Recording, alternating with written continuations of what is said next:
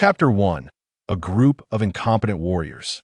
In the vast expanse of space, a circular mini-spaceship traversed the void. It hurts, it hurts. Have I really transformed into Bardock? Is this truly the world of Dragon Ball? Just a moment ago, Bardock was at home watching the latest theatrical release, the 20th installment of the Saiyan Origins. Within it, the ancient Saiyans once unified the universe, with each individual possessing the legendary Super Saiyan state. Over time, however, the Saiyan bloodline has deteriorated to merely the golden-haired form, with only a select few inheriting the true Super Saiyan lineage. The tale recounted the rise and fall of the Saiyan race, their past glory and subsequent decline, and detailed the origins of the Saiyan god, Yamoshi. In short, the ancient Saiyans truly basked in magnificence during their prime. Upon finishing the film, Bardock felt a sense of injustice for the current state of the Saiyan race, which could be annihilated by a mere Frieza, and later, both Goku and Vegeta succumbed to the divine intimidation, lacking the fierce spirit of the ancient Saiyans. At that moment, a message appeared on Bardock's computer screen. Do you wish to restore the glory of the Saiyan race? Yes, no. I do. By some twist of fate, Bardock clicked the yes button on the screen. Instantly, a blinding light erupted from the computer, and when Bardock opened his eyes again, he found himself in the present. He had indeed traversed dimensions, and Bardock was acutely aware of this fact. The long tail behind him unmistakably marked his identity as a Saiyan. Not bad. The protagonist of Dragon Ball, Goku, belongs to the Saiyan race. Though his initial training speed may appear lackluster, as the storyline progresses to the Namek saga, each Saiyan's cultivation accelerates as if they possess cheat codes. Moreover, the most terrifying aspect of the Saiyan race is their ability to grow stronger in battle. As Bardock reveled in the newfound identity of his race, a torrent of memories flooded his mind. With the synchronization of memories, Bardock's control over his body gradually became effortless. Once the memory synchronization concluded, Bardock discovered that the timeline of Dragon Ball had yet to commence, and his son Goku had not yet been born. He was still a solitary figure. The current time marked the period when the original Saiyan planet faced resource scarcity, compelling the Saiyans to seek a new habitable world. Vegeta had found a suitable new planet for the Saiyans, named Planet Zubil, and led the Saiyans to descend upon it collectively, intending to establish it as their new home. Returning from a mission, Bardock naturally received Vegeta's message and promptly set course for Planet Zubil after completing his task. Just as he was nearing Planet Zubil, he found himself transported here. Given his knowledge of the Saiyans' impending fate, Bardock was keenly aware of what lay ahead. While the environment of Planet Zubil was indeed suitable for habitation, the Zibulians' combat prowess was relatively low otherwise. Vegeta would not have deemed it an appropriate refuge for the Saiyan race. Despite their lack of strength, the Zibulians possessed advanced technology and, far from fearing the Saiyans, easily subdued them and began to enslave the Saiyan race. It was during a full moon night that Vegeta led the Saiyans to transform into great apes and initiated a rebellion against the Zibulians. In their great ape forms, the Saiyans wielded tenfold their normal combat power, and under Vegeta's leadership, they successfully vanquished the Zibulians. Consequently, Vegeta ascended to the throne as the king of the Saiyans, henceforth known as King Vegeta. Bardock chuckled at this thought, pondering how King Vegeta could name his son after himself, thus giving rise to Vegeta, Goku's close companion in Dragon Ball. Bardock was confident that since he had just received Vegeta's message to Planet Zubil, the Saiyans had likely not yet been captured, or if they had, it was only recently. Since I am here to restore the glory of the Saiyan race, this humiliating chapter of our history shall not unfold. Are the Zibulians prepared to face the wrath of the Saiyans? From this moment forth, I shall be known as Bardock. With a smirk that formed a perfect arc at the corners of his mouth, Bardock embraced his current identity. At that instant, Bardock's spaceship plummeted from the sky, crashing into Planet Zubil. A massive crater erupted from the ground, sending countless clouds of dust into the air. Boom! Bardock unleashed an energy blast that shattered the spaceship's door, stepping out into the open. This feeling is quite exhilarating. Before his traversal, Bardock was merely an ordinary man on Earth now, He could unleash energy capable of obliterating planets with just the slightest gesture. Bardock felt a surge of power, a sensation that was utterly intoxicating. Whoosh! A bullet whizzed through the air, striking Bardock squarely in the forehead. Scion, raise your hands and kneel in surrender, or your fellow countrymen shall face execution in the next instant. Gently brushing the spot where the bullet had struck, he winced slightly at the pain. Surveying his surroundings, Bardock noticed numerous fighter jets in the sky and a multitude of soldiers clad in combat gear encircling him, weapons drawn. The bullet that had struck him originated from one of those soldiers. A bunch of pathetic warriors dare to shout here. Truly commendable courage. With a smirk, Bardock scoffed, gathering energy in his hands as countless energy blasts erupted forth. In an instant, both the aerial fighters and the ground troops were obliterated by Bardock's overwhelming power. Open fire! Open fire! Upon witnessing Bardock's terrifying strength, the Zubilians who had ordered the ambush were thrown into chaos and immediately issued an attack command. Identifying the leader among them, Bardock soared into the air, executing high-speed maneuvers as bullets whizzed past him, none landing a hit. Kicking a fighter jet out of the sky, Bardock seized a Zubilian from within and demanded, "Tell me, where are my compatriots?" I don't know." The Zubilian trembled as he stammered in response to Bardock's inquiry. The ignorance of the weak. With a sigh, Bardock unleashed his energy, reducing the Zubilian to mere ashes. Observing the countless bullets raining down upon him, Bardock flipped his hand, sending forth another barrage of energy blasts that left no Zubilian unscathed. All were annihilated. Looking at the feeble Zubilians, Bardock let out a cold chuckle. Humph, a bunch of pathetic warriors. Chapter 2, Conspiracy. Having effortlessly dealt with the surrounding Zubilians, Bardock closed his eyes, honing his senses to perceive the powerful auras nearby. On Earth, martial artists can condense their internal energy, releasing it gradually during combat to sustain prolonged battles. Bardock, now understanding this principle, along with the immense mental strength from 2 lifetimes, grasped this simple skill with ease. Planet Zubil, while technologically advanced, could not compare to the combat prowess of even a single Saiyan, who could easily dispatch dozens of Zubilians. As Bardock extended his senses, he quickly detected a group of formidable warriors to the southeast of planet Zubil. Without hesitation, Bardock recognized this as the location where the Saiyans were imprisoned.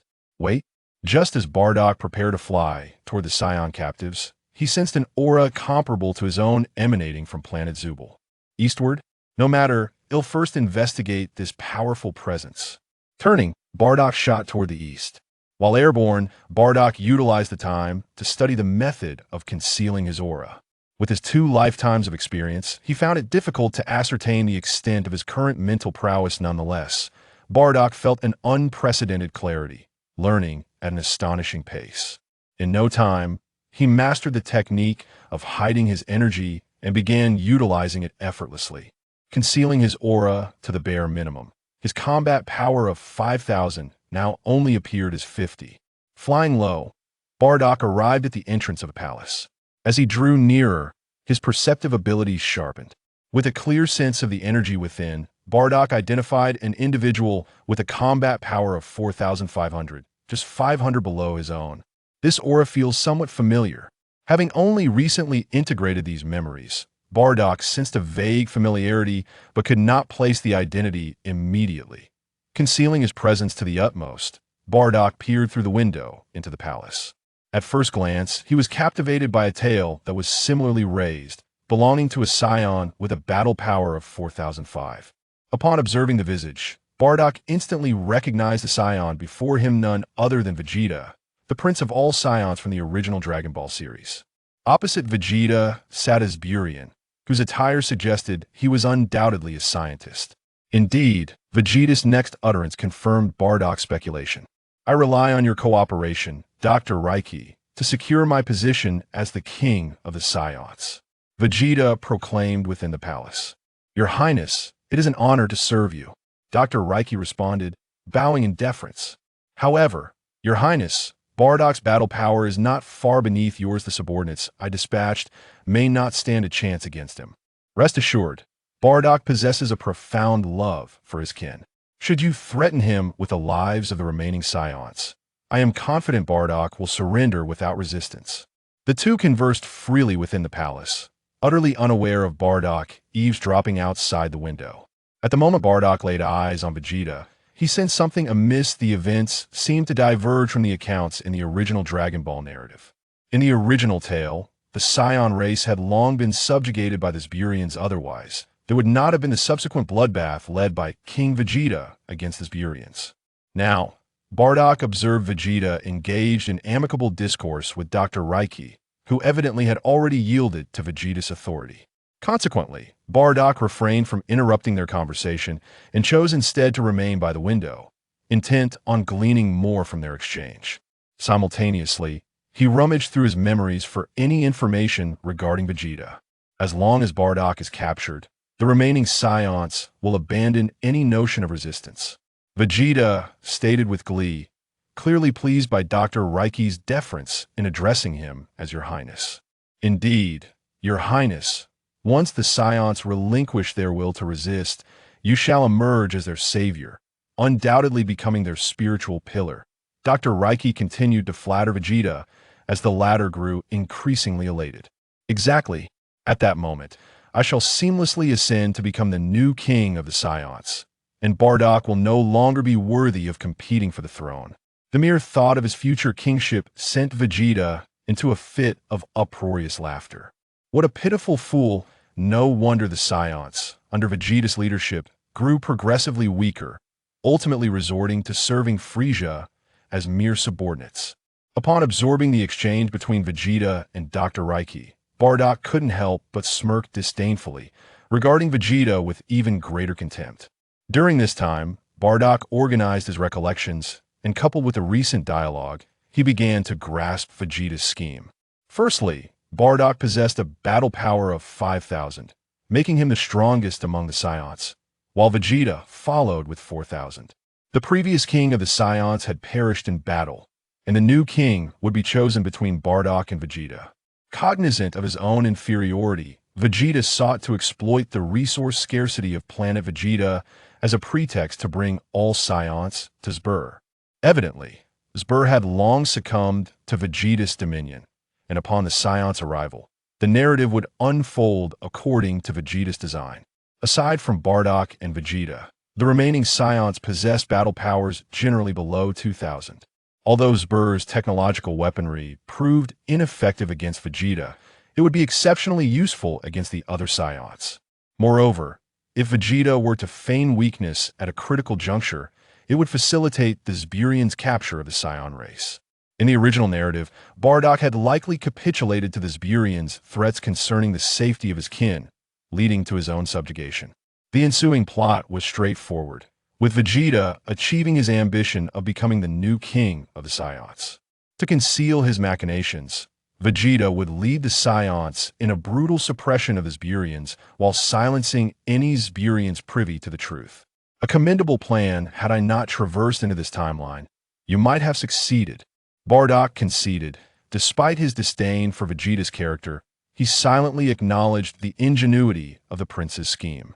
However, your plan shall now serve my purpose, for the king of the Saiyans shall undoubtedly be me, Bardock. You, Vegeta, are utterly unworthy of being the king of the Saiyans, and in fact, you are not even deserving of being a Saiyan. Chapter 3. The Salvation of the Saiyan Race as Time Passes. It is only reasonable to expect that Bardock should have been captured by now. Why is there still no news? When Bardock descended upon planet Zibul, Dr. Raiki had already sent individuals to persuade him to surrender. Observing the absence of any return, he could not help but voice his concerns. Indeed, considering the passage of time, Bardock should have been apprehended by now. A sense of unease crept into Vegeta's heart, as he felt that events may not unfold as seamlessly as he had envisioned. Let us venture out together. The growing anxiety within him compelled Vegeta to immediately decide to accompany Dr. Raiki to the site of Bardock's arrival. You may proceed at your leisure, but I shall first set out to rescue the Saiyan race. Bardock, indifferent to King Vegeta's actions, chose to depart, flying towards the direction where the Saiyans were imprisoned. Within the dungeons of planet Zibul, the Saiyan race found themselves confined, Each scion bore wounds, stripped of their usual arrogance. Resembling wilted plants, they cast their gazes downwards, too disheartened to resist the not lose heart.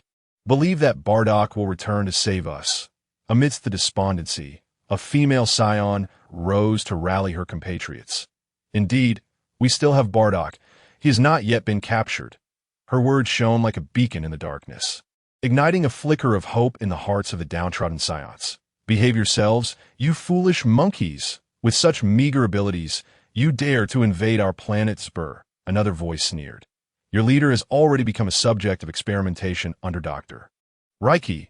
Even if your hope for Bardock arrives, it will merely add another captive to our collection. Just as the scions were on the verge of reigniting their desire to resist, two Zbur inhabitants armed with laser weapons approached the cell. Mocking the scions, Dr. Layla has ordered that any scion attempting to cause a disturbance be executed on the spot. No need for reports. One of the Zbur inhabitants brandished a laser gun towards the female scion. Is that so? But I shall not sit idly by. In response, the female scion gathered her energy and unleashed a blast, which collided with the laser from the Zbur inhabitant's weapon. However, the laser pierced through her energy blast and struck her chest directly. The impact left her gravely wounded, and the Zbur inhabitant only needed to fire again to seal her fate. Karin. As Karin was struck, the surrounding scions shielded her, preventing the Zbur inhabitants from taking further lethal action. Anyone who does not wish to die, step aside. The armed Zbur inhabitant threatened harshly, not be afraid. Trust that Bardock will surely come to save us. Karin, despite her severe injuries, called out that, you think Bardock is your god? That with a mere plea, he will arrive at the next moment? Do not jest. The Zbur inhabitant scoffed at Karin's words. God is a stretch. I am merely the leader of the scions. Just as the Zbur inhabitant prepared to pull the trigger, an unfamiliar voice echoed from behind him, causing him to turn, only to find his companion had inexplicably perished. Bardock, having uttered those words, swiftly snapped the neck of the Zbur inhabitant who dared to harm his kin. Do not be afraid. I have come to rescue you. After dispatching the Zbur guards, Bardock opened the prison gates, liberating the scions. Lord Bardock. It is Lord Bardock. Truly, it is the esteemed Lord Bardock. The scions expressed their profound gratitude for Bardock's timely intervention. Lord Bardock, we must leave swiftly. Otherwise, we shall be trapped when the Zbur army arrives. One bearded scion urged Bardock, clearly doubting Bardock's ability to contend with the Zbur forces. We scions may perish on the battlefield, but we shall never choose to flee. If you exhibit such cowardice now, do you still deserve to be called scion, to be deemed a warrior race? Bardock's thunderous roar quelled the chaos around them. Faced with Bardock's fierce gaze, the scions bowed their heads in shame, unable to meet his eyes. You think this is sufficient? No. What Bardock must do now is to awaken the fighting spirit within the scions. Otherwise, they risk becoming the timid characters depicted in the original Dragon Ball series, that a scion should possess indomitable courage, growing stronger with each battle. The fiercer the enemy, the mightier we become. That is what it means to be a scion. Fellow warriors, today we shall march together to crush planet Zbur and make them witness that our scion race is invincible. To oppose us is to invite certain death. With that declaration, Bardock unleashed his full battle power of 5,000, bolstering the determination of the scions to fight. Lord Bardock, we shall heed your call. Do you all agree? The previously skeptical bearded scion had transformed into a fervent admirer of Bardock, shouting back to rally the others. Yes, Lord Bardock, we are all willing to follow you. The scions, ignited by Bardock's words, echoed in unison. This was the effect he desired. Observing the unwavering faith in his words from the scions, Bardock realized that attaining the position of Scion King was merely a matter of time.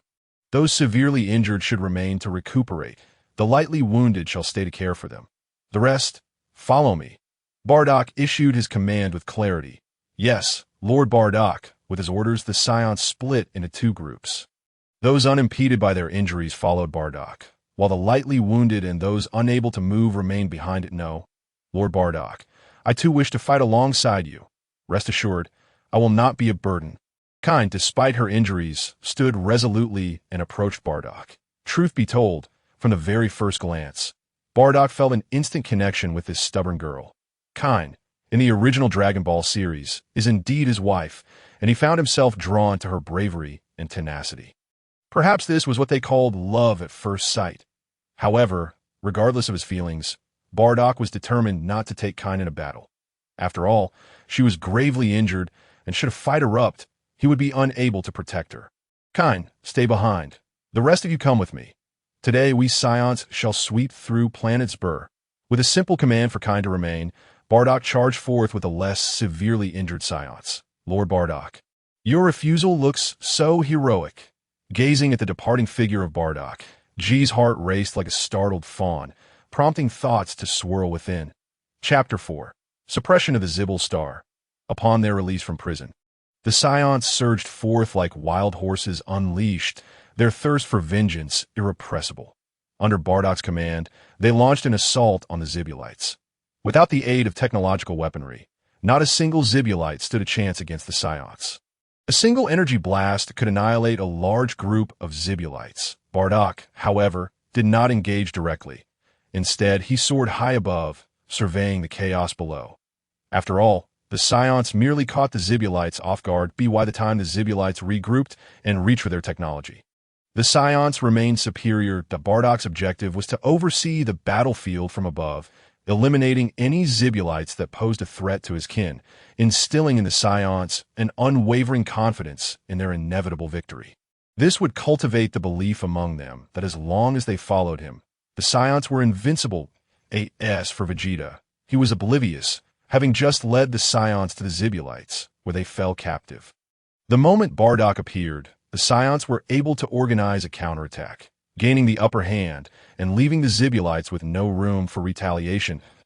In the hearts of the Saiyans, the comparison between Bardock and Vegeta rendered the latter as nothing more than a worthless fool. Only Bardock was worthy of being the new king of the Saiyans. Together, they resolved to eliminate the Zibulites in the skies first. As time passed, the Zibulites began to grasp why they were unable to mount a counteroffensive. Their technological weapons, when aimed at the Saiyans, would unleash energy beams from the sky, rendering their devices useless. Yet Bardock refrained from killing them outright. Without their technology, the Zibulites could only stand in place, patiently awaiting the wrath of the Saiyans. How foolish the Zibulites were to dare challenge the mighty Bardock.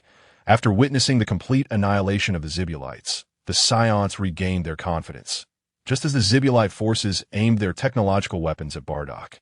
The Saiyans looked down upon their arrogance with disdain. You lot stand back.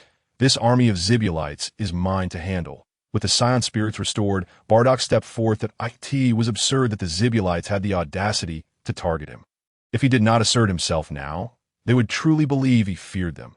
Moreover, Bardock was concerned that if the Saiyans continued to fight, their confidence might swell to dangerous levels, in response to Bardock's command.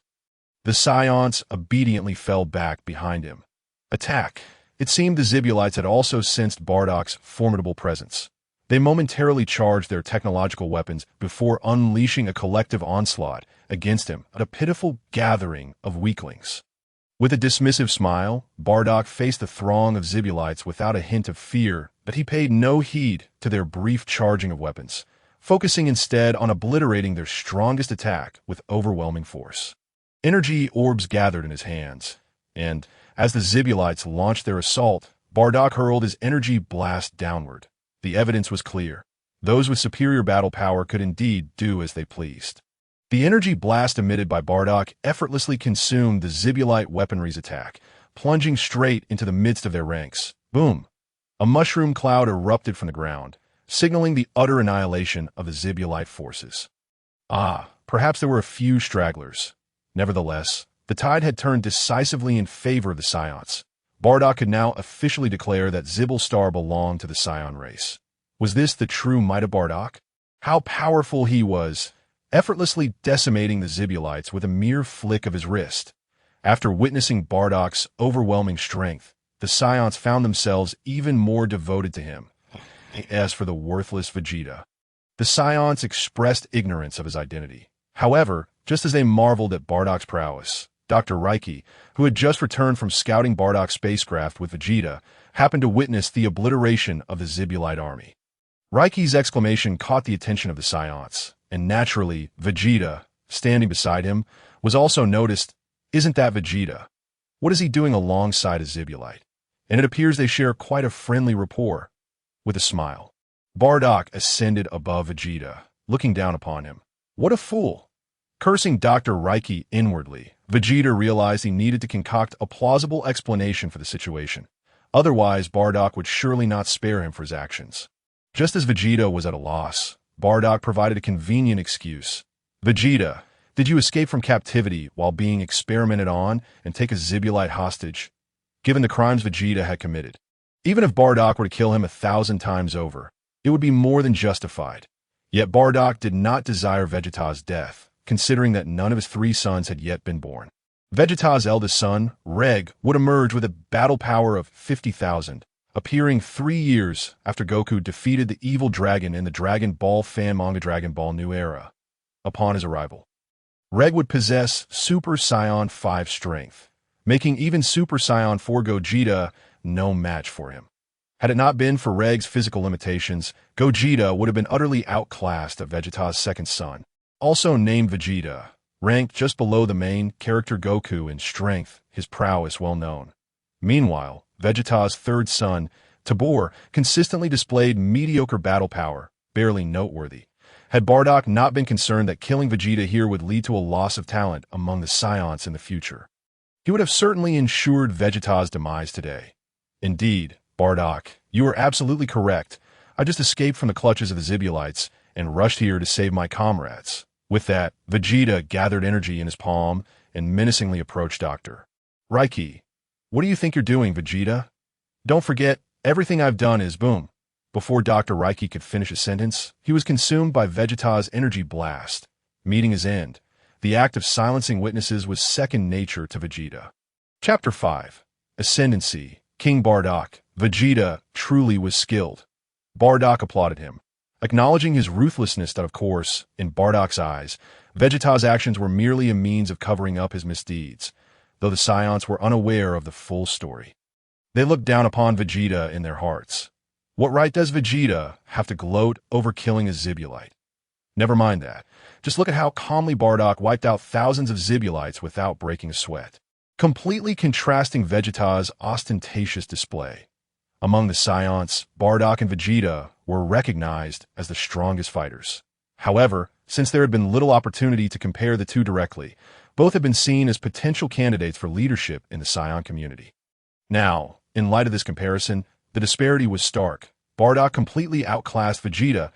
I've rescued our comrades. Vegeta, why don't you check Zibul Star for any remaining stragglers? Today, we Saiyans shall fully reclaim Zibul Star. Descending before Vegeta, Bardock smiled calmly. And what will you be doing while I hunt down the Zibulites? Of course, I'm going to tend to the gravely injured Saiyans. What is it, Vegeta? Are you dissatisfied with my arrangements? Perhaps we should switch roles. I could deal with the stragglers from planet Zubil instead. To add a rhetorical note, Bardock harbored no concerns that Vegeta would defy his orders. After all, what weighed most heavily on Vegeta's mind was the potential exposure of his prior plan to eliminate the remnants of the Zubulans. Thus, seeking out the remaining Zubulans to silence them was Vegeta's foremost desire. Therefore, it was clear that Vegeta had no intention of allowing Bardock to pursue the stragglers from planet Zubil. Previously, Vegeta had simply wished to resist Bardock's commands and had deliberately chosen to counter his assertions. Fine, I shall go. With that, Vegeta soared into the distance, commencing a thorough search for the elusive Zubulans. Let us return. Observing Vegeta's compliance, Bardock resolved to head back. Without Vegeta present, his ambition to ascend as the Saiyan King would be remarkably unchallenging. Indeed, even with Vegeta around, his claim to kingship would scarcely be impeded. Retracing their steps, they arrived at the prison. Upon their return, Bardock noted that the severely wounded Saiyans were now able to walk. He couldn't help but marvel once more at their resilience.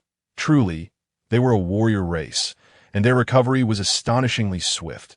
Nonetheless, some essential medical treatment was still required. Bardock promptly ordered the relocation of all Saiyans. He discovered a scientific research facility on planet Zubil and forcefully breached its entrance. Addressing the trembling scientists within, he demanded, "Will you choose to submit to us Saiyans, or accompany the Zubulans to their doom?" Lord Bardock, we are willing to surrender. We are willing to surrender. Each research facility possessed satellite imaging. The scene of Bardock annihilating thousands of Zubulans was vividly captured in their minds. The scientists felt no inclination to resist Bardock's terrifying power. They were not Zubulans and had no desire to meet an untimely demise. Hence, surrender was the most prudent choice, a wise decision. Your task now is to ensure the recovery of my injured comrades. Satisfied by the scientist's understanding, Bardock dissipated the energy sphere he had just conjured. Yes, Lord Bardock, we possess the most advanced healing pods in the universe. Even the gravest injuries can heal in just a few days. Internally scoffing at the scientist's self-aggrandizement, Bardock refrained from exposing the hyperbole. In this era, it was commendable enough that there were healing pods on planet Zubil. He resolved to first ensure the recovery of the injured Saiyans. After directing the gravely wounded Saiyans into the healing pods, Bardock made his way towards the area where the other Saiyans had congregated. What are you all discussing so merrily? Upon stepping outside, Bardock overheard the Saiyans engaged in cheerful conversation. Their discourse revolved around past heroic exploits and the election of a new Saiyan king. Lord Bardock, we were just recounting your past heroic deeds, and we unanimously agreed to nominate you as our new king. A Saiyan, who had previously become an ardent admirer of Bardock, stepped forward and addressed him with profound respect. Very well. I accept that. I believe that under my leadership, the Saiyan race shall achieve even greater glory. With no reason to decline, Bardock raised his right hand high above his head and proclaimed to the assembly of Saiyans, Bardock is mighty. Bardock is so handsome. Bardock, I want to bear your children. Bardock's actions were met with resounding approval from the Saiyans, who cheered in unison as he felt a deep satisfaction with their enthusiasm. Indeed, he was both handsome and formidable. As for those clamoring to bear his children, he found that rather perplexing. Lord Bardock, allow me to drape you in the royal cloak. While the Saiyans did not place much importance on ceremonial traditions, a red cloak symbolizing royalty was indeed present. However, just as the bearded Saiyan was about to adorn Bardock with the cloak, an energy blast shot down from above, aimed directly at him, looking for death.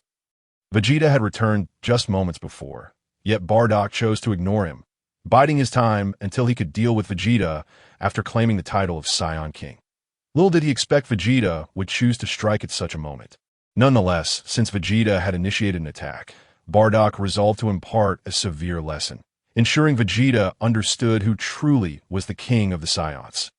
Effortlessly swatting away the energy blast, Bardock turned his gaze towards Vegeta, preparing to retaliate.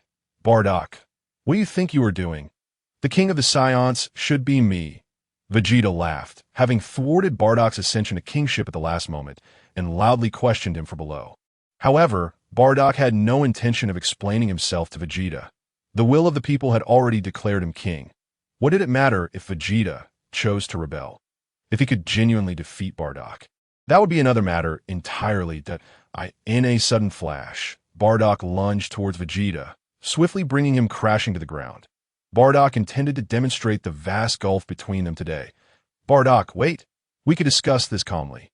Vegeta had previously believed the gap in power between himself and Bardock to be a mere 500. Even if he could not defeat Bardock, he felt confident that he could maneuver his way to victory. By leveraging Bardock's compassion for his fellow Saiyans, he thought he could ultimately triumph by confounding Bardock with his words during battle. Yet, Vegeta had failed to realize that the Bardock of now was no longer the Bardock of old. If you wish to converse, you may, but first prove you can endure 10 rounds in my grasp, was the thought that crossed Bardock's mind. Ignoring Vegeta's pleas, Bardock charged at him, delivering a flurry of punches that kept Vegeta pinned to the ground. You are being excessive, Bardock. If I were to fight for my life, you would find it unbearable. Unable to contain his fury any longer under Bardock's relentless assault, Vegeta roared in defiance. Yet, Bardock found this of little consequence. With a powerful hook, he struck Vegeta's head, sending him crashing to the ground once more. What were you just saying? Who is the king of our Saiyan race? With an energy sphere gathering in his palm and a smirk on his lips, Bardock addressed Vegeta below him. It is you. It is you. Lord Bardock. Vegeta had no doubt that if he dared to utter a word of dissent, he would surely meet his end at Bardock's hands. Bring him. Take Vegeta to the medical chamber. I cannot allow my foremost general to perish so easily. Accepting the red cloak from the bearded Saiyan, Bardock issued his first command as the newly appointed king of the Saiyans. Yes, Lord Bardock, Vegeta's actions were perceived as utterly disgraceful by the other Saiyans, rendering him unworthy of sympathy. As for Bardock's decision to spare Vegeta, who had dared to challenge his throne, such magnanimity deeply moved the Saiyan populace, who felt that following a king like Bardock was undoubtedly the right choice. Chapter 6. Fleeting moments time flew by, and in the blink of an eye, 3 years had passed since Bardock ascended to the throne of the Saiyans. During this period, the planet Zbur had been renamed Bardock Planet, officially becoming the home of the Saiyan race. Shortly after Bardock's coronation, Jine became his consort, thus assuming the title of Queen of the Saiyans. A year later, they welcomed their firstborn, whom Jine named Raditz. Although Bardock was not well-versed in the significance of Saiyan naming conventions, he was content as long as Jine was pleased, even if she chose a name as extravagant as Long Outyin. Meanwhile, Vegeta had departed from Bardock Planet 3 years prior, accompanied by his wife, and his whereabouts remained a mystery. Bardock paid him little mind, recognizing Vegeta's lingering ambition for the throne meant that he would inevitably return one day. At that time, Bardock was confident he would not struggle to locate Vegeta's 3 sons. As for the other Saiyans, Bardock did not dispatch them to battle, understanding that their strength was still insufficient. In the original Dragon Ball narrative, the Saiyan race, under King Vegeta's leadership, was embroiled in constant warfare. However, during that era, the Saiyans had developed a cowardly disposition, bullying those weaker than themselves while shunning confrontations with stronger foes. Remaining oblivious to the significance of training, the Saiyans were known for growing stronger in the face of formidable opponents, according to the methods employed by King Vegeta in the original series. It was unsurprising that none among the Saiyans, apart from the royal lineage, possessed battle powers exceeding 10,000. However, with Bardock as the new king, he did not intend to follow King Vegeta's approach. Upon ascending to the throne, Bardock ordered the construction of several gravity training rooms for the Saiyans. The Saiyan warriors, single-minded in their dedication, diligently adhered to Bardock's commands, with none opting for idleness. Initially, they grumbled about the arduous nature of gravity training, persisting solely due to Bardock's authority. Yet, as time passed, and they experienced a surge in their battle powers, they began to extol Bardock's virtues. Now, under Bardock's guidance, even the weakest Saiyans boasted battle powers of at least 10,000. While the most exceptional among them reached 100,000, that despite this progress, Bardock remained somewhat dissatisfied. The Saiyan race is characterized by exponential power increases following near-death experiences that in the original series. During the Namek saga, his son Goku harnessed this trait to elevate his power from mere thousands to over 3 million. However, after that point, the Saiyans found it challenging to replicate this feat. Bardock termed this phase of the Saiyans' unique ability the Big Bang phase. Throughout the past 3 years, none of the Saiyans had experienced this transformative stage, leaving Bardock perplexed. He even began to question whether the Saiyans had faced sufficient life-threatening situations, seated on his throne. Bardock set aside his reflections and prepared to embrace a new day. It was time to assess Raditz's training progress. Bardock held high hopes for his eldest son Raditz. Although Raditz's battle power in the original series was a mere 1,500, it is worth noting that Goku, the protagonist, had an even lower power level at that time. Given that Raditz was his firstborn and Goku his second, both shared the same bloodline. Moreover, Raditz was born a few years prior to Goku, leading Bardock to believe that with proper training, Raditz would undoubtedly rival Goku's achievements in the future. Paragus, let us proceed to Raditz's gravity chamber, Bardock called out as he descended from his throne. Your Highness, the prince is not in the gravity chamber. He has gone to the square. A burly Saiyan, who had recently become an ardent admirer of Bardock, entered and responded respectfully. This Saiyan was named Paragus. Bardock had not initially recognized him, as his focus was elsewhere. Paragus had previously appeared in the Dragon Ball Z movie Broly, the legendary Super Saiyan, where he was known as the father of the legendary Super Saiyan Broly. Despite Paragus's disdain for Vegeta and the Saiyans, this animosity stemmed from King Vegeta's fear of Broly potentially threatening his throne, which led to a fateful decree for Broly's demise. Otherwise, Paragus would have remained loyal to the Saiyan cause, just as he was now, unwaveringly devoted to Bardock. However, Paragus now bore an additional title, the steward of the Bardock royal family. As the steward, he received Bardock's direct guidance, placing him among the most formidable Saiyans. Second only to Bardock himself. That boy loves to train and boasts about defeating me. Why is he not in the training room today? Raditz, being the prince of the Saiyans, was indeed born with a meager battle power. Yet, as Bardock's son, the other Saiyans dared not mock Raditz, though this only served to motivate him further. Consequently, Raditz had developed a profound enthusiasm for training, a quality Bardock greatly admired. It is because Vegeta has returned with his two sons and claims that the Saiyans should recognize him as king. The prince has rallied a group to teach Vegeta a lesson. Paragus informed Bardock. I came here to report this matter to you, Dada. I see that I never expected Vegeta to return after 3 years. Perfect timing. Knowing he has brought his two sons saves me the trouble of searching for them, Bardock remarked. He had sensed a formidable energy descending upon Bardock planet, but had chosen to disregard it. Confident in his own superiority and the abilities of his subordinates to handle the situation. After all, as the king of the Saiyans, Bardock could not be burdened with every detail. He delegated responsibilities to his subordinates when appropriate. Come, Paragus, let us see what has emboldened Vegeta to challenge my throne. Hearing of Vegeta's arrival piqued Bardock's interest, and he intended to seize the opportunity to recruit Vegeta's two sons, ensuring that such talented warriors would not fall under Vegeta's misguided influence. Chapter 7. The Prince of the Saiyans. As Bardock and Paragus made their way to the Saiyan Square, they found it teeming with spectators.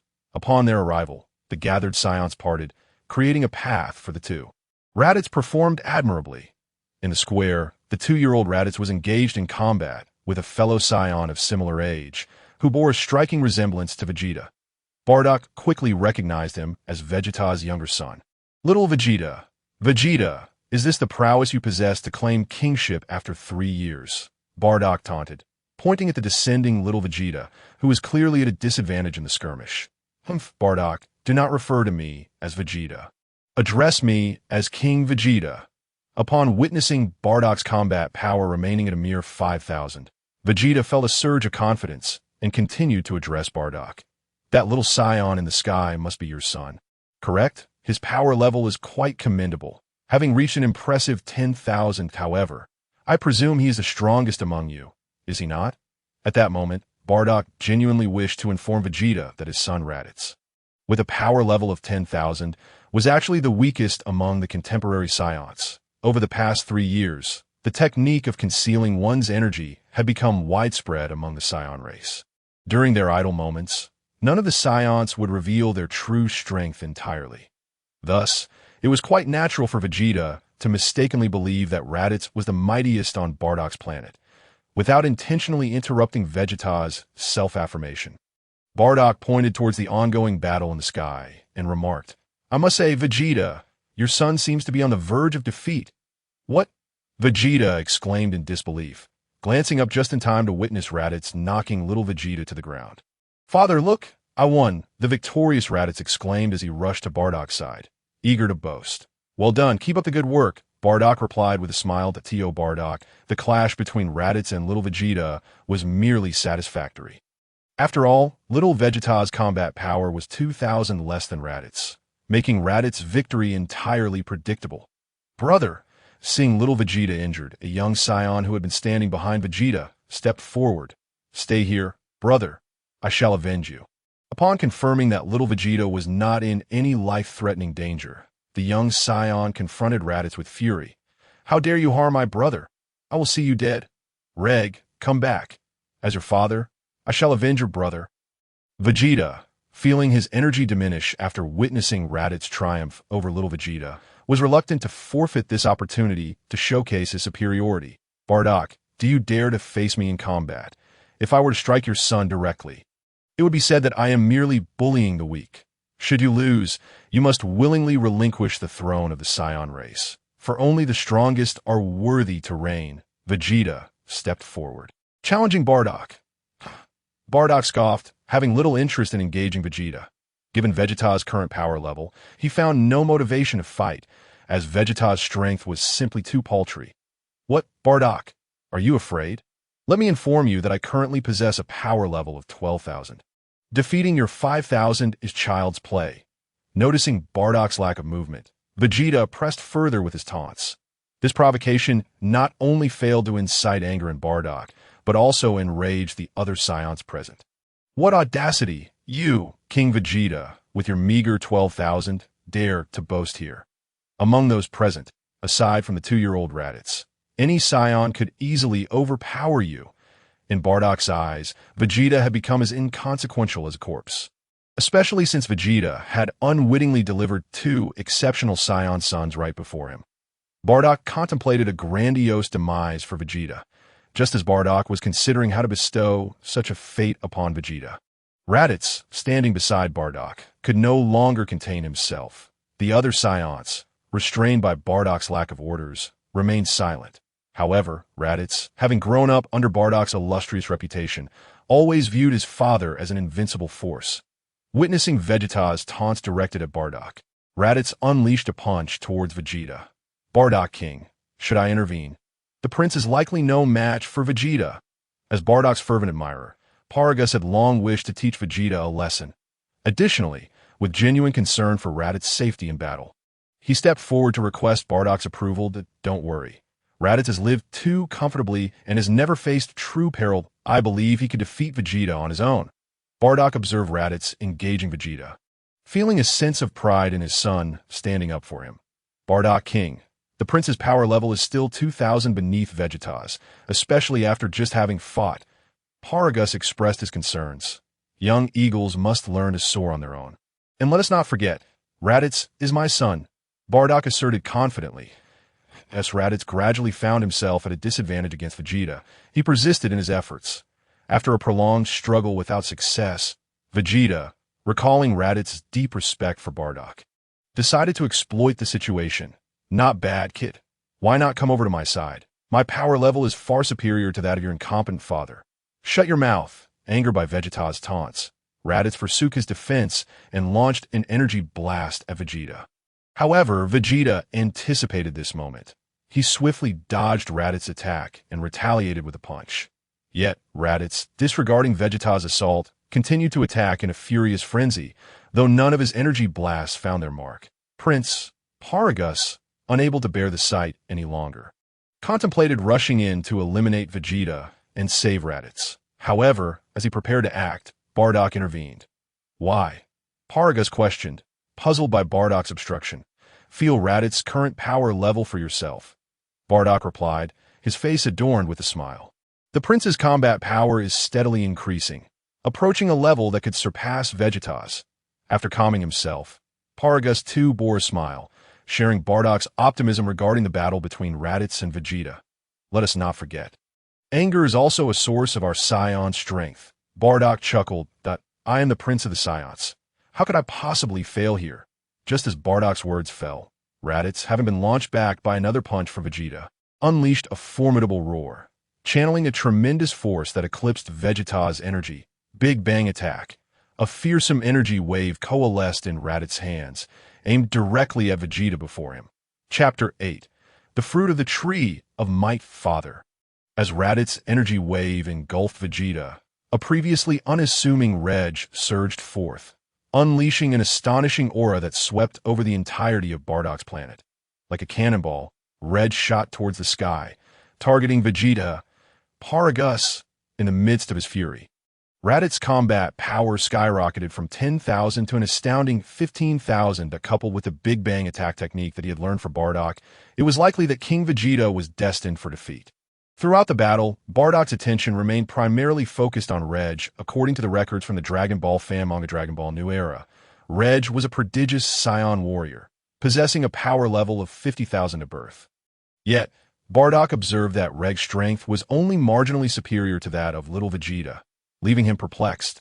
Was the information in Dragon Ball New Era erroneous, or had Reg learned to conceal his true energy? As it turned out, Reg belonged to the latter category. Upon witnessing Vegeta engulfed by Raditz's energy wave, the overwhelming aura that emanated from Reg was sufficient to affirm his status as a genius among the Saiyans. Bardock promptly called to Paragus behind him. Yes, Bardock King. Paragus, sensing the urgency, felt an immediate surge of energy, propelling him into the air to confront Reg. Meanwhile, the confrontation between Raditz and Vegeta had reached a decisive moment. As the smoke from the explosion dissipated, it was not Vegeta who descended from the sky, but rather Raditz. Stepping forward to catch Raditz, Bardock swiftly assessed his injuries. "Father, I am so sorry for disappointing you." The usually resilient Raditz, in this moment of vulnerability, returned to a childlike state, weeping in Bardock's embrace. "You have done well enough. I shall seek vengeance for you."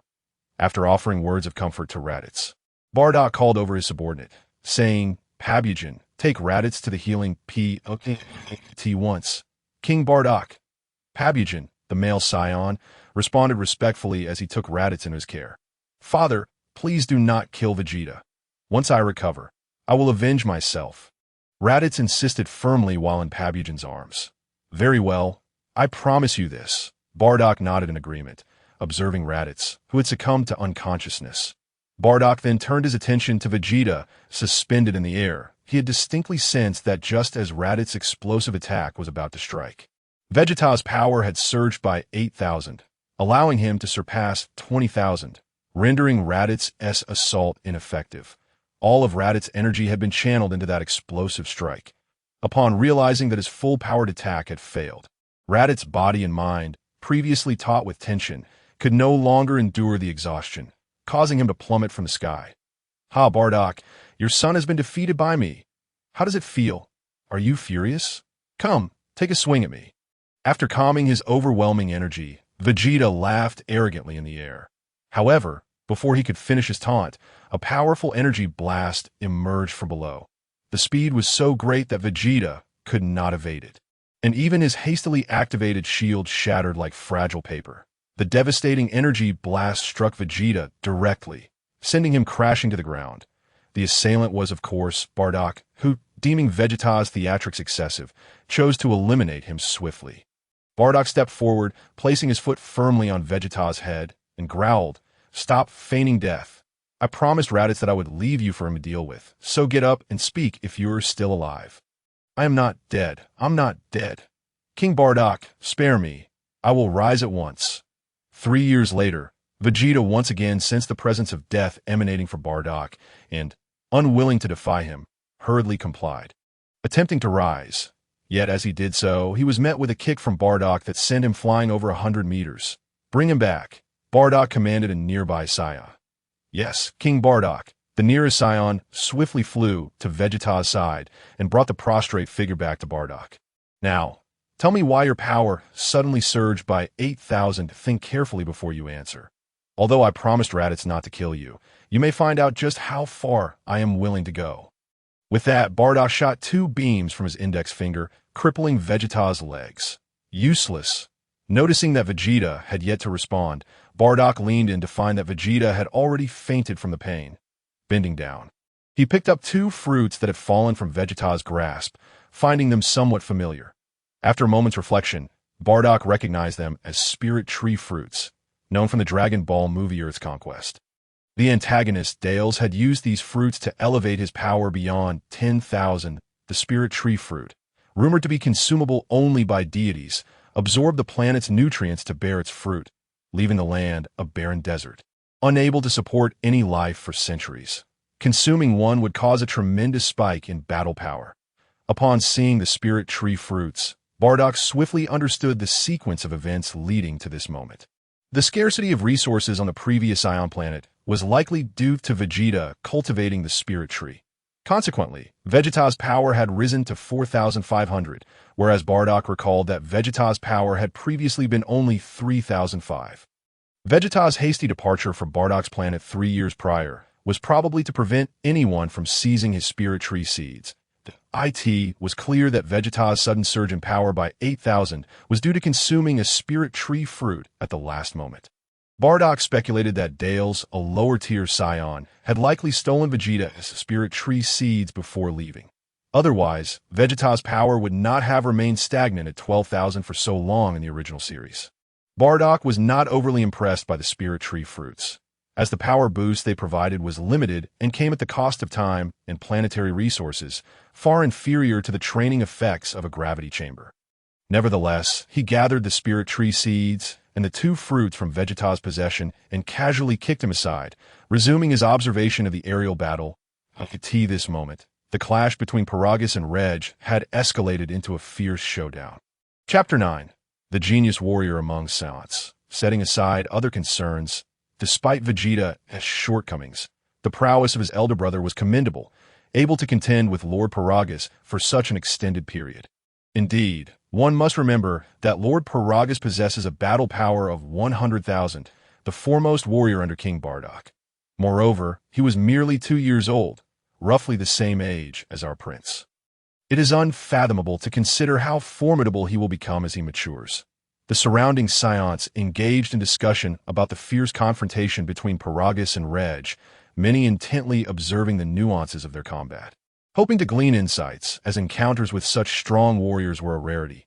Truly the genius warrior among Saiyans, Bardock remarked, nodding in appreciation at Reg's performance amidst the battle. Both Paragus and Reg boasted a battle power of 100,000. However, Paragus was significantly older, with a wealth of combat experience that Reg simply could not match.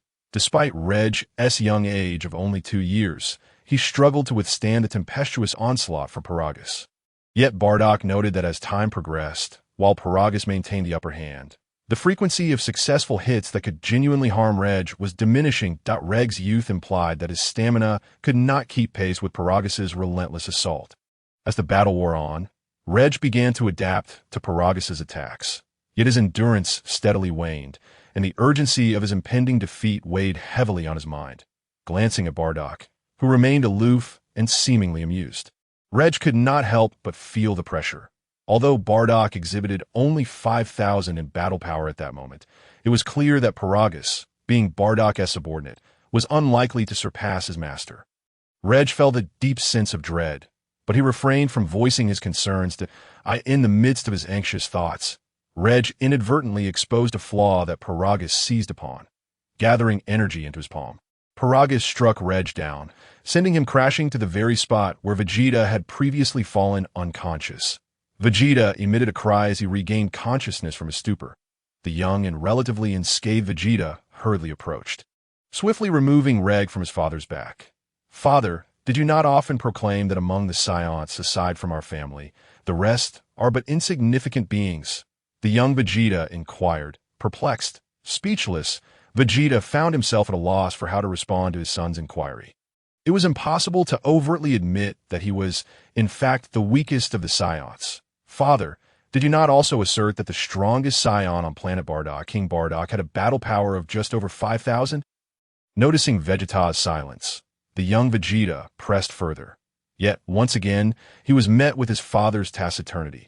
"Let us first concern ourselves with your brother's injuries," Vegeta remarked, seeking to divert the conversation from the incessant questioning of the young Vegeta. "Father, I am fine, but I have a question that remains unclear." Reg, now upright, addressed Vegeta with confusion. "Speak," Vegeta commanded. "Did you not say that I only needed to accompany you for a brief moment? Why are the Saiyans here so formidable that I cannot even defeat one of King Bardock's subordinates?" Reg inquired. Coughing lightly, Vegeta signaled his disinterest in engaging with Reg's line of questioning. "That is because your father's strength is lacking. Even his current power has been augmented solely through the fruits of the Tree of Might," Bardock stated sternly as he approached the trio of Vegeta and his sons. Although Reg and young Vegeta harbored grievances regarding Bardock's words, they could not deny the truth in his assertions. Vegeta, facing Bardock's accusations, was rendered speechless, fearful that a single misstep in his words might provoke Bardock's wrath and lead to his swift demise. "You two brothers are rare talents among the Saiyans. Why not submit to me?" Bardock extended a sincere invitation to Reg and young Vegeta. As for Vegeta, he played it cool. Had he not promised Raditz, he would have dispatched Bardock with a single strike. The sincerity of Bardock's invitation did, however, resonate with Reg and young Vegeta. Bardock's regal aura was indeed exceptional, and given that strength is paramount among the Saiyans, it was only logical for them to align with Bardock, who presently surpassed them in power. Remaining by Vegeta's side will only squander your exceptional talents. It is true that 3 years ago, the strongest on planet Bardock had merely 5,000 in battle power. But look at us now. Under my leadership, the Saiyan race has experienced a qualitative transformation. What I can provide for you, Vegeta can also offer. What Vegeta cannot, I assure you, I can. Bardock had said all that needed to be said, leaving the choice to Reg and Vegeta. If it were 3 years prior, Bardock would have regarded Reg and young Vegeta with great significance. However, after 3 years of maturation, he had come to realize that the Saiyan race consisted of thousands. Losing Reg and young Vegeta would not be the end of him. Bardock was confident he could cultivate other prodigious Saiyans. Reg and young Vegeta were indeed swayed by Bardock's earnest appeal. After all, no one would despise their own inadequacy and strength. They sensed no malice from the surrounding Saiyans and believed that even if they pledged allegiance to Bardock, they would not face ill treatment. As for Vegeta, to them, the moment their mother perished at his hands, the term father had merely become a label. Had it not been for their mother's dying wish that they should not forget that Vegeta was their father, Reg and young Vegeta might have long since abandoned him. Seeing that Reg and young Vegeta were persuaded by Bardock, Vegeta's heart filled with urgency. Young Vegeta might not care. His demise would not stir concern for Vegeta. But Reg was different. Born a prodigious warrior with a battle power of 50,000, Vegeta had hoped that Reg would assist him in reclaiming the Saiyan throne in the future. He could not allow Bardock to mislead him so easily. Bardock, do not harbor foolish dreams. Reg and young Vegeta are my sons and will never betray me. Moreover, the Saiyan throne rightfully belongs to me, for I, Vegeta, am the natural-born royalty among the Saiyans. It was unclear from where Vegeta found such courage. But he boldly shouted at Bardock, "Indeed, Vegeta, let me see where your audacity to speak to me in such a manner originates." Bardock replied, somewhat surprised, with a hint of disdain. "Then, Bardock, watch closely as I unveil the symbol that belongs solely to the Saiyan King." Vegeta roared like a madman, gathering an energy sphere in his hand. Unlike before, this energy sphere now radiated with resplendent white light. He then hurled the energy sphere into the sky, causing his entire form to undergo a dramatic transformation. In a matter of moments, a colossal gorilla materialized before the assembled Saiyans. Chapter 10. We all become artificial moons. Roar. Roar. After Vegeta transformed into a giant gorilla, both Reg and young Vegeta also let out furious roars. Their bodies enveloped in black fur as they too began to grow in size. Almost immediately following Vegeta, Reg and young Vegeta also transformed into gorillas. "Ha! Bardock, did you not foresee this? I'm a natural-born royalty among the Saiyans. And the artificial moon in the sky is the finest testament to that. It is well known that our Saiyan race transforms into gorillas on the full moon night, with our battle power multiplying tenfold. The price, however, is the complete loss of rationality, turning us into mere instruments of slaughter, sparing only our kin while viewing all others as targets for annihilation. Yet during my 3 years away from planet Bardock, I discovered that the lineage of Vegeta is inherently different from other Saiyans, for when we transform into gorillas, we do not lose our senses. Moreover, we can create artificial moons, allowing us to transform at will." With newfound confidence surging through him, Vegeta dared to address Bardock from a position of superiority. But who was Bardock, the unparalleled king among the Saiyans? He would never allow Vegeta to stand above him. In an instant, Bardock moved with blinding speed, delivering a powerful punch that struck Vegeta squarely on the head, sending him crashing to the ground. How is this possible? After my transformation, I possess a battle power of 200,000. How could you knock me down with a single blow? Vegeta, indignant, attempted to rise once more, only to find his body trembling in response to the overwhelming pressure emanating from Bardock. His instinctual fear rendered him unable to get back on his feet. "What? Do you two also refuse to submit?" After knocking down Vegeta, Bardock turned his gaze toward the fidgeting Reg and young Vegeta. "Brother!" Under Bardock's fierce gaze, young Vegeta dared not meet his eyes, retreating behind his brother Reg in search of temporary solace. Even transformed into a gorilla, Reg now possessed a battle power of 1,000,000. Yet, at that fleeting moment of locking eyes with Bardock, he understood that even in his current state, he was still no match for Bardock. An overpowering emotion of fear surged within him, difficult to suppress and steadily spreading with the passage of time. Ultimately, unable to withstand the psychological pressure exerted by Bardock, Reg lowered his head and respectfully declared, "Be Bardock, my brother and I are willing to submit to you." "Very well." Upon hearing Reg's precise response, Bardock's face broke into a smile, and with a casual gesture, he unleashed an energy blast that obliterated the artificial moon suspended in the air. As the artificial moon vanished, both Reg and little Vegeta instantly returned to their normal states. Approaching Vegeta, Reg declared, "Father, depart. I no longer recognize you as my father, nor do I acknowledge these two sons who have betrayed you." Before Reg could finish, Vegeta erupted in a furious tirade. "Humph, brother, let us depart." With a cold smirk, Reg grasped little Vegeta's hand and strode toward Paragus, publicly asserting their allegiance. Speak frankly, Vegeta, from the moment you personally took my mother's life. My brother and I ceased to regard you as our father. Had it not been for her dying wish that we remember you as our father, we would have long since abandoned you. I never anticipated that you would actually murder your own wife. Remember, when you insisted on leaving planet Bardock 3 years ago, it was only your wife who chose to accompany you among all the Saiyans. Descending from the sky, Bardock regarded Vegeta with disdain. Vegeta, the actions of a naturally born Saiyan royal do not require your instruction. Witnessing Reg and little Vegeta abandon him, Vegeta realized he had lost his greatest trump card and resolved to abandon all restraint. Directly bellowing at Bardock, "Naturally born Saiyan royal? Huh. Are you referring to the artificial moon, or to the ability to retain rationality in gorilla form? Or perhaps to both?" With a dismissive chuckle at Vegeta's inexplicable fixation, Bardock snapped his fingers. Instantly, the thousands of Saiyans surrounding them unleashed their energy, no longer concealing their power. In that moment, a torrent of formidable energy converged upon Vegeta, with the weakest among them boasting a battle power exceeding 10,000. While the strongest undoubtedly belonged to Paragus, at 100,000.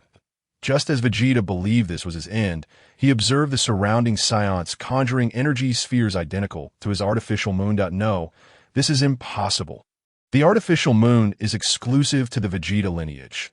How could you common Saiyans possibly master it? Vegeta shouted in madness, unable to comprehend the scene before him, if to validate Vegeta's assertion. The thousands of Saiyans simultaneously hurled their artificial moons into the sky. Roar. The air was filled with the furious roars of countless gorillas echoing across planet Bardock. This cannot be. Vegeta attempted to argue for his status as a born royal, yet found himself at a loss for words. The surrounding Saiyans, transformed into gorillas, maintained an orderly formation, their disdainful gazes preventing Vegeta from lifting his head. They demonstrated an ability to retain rationality even in gorilla form, clearly indicating that the other Saiyans could achieve this as well. Very well. Return to your original forms. Do not frighten our Vegeta any further. You command.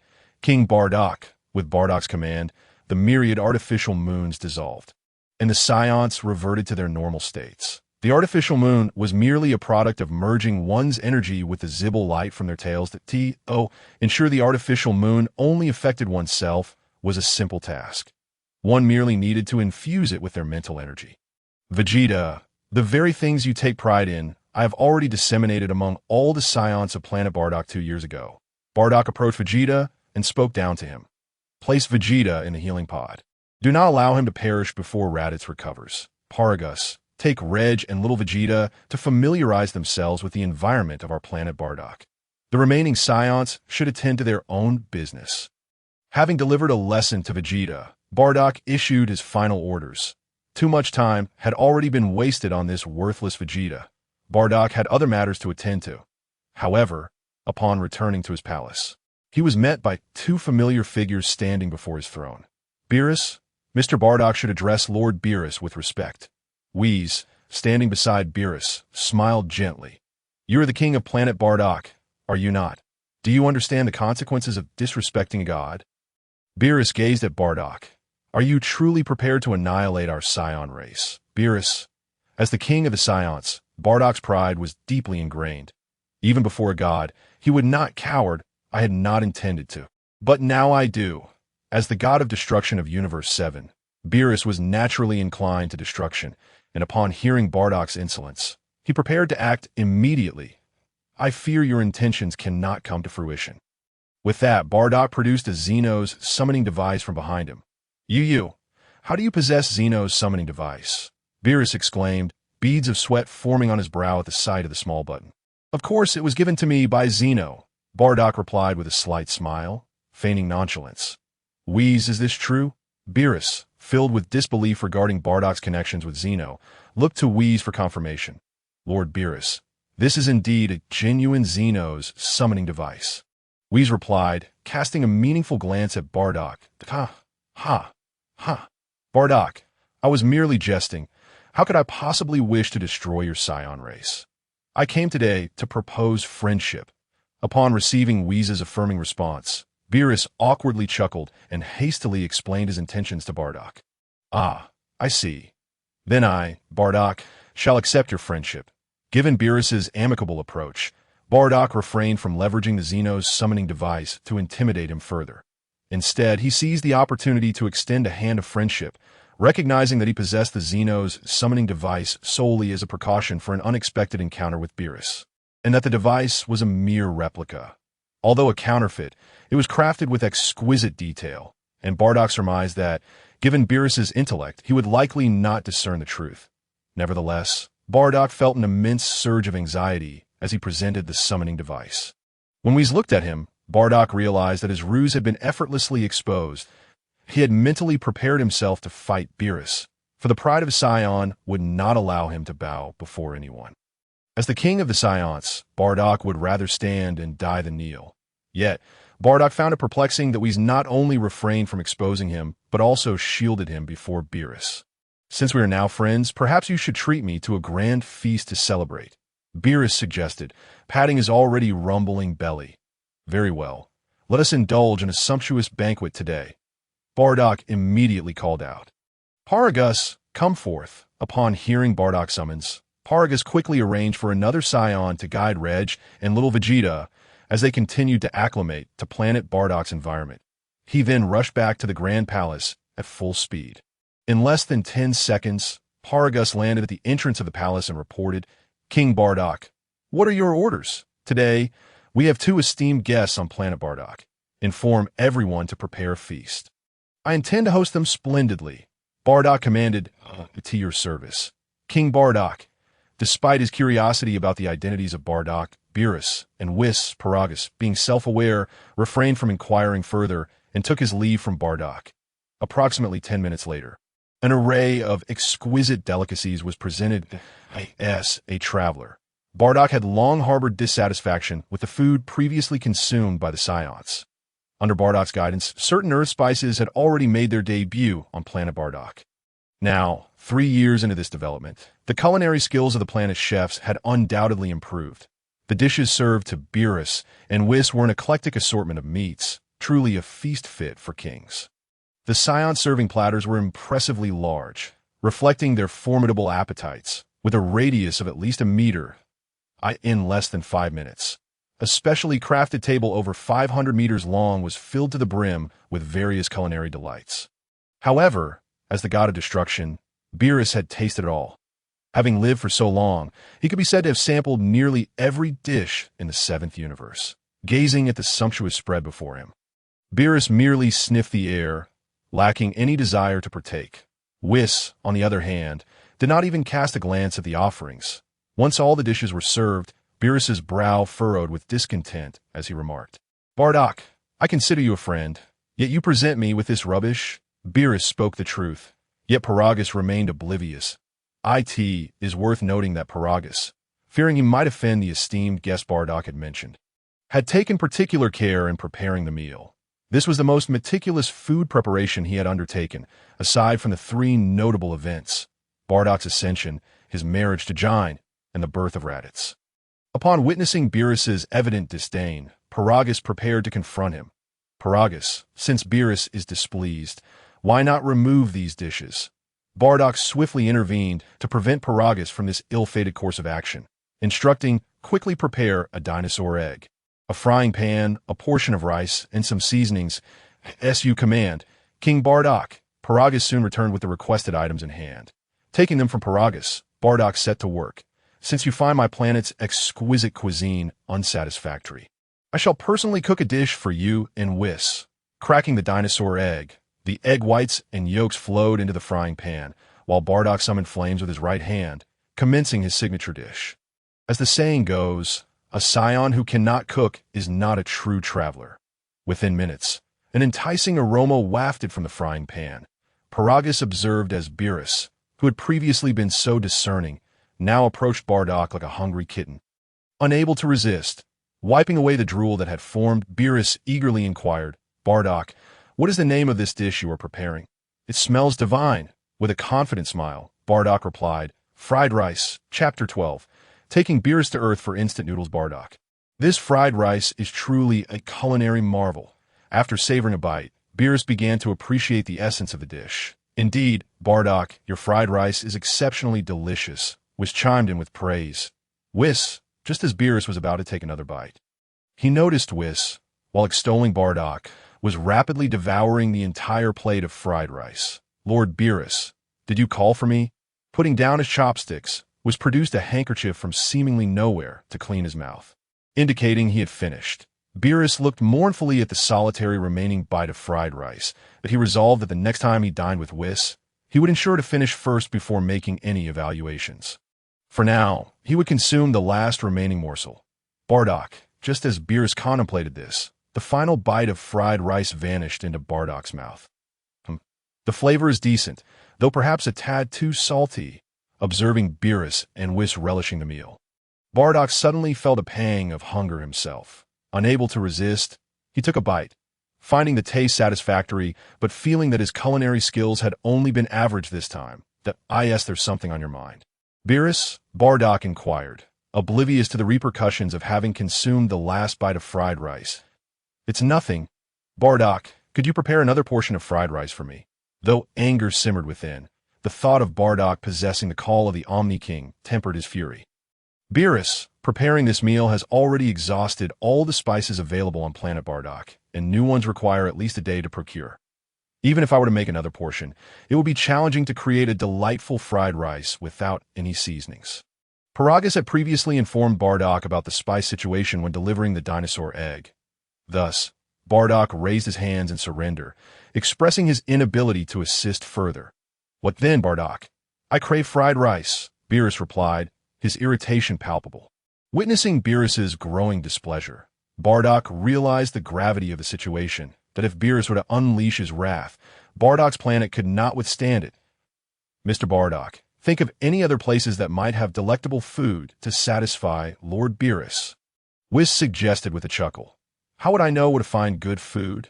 Bardock, feeling a surge of frustration, was tempted to lash out. Earth. However, prompted by Whis' suggestion, a thought suddenly struck Bardock.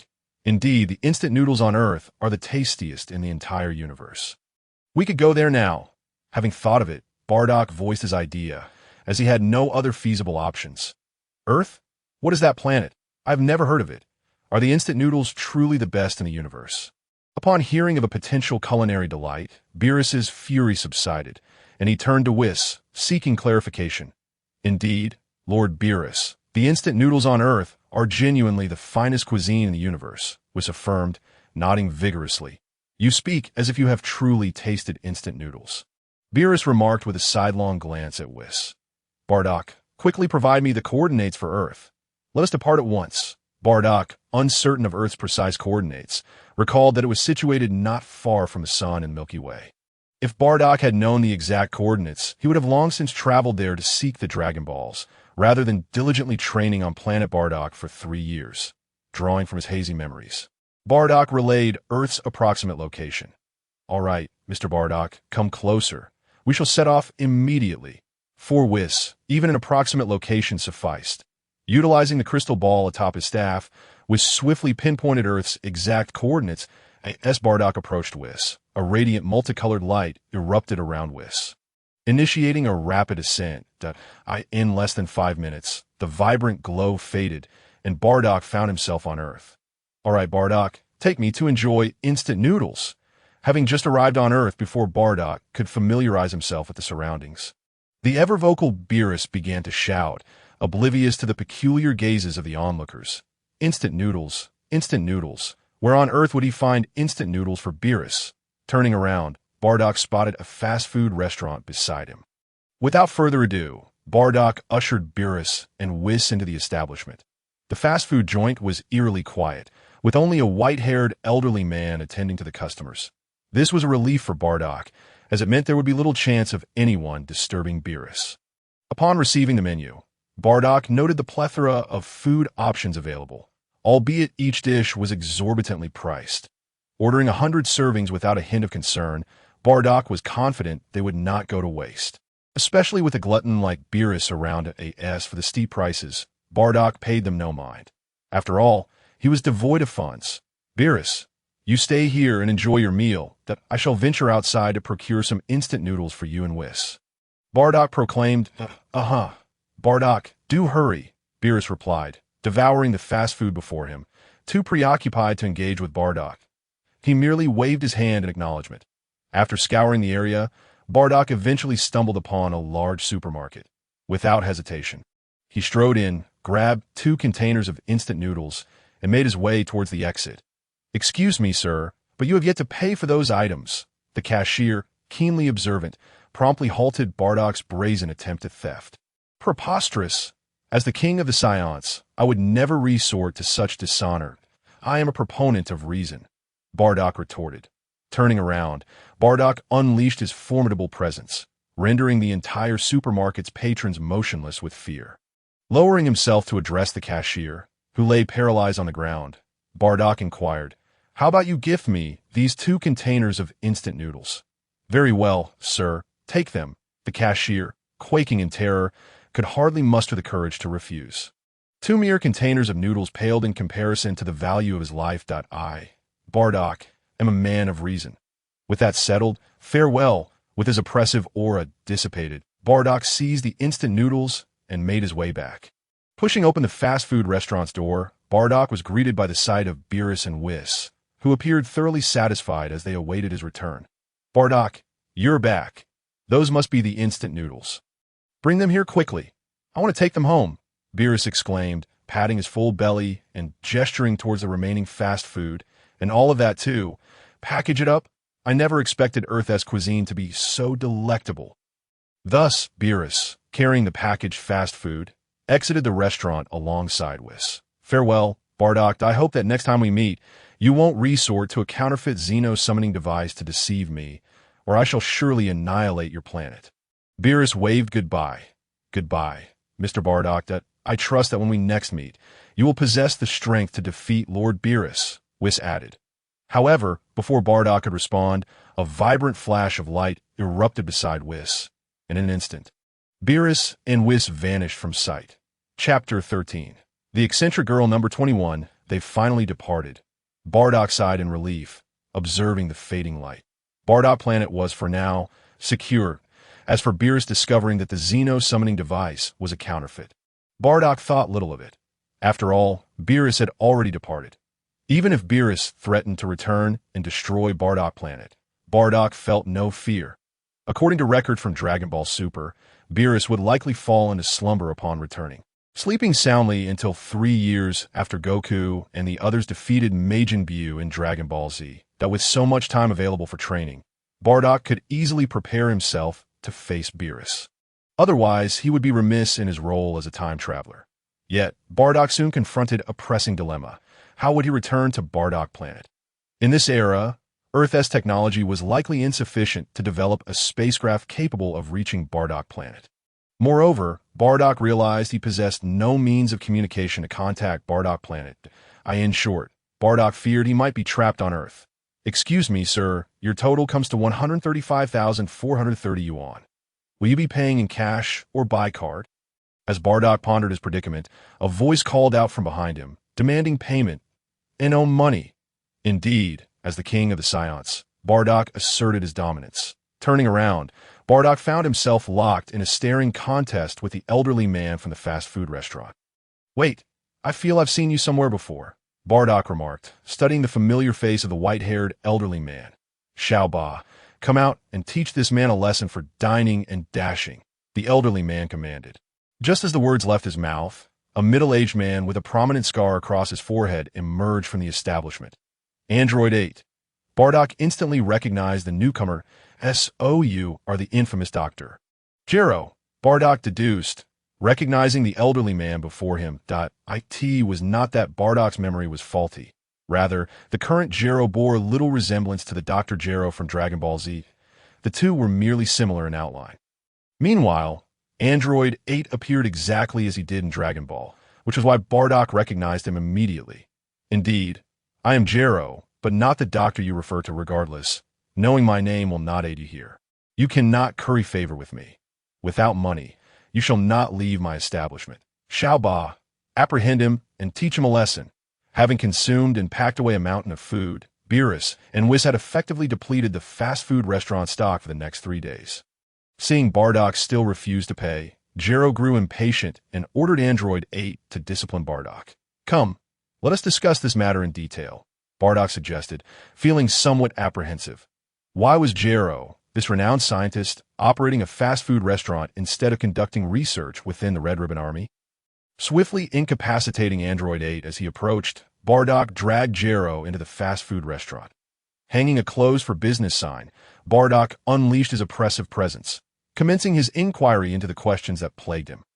Faced with Bardock's overwhelming aura, Gero had no choice but to comply, answering Bardock's queries one by one. After listening to Gero's explanations, Bardock realized why the current Gero differed from the Gero he knew. The reason was that Bardock had arrived on Earth far too early. Gero had a beloved daughter, a little girl named Number 21, born on the day of the 21 SD. For reasons unknown, Number 21 had whimsically decided to open a fast food restaurant. Prompting Gero to assist her in this venture, AS for Android 8. He was a disabled man whom Gero had found one day in the snow. After Gero's modifications, Android 8 was officially born. Coincidentally, the day Gero had completed the modifications on Android 8 was the 18th. Typically, Gero managed the restaurant alone while Android 8 was responsible for looking after Number 21. Old man, I've made a decision. Let us abandon this fast food endeavor. I plan to establish an organization to unify the world, and I've already thought of a name. The Red Ribbon. Just as Gero recounted his tale to Bardock, a little girl with disheveled brown hair rushed out of the building. Who are you? On the 21st, upon stepping outside, I inquired of Bardock with a hint of displeasure. The moment my question escaped my lips, it sent shivers down the spine of the nearby Gero, who feared that a moment of joy might provoke Bardock into annihilating not just the fast food establishment, but everyone within its walls. Prior to Bardock's arrival in this realm, official information regarding the 21st had been scant. That it was merely known that she was an original character from the previous world's Dragon Ball game. Dragon Ball FighterZ, possessing intellect that could rival that of Dr. Gero. I am Bardock. Little girl, I just heard you intend to unify the world. Do you have any specific plans? Pray, share them with me. Bardock, disregarding the 21st's apparent disrespect, was eager to hear her thoughts. Humph. Then listen well. The 21st crossed her arms, and despite her youthful appearance, she endeavored to adopt an air of gravitas as she articulated her ambitions for global domination. Initially, Bardock dismissed her, believing that even with her sharp mind, she was merely a child in the present. However, he was soon taken aback by her proclamations regarding world conquest. Although her ideas had a touch of youthful bravado, their execution would undoubtedly rattle the entire globe. Among her proposals, the notion of androids particularly astonished Bardock. This little girl possessed an intellect that was truly beyond human comprehension. Yet Bardock was no fool and could not allow the 21st to bask in her own brilliance unchallenged. Thus, he began to share his own visions for the development of androids and the future of the Red Ribbon Army with her. Upon hearing Bardock's insights, the 21st became utterly enamored, nearly kneeling in reverence. Humph, I am but one among the legion of traversers. Do you think I cannot impress a mere child like you? Bardock reveled in his own cleverness, feeling no shame in using his 2 lifetimes of wisdom to outsmart an underage girl. Boss, why not let us join forces? With you and I together, world unification is within our grasp. The 21st immediately clung to Bardock's leg in admiration. Chapter 14. Karin, bring me some Senzu beans to taste.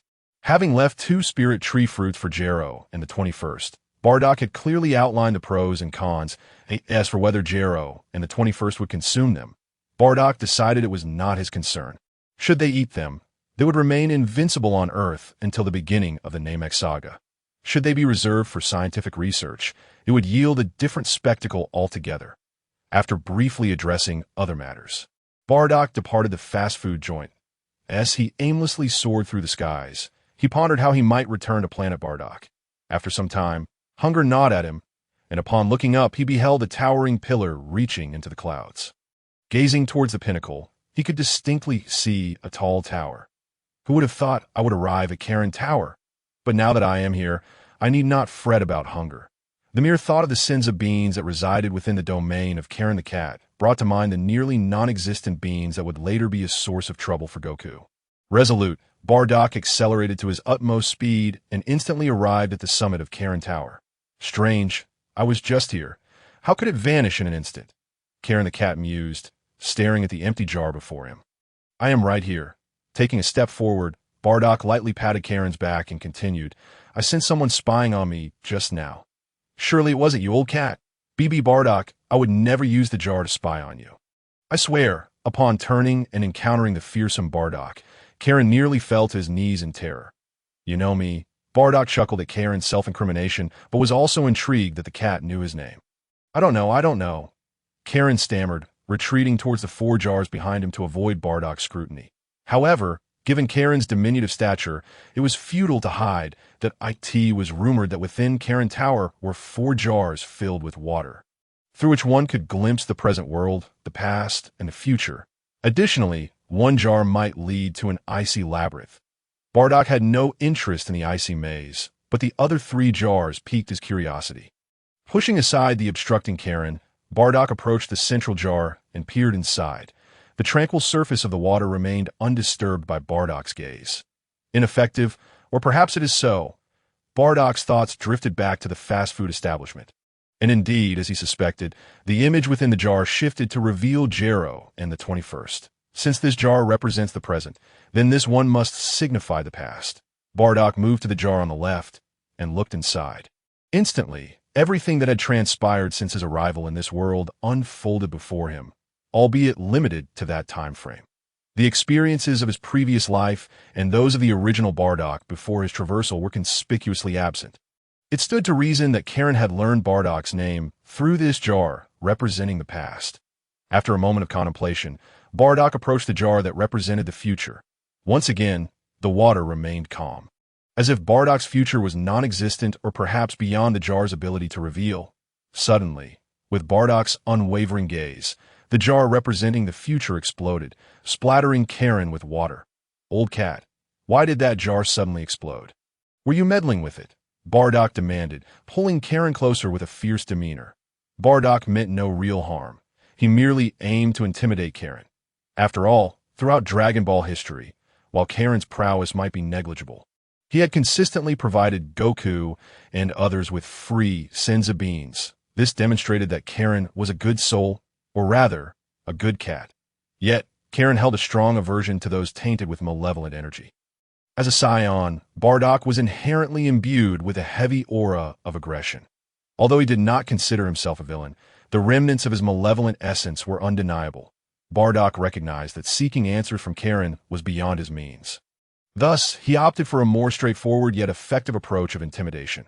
Faced with Bardock's imposing presence, Karin chose compliance, valuing his life and conviction. Bardock, I have no idea why that jar exploded, Karin lamented, feeling like crying. His precious jar had been perfectly intact, and now Bardock had broken it without compensation, only to turn the blame back on him. Since you don't know, I shall forgive you. Bardock observed that Karin did not appear to be lying and thus released him. Old cat, I heard you possess Senzu beans that can sustain a person for 10 days with just 1 to D. Oh, share a few jars for me to sample. After receiving Bardock's forgiveness, Karin had barely begun to breathe a sigh of relief when Bardock's demand for Senzu beans struck him like a thunderbolt.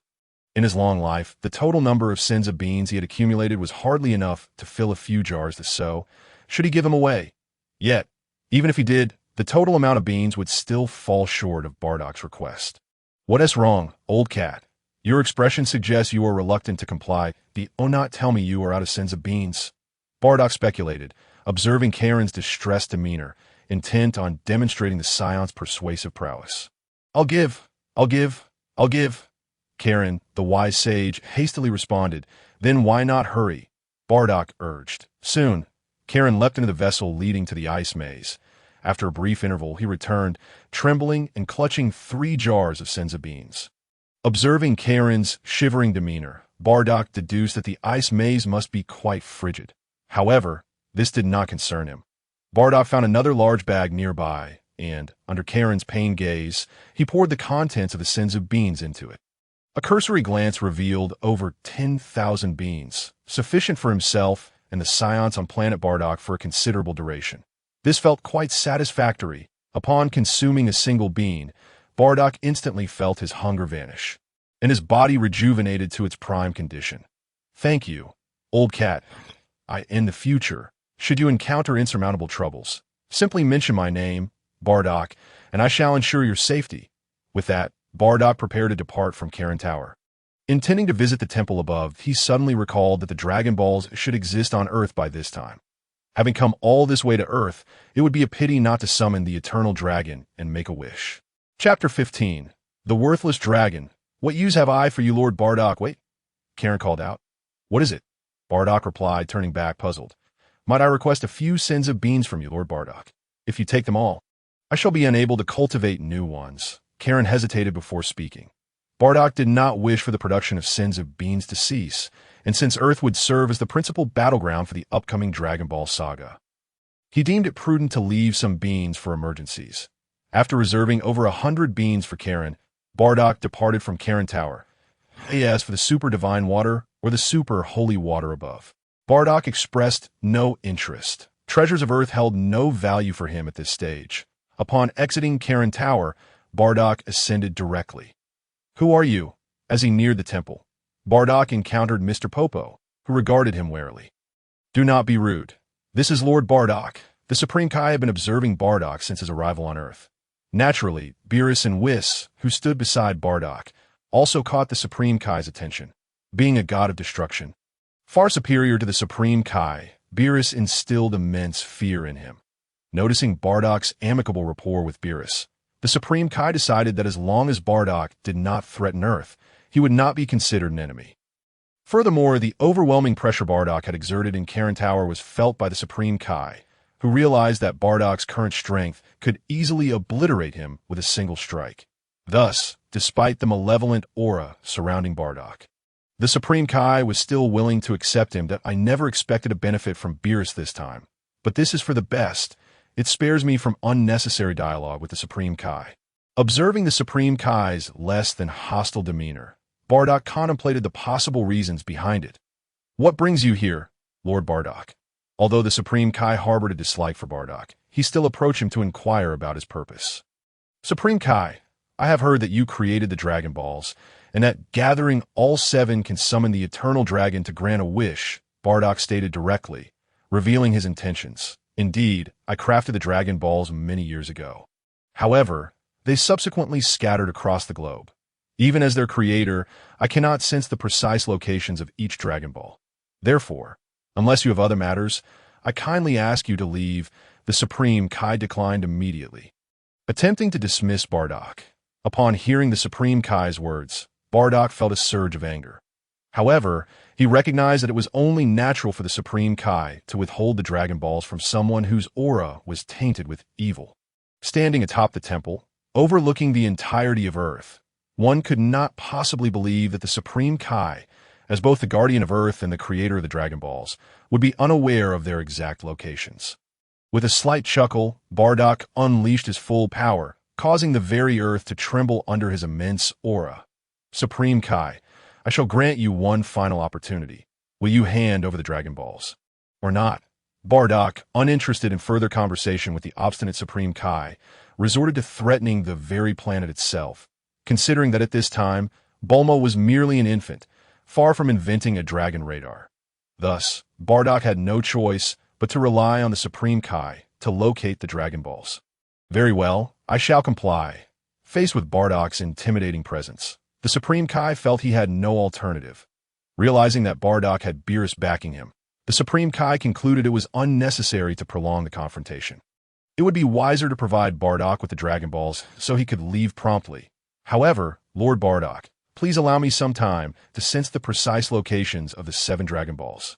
With that, the Supreme Kai closed his eyes in contemplation. After about an hour, the Supreme Kai revealed the location of the first Dragon Ball. Bardock immediately flew at full speed to retrieve it. Following this method, he waited for a total of 7 hours to gather all 7 Dragon Balls. Arise, Eternal Dragon! As Bardock's words echoed, dark clouds enveloped the sky, accompanied by thunder and lightning that a majestic dragon, thousands of meters long, coiled through the vast expanse of the sky, its roars resonating with awe-inspiring power. Those who have gathered the 7 Dragon Balls, speak your wish. I can grant any one request. The Eternal Dragon proclaimed, gazing down at the Supreme Kai and Mr. Popo. It appears Lord Bardock is present. I apologize for my earlier disrespect, the dragon stammered, suddenly recognizing Bardock and trembling. Bardock found the dragon's reaction perplexing. The Supreme Kai and Karin feared him due to his formidable strength and his connection to Beerus, but the dragon's apprehension seemed unwarranted. My lord, the title felt oddly familiar. Historically, the dragon used such honorifics only in the presence of Beerus, the god of destruction. Yet Bardock perceived himself merely as a scion, perhaps a king among them, and wondered why he would evoke such fear. Reflecting on Whiss's assistance back on planet Bardock, Bardock sensed the situation was more intricate than he initially thought. However, pondering further was futile. His priority was to make a wish. Eternal Dragon, I wish for immortality.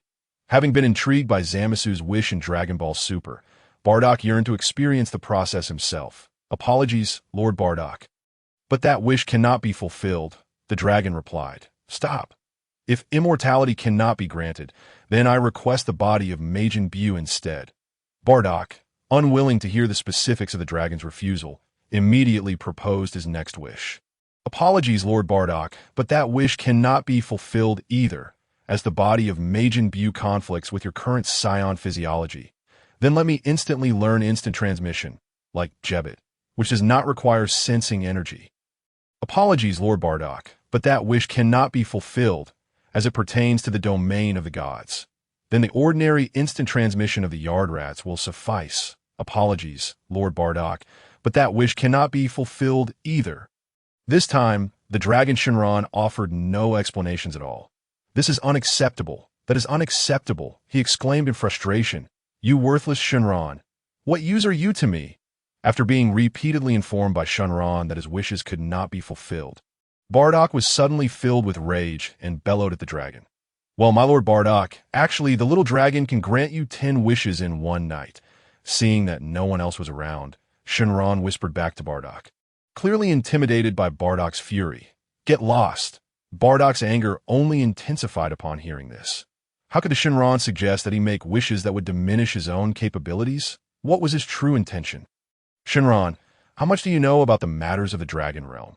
Is the dragon god Salama still alive? Bardock realized that expressing his anger towards Shenron would yield no fruitful results. So he decided to voice his long-held questions that had arisen during his viewing of Dragon Ball Super. Well, little dragon knows, but cannot say, do you have any other wishes that need fulfilling? My lord Bardock, if not, I shall take my leave, Shenron replied nervously, fearful that any misstep on his part might provoke Bardock's discontent. Bardock understood that he had occupied Shenron's time for too long, and it was likely that the dragon was about to dissipate. Yet, Shenron's incompetence was infuriating. He seemed incapable of fulfilling any wish. Thus, Bardock waved his hand and said, Send me to planet Bardock. If you cannot fulfill this wish, then Shenron, your existence is truly unnecessary. As soon as Bardock finished speaking, his form began to gradually fade from view, indicating that this particular wish was indeed within Shenron's power to grant. Chapter 16. Beerus in action finally. He was gone. Watching Bardock vanish, the Supreme Kai let out a sigh of relief. During the time when Bardock had made his previous wishes, the Supreme Kai had contemplated sacrificing himself, unwilling to allow someone with such malevolent energy to have their desires fulfilled. Fortunately, Shenron's ineptitude meant that Bardock's earlier wishes had all been ungranted. The Supreme Kai felt a strange sense of relief at the thought of the dragon he had created being so ineffective. After Bardock departed from Earth, he reappeared in the Grand Hall of the Bardock Planet Palace. Paragus, though he had only been away for 7 or 8 hours, Bardock felt a twinge of unease. Thus, he called for Paragus the moment he returned to inquire about the situation. "King Bardock, you have finally returned," Paragus exclaimed, his body battered and bruised. "What on earth happened during my absence? Who could have injured you so gravely?" Bardock's brow furrowed in anger. He was infuriated that as soon as he left, his home planet had been invaded, and his loyal ally had been harmed. "King Bardock, here's the situation." Paragus quickly summarized the events that had transpired since Bardock's departure from Bardock Planet. Essentially, Reg and little Vegeta, after familiarizing themselves with Bardock Planet, had wanted to visit Vegeta, who was in the healing pod. Given that Vegeta was a special prisoner, Paragus dared not make unilateral decisions. Thus, he brought the two to seek Bardock's approval. But they coincidentally encountered Bardock at the moment he was departing for Earth with Beerus and whisked out Bardock's sudden departure, without any explanation of his whereabouts or return time, left Paragus with no choice but to make a decision in response to Reg's request. Ultimately, unable to resist the persistent pleas from Reg and little Vegeta, Paragus reluctantly acquiesced. After all, it was only natural for two sons to visit their seriously injured father, and given that they were now considered part of Bardock Planet, it would be unwise to impose overly strict conditions upon them. It was unclear what Vegeta had said to the two, but when Reg and little Vegeta emerged from the healing chamber, their expressions were gloomy. However, Paragus did not pry further and kindly arranged for the duo to have the finest accommodations and resources. He even took them to enjoy the lavish feast prepared for Beerus. Though Beerus had disdainfully refrained from eating, the meal was a true delicacy for Reg and little Vegeta, highlighting the hardships these two children had endured over the past 2 years while following Vegeta. Reg and little Vegeta behaved completely normally, which allowed Paragus to relax his concerns. Yet at that very moment, a well-fed Reg launched a surprise attack on Paragus, both possessing a battle power of 100,000. Reg had come prepared while Paragus was entirely unsuspecting. The outcome was predictable. Paragus was swiftly incapacitated by Reg's ambush. Naturally, in his injured state, Paragus was no match for Reg, and it became evident that defeat was inevitable. However, Reg did not take Paragus' life. Instead, he took little Vegeta with him to rescue Vegeta. Knowing he was severely injured and uncertain when Bardock would return, Paragus reluctantly ordered their passage. After all, no one on Bardock Planet could stand against Reg's formidable power. Paragus even provided Reg's family with a mini spaceship for their escape. As they departed, Vegeta contemplated destroying Bardock Planet in a fit of rage, but Reg ultimately stopped him. The absence of casualties indicated that Reg still had some level of self-awareness. Not wishing to provoke animosity with him, upon hearing Paragus' report, Bardock reflected on the situation. Regardless of whether Reg had a justifiable reason for his actions, the fact that he had dared to injure his trusted ally warranted a punishment when Bardock next encountered him. Meanwhile, Paragus bore no ill will towards Reg for the ambush. On the contrary, he found himself somewhat admiring Reg's tenacious spirit. "This is called a Senzu bean, which I brought back from Earth. Eating one can sustain you for 10 days without hunger. It also has the ability to heal injuries and restore energy swiftly, bringing your body back to optimal condition." Realizing that Paragus was still gravely injured, Bardock retrieved a Senzu bean from his large bag and tossed it to Paragus, saying, "It truly is remarkable." Had anyone told Paragus before that consuming a single bean could heal his injuries, he would have dismissed it as absurd. However, if anyone were to share the same information now, Paragus would still dismiss it, questioning how such a high secret of the Saiyans could be so casually revealed. As Paragus stared at the large bag of Senzu beans that Bardock carried, his eyes burned with intensity. Paragus, make sure to keep the Senzu beans safe. Remember, we only have these, so we must distribute them wisely." With a smile, Bardock handed the bag of Senzu beans directly to Paragus. "Rest assured, King Bardock, I will ensure that the Senzu beans are used judiciously to elevate the combat prowess of our Saiyan clan." Paragus replied earnestly to in the cosmos. A radiant spectrum of light traversed the void. Within this vibrant glow, Whis suddenly remarked to Beerus, Lord Beerus, "It seems we have forgotten Mr. Bardock back on Earth." "Humph, do not concern yourself with that deceitful scion," Beerus retorted, displeased at the mention of Bardock. "I cannot believe that even someone of your intellect, Lord Beerus, could not discern that the summoning device in Mr. Bardock's possession is a forgery," Whis continued to jest. "Humph." Taking a deep breath, Beerus continued, "The items belonging to the Grand Zeno possess a distinct divine aura, whereas the summoning device in Bardock's hands does not bear such a signature. By the way, Whis, why did you choose to assist Bardock?" Beerus inquired. "Isn't it for your benefit, Lord Beerus? Otherwise, you would certainly have missed out on the delectable foods found on Earth." Whis replied with a playful smile. "Whis, do not evade the question. Why did you choose to assist Bardock?" Beerus shouted, clearly irritated. "Because if Mr. Bardock were truly destroyed by you, Lord Beerus, my sister would undoubtedly seek retribution against you." Whis responded with a grin. "Bardock?" Beerus inquired with a hint of confusion. "Indeed," Whis replied. "Whis, let us proceed to the Frozen Demon Clan," Beerus stated after a prolonged silence. "What prompts Lord Beerus to visit the Frozen Demon Clan?" Whis retorted. "The Frozen Demon Clan is inherently inclined towards mischief.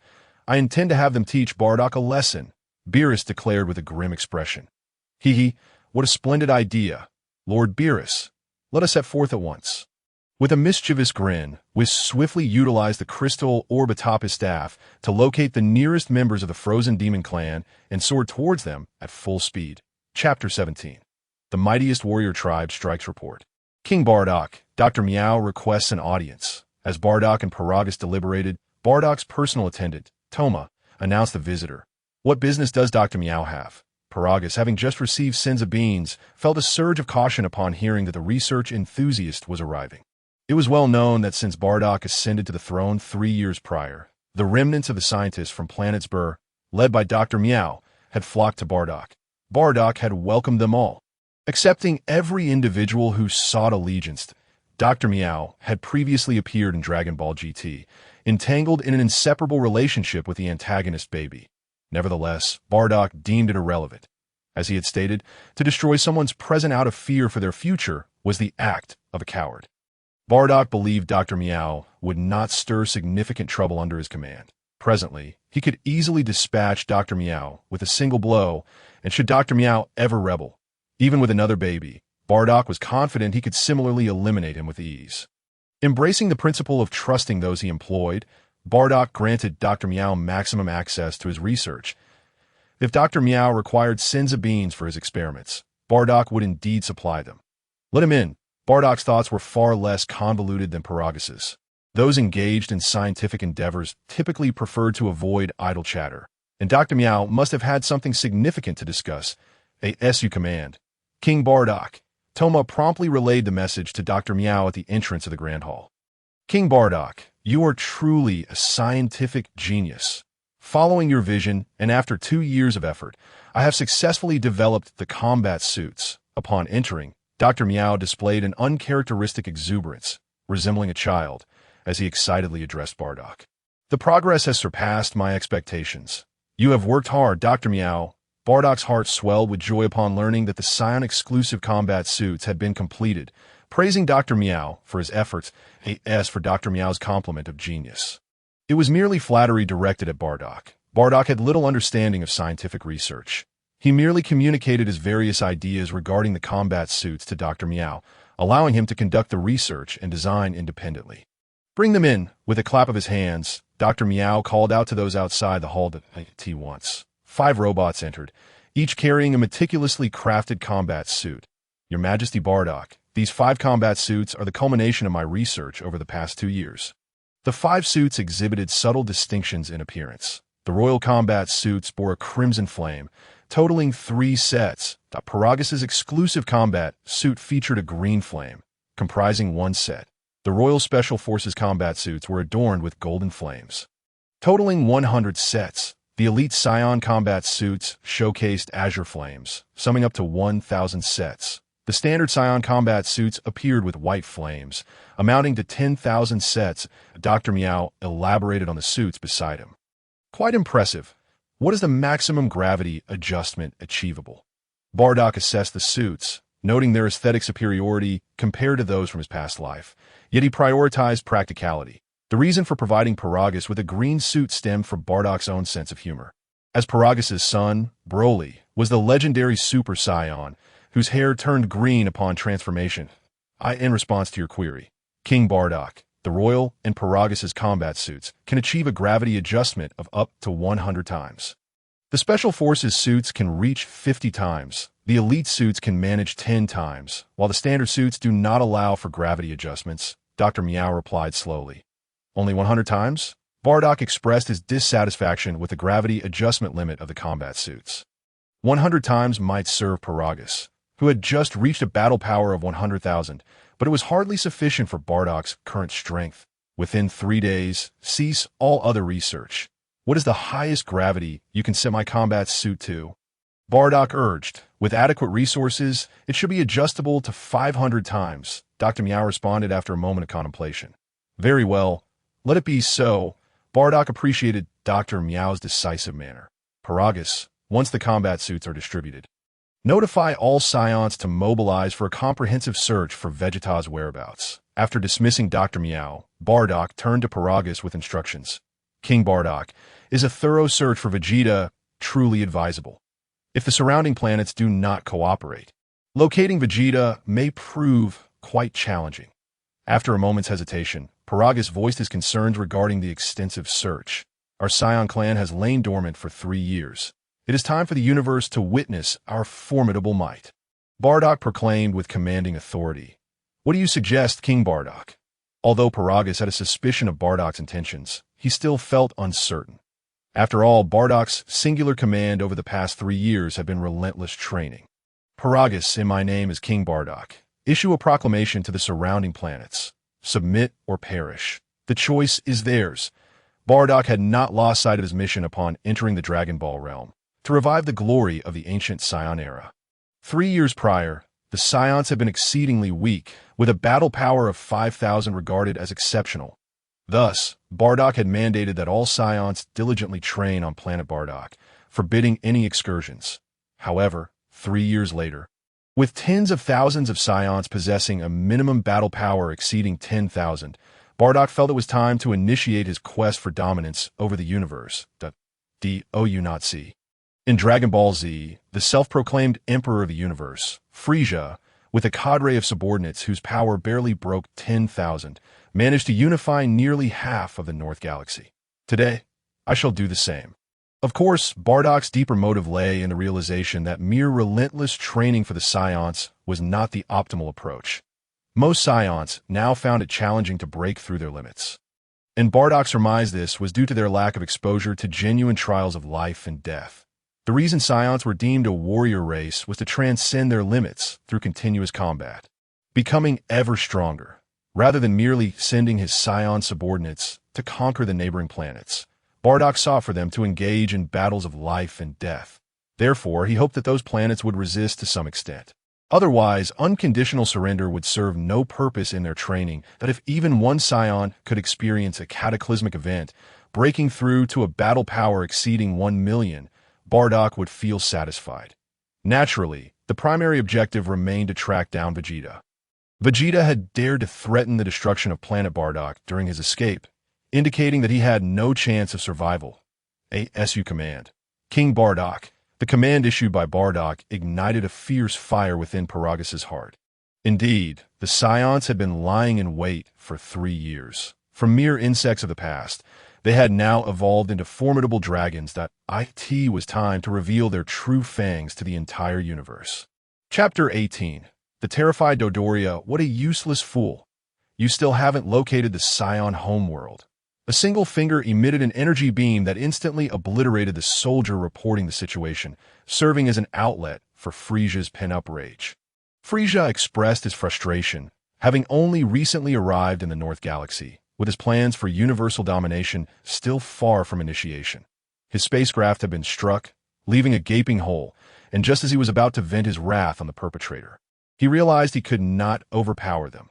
Frieza had learned of the god of destruction, Beerus, from his father, King Cold, and knew all too well that offending Beerus was out of the question, after painstakingly ensuring Beerus's comfort. Frieza tragically discovered that Beerus had assigned him a task to annihilate the planet where the Saiyans resided. Destroying a planet was a trivial matter for Frieza, merely a flick of his finger. However, he soon realized that Beerus had left him with no specifics beyond the fact that it was the Saiyan homeworld. The universe was divided into 5 regions: North, South, East, West, and Center, with the vast North Galaxy occupying a fifth of the total. Without the precise coordinates of the Saiyan planet, Frieza could only guess how long it would take to search aimlessly. Nevertheless, he held a faint hope of finding the Saiyan homeworld, both to fulfill Beerus's command and to witness the truth behind the legendary Super Saiyans that had been passed down through generations. Yet a month had passed, and the patience of the Cosmic Emperor Frieza was wearing thin. Whoosh! Just then, 2 streaks of light zipped past Frieza's spacecraft. Dodoria, destroy those 2 bothersome ships, Frieza commanded, irked at the audacity of vessels daring to fly past him.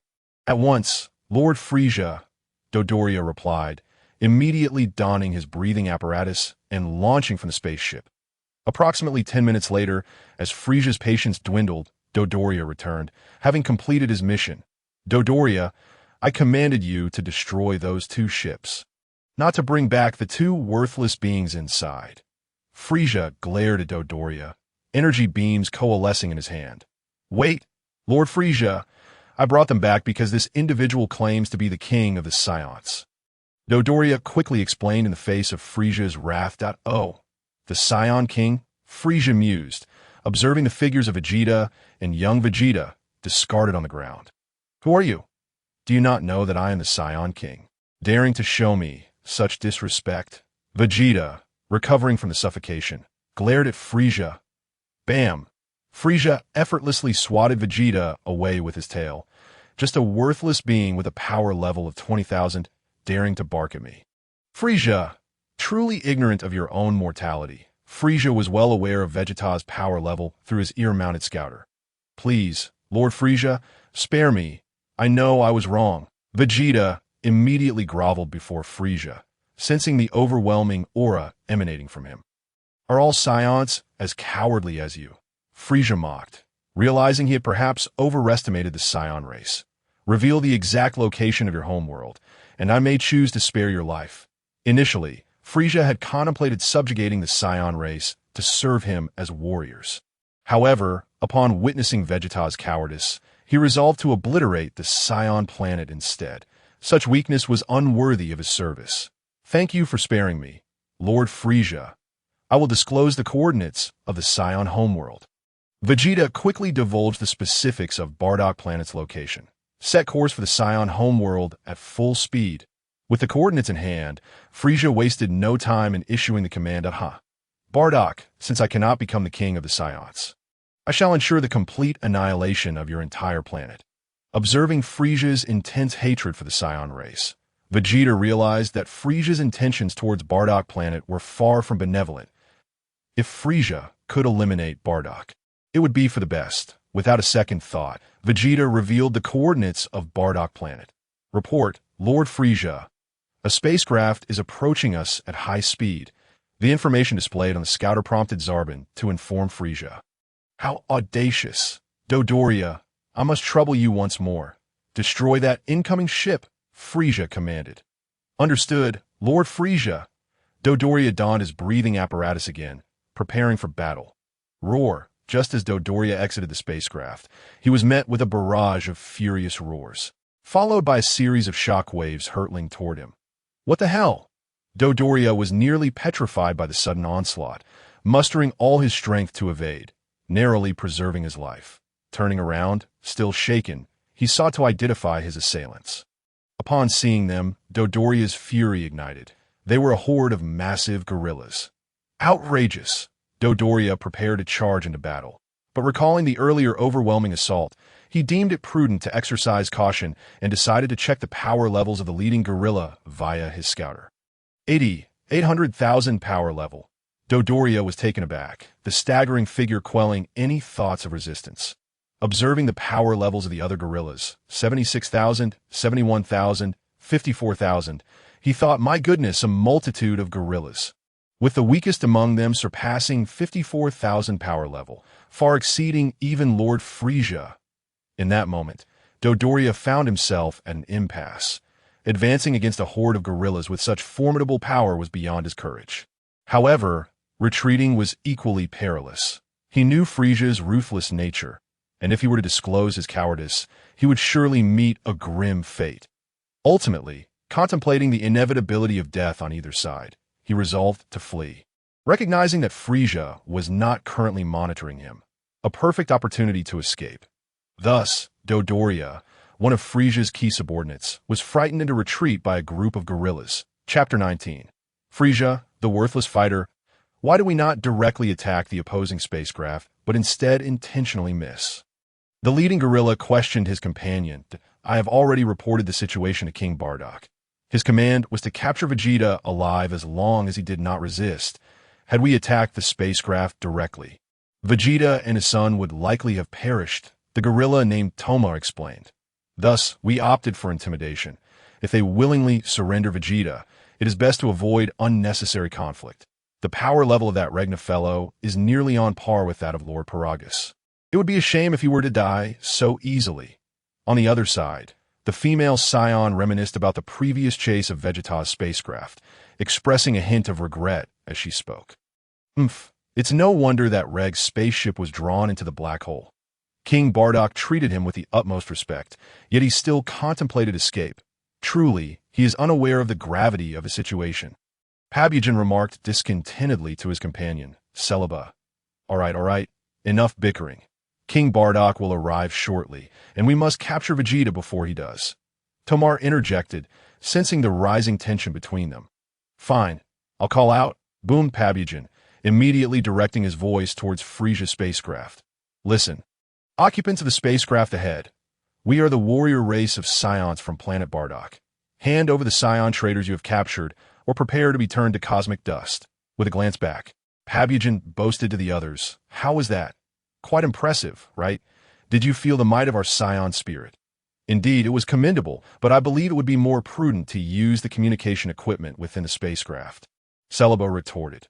Where is that clueless gorilla, Dodoria? Why hasn't he returned yet? Frieza, inside the spacecraft, was incensed upon hearing the Saiyan's provocations that, my Lord Frieza, it is possible that Dodoria perished in the earlier attack. Perhaps it is best for us to clear the obstacles ahead for you. Sabo suggested, not even glancing outside, that a Saiyan traitor. Frieza's gaze fell upon Vegeta, a smirk creeping onto his lips. Surely, the apes outside refer to you, Saiyan King. Not me. Look, I hardly resemble them. Vegeta hastily shook his head in response to Frieza's inquiry, terrified that he would be handed over. Now, devoid of reg, Vegeta had lost the arrogance he once possessed, reduced to a pitiful state. Regardless of who it may be, anyone daring to provoke me shall not escape unscathed. Frieza declared, kicking Vegeta aside before addressing Sabo. Mr. Sabo, keep a close watch on these two Saiyans while I deal with that rabble of apes outside. With that, Frieza soared out of the spacecraft, heading towards Tomar and the others. Someone's coming out to negotiate with us? How pathetic, nothing more than a weakling. Ever since Bardock had labeled the Zubil people as weaklings 3 years ago, the term had become a catchphrase among all Saiyans. Whenever encountering a feeble opponent, they would declare them a weakling to express their disdain. Now, Pabugen, with a combat power of 760,000, felt he had the right to look down upon Frieza, who was in his first form with a mere 530,000 combat power. Pabugen, don't say that. Since they've sent someone to negotiate, why don't you go and talk to them? Tomar chuckled, clearly sharing the sentiment that Frieza was indeed a weakling. All right then, I'll go. After adjusting his respirator, Pabugen flew towards Frieza. However, while Pabugen was eager to converse, Frieza was not in the mood. Infuriated by the ridicule regarding his low combat power and the audacity of the Saiyans to provoke him further, Frieza unleashed multiple energy blasts with his right hand, hurling them at Pabugen without hesitation. That a weakling is still a weakling, resorting to flashy but ineffective attacks. Pabugen effortlessly deflected the energy blasts, responding, if that's the case. Then take this. With the principle of reciprocity in mind, Pabugen, noticing Frieza's clear disinterest in negotiation, initiated combat. Pabugen opened his respirator and transformed into a giant ape, summoning a powerful shockwave from his mouth, which surged towards Frieza. Boom! Frieza, caught off guard by the shockwave from Pabugen's 760,000 combat power, had no time to evade and was struck directly. Could he have been killed? Celebi pondered, sensing Frieza's energy waning. If he dies, he deserves it for daring to provoke our Saiyan race, Pabugen remarked nonchalantly as he reattached his respirator. Pabugen, be careful, Tomar exclaimed, accelerating to Pabugen's side and delivering a swift kick to propel him away from danger. Thanks, Tomar. Pabugen was about to chastise Tomar for the kick when he turned to see an energy beam piercing through the spot he had just occupied, obliterating the spacecraft behind him. Pabugen realized that had Tomar not intervened, he would have been the target. Gazing towards Frieza, Pabugen noticed a transformation had occurred. Frieza, once diminutive, now loomed large and imposing, but what truly alarmed Pabugen was Frieza's combat power, which had exceeded 1 million. A horde of barbaric apes dares to insult me. Now that your spacecraft is destroyed, you have nowhere to flee. Frieza, now in his second form, glared at the Saiyans with fury, having nearly been obliterated by Pabugen's shockwave.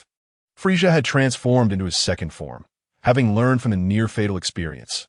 Eager to unleash his pent-up rage, Frieza couldn't wait to slaughter the Saiyans, seeking death, daring to ambush me. Pabugen, snapping back to attention, charged at Frieza. Regardless of your second form's combat power, there's no room for cowardice in a Saiyan's lexicon. Except for Vegeta, of course. What are you all waiting for? Charge. Seeing Pabugen engage Frieza, Tomar immediately commanded the other Saiyans to attack. Those Saiyans were indeed proud. That did not imply they lacked intelligence. In a typical scenario, Tomar would have encouraged Pabugen to confront Frieza alone for valuable experience. But with Bardock's imminent arrival, he intended to capture Vegeta before then. Thus, a swift resolution to the conflict was preferable. After all, why insist on a one-on-one when a group assault could suffice? Chapter 20. Frieza, what distinguishes you from a weakling? You lot, boom, barbaric, boom, apes, boom. Frieza's attempt to complete his sentence was interrupted thrice. Tomar, Pabugen, and Celebi, 3 of the higher combat power Saiyans, led the assault on Frieza, while the remaining Saiyans engaged in flanking maneuvers to harass him, despite Frieza's combat power significantly surpassing Tomar and the others. They managed to keep him on the defensive due to their flawless teamwork. Struggling to retaliate, Frieza found himself at a loss for whom to target, as he faced an overwhelming number of Saiyans. Surrounded by the Saiyans, Frieza couldn't even afford a defensive lapse without inciting a coordinated attack from them. Had it not been for his superior resilience, he would have been overwhelmed and defeated long ago. Where did all this nonsense come from? Just tell me whether you will surrender the traitor, Vegeta. Even amidst the relentless barrage, Frieza's incessant taunts could not be silenced. In a fit of rage, Toma lunged forward, delivering a powerful kick that sent Frieza hurtling away. Halt. This king is willing to hand over the traitor among you Saiyans. Kindly grant me but a moment, after finally seizing the opportunity to escape the encirclement of the Saiyans. He now faced a group of hulking gorillas threatening to ensnare him once more. Clutching his bloodied left cheek from Toma's earlier blow, Frieza quickly capitulated. Had I known it would come to this, I would have acted differently. Very well, you may proceed. With a dismissive wave, Toma commanded Frieza to hasten back to the spaceship and retrieve Vegeta. Humph, a pack of brutish apes, utterly lacking in intellect. Once I catch my breath and transform into my third form, I shall ensure your complete annihilation. Although these thoughts raced through his mind, Frieza's form was already darting towards the spaceship. After all, even he required a moment to assume his third transformation. However, Toma had no intention of granting him that time. Just as Frieza turned back, Toma ordered all Saiyans to launch their assault. Dozens of energy blasts erupted from the transformed gorillas, hurtling towards Frieza, who was still preparing for his transformation. Toma, is it not somewhat dishonorable to strike from behind? Despite uttering these words, Celebi unleashed an energy wave at Frieza. According to the electronic footage I transmitted earlier, King Bardock has just advised me that we must achieve a swift victory and not grant this Frieza a moment's respite. Toma maintained a steely gaze on the injured Frieza as he explained to the others. What does King Bardock's command imply? Can Frieza truly undergo another transformation? Pabugen inquired, perplexed. Who knows? Bardock mentioned he would arrive in a few minutes and urged us to be cautious. If we cannot defeat Frieza, we must retreat. Toma remained vigilant, wary of Frieza in the distance, while simultaneously conveying Bardock's orders to the other Saiyans. You savage gorillas dare to launch a sneak attack on this king? Prepare to perish, all of you. As the dust settled, Frieza revealed his third form, a grotesque and imposing figure. Energy beams shot from his hands, but due to his hasty transformation, his initial attacks lacked precision, missing Toma and the others entirely. Nevertheless, the sheer force behind these blasts was enough to instill a sense of dread among the Saiyans. Now attuned to the raging power emanating from Frieza, the Saiyans recognized that his battle prowess had surpassed 2 million. In their previous skirmishes with Frieza, Toma and his comrades had relied on their numbers and tactics to gain the upper hand. Yet, the adage that brute strength could overcome skill held true. Frieza's current display of power rendered their combined efforts insufficient. Retreat, scatter, and run. Save yourselves, Toma, recognizing the peril, urgently commanded the Saiyans. There are no cowards among us Saiyans. You may flee, but I, Pabugen, shall not. However, before Pabugen could finish, Toma delivered another kick, sending him flying. Run. Quickly, I will hold them off. King Bardock will arrive in mere minutes. You must endure, Toma bellowed, chastising the reluctant Saiyans. How laughable. Before my third form, none of you shall escape. Frieza reveled in the terror displayed by the Saiyans who had previously tormented him. He relished the sight of them trembling in the face of his overwhelming power. While Toma and the others were embroiled in heated debate, Frieza's assault commenced. As the captain of the Saiyan Special Forces, Toma boldly stepped forward to confront Frieza's attack, hoping to buy precious time for his comrades to flee. Yet, just as Toma braced for what he believed to be his inevitable demise, a crimson cape appeared before him, intercepting Frieza's lethal strike. King Bardock, Toma exclaimed, his spirits soaring upon recognizing the figure before him. The spaceship's speed was woefully inadequate, so I made my way here on my own. Fortunately, you all seem unscathed. All is well. All is well. In response to Bardock's concern, the Saiyans erupted in laughter, their earlier tension dissipating as they admired Bardock, whom they regarded as an invincible force to owe them. Bardock's presence alone rendered Frieza's 200,000 power irrelevant. Toma, you and your men should rest for now. I shall take care of this Frieza. Bardock's eyes sparkled with excitement as he regarded the third form of Frieza. SU command. King Bardock, the Saiyans, who had always viewed Bardock as their guiding star, complied without hesitation, reverting to their original forms and stepping aside. With tails behind you, you are Saiyans? You are all Saiyans? Frieza, having previously dismissed them as mere brutish apes, was now astonished to discover their true nature. Recalling Vegeta's appearance aboard the spaceship, he realized that failure to recognize Bardock and the others as Saiyans would be a grave oversight. Since you refuse to surrender the traitor among our kind, prepare to face the wrath of the Saiyans, Bardock declared, pointing an accusatory finger at Frieza. You, wild monkeys, with a newfound awareness of their species. Frieza refrained from calling them brutish gorillas, opting instead for wild monkeys. With that, Frieza's energy surged, and he charged at Bardock. However, Bardock's subsequent counterattack left Frieza utterly bewildered. Frieza lunged at him with ferocity. Bardock remained calm, sidestepping the assault while delivering a powerful kick to Frieza's face, sending him flying. Frieza, show me your true prowess. What difference is there between you now and a mere weakling? Bardock scoffed at the dazed Frieza. Enough of your grandstanding, wild monkey. I was merely caught off guard during our last encounter. Frieza, having assessed Bardock's battle power to be comparable to his own, attributed the earlier kick to his own negligence. Is that so? Then how about this? Bardock's energy flared, and he vanished from sight, reappearing before Frieza in an instant.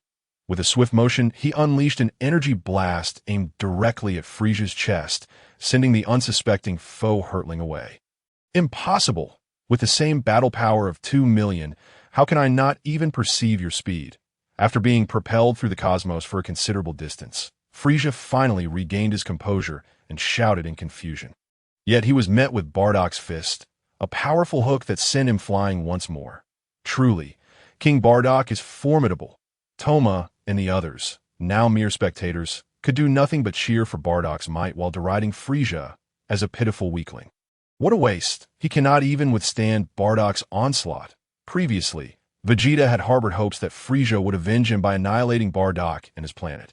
Yet, witnessing Frieza's utter defeat at Bardock's hands, he found himself ridiculing the once feared tyrant. I say, you are called Sabo, are you not? It appears your Frieza is no match for Bardock. Perhaps we should make our escape while he remains unaware of us, as Frieza's defeat loomed near. And with his vengeance yet to be realized, Vegeta was determined not to meet his end in this place. Observing the ever-watchful Sabo beside him, he couldn't help but offer a word of caution. Humph, a naive thought. King Frieza still possesses his fourth transformation, and it is in that form that he becomes an invincible entity.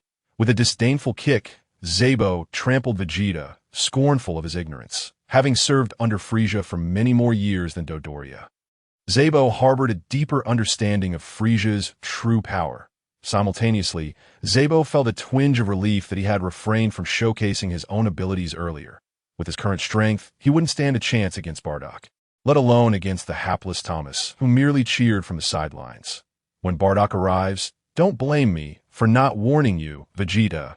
Incensed by Sabo's refusal of his counsel and the ensuing humiliation, fell silent with a huff. Meanwhile, young Vegeta had awakened upon Bardock's arrival, glancing between his father and the fierce battle unfolding against Frieza. Almost moved to tears, he believed Bardock had come to rescue him from Frieza's clutches. Had Bardock been privy to his son's thoughts, he would have gently reassured the child that he was mistaken. During the exchange between Vegeta and Sabo, Bardock had already bested Frieza countless times. Frieza, if you do not reveal your true strength, the next strike will cost you your life. After sending Frieza hurtling through the air with another powerful kick, Bardock concentrated energy in his right hand, steadily advancing towards Frieza in the void of space. Saiyan, today you shall learn the dire consequences of provoking the Cosmic Emperor. Recognizing that he could not possibly contend with Bardock in his third form, Frieza prepared to transform into his fourth. Grateful for the time Bardock afforded him to change, Frieza surprisingly refrained from calling Bardock a wild monkey this time. Transform into your fourth form quickly. Enough with the idle chatter. Bardock was incredulous at Frieza's audacity, as he continued to toy with him despite being on the brink of defeat. Tio would demonstrate his readiness to eliminate Frieza at any moment. Bardock hurled a concentrated energy blast toward him. Seeing the energy sphere narrowly graze his cheek, Frieza dared not linger in conversation any longer and promptly transformed into his fourth form. Saiyan, are you astonished by my fourth form? Allow me to enlighten you. Our race, the Frost Demons, is born with immense power, yet it is challenging to control.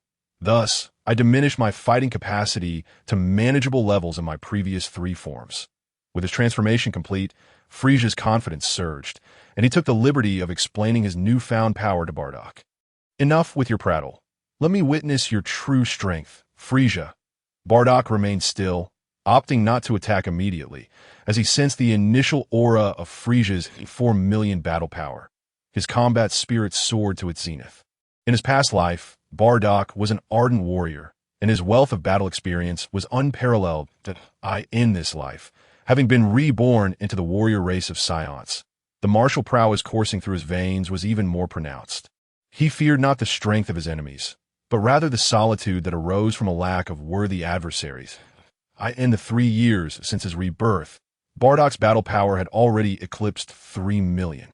All he required now was an opportunity, a chance to break through his limits, and Frieza stood before him as the perfect target.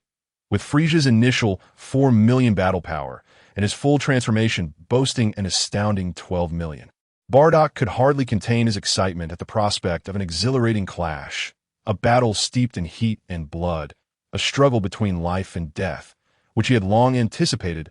3 million your proud capital. Saiyan, facing Bardock's fully unleashed power, Frieza could clearly perceive the pinnacle of his battle capabilities through his scanner.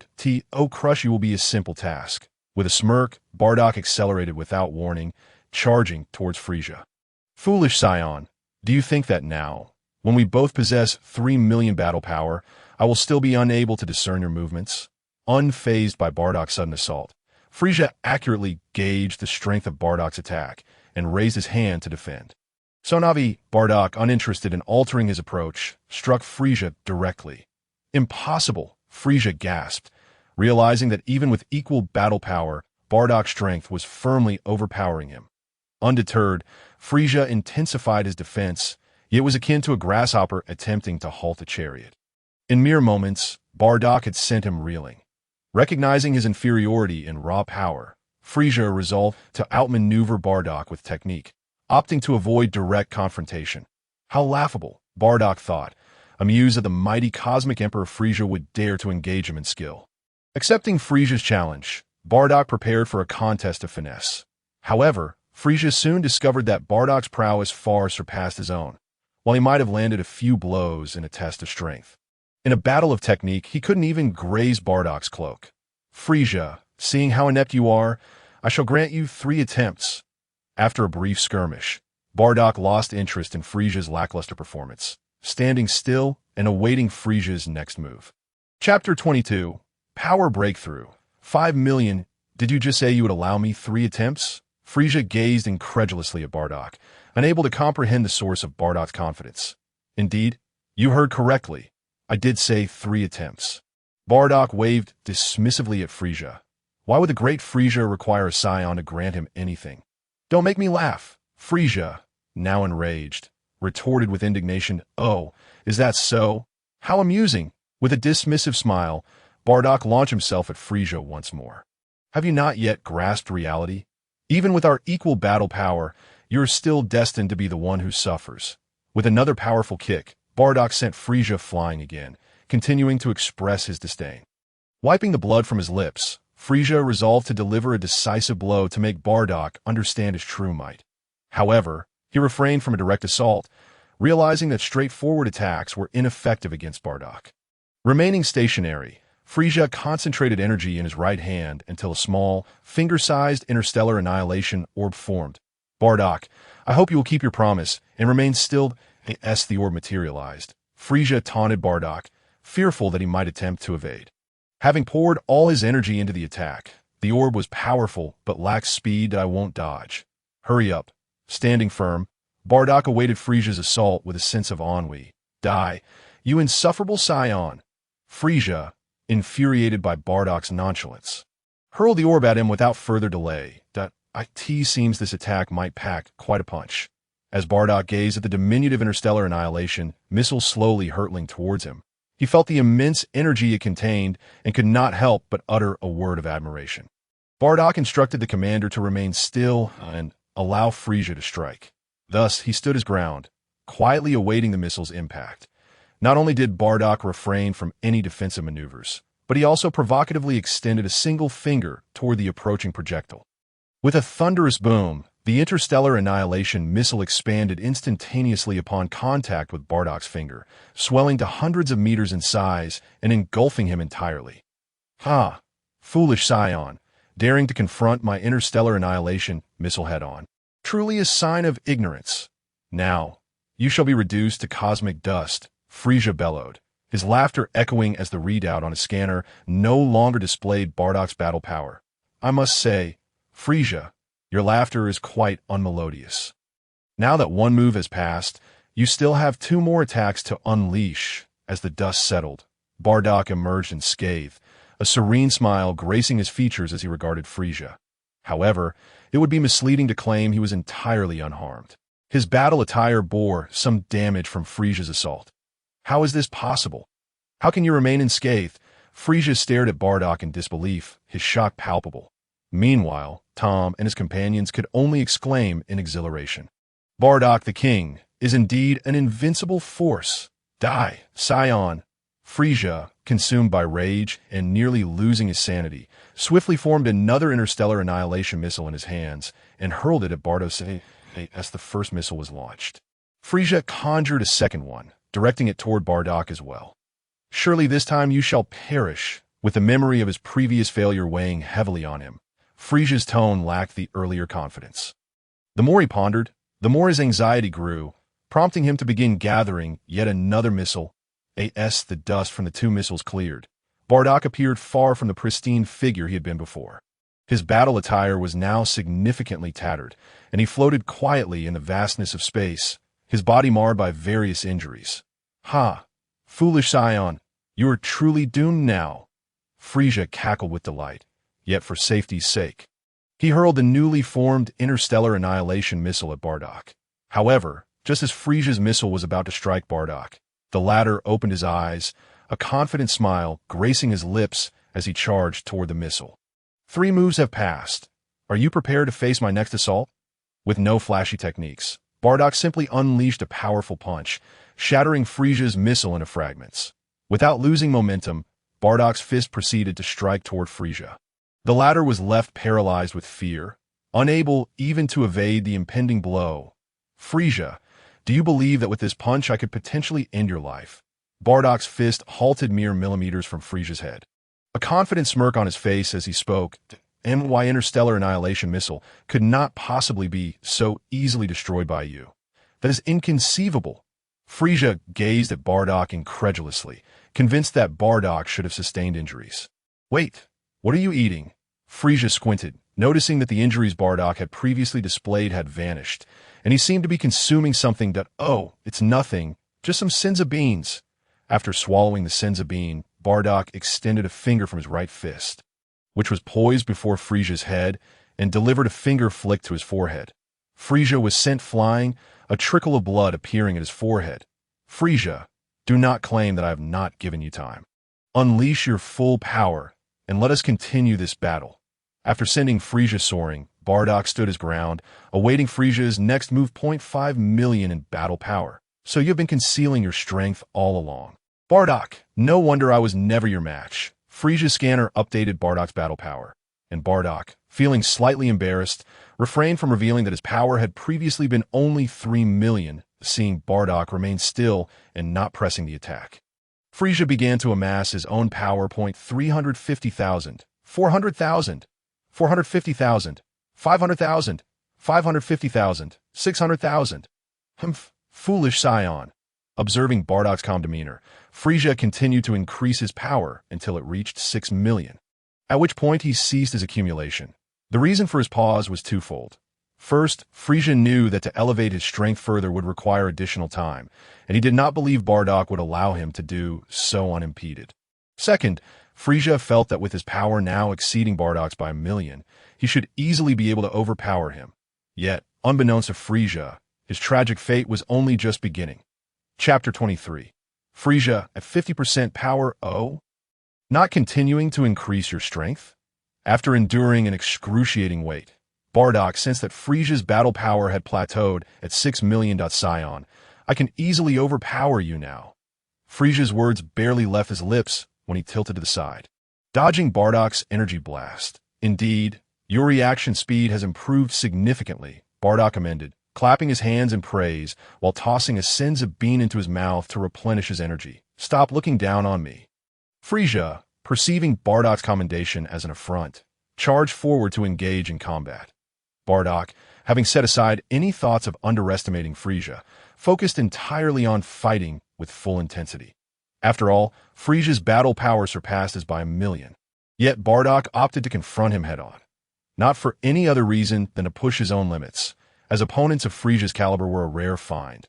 The disparity of 1 million in battle power meant that Bardock found himself at a disadvantage the moment they clashed. This, of course, was a direct consequence of Bardock's decision not to evade Frieza's attacks.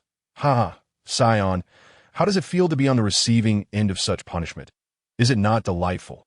As Frieza successfully suppressed Bardock, he erupted into a fit of triumphant laughter, intensifying his assault. "Wait, why are you not fighting back?" Noticing Bardock's worsening injuries, Frieza sensed a subtle shift in the situation. His battle power, though 1 million above Bardock's, should not have rendered Bardock entirely incapable of retaliation. "Nothing at all, Frieza. Continue your onslaught. Should you not feel elated?" Bardock popped another Senzu bean into his mouth, feeling his injuries begin to mend and sensing a surge in his battle power. "Then perish, Frieza. enraged by Bardock's dismissive remarks, conjured another interstellar annihilation missile, launching it directly at Bardock. As the dust from the missile settled, it became evident, just as Frieza had anticipated, that Bardock was unharmed within. "Why is this happening?" Frieza shouted in confusion, abandoning any concern for Bardock's potential counterattack as he unleashed his full fury upon him. In an instant, Bardock became akin to a punching bag, absorbing Frieza's relentless blows without a hint of retaliation. "I beg you, stop eating those beans. Can we not engage in a fair fight?" After relentlessly assaulting Bardock for over 10 minutes, Frieza observed that each time he inflicted severe injuries upon Bardock, the latter would toss a bean into his mouth, prompting his wounds to heal. "And oh worries, Frieza, go ahead and strike me with all your might. Otherwise, you shall soon find yourself bereft of any opportunity to retaliate." Throughout this exchange, Bardock remained unperturbed, casually consuming a single Senzu bean. Bardock remarked that he had not brought much with him on this journey, save for an ample supply of Senzu beans the illustrious emperor of the universe. "Frieza, have no need to feel pity from a mere Saiyan. If you possess the capability, strike back. Come at me." Frieza felt an unprecedented level of indignation in his life, all of which he directed towards Bardock. In a fit of rage, he swung a fist towards Bardock once more. However, this blow did not land as intended. Bardock effortlessly grasped Frieza's fist in his hand. "Since you are practically begging me to hit you, I shall not hold back." With a swift motion, Bardock twisted Frieza's arm, sending the tyrant spinning through the air before delivering a powerful kick that sent him flying 600,000. Frieza, now stabilizing himself in the cosmos, could hardly believe the readings displayed on his scouter as he stared incredulously at Bardock. Impossible! How can a mere Saiyan elevate his battle power to such heights? In disbelief, Frieza crushed the scouter in his grip and charged at Bardock once more. Yet the outcome was painfully evident. When their battle powers were equal, Frieza was left at the mercy of Bardock's prowess. Boom! An energy blast propelled Frieza away. Bardock chose not to pursue the attack further, but instead gauge his current battle power. 600,000. "Thank you for indulging me in this prolonged bout, but I no longer intend to play. Unleash your true strength, or else you shall not survive even a single round against me." Bardock taunted Frieza. Determined to test his limits under greater pressure, do not regret this, Saiyan. With prior encounters in mind, Frieza understood that Bardock would not interrupt his power-up. This time, Frieza resolved to elevate his battle power to the utmost limits of his capability, swiftly aiming to conclude matters with Bardock. 700,000, 800,000, 900,000, 4,000,000, 5,500,000, 6,000,000. "What do you think, Bardock? Are you trembling before my newfound might?" Frieza declared triumphantly. "Is this your utmost? 6,000,000? Shouldn't your peak power be 12,000,000? With a frown, Bardock expressed his dissatisfaction with Frieza's displayed battle power. "Saiyan, cease your posturing.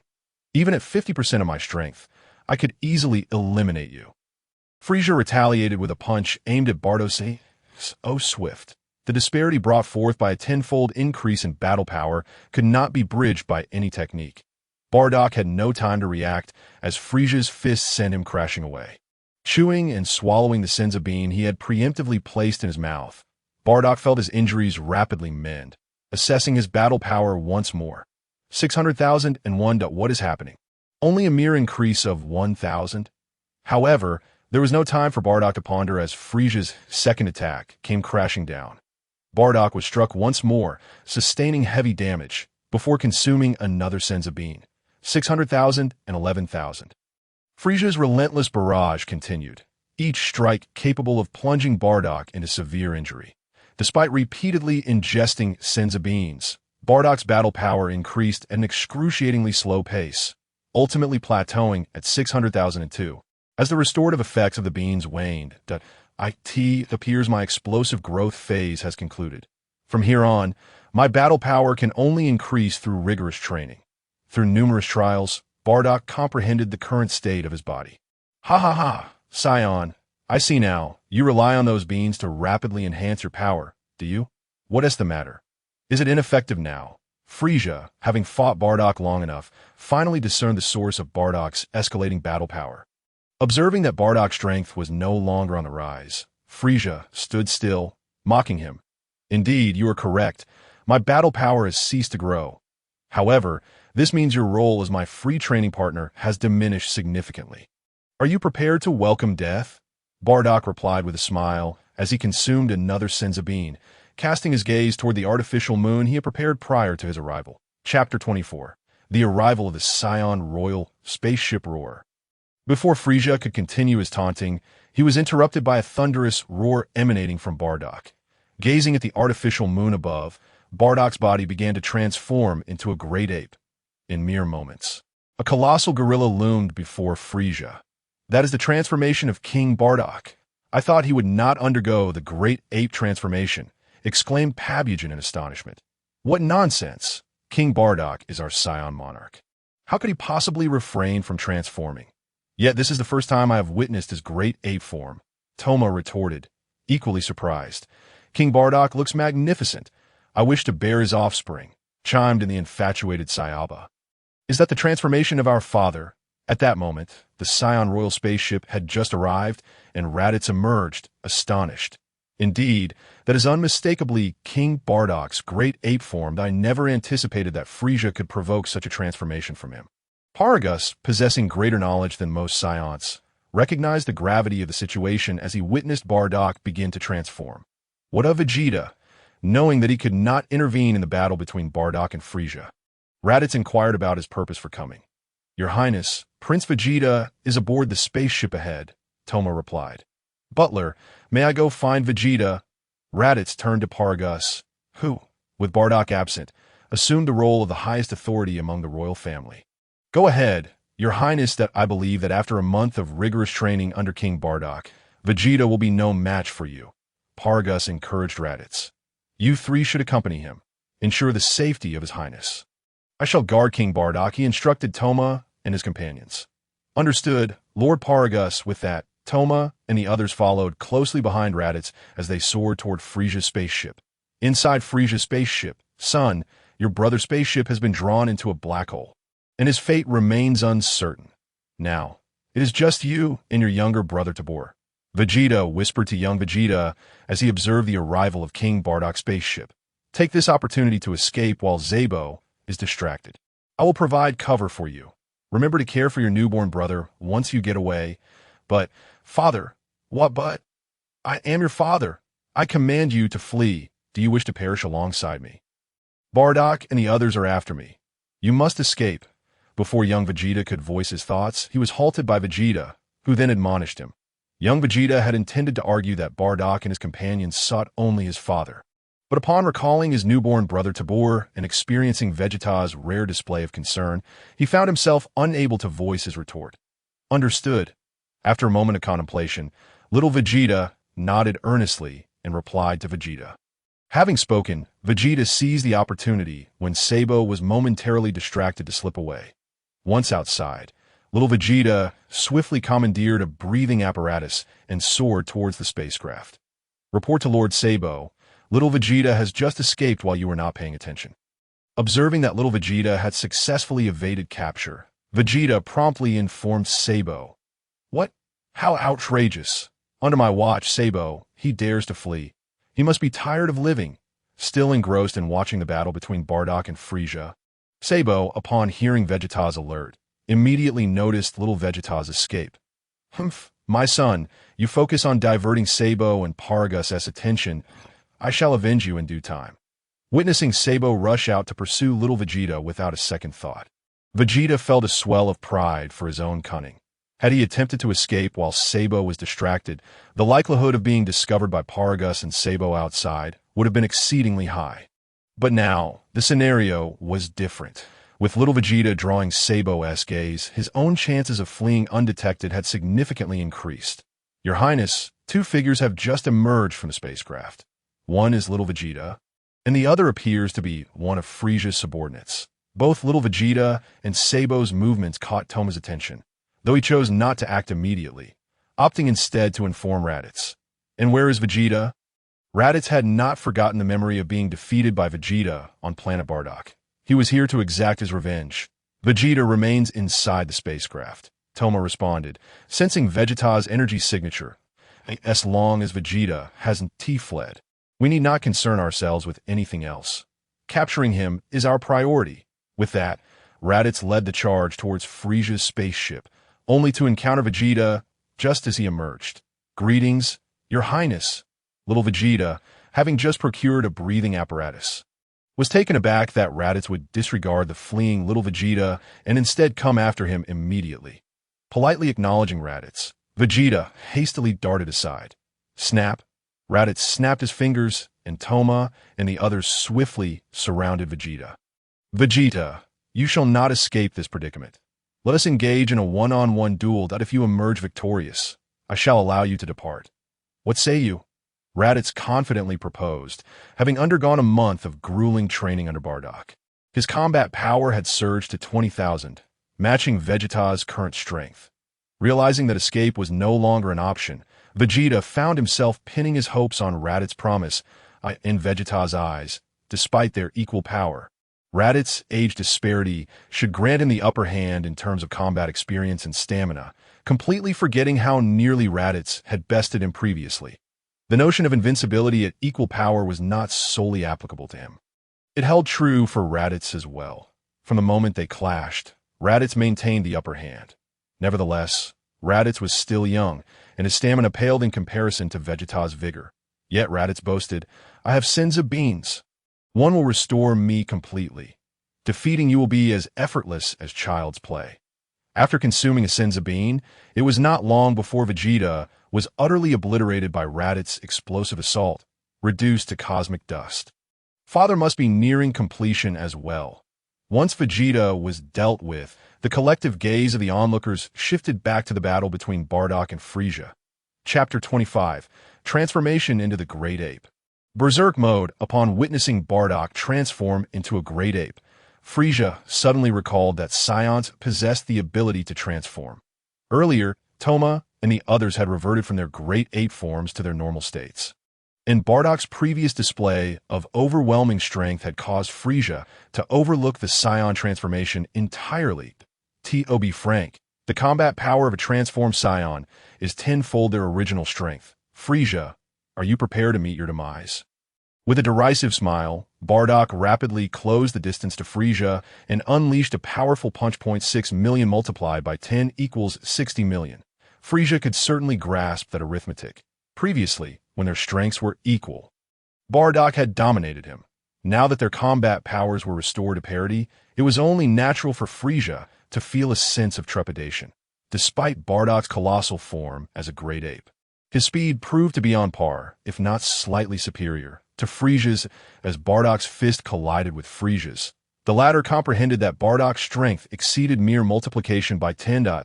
With a thunderous clash, Frieza was sent hurtling away, shattering countless meteors before stabilizing his trajectory. Feeling his internal organs shift from the impact, Frieza realized he would require time to recuperate. Yet Bardock, through decisive action, made it clear that Frieza would have no such luxury. After sending Frieza flying with a single punch, Bardock gathered energy in his mouth, unleashing a devastating wave of energy. "Damn Saiyan. Once I recover, I shall ensure you face a dire fate," while enduring Bardock's energy wave. Frieza cursed him vehemently. "Frieza, you have lost all value to me. Would it not be better to simply perish?" As the energy wave dissipated, Bardock stood at a mere arm's length from Frieza, extending his hand to grasp him firmly. "Bardock, you may kill me, but I implore you to reveal, before my end, whether this form of yours is the legendary Super Saiyan." Straining with all his might, Frieza found himself utterly unable to escape Bardock's grip, and resignedly posed the question. "Frieza, I am aware of your deep-seated fear of the Super Saiyan legend within our race, but I can assure you, even in this form, I am not a Super Saiyan." Acknowledging Frieza's role as a sparring partner for so long, Bardock resolved to answer his query before delivering the final blow. "Do you not wish to witness my full power? Perhaps then you might discover the potential to transform into a Super Saiyan yourself." Fearing that Bardock might crush him on the spot, Frieza hastily reminded Bardock of his capacity for further growth. Without hesitation, Bardock released his grip on Frieza. Frieza's full power stood at 120 million. Indeed considerable, more than double his own current strength. Yet Bardock felt no fear, rather, A flicker of anticipation sparked within him, eager to uncover the potential for transformation into a Super Saiyan amidst Frieza's unleashed fury. After releasing Frieza, Bardock proclaimed, "Frieza, I grant you time. Unleash your full power." This time, Frieza had learned his lesson. Without unnecessary words, he began to channel all his energy. Bardock remained on standby, patiently awaiting Frieza's full manifestation of power while suppressing the surging battle fervor within him. Frieza's ascent in combat power progressed slowly, and with each increment, the agony etched on his face became increasingly evident. Bardock quickly comprehended why Frieza had previously hesitated to elevate his power to the maximum. The current Frieza lacked the mastery over his energy that he would later achieve during the Namek saga. A moment's lapse could lead to catastrophic self-destruction. Presently, Frieza could only perfectly control 50% of his power, equating to 60 million. However, in his determination to defeat Bardock, he cast caution aside. 60 million, 80 million, 100 million, 120 million. This time, Bardock's waiting period far exceeded the previous instances, stretching many times longer. However, it was fortunate that everything was proceeding smoothly with Frieza. Observing Frieza now fully unleashed, Bardock realized that his waiting had not been in vain. Let us settle this swiftly, Bardock thought. My current state cannot be sustained for long, but it has sufficed for tormenting you. This time, Frieza spared no words, directly launching a fist towards Bardock. Yet Frieza tragically discovered that even in his fully powered state, he still seemed to be no match for Bardock. At that moment, Bardock's aura had inexplicably turned wild and restless. His pupils vanished, leaving only pure white scare in his eyes. "Frieza, I hope you are prepared to engage me in a proper duel." Bardock's fist collided with Frieza's, sending him staggering back several steps. The reason Bardock could not simply send Frieza flying as he had before was not due to Frieza's newfound strength, but rather because Bardock had adeptly controlled the force of his attack this time. Before Frieza could react, Bardock seized his head and propelled him into a cluster of meteors. After shattering countless meteors, Bardock finally halted his advance while still grasping Frieza's head. Subsequently, Bardock hurled Frieza into the distance and began to gather energy blasts with both hands. Unleashing them incessantly, Bardock's onslaught had not ceased from the very outset. Logically, with Bardock's current strength, he could have easily dispatched Frieza. In ordinary circumstances, Bardock would have undoubtedly done so. However, the Bardock of now was different. He was in an extremely frenzied state. This was a state Bardock had mastered during his relentless quest to become a Super Saiyan. He discovered a trace of a berserk factor within himself, which he could harness through training to utilize in battle. In his berserk form, his combat prowess would elevate to various levels depending on the intensity of his fury. Yet his emotions would also plunge into a state of frenzy, leading him to think not of how to defeat his foe, but rather how to torment them. In this berserk state, Bardock's fighting power had undoubtedly doubled, although both he and Frieza stood at an equal fighting power of 120 million. Bardock's torment of Frieza was astonishingly effortless. P.S. Thanks immensely to the great support from the talented friend, Babu Chikai. Chapter 26. The Rampaging Saiyan King Frieza. Do you have anything left to say? Bardock's eyes held no trace of sympathy as he gazed at the barely breathing Frieza. If not, then prepare to meet your demise. With that, Bardock cast Frieza aside, his great mouth agape, unleashing a shockwave that engulfed Frieza entirely. Not dead. After the shockwave subsided, Bardock sensed Frieza's lingering presence and looked forward to Frieza's body was now riddled with wounds, yet he still exuded a faint aura. Your race, the Ice Demons, possesses quite a resilient vitality. Floating before Frieza, Bardock prepared to deliver the final blow. Saiyan, your name is Bardock, is it not? Frieza, gasping for breath, spoke slowly. Indeed, Frieza, remember that the one who will end your life is the Saiyan King. Bardock, do not attempt to stall any longer.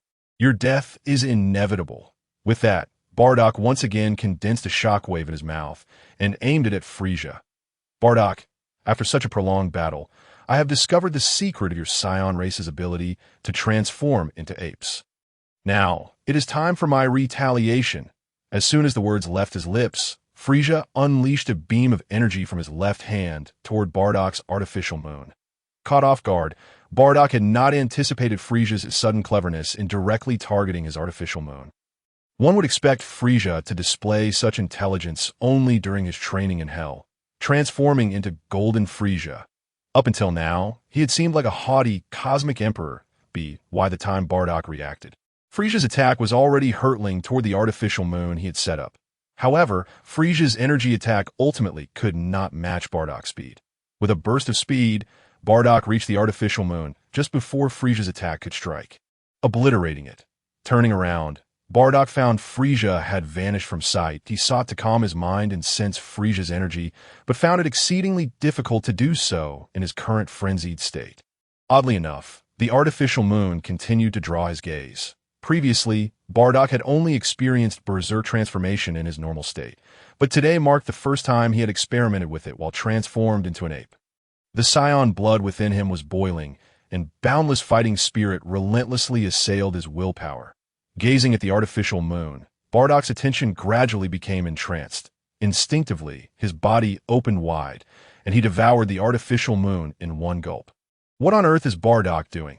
Can the artificial moon also be consumed? Bardock's astonishing act left Tomar and the others, who were responsible for cheering him on, utterly dumbfounded. With the artificial moon gone, Bardock's ape-like form gradually reverted to normal.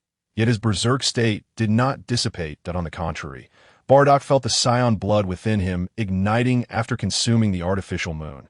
The ferocious fighting spirit steadily urged him to unleash the powerful energy coursing through him through battle and destruction. Ha ha ha, Bardock, I never expected you to cut off your own escape route. Now that you have reverted from your ape form, how can you still stand against me? Frieza, who originally planned to make a hasty retreat, suddenly reemerged, laughing unabashedly at Bardock, completely oblivious to the golden flames swirling around him. Yet even if Frieza were to notice, it would be too late, for Bardock had already spotted him the moment he revealed himself. A massive explosion, a shockwave of golden energy formed in Bardock's hand, striking with such speed that Frieza had no time to react before being hit. Fortunately, Bardock, due to the sudden surge of power, could not fully master in that instant, resulting in the attack landing only on Frieza's lower half. Nevertheless, even that was enough to reduce Frieza's lower body to mere fragments. Is this what it feels like to be a Super Saiyan? I can't shake the feeling that something is amiss. Looking down, Bardock sensed the overwhelming energy coursing through him, approximately 50 times stronger than his normal state. It must be Super Saiyan form, without a doubt. Yet why do I feel an even greater yearning to battle and destroy everything before me? Reflecting on what made his Super Saiyan form unique, Bardock realized it was indeed due to his prolonged state of frenzy. In other words, the Super Saiyan form he currently possessed contained an additional trace of the Berserk factor. The more Bardock attempted to suppress the raging fighting spirit within him, the more he felt the Saiyan blood within him igniting. A roar erupted from Bardock's mouth as he could no longer contain the tumultuous fighting spirit within him. His pupils vanished, leaving only pure white sclera, and his mind was consumed with thoughts of destruction, reveling in the release of the immense energy within him. Inside Frieza's spaceship, the crew, witnessing Frieza's catastrophic defeat at Bardock's hands, began to panic, fearing that Bardock would not spare them either. Yet amidst the chaos, a young man dressed in Frieza's army uniform strolled nonchalantly, contrasting sharply with the frantic crowd around him. The young man slowly approached a room at the end of the spaceship, input his fingerprint, and the door swung open, allowing him to enter. Inside the room lay a massive block of ice, containing members of the ice demon race encased within. Gilly, what is happening outside? Why is it so noisy? As the man named Geely entered the room, he was greeted by a member of the frozen demon clan, who inquired of him, Your Highness A's, considering I have been your mentor since your very birth, is it not somewhat impolite for you to address me so directly each time we meet? Geely furrowed his brow in discontent as he replied, Humph, you inferior creature, you ought to take pride in the fact that you are able to instruct the illustrious frozen demon clan. A's, encased in ice, voiced his displeasure with a growl. Indeed, you are correct, Your Highness A's. However, you remain in your juvenile phase. Even if you wish to strike me now, you would find it impossible. With that, Geely extended his right hand and pressed it against the icy prison of A's. unleashing several tendrils of violet energy that enveloped the massive block of ice. Absorb, he commanded, and the ice vanished as Geely turned it apart. Take cover, quickly. Do not approach King Bardock. Paragus directed the other Saiyans to seek refuge as they observed Bardock, now in a berserk state, wreaking havoc indiscriminately. Butler, what should we do now? It seems my father no longer recognizes us. Raditz quavered, hiding behind Paragus in fear. King Bardock has likely succumbed to the overwhelming energy raging within him, resulting in this rampage. Oh, not worry, Your Highness. Once he expels this tumultuous energy, he should regain his senses, Paragus reassured Raditz. Regain his senses? Given the current intensity of this Saiyan's fury, I estimate it will take several days before he calms down. Just as Paragus concluded his statement, an unfamiliar voice echoed from behind him. Who is it? Paragus turned to find Geely, who had stealthily positioned himself behind him. An excellent inquiry. I am Captain Geely, the super elite of the Galactic Patrol. I have been undercover within Frieza's army to gather evidence against the Frozen Demon Clan for years. Geely began his lengthy self-introduction upon being questioned by Paragus. However, before he could finish, Bardock's indiscriminate attacks resumed. There is no time for lengthy explanations. I must escort you away from this perilous place. With a flourish, Geely unleashed his violet energy, enveloping all the Saiyans within it, and they vanished from sight. As Bardock launched another assault, Geely hastily entered a small spacecraft he had recently liberated from Frieza's ship, intending to make a swift exit from this dangerous locale. Chapter 27. Time flies. Another 3 years of past time flies like an arrow. It has been 3 years since Bardock's victory over Frieza on a lifeless, nameless planet in the North Galaxy of the 7th universe. A golden-haired, blue-eyed Saiyan stood upon the cracked Earth, exuding his formidable energy with a fierce shout. After 3 years of diligent training, he could finally maintain his composure while in a Super Saiyan berserk state. At last, he need not fear losing control. Bardock reveled in his current state of perfection. The overwhelming surge of his Saiyan blood coursed through him, igniting an insatiable fighting spirit within. Most remarkable was the clarity of his mind in this moment. Reflecting on his first uncontrollable rage 3 years prior, Bardock could not suppress a shiver of trepidation. Back then, after obliterating Frieza's lower half, he succumbed to a frenzied state, launching indiscriminate assaults on everything in his vicinity. As for Frieza's fate, Bardock remained uncertain. Given the resilience inherent to the Frost Demon race, it was conceivable that mere remnants of his body could still sustain life. Had it not been for the timely intervention of the Galactic Patrol Captain, Geely, the assembled Saiyans might have perished under Bardock's unrelenting onslaught. Bardock's rampage endured for a full 7 days and nights, ceasing only when his energy was completely exhausted. The indiscriminate destruction wrought during this episode resulted in a staggering 1% reduction in the number of planets within the North Galaxy. This percentage should not be underestimated, as the North Galaxy comprised 1/5 of the entirety of the 7th universe. Upon the conclusion of his rampage, Bardock found himself adrift in the cosmos, perhaps due to the activation of his Berserker gene. He was able to survive in the vacuum of space even without a breathing apparatus. However, this state of survival was short-lived, lasting less than a minute before he was retrieved by the royal spaceship, which had been observing him from a distance, and taken back to planet Bardock for recuperation. In the aftermath, Bardock realized that the Berserker gene did not exist solely within him. It resided within all Saiyans, albeit dormant in most. Notably, it was most pronounced within Paragus, exceeding Bardock's own by over tenfold. Bardock had attempted to impart the ability to enter this Berserker state to the other Saiyans, but perhaps due to issues of comprehension or other factors, none succeeded in mastering it. Even Paragus, whose Berserker gene was significantly more potent, lamented his inability to replicate Bardock's transformation. Reluctantly, Bardock abandoned his efforts to teach this technique and instead focused on training the Saiyans to enhance their combat prowess. The combat abilities of the Saiyans had undergone considerable transformation compared to 3 years prior.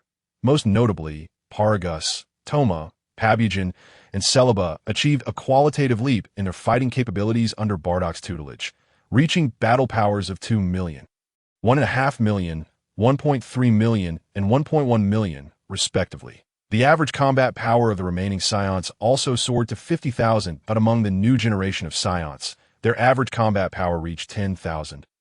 With Raditz, the Saiyan Prince, standing out with a remarkable 30,000. Additionally, his subordinate, Naba, boasted a combat power of 20,000, making him the second strongest among the new generation.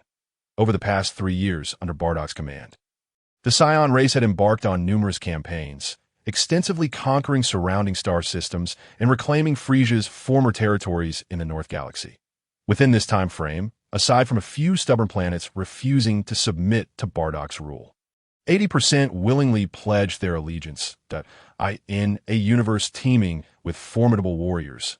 Having a powerful ally was far more advantageous than being without it. As long as they acknowledged Bardock's dominion, paid their tributes annually, and adhered to his decrees, they enjoyed the protection of the Saiyans. Bardock could now be regarded as the uncrowned king of the North Galaxy. He could very well bear the title of Galactic King. Yet he preferred to be addressed as King Bardock.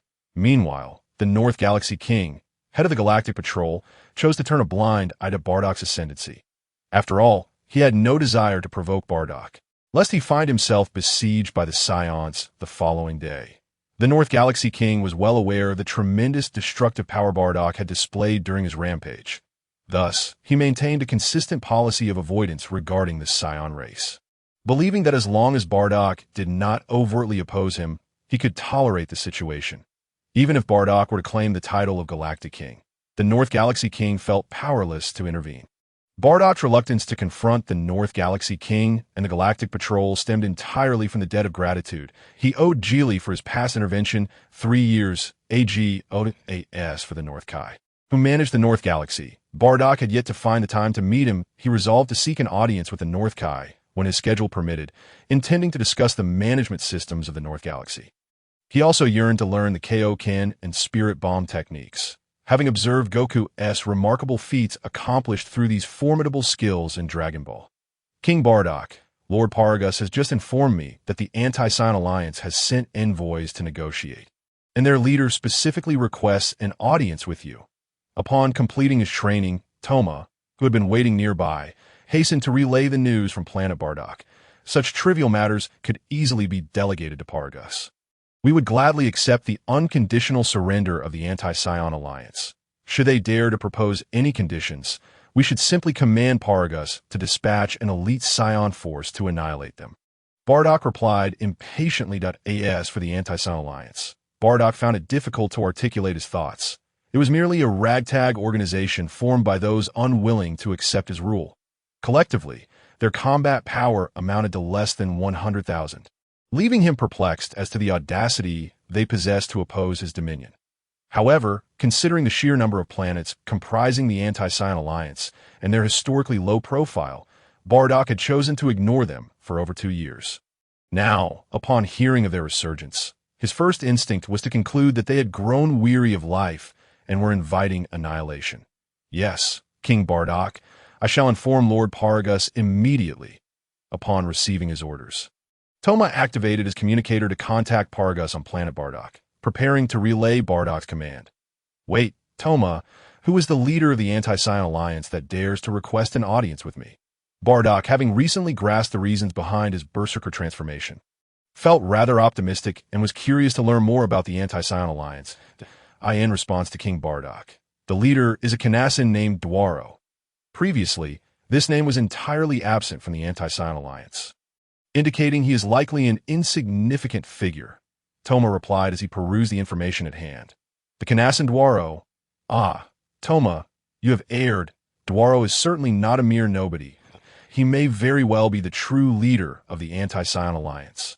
Bardock mused, rummaging through his mind for any knowledge of Dwaro from his past life. He then instructed Toma, notify Paragus. I shall return to planet Bardock at once.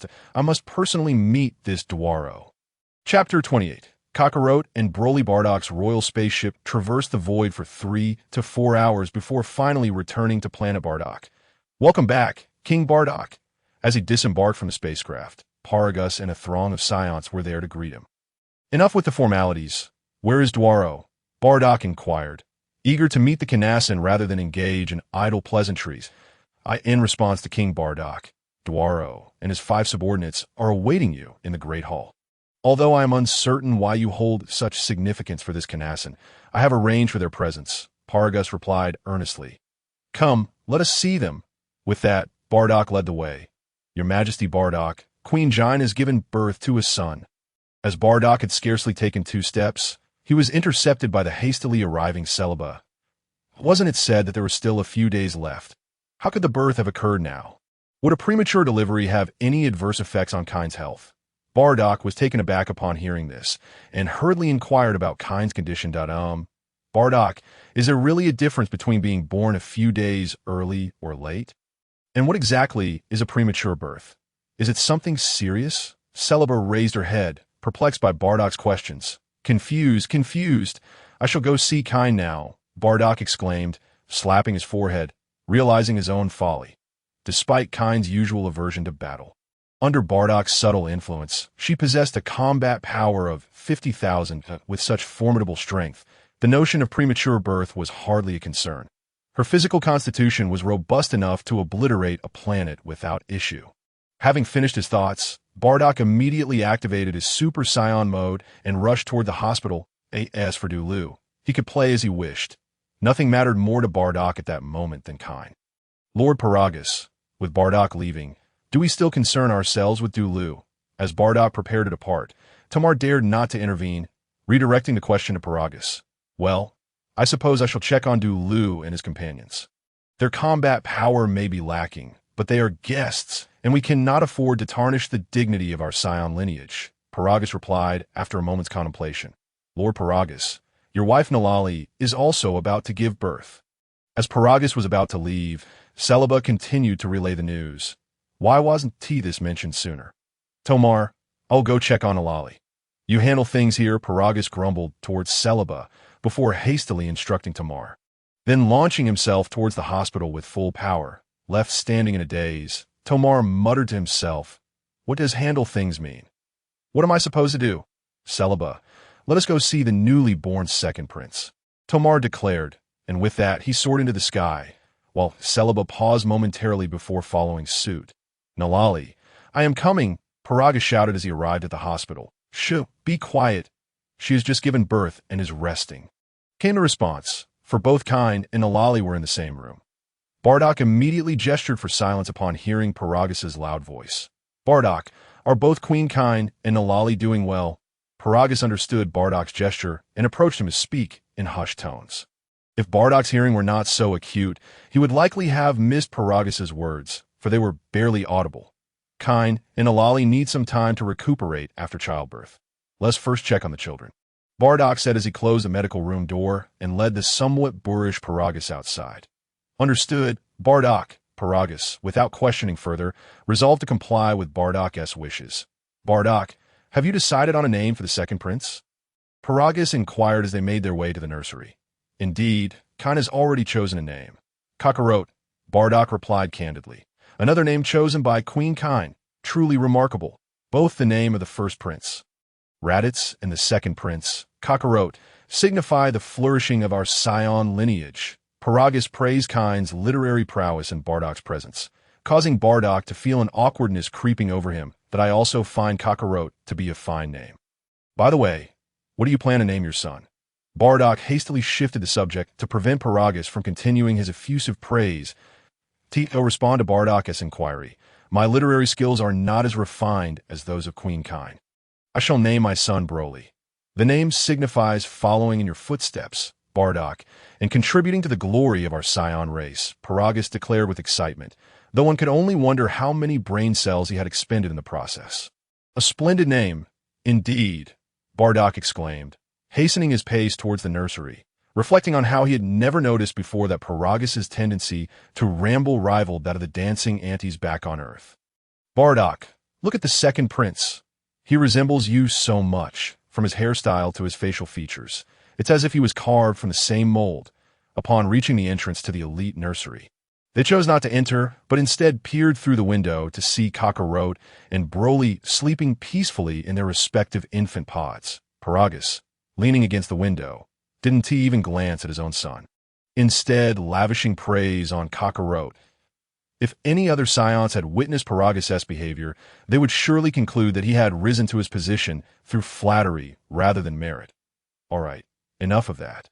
Let us go inside and take a look. With Broly's exceptional qualities, he may not be inferior to Kakarot. Bardock could no longer tolerate Paragus' sycophantic demeanor. Bardock, you jest. How could Broly's potential compare to that of the second prince? Paragus retorted, though he felt a flicker of joy at Bardock's acknowledgement of his son. Still, in Paragus' heart, royalty would always come first. Even if his son excelled, second place was more than enough, let alone the prospect of being first. Wah wah wah.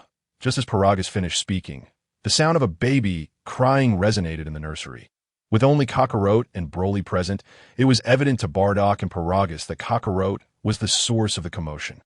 The reason, Broly, even in slumber, emitted a formidable aura that startled Kakarot into tears. Paragus now felt immensely embarrassed.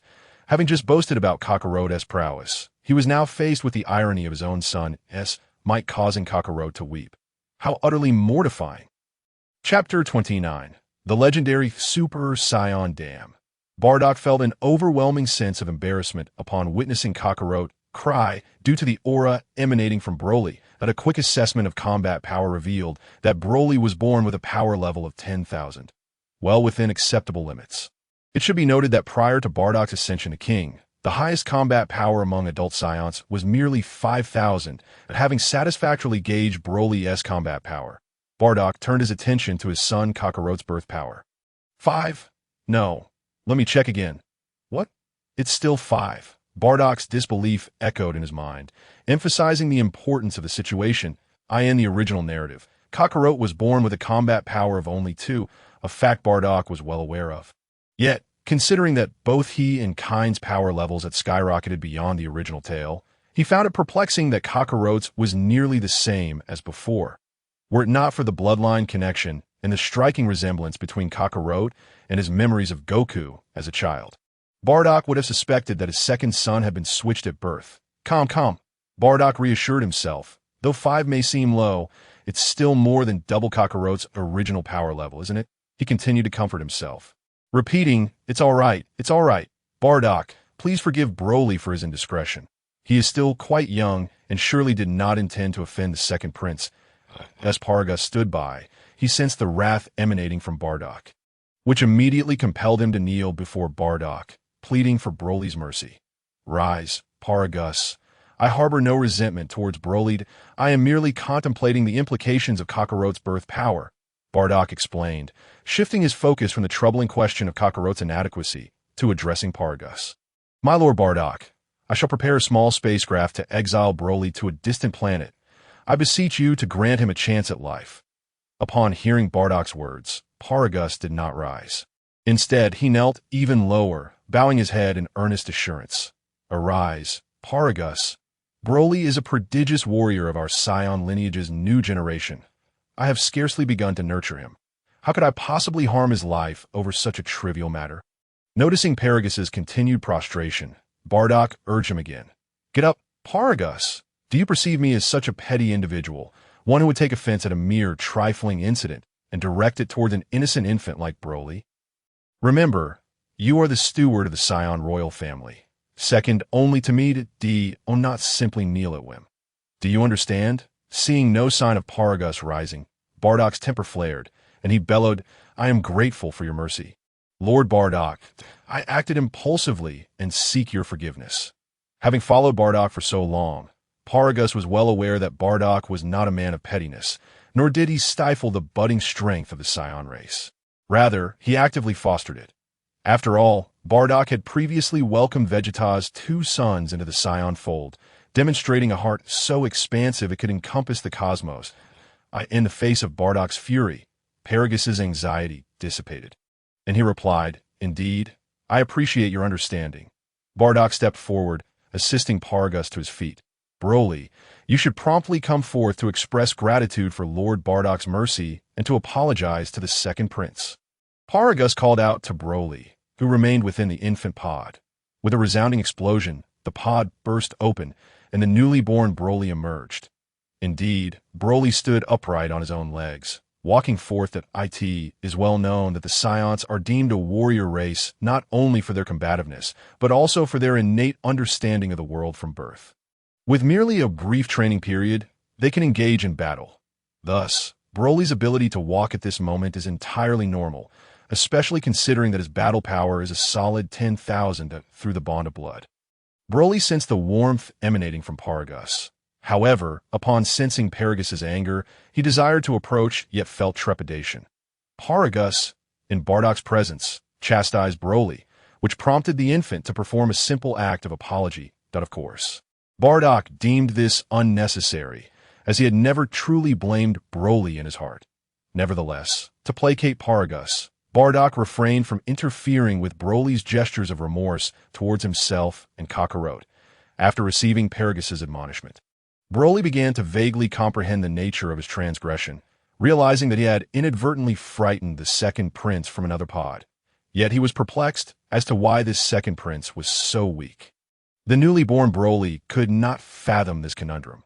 "Broly, come here for a moment," Bardock beckoned. Crouching down, he was eager to discern the specific distinctions between Broly, the legendary Super Saiyan, and an ordinary Super Saiyan.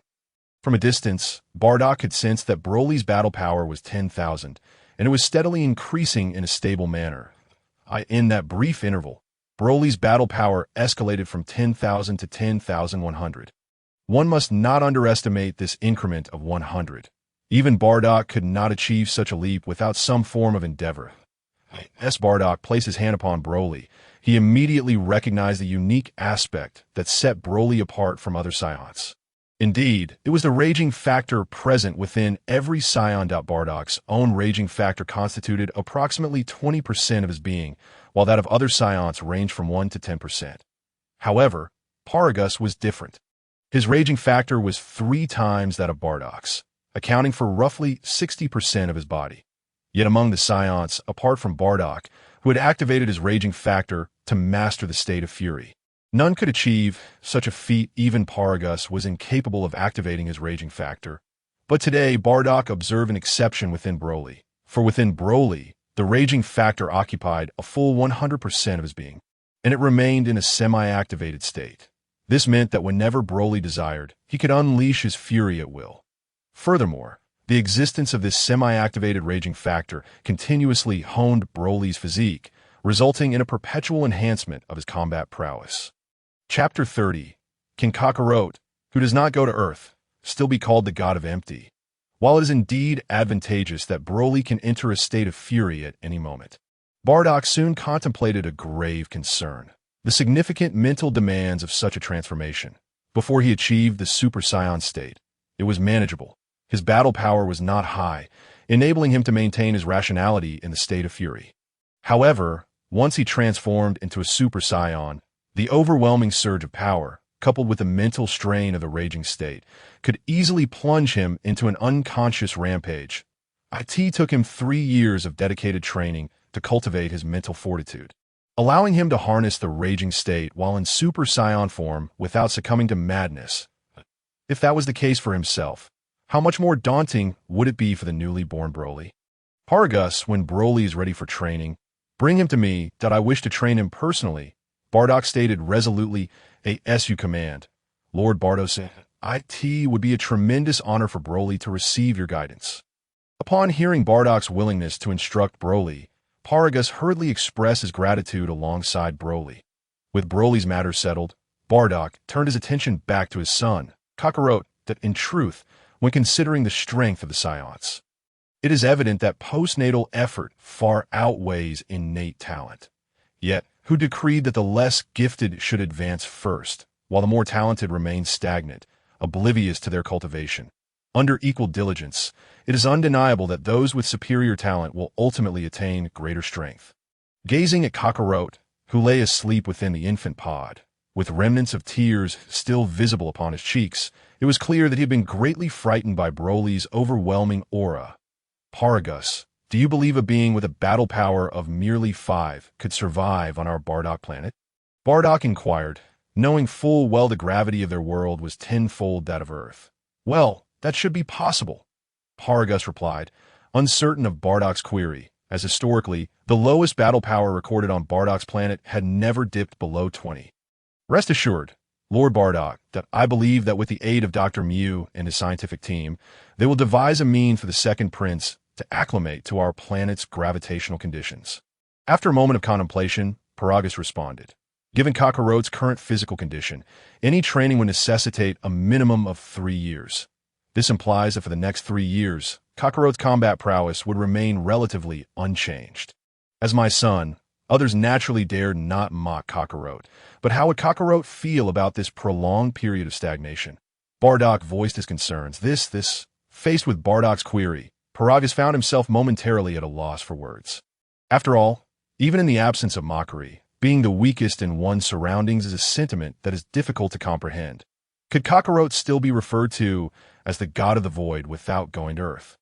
Reflecting on the events of the Dragon Ball saga from his past life, Bardock murmured to himself. Bardock, what were you just saying? Paragus inquired, having failed to catch Bardock's earlier comments due to their faintness. Nothing, Bardock replied with a smile, unwilling to elaborate further. Bardock, I have come with Celebi to visit the second prince, came the voice of the jovial Toma, shattering the oppressive atmosphere within the elite infant chamber. Paragus, accompany me for a stroll. Bardock, already in a foul mood, wished to escape Toma's incessant chatter. Oh, certainly, Bardock. As a long-time devoted admirer of Bardock, Paragus promptly grasped his intent and responded immediately. Bardock, where are you headed? Toma, having just arrived at the entrance of the elite infant chamber, questioned curiously as he observed Bardock and Paragus preparing to leave. Toma, please look after Kakarot and Broly. Celebi, you tend to Genie and Alali. Bardock commanded, disregarding Toma's inquiry. Once, Bardock, Toma, and Celebi complied without hesitation at a combat power of 10,000. Impressive. This Broly must be the second prince. Upon entering, Toma's gaze immediately fell upon Broly, who was rolling about in boredom within the infant chamber. Foolish Toma, the second prince is Kakarot, the one in the infant pod. Celebi, who had been by Genie's side, was well aware of Bardock's son Dodo, so this is Lord Paragus' child, and the second prince is the one in the infant pod. Toma said, a look of utter embarrassment crossing his face as he hurried to Kakarot's infant pod. Celebi, are you certain this is our second prince? How can his combat power be merely 5? What distinguishes him from a weakling? Upon sensing Kakarot's power level, Toma's previously joyful demeanor vanished, and he turned to Celebi in bewilderment. Toma, are you seeking death? Regardless of the second prince's low combat power, it is not for us to judge. Quickly, Celebi moved to silence Toma, adding, you remain here and keep watch. I must attend to Queen Genie and Lady Nalali. Hey, what will I do without you? I cannot care for children. After Celebi departed, Toma cast a forlorn glance at Kakarot and Broly beside him. Kakarot was manageable, peacefully sleeping in his pod, but Broly clearly was not the type to remain quiet and obedient. Broly, you must stay still, Toma scolded as he removed Broly from his head. To Toma's surprise, the mischievous Broly obediently stayed put after the reprimand. My child-rearing skills are indeed exceptional. A simple shout makes him comply. Toma laughed triumphantly, then leaned down to observe Broly's disgruntled expression up close. Bang! Broly, unwilling to continue the staring contest with Toma, swung his fist, striking Toma squarely in the face. Much to Toma's astonishment, Paragus considering the time. Raditz should be returning from his cosmic travels soon. Bardock and Paragus wandered aimlessly on planet Bardock, engaging in idle chatter. Indeed, Lord Raditz is scheduled to return to planet Bardock today, Paragus affirmed. Time passes swiftly. In the blink of an eye, Raditz has already grown over 5 years old, Bardock reflected, observing a shooting star streak across the sky. Indeed, Lord Raditz has matured into an exceptional Saiyan warrior, Paragus replied. Setting aside his musings, Bardock looked toward the palace in the distance and continued, Paragus, you have arranged for Dwaro to be in the palace hall, correct? Yes, Bardock, Paragus responded. Come, let us go see what courage this Dwaro from Kanasha possesses to represent the Anti-Sun Alliance in meeting me. With that, Bardock led Paragus toward the palace hall. Chapter 31. The Ginyu Force Stop. Upon reaching the entrance of the hall, Bardock gathered his energy into a blast and directed it toward Pabujan. successfully saving the purple-skinned alien from Pabugen's subordinate. Bardock, what is the meaning of this? That alien dared to provoke the dignity of our Saiyan clan, and I was merely about to teach him a lesson. Faced with Bardock's energy blast, Pabugen reluctantly abandoned his assault on the purple-skinned alien and looked questioningly at Bardock. However, Bardock chose not to respond to Pabugen's inquiry, instead slowly making his way to his throne. Pabugen, how dare you speak to Lord Bardock in such a manner? Paragus, standing beside Bardock, rebuked Pabugen for his disrespectful tone. I was just a bit hasty. I did not mean to offend Lord Bardock. Please forgive me, Lord Paragus, Pabugen stammered, sensing the powerful aura radiating from Paragus and quickly retreating. Are you foolish today? Why are you standing over there? Come here.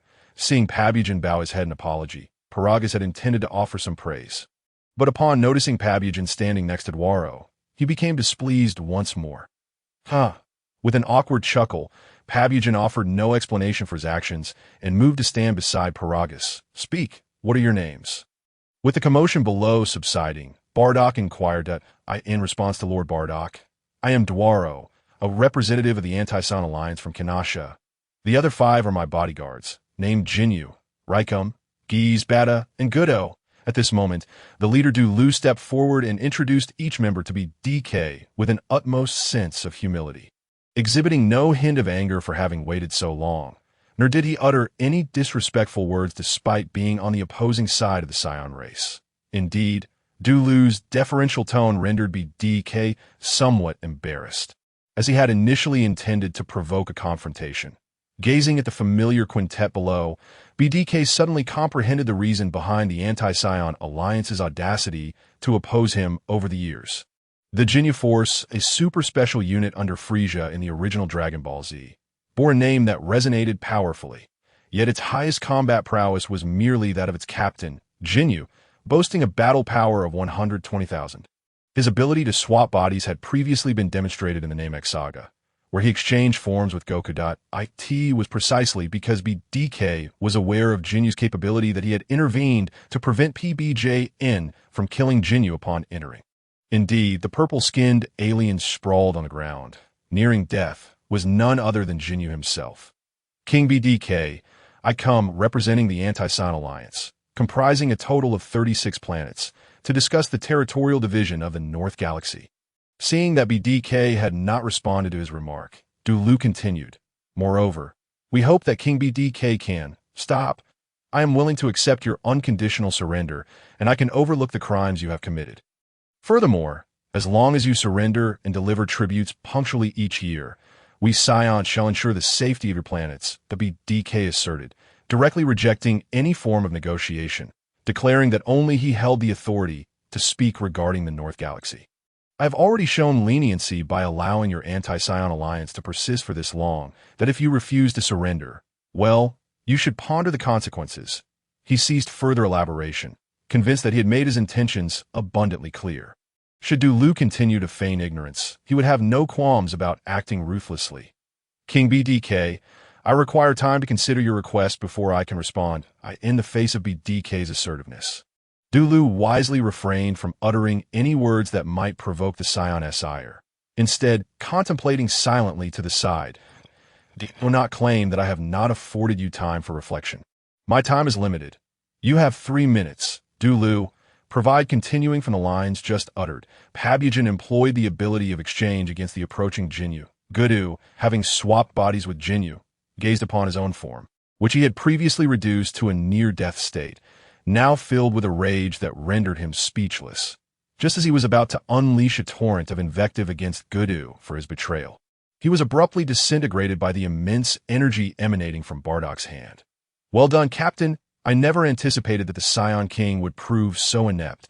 The plan is unfolding with remarkable ease, although Rikuum and Giz were perplexed by the events transpiring on the battlefield. Witnessing Jinyu being slain by Bardock, coupled with Gudu standing beside him, led them to conclude that Jinyu must have successfully completed the final step of the body exchange with Bardock. However, the swiftest member of the Jinyu force, Bata, sensed an unusual tension in the atmosphere and promptly made his escape toward the hall's exit. Bang! Bardock swiftly launched an energy blast, eliminating the fleeing Bata in an instant. Captain Jinyu, why did you kill Buddha? Requiem inquired, bewildered by Bardock's actions. You are still Bardock. You were never swapped with Captain Jinyu. Displaying a measure of intelligence, Jeez suddenly grasped the situation at hand. Yulaf and the Anti-Saiyan Alliance are truly oblivious to your own mortality. Daring to scheme against King Bardock. Not far away, Paragus finally emerged from his stupor, and upon hearing the dialogue between Bardock and the others, he comprehended the unfolding events. He gathered energy spheres in both hands and hurled them at the surviving Requiem and Jeez. With their combined combat power barely exceeding 100,000, they stood no chance of resistance and were effortlessly annihilated by Paragus. King Bardock, shall we spare Dwaro or not? Paragus, not having forgotten Bardock's prior regard for the Kanasan, chose to inquire about Bardock's opinion rather than act impulsively. Let's hear Dwaro's response first, Bardock replied, then turned to Dwaro and said, 3 minutes have passed. Dwaro, what is your decision? Will you surrender or not? You Saiyans are a band of executioners, having taken 4 innocent lives in such a brief span. The Saiyan Alliance will never yield to your malevolent forces. Phantom Fist, realizing that of the 5 bodyguards he had brought, 4 were dead and 1 was ready to surrender, Dwaro understood his own demise was imminent. Thus, he concentrated all his mental energy and unleashed his ultimate technique, targeting the approaching Paragus. Ha! I concede, each of you Saiyans is indeed powerful. But when it comes to mental prowess, we Kanasans hold the advantage. Bardock, your top general has now fallen victim to my Phantom Fist and will soon succumb to mental collapse, delighting in the prospect of dragging Paragus down with him. Dwaro erupted into triumphant laughter. Is that so? To me, your Phantom Fist seems rather ordinary. Bardock chose not to eliminate Dwaro immediately, but instead focused his gaze on Paragus and the Dragon Ball. Bardock chapter. His combat power was merely around 10,000. Having been struck by Dwaro's Phantom Fist, he not only remained unscathed but also awakened the ability to foresee the future.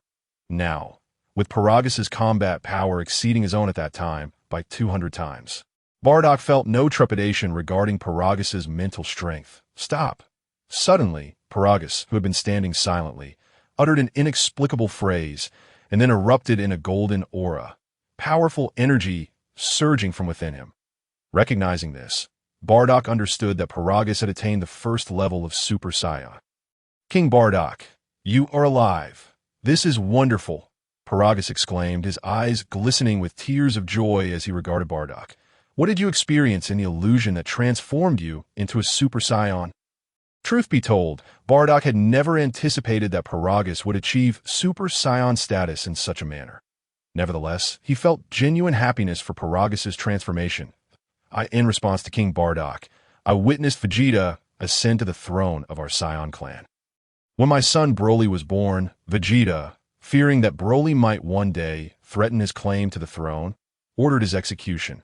When Frieza came to annihilate our Saiyan planet, the Saiyans led by Vegeta did not dare to fight back.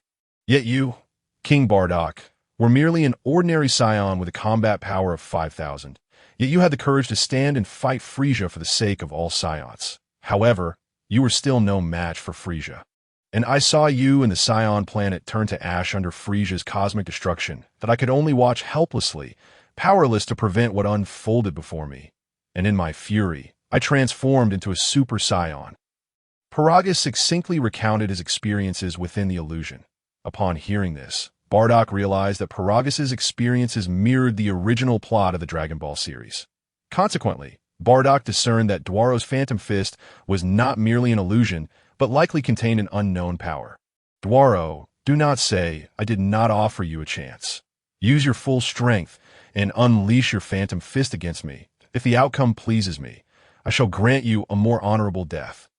Having failed to fully comprehend it the first time, Bardock resolved to personally experience the uniqueness of Dwaro's Phantom Fist. Then, Bardock, are you prepared to welcome death?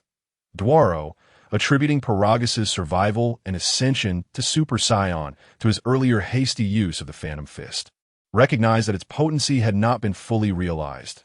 This time, when Bardock suggested he use the Phantom Fist against him, Dwaro was determined to prepare thoroughly. Paragus, give him a Senzu bean, Bardock commanded, as you wish. King Bardock, Paragus complied, placing a Senzu bean into Dwaro's hand. "What is your intention, Bardock?" Dwaro asked, puzzled by Bardock's actions. "Consume this Senzu bean, and you shall be restored to your prime. Remember, Dwaro, you have but one chance. Unleash your Phantom Fist with all your might," Bardock declared confidently, unafraid of the strength of Dwaro's Phantom Fist, though he was concerned about its effects on him now that, Phantom Fist, Dualuo was seen performing a series of peculiar movements in place, uttering incomprehensible incantations. Half a day passed before Dualuo finally unleashed his prepared Phantom Fist towards Bardock. The moment the Phantom Fist struck Bardock, he felt a tremendous jolt to his mental energy, awakening a latent power within him. Earlier, when Gudu had paused time, Bardock sensed an unusual stir within himself, an inexplicable surge of mental energy that rendered Gula's time halt ineffective against him. Now, however, that sensation within Bardock was even more intense, and under the guidance of his mental strength, that mysterious power erupted forth. In an instant, Bardock's mind was flooded with countless fragments, a vivid recounting of his life, specifically that of Bardock within the original Dragon Ball narrative.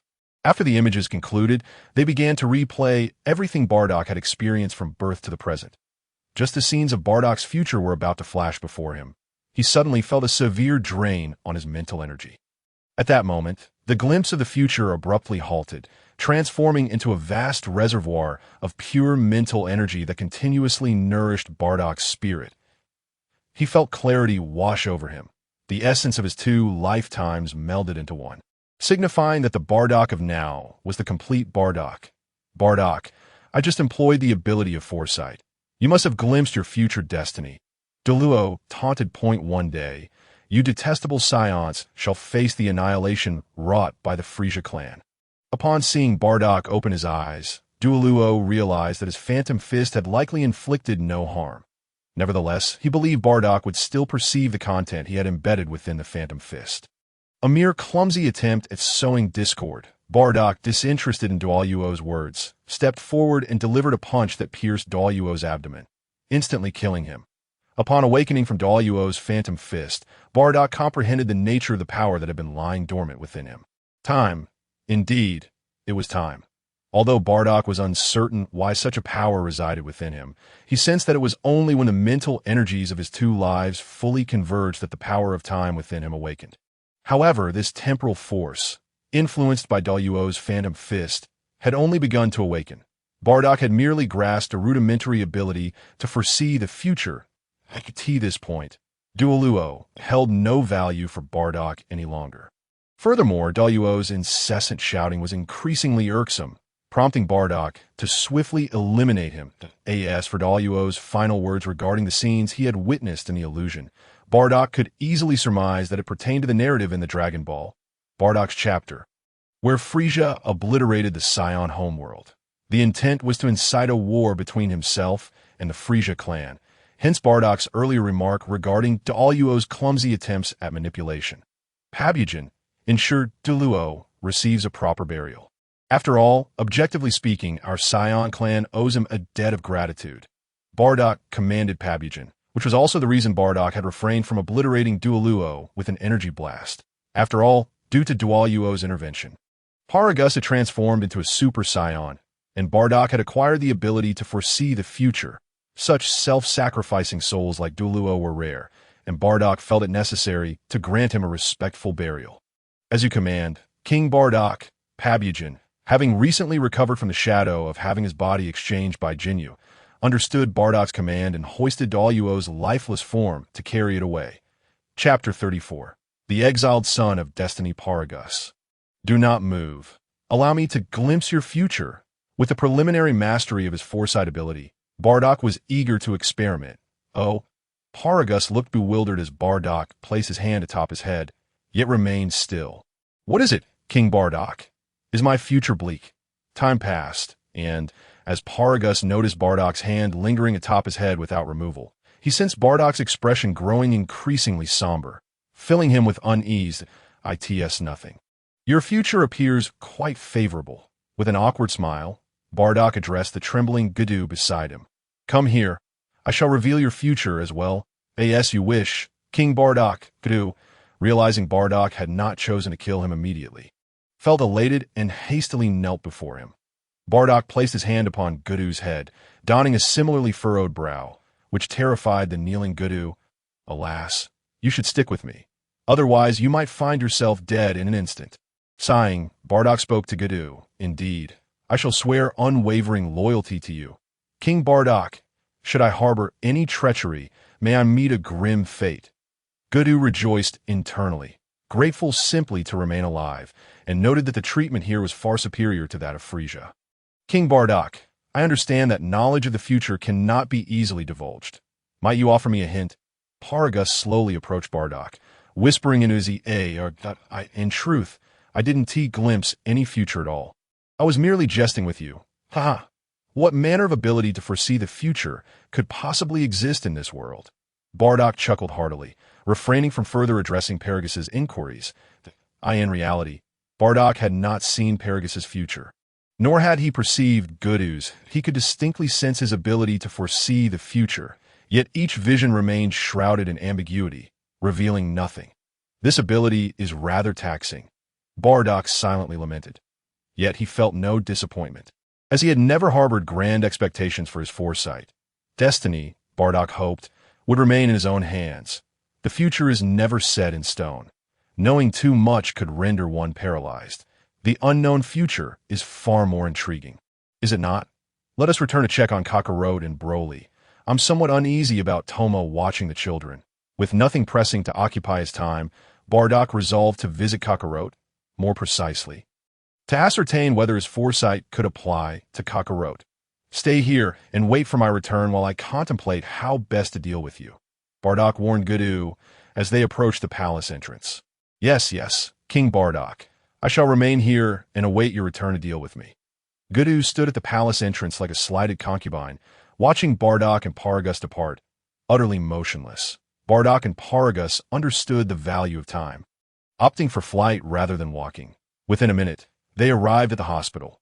Though their intent was to see their sons, they tacitly agreed to first check on their wives. Upon entering the medical room, they found it empty. Neither Jine nor Nalaris were present, nor was Celebi, whom Bardock had assigned to watch over them. Where could they have gone, having just given birth less than an hour ago? A large question mark hovered over Bardock's head. Sensing Jine's aura, he discovered both she and Nalaris were in the premium nursery. What are they doing wandering about? Bardock mused idly, leading Paragus toward the nursery, where they found Jine and Nalaris playfully engaging with Kakarot. Bardock couldn't help but marvel at the Saiyan's physical resilience. Jine and Nalaris appeared unfazed, showing no signs of having just given birth. Bardock, you're here, Janida. Where is King Bardock? And what of Tomar and Celebi? And why is Broly absent as well? Noticing only Janida and Nalerida in the elite infant chamber, along with Kakarot in his pod, Bardock could not help but inquire. Tomar took Broly out to play, and Celebi went to fetch Raditz, who has just returned from his travels, Janida replied. Approaching Kakarot's pod, Bardock opened the hatch and swiftly lifted Kakarot out. Bardock, wait! Kakarot's physique cannot withstand the gravity of Bardock planet, Janida exclaimed, startled by his actions. Nonsense. With that, Bardock surrounded Kakarot with his energy, shielding him from the planet's gravitational force. Placing his hand upon Kakarot's head, Bardock attempted to utilize his foresight abilities. The vision remained hazy, but just as Bardock was about to relinquish hope, the indistinct images began to sharpen, revealing Kakarot's future in his mind. Kakarot arrived on a cerulean planet aboard a Saiyan spaceship, where he was adopted by a martial artist named Son Gohan, who renamed him Son Wukong. Subsequently, after a mischievous incident caused him to bump his head, Kakarot's temperament transformed but a 4-star ball and a daring young girl, Kakarot, or rather Son Wukong, embarked on a passionate adventure thereafter. The prophetic images in Bardock's mind faded into obscurity once more, yet he felt assured. At least he knew his son would lead a joyful life on Earth. Paragus, take Nalerida outside for a moment. I have something to discuss with Janida. Bardock instructed Paragus. As you command. King Bardock, replied Paragus, leading Nalerida out of the elite infant chamber and closing the door behind them. Janida, I wish to speak with you regarding as you have seen, his physique is ill-suited for life on Bardock planet, so I intend to. After a moment's hesitation, Bardock finally spoke. Bardock, please don't continue. I understand. May I stay with Kakarot for just one more day? Just one day. And I promise to send him away tomorrow, Janida interjected. Having lived with Bardock for so long, she was perhaps the one who understood him best. With a mere glance, Janida could decipher Bardock's thoughts. Janida, this is the only solution I've contemplated. I plan to send Kakarot to Earth. The gravity there is 10 times lighter than that of Bardock planet, making it ideal for Kakarot's upbringing. Moreover, in my foresight, Earth is the most suitable place for Kakarot's childhood growth. Therefore, should you wish to see Kakarot again, you may bring him back when he reaches adulthood. Bardock reassured her. Yes, Bardock, I comprehend. You are doing this for Kakarot's benefit. May I just spend a little more time with him? Janida pleaded, holding Kakarot close, tears streaming down her face. Chapter 35. The Rampaging Broly Father. Mother, what has transpired? Raditz, having just arrived, inquired of Bardock upon witnessing Janida weeping while embracing Kakarot. Go inside and keep your mother company for a while, Bardock replied to Raditz as he stepped out of the elite infant chamber. Bardock stood in silence, gazing at the ceiling, lost in thought. Who could fathom the emotions of a father sending his son away to a foreign land? King Bardock, after a considerable time, Paragus, who had remained by Bardock's side, finally spoke. What is it?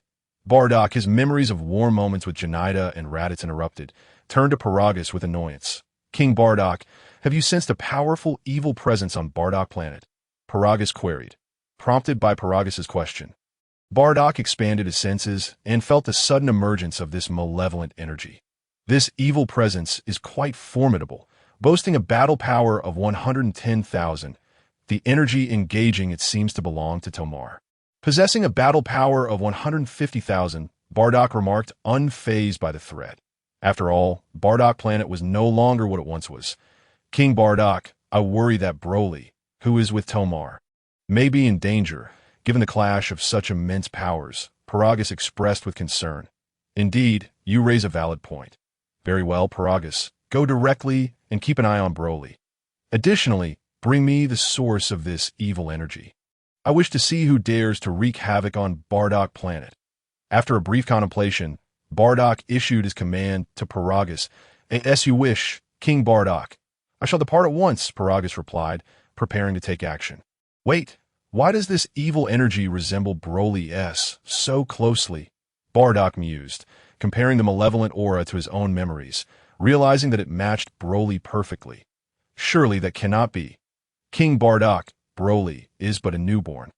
How could he possess a battle power of 110,000? Nalerida voiced her worries from the side. Indeed, King Bardock, you must be mistaken, Paragus added hastily. He recalled Bardock's earlier intentions of confronting the source of this wicked energy. Fervently hoping that it was not his own son, Broly, if it were any ordinary Saiyan, I might hesitate to believe that they could unleash such power at birth. However, when it comes to Broly, I have no doubt, for he is the legendary Super Saiyan, Bardock stated with certainty. The legendary Super Saiyan, a warrior said to appear once every 1,000 years. Are you referring to yourself, King Bardock? Paragus queried in astonishment. Clearly aware of the tales surrounding the legendary Super Saiyan. What a fool I am, Bardock thought to himself, then addressed Paragus. We shall discuss this matter later. Let us first investigate. After all, Broly is the legendary Super Saiyan, and I doubt Tomar, in his base form, will be able to subdue him quickly. Understood, King Bardock, Paragus replied.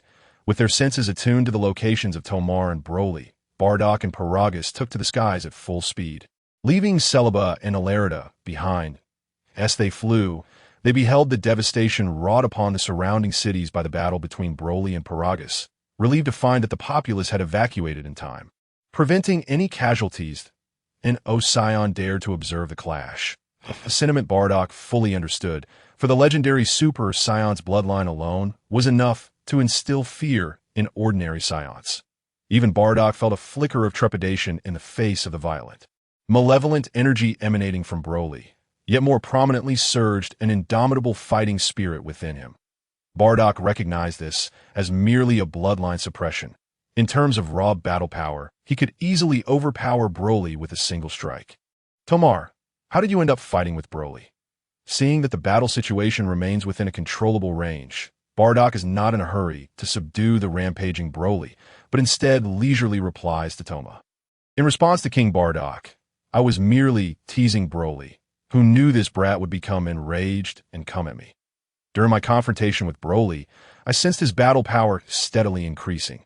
Thus, I chose not to rush to resolve the matter with Broly, intending instead to observe the limits of his escalating power. Unexpectedly, Broly's battle power surged from 10,100 to 11,000 in just a short time, before he underwent his current transformation. Toma, while fending off Broly's attacks in the air, laments to Bardock. His pupils vanished, his grass-green hair stood on end, his muscles bulged, and his physique had become significantly more robust, truly a symbol of the legendary Super Saiyan. Bardock chuckled softly as he watched Broly in the sky. I never anticipated that Broly's transformation would grant him 100-fold increase in battle power. However, it seems he has completely lost his sanity. Now relying solely on instinct to fight, Bardock observed Broly's current state, simultaneously conducting an internal analysis. Toma, let us conclude this battle. Broly's body has reached its critical point that if he continues to maintain this transformation, it will harm him. Noticing something amiss, Bardock addressed Toma. Understood, King Bardock. Upon receiving Bardock's command, Toma unleashed all of his 1,500,000 battle power, intending to decisively defeat Broly. Roar, stimulated by Toma's overwhelming aura.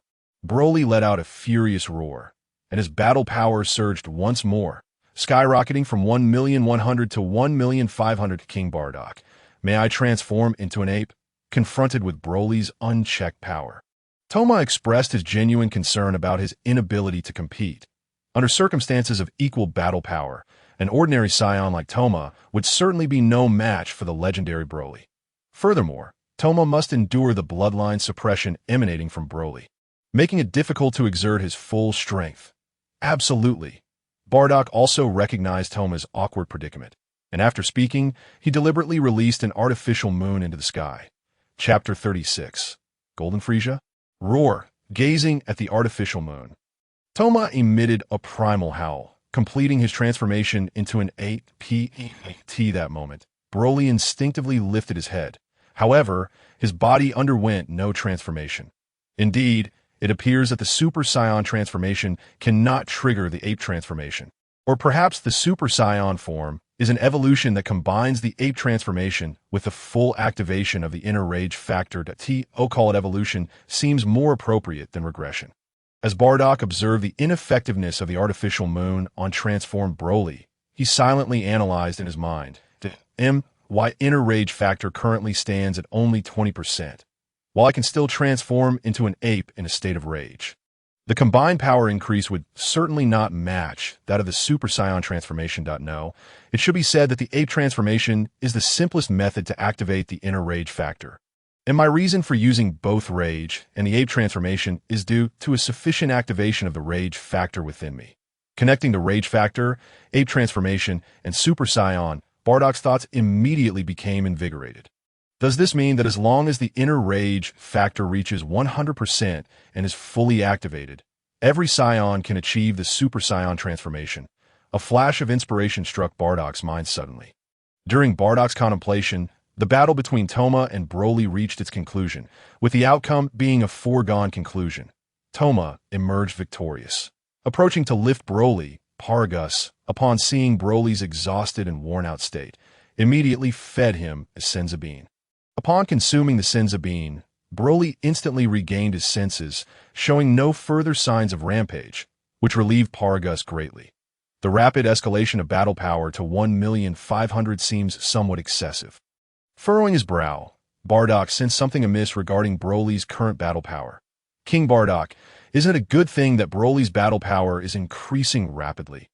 Paragus also noticed Broly's breakthrough in battle power. However, before he could rejoice, Bardock doused him with cold water. Broly's mental fortitude is currently too weak, insufficient to manage the inner rage factor, or rather, inadequate to wield the Super Saiyan transformation with ease. This leads to him succumbing to a rampaging state upon transforming, relying solely on instinct for combat. Paragus refrained from instructing Broly on methods to enhance his battle power. Let him first learn the cultivation of mental strength from me. Once Broly can ensure he does not lose his sanity during the Super Saiyan transformation, we can begin training him to enhance his battle power. Bardock outlined his plans for Broly's future training. However, King Bardock, if that is the case, what will happen to Broly's battle power? Will he not fall behind his peers? After a moment's hesitation, this was the first time Paragus felt a twinge of doubt about Bardock's orders. That will not happen, given Broly's Super Saiyan physique. Even without training, his battle power will naturally increase over time. His strength will not only remain competitive, but may very well become a standout among the new generation of Saiyans. Currently, Broly's issue lies in his overly feeble mental power. Bardock explained to Paragus. Bardock remembered every detail from Broly's Dragon Ball movie plot. Having never trained from childhood, Broly grew up under Paragus's control. Even in such circumstances, when transforming into a Super Saiyan, Broly could single-handedly suppress Goku and others, who were the protagonists and had undergone years of training at that time. Goku and his companions were no match for Broly in one-on-one combat, illustrating the terrifying potential of Broly's Super Saiyan physique. If he could maintain his sanity during the transformation, Bardock believed that with Broly's Super Saiyan potential, he might not fall short of someone born with a battle power of 50,000 like Vegeta. I will adhere to your arrangements, King Bardock. Upon hearing that there would be no harm to Broly, Paragus naturally had no objections to Bardock's plans, though still not fully understanding his son's Super Saiyan physique. Paragus acknowledged that Broly's Super Saiyan abilities were indeed remarkable, extraordinarily so.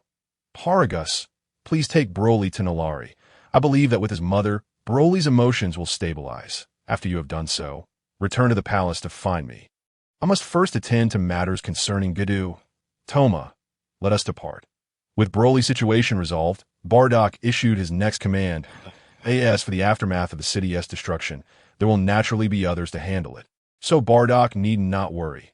Understood, King Bardock? Paragus responded. Bardock, alongside Toma, soared back to the royal palace. Upon finding that Gudu was indeed obedient, having remained at the entrance of the hall without moving, Bardock addressed him.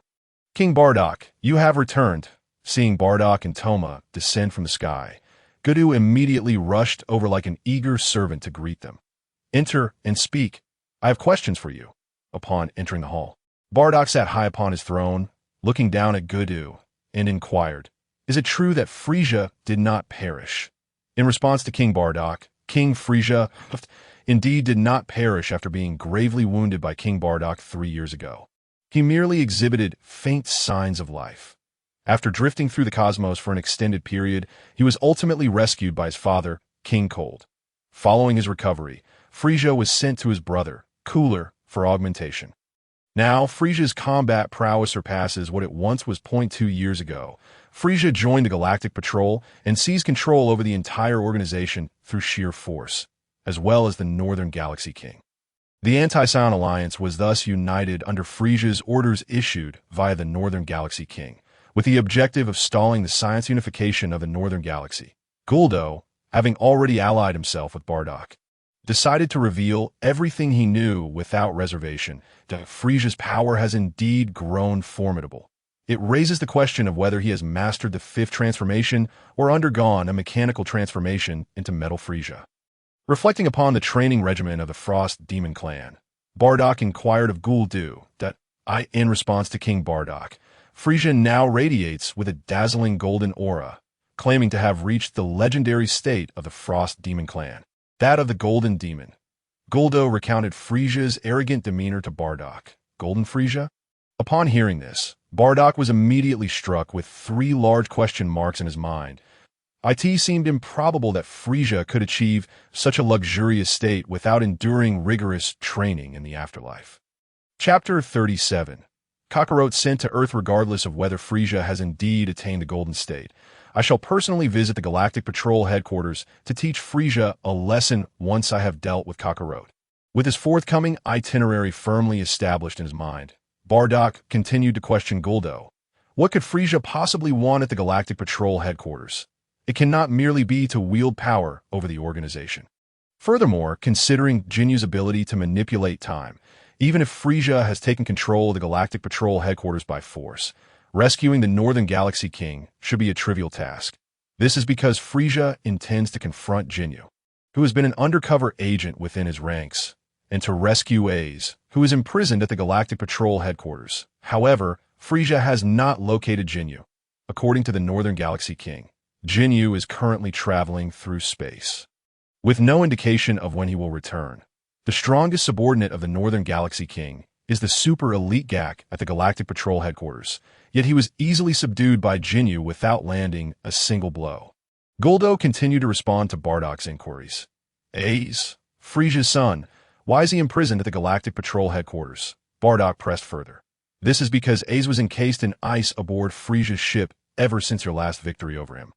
King Bardock, Jinyu, who had been infiltrating Frieza's forces, captured Ace and brought him back to the Galactic Patrol headquarters, where he has since been imprisoned by the Northern Galaxy King. Guldo explained. Could it be that the Northern Galaxy King is a fool, daring to imprison Ace? Such ignorance is astounding. Does he not fear that Ace, upon breaking free from the ice, might annihilate the Galactic Patrol headquarters? Bardock mused, mentally commending the Northern Galaxy King's lack of intelligence. How did he even ascend to the position of Northern Galaxy King with such wit? King Bardock, do you think it possible that the Northern Galaxy King sent Jinyu to take Ace to avoid offending the Frost Demon Clan? Simultaneously, he may have instructed Jinyu to rescue our Saiyan kin to save face for us, allowing the Northern Galaxy King to appease both sides. The typically muscle-bound thinker, Toma, suddenly displayed insight and articulated the situation at hand. It is not without merit, yet it matters little. A single Frost Demon Clan member is hardly worthy of our Saiyan consideration. The origins of this matter are now irrelevant. When I confront Frieza, all questions will find their answers. With a disdainful smile, Bardock possessed unwavering confidence in both himself and the overall strength of the Saiyan race. So, what does Frieza mean by sending you weaklings here? Is this a show of force? Bardock questioned, voicing his final curiosity. After all, it is improbable that Frieza would truly send Jinyu to exchange bodies with him. If Jinyu possessed such power, it is likely that Frieza would be the first to desire a body swap. Having been nurtured by Frieza over the past 2 years, Ace's emergence from the ice is imminent. Thus, Frieza likely intends to dispatch Jinyu under the pretense of the entire Anti-Saiyan Alliance's allegiance, compelling King Bardock to visit the Galactic Patrol headquarters personally. Meanwhile, Frieza would join forces with Ace to confront you, King Bardock. However, Jinyu's overreach in attempting to usurp your body resulted in the earlier incident.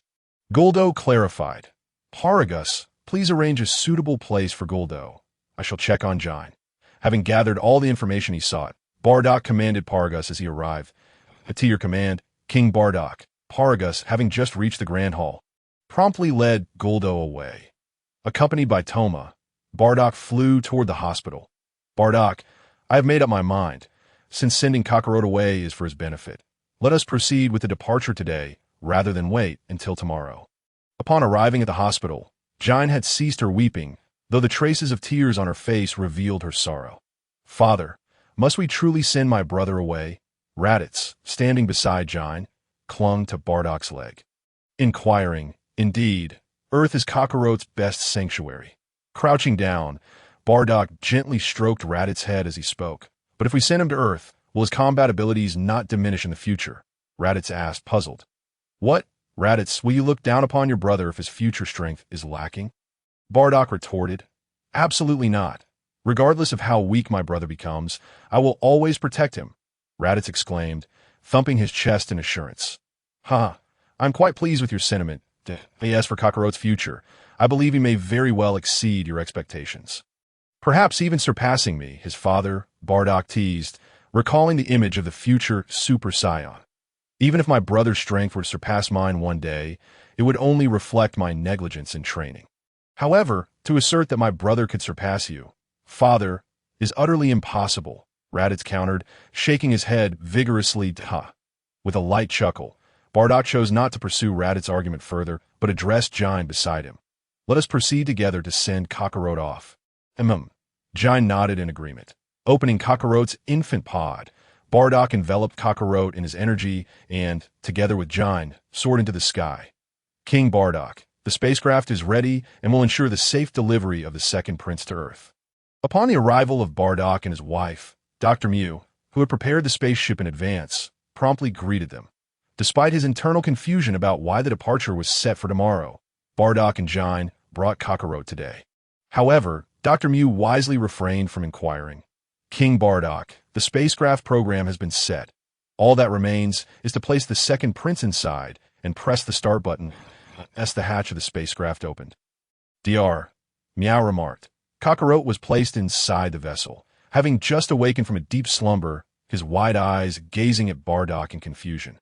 Bardock remained silent, quietly observing Kakarot while simultaneously closing the hatch of the spacecraft. Remember, do not gaze at the full moon once we reach Earth. Jine gently reminded Kakarot from within the spacecraft. A mother's worry extends over 1,000 miles. Yet, Kakarot was on a journey far beyond that. Heading to Earth, located at the opposite end of the galaxy, with a loud bang, the spacecraft soared into the sky, hurtling towards the vast expanse of the universe. Next, it was time to head to the Galactic Patrol headquarters and confront Frieza, who dared to challenge me with such audacity. Watching the spacecraft disappear beyond the horizon, Bardock solidified his plan for the next move in his mind. Chapter 38. The Titlemonger Frieza Bardock. We will arrive at the Galactic Patrol headquarters in 10 minutes. Paragus reported as he entered the Royal Spacecraft's lounge that, that's so. We are finally nearing our destination. Bardock turned to Raditz and Broly, instructing them, you two will handle Frieza's subordinates. The rest is not your concern. Understood, Father. Raditz nodded in response, with Broly following suit. Given Broly's recent birth, Bardock's expectations were modest. It sufficed that he could comprehend his words that a week after sending off Kakarot, Bardock devoted his time to accompanying Jine until her spirits improved. After which he set off for the Galactic Patrol headquarters. During that week, Paragus educated Broly on the fundamental knowledge of the Saiyans. Although Broly was not yet able to speak due to his age, he could still grasp what Paragus conveyed. Bardock brought along Paragus, Raditz, Broly, and Raditz's little companion, Nappa. The reason for not bringing more individuals was Bardock's belief that it was unnecessary. After all, this visit was merely to confront Frieza. Furthermore, Planet Bardock required guardianship. Bardock intended to face Frieza himself, while Paragus had just mastered the Super Saiyan form and required a battle to hone his skills. In Bardock's view, Ace was undoubtedly the most suitable opponent. As for Raditz and Broly, Bardock wished to expose them to the world. Given their combat prowess, they could practice against Frieza's minions. Nappa was included merely because he was Raditz's sidekick and could operate a spacecraft. 10 minutes can feel both long and short, and as Bardock and the others conversed, the time passed swiftly. Bardock and his companions exited the spacecraft, and thanks to the enhancements from the raging factors within their bodies, Bardock and Broly could thrive in the vacuum of space. As for Paragus, Raditz, and Nappa, they donned breathing apparatuses before departing the vessel. The Galactic Patrol headquarters spacecraft was indeed impressive, nearly the size of Planet Bardock, indicating the advanced technology possessed by the Galactic Patrol. Emerging from the spacecraft and gazing at the Galactic Patrol headquarters in the distance, Bardock remarked, then called over Paragus, saying, Paragus, deliver a greeting to Frieza. As you command, King Bardock. Upon hearing Bardock mention a greeting, Paragus immediately understood, and in an instant, a shockwave coalesced in his palm. Without hesitation, Paragus launched it toward the Galactic Patrol headquarters to a show of courtesy before combat. Apologies, but Bardock indicated that such a rule was non-existent among Saiyans. As for courtesy after combat, that was much more to his liking. In Bardock's view, Paragus had already shown considerable respect by not transforming into a Super Saiyan at this moment. Father, do you think Bardock will actually show up after all this time? Ace inquired, holding a glass of red wine as he sat across from Frieza at the Galactic Patrol headquarters. Whether he comes or not is irrelevant. During this period of training you, I have discovered an effective method to counter Saiyan transformations. In a one-on-one confrontation, I am confident Bardock will not stand a chance against me. Frieza confidently swirled the half-full glass of wine in his hand.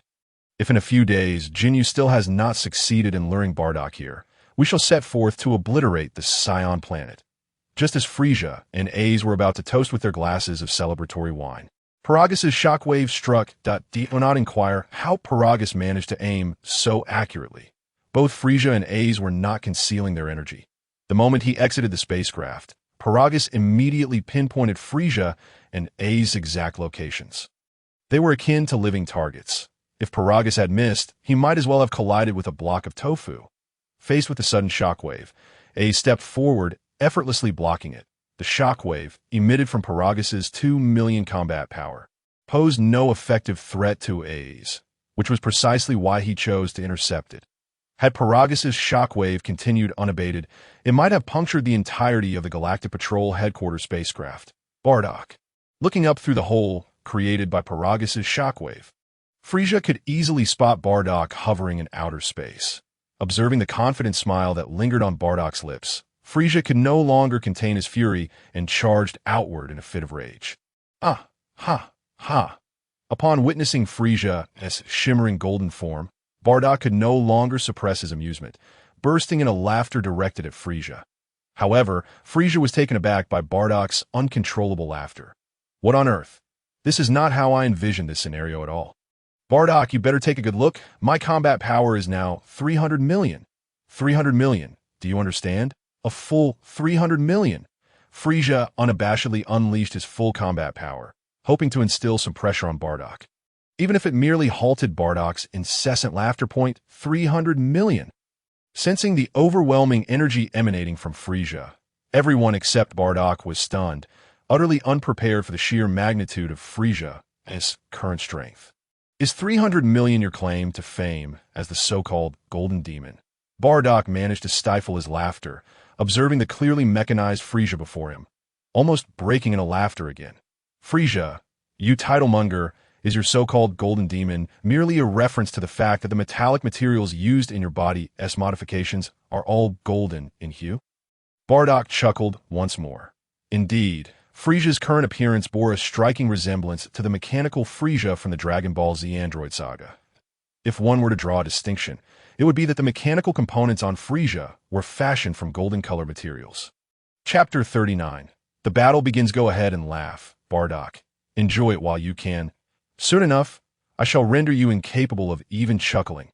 Frieza roared in a fit of rage. Oh, from where does your enigmatic confidence stem? Frieza, as Frieza neared the brink of apoplexy, Bardock gradually composed himself, responding with a playful inquiry. With that, Bardock unleashed his own energy, a display of 2 million combat power. I have discovered an effective way to counter your Saiyan transformations. As long as we eliminate the artificial moon you Saiyans create, your transformed state will vanish. As Frieza beheld Bardock's combat power, which was a mere 20 million, a sense of impatience dissipated within him. Replaced by a profound confidence, Frieza, with his rudimentary grasp of mathematics, deduced that even if Bardock were to undergo transformation into a great ape, his battle power would only reach 200 million, still far from being a match for him. How could he possibly be restrained? Frieza's burgeoning confidence piqued Bardock's curiosity, prompting him to conjure an artificial moon and hurl it into the sky. With a swift motion, a beam of energy shot forth. Obliterating the artificial moon Bardock had just thrown that. Impressive. Let us see another one, Bardock exclaimed, clapping his hands in admiration as he witnessed Frieza's swift destruction of his creation. It was evident that Frieza had trained extensively to defeat him. Given his remarkable reaction speed, Bardock conjured another artificial moon, throwing it skyward once more. The outcome remained unchanged. It too was swiftly annihilated by Frieza's energy beam. Bardock continued to summon artificial moons. Yet each attempt was thwarted by Frieza's rapid-fire energy blasts. It appears your reaction speed has improved significantly since 3 years ago. Frieza. Indeed, a remarkable advancement, Bardock noted, a hint of surprise gleaming in his eyes as he acknowledged Frieza's growth. Applause erupted from Paragus and the others standing behind Bardock, who were thoroughly entertained by Frieza's display. Setting aside all else, the spectacle of Frieza obliterating Bardock's artificial moons with explosive fireworks was rather commendable. Bardock, how dare you mock me? Frieza's earlier smugness was replaced by a simmering anger as he confronted Bardock, who displayed no signs of fear. What of it? Given your current combat power, Frieza, you hardly ignite my fighting spirit. I had thought you had ascended to the realm of the Golden Frieza. Instead, you appear merely as a mechanized version, just a slightly more powerful version of the same weakling you once were. Bardock replied candidly, expressing his disappointment upon recognizing Frieza's mechanical form. Bardock had anticipated a formidable challenge from the Golden Frieza, but upon realizing he was merely facing a mechanized version, disappointment washed over him. Every Saiyan yearns for a clash with powerful adversaries. However, Bardock was also well-versed in the art of overwhelming weaker foes. "Father, do you require my assistance?" Ace quietly floated behind Frieza, sensing the tension in his demeanor, and suggested a collective assault. "Only 20 million. Father, is this truly Bardock's full strength? So weak, I could defeat him with but one hand." Ace questioned Frieza's earlier caution as he noted Bardock's current power. "It's best to remain cautious. These Saiyans possess methods to conceal their true power that I cannot ascertain Bardock's actual combat strength," Frieza cautioned, halting A's impulsive thoughts that Bardock's newfound confidence had indeed unsettled Frieza. Erasing his prior self-assurance, "Frieza, could it be that you are genuinely intimidated by me? I shall not shy away from the truth. My primary focus over the past 3 years has been honing my mental fortitude. And my base combat power remains a mere 20 million, Bardock revealed without hesitation. This was not to say Bardock underestimated the significance of battle power. Rather, it was a reflection of the Saiyan physiology that made solitary cultivation somewhat impractical. The protagonists like Goku, typically trained in pairs, achieving monumental breakthroughs only in the face of formidable foes. Bardock, however, had no choice but to train alone, with Paragus being the second strongest Saiyan, possessing only 200,000 power. If overwhelming weaker foes truly enhanced one's battle power, the Saiyans would not have been so pathetically weak when Frieza annihilated planet Vegeta. After all, Saiyans thrive on the principle that greater adversaries only serve to amplify their strength. Bardock's own combat power had only risen from 6 million to 20 million over 3 years. A commendable feat, however. Mental strength was distinct. It required proactive training, for if one did not actively cultivate it, even the mightiest combat power would not yield any increase. Otherwise, Saiyans would not lose their rationality upon transforming. Bardock's pursuit of mental strength aimed to ensure he retained his faculties even in a berserk state. Moreover, he discovered that the mastery of time manipulation necessitated formidable mental power. "Father, should Bardock's claims hold true, even in transformation, he would pose no threat to you," Ace whispered to Frieza. "Very well, I shall deal with Bardock first. You handle the remaining Saiyans he brought along. Leave not a single one alive." Frieza, feeling a sense of indignation at being unsettled by someone with only 20 million combat power, resolved to take immediate action. Bardock, who shared a similar philosophy of decisiveness, had grown impatient after their lengthy verbal exchange. "Paragus, A's combat power is only 100 million that your strengths are comparable. I entrust A's to you for practice. Prove that, under equal circumstances, our Saiyan lineage can decisively overpower the Ice Demon clan," Bardock instructed Paragus, aware that Paragus, upon transforming into a Super Saiyan, would see a 50-fold increase in power, potentially reaching 100 million. "Raditz, take Broly to the Galactic Patrol headquarters and entertain yourselves. Just remember not to cause too much trouble, that IT would be ashamed to damage such a vast spaceship." After addressing Paragus, Bardock offered similar advice to Raditz. Frieza was not one to hesitate. Without further ado, he charged at Bardock. However, Bardock's fist connected squarely with Frieza's face, sending him hurtling backward. "What just transpired?" Frieza gasped in disbelief, clutching his injured cheek as he scrutinized Bardock, who still possessed only 20 million combat power. "Die!" Frieza roared as he launched himself at Bardock once more. Boring, with a swift motion, Bardock transformed into a Super Saiyan, unleashing a powerful punch that landed on Frieza's left cheek. By the gods, how did Bardock's combat power surge so dramatically just now?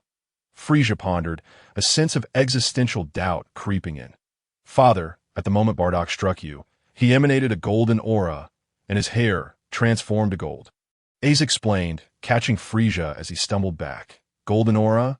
A Super Saiyan? Bardock, are you the legendary Super Saiyan?" Frieza marveled, disbelief etched across his face. "Legendary? I wouldn't dare claim such a title, but I have indeed attained the Super Saiyan form." Bardock replied, not intending to prolong the encounter any further. He transformed into a Super Saiyan, his golden hair and piercing blue eyes exuding an aura of authority. Humph! And what of it? Even as a Super Saiyan, I'm still the golden demon, Frieza retorted, undeterred by Bardock's transformation. With a ferocious roar, Frieza unleashed his entire aura, attempting to bolster his confidence within 3 years prior, when Frieza was on the verge of fleeing for Bardock's relentless assault. He had been taken aback by the sight of Bardock consuming the artificial moon and reverting to his normal state, prompting his return. However, at that moment, Frieza had barely registered the golden flames surrounding Bardock before he was rendered unconscious. Thus, Frieza remained oblivious to Bardock's ability to transform into a Super Saiyan. A's, swiftly eliminate the remaining Saiyans, and then we shall join forces to take down Bardock. Frieza reluctantly admitted to himself that he was somewhat intimidated by Bardock's prowess. Confronting Bardock alone was indeed daunting. Broly, let us depart. Raditz found it rather tedious to remain and witness Frieza's thrashing at the hands of Bardock, having seen it unfold 3 years ago. After some contemplation, he decided it would be far more entertaining to wreak havoc alongside Broly. Where do you think you're going? Ace had not forgotten the task entrusted to him by Frieza and promptly rose to intercept Raditz and Broly. You dare obstruct the actions of a Saiyan. Before Ace could reach Raditz, an energy blast shot forth from a distance, forcing him to halt and evade. Turning to identify the source, he discovered it was Paragus, standing beside Bardock, another Super Saiyan. Both Frieza and Ace looked at Paragus in astonishment.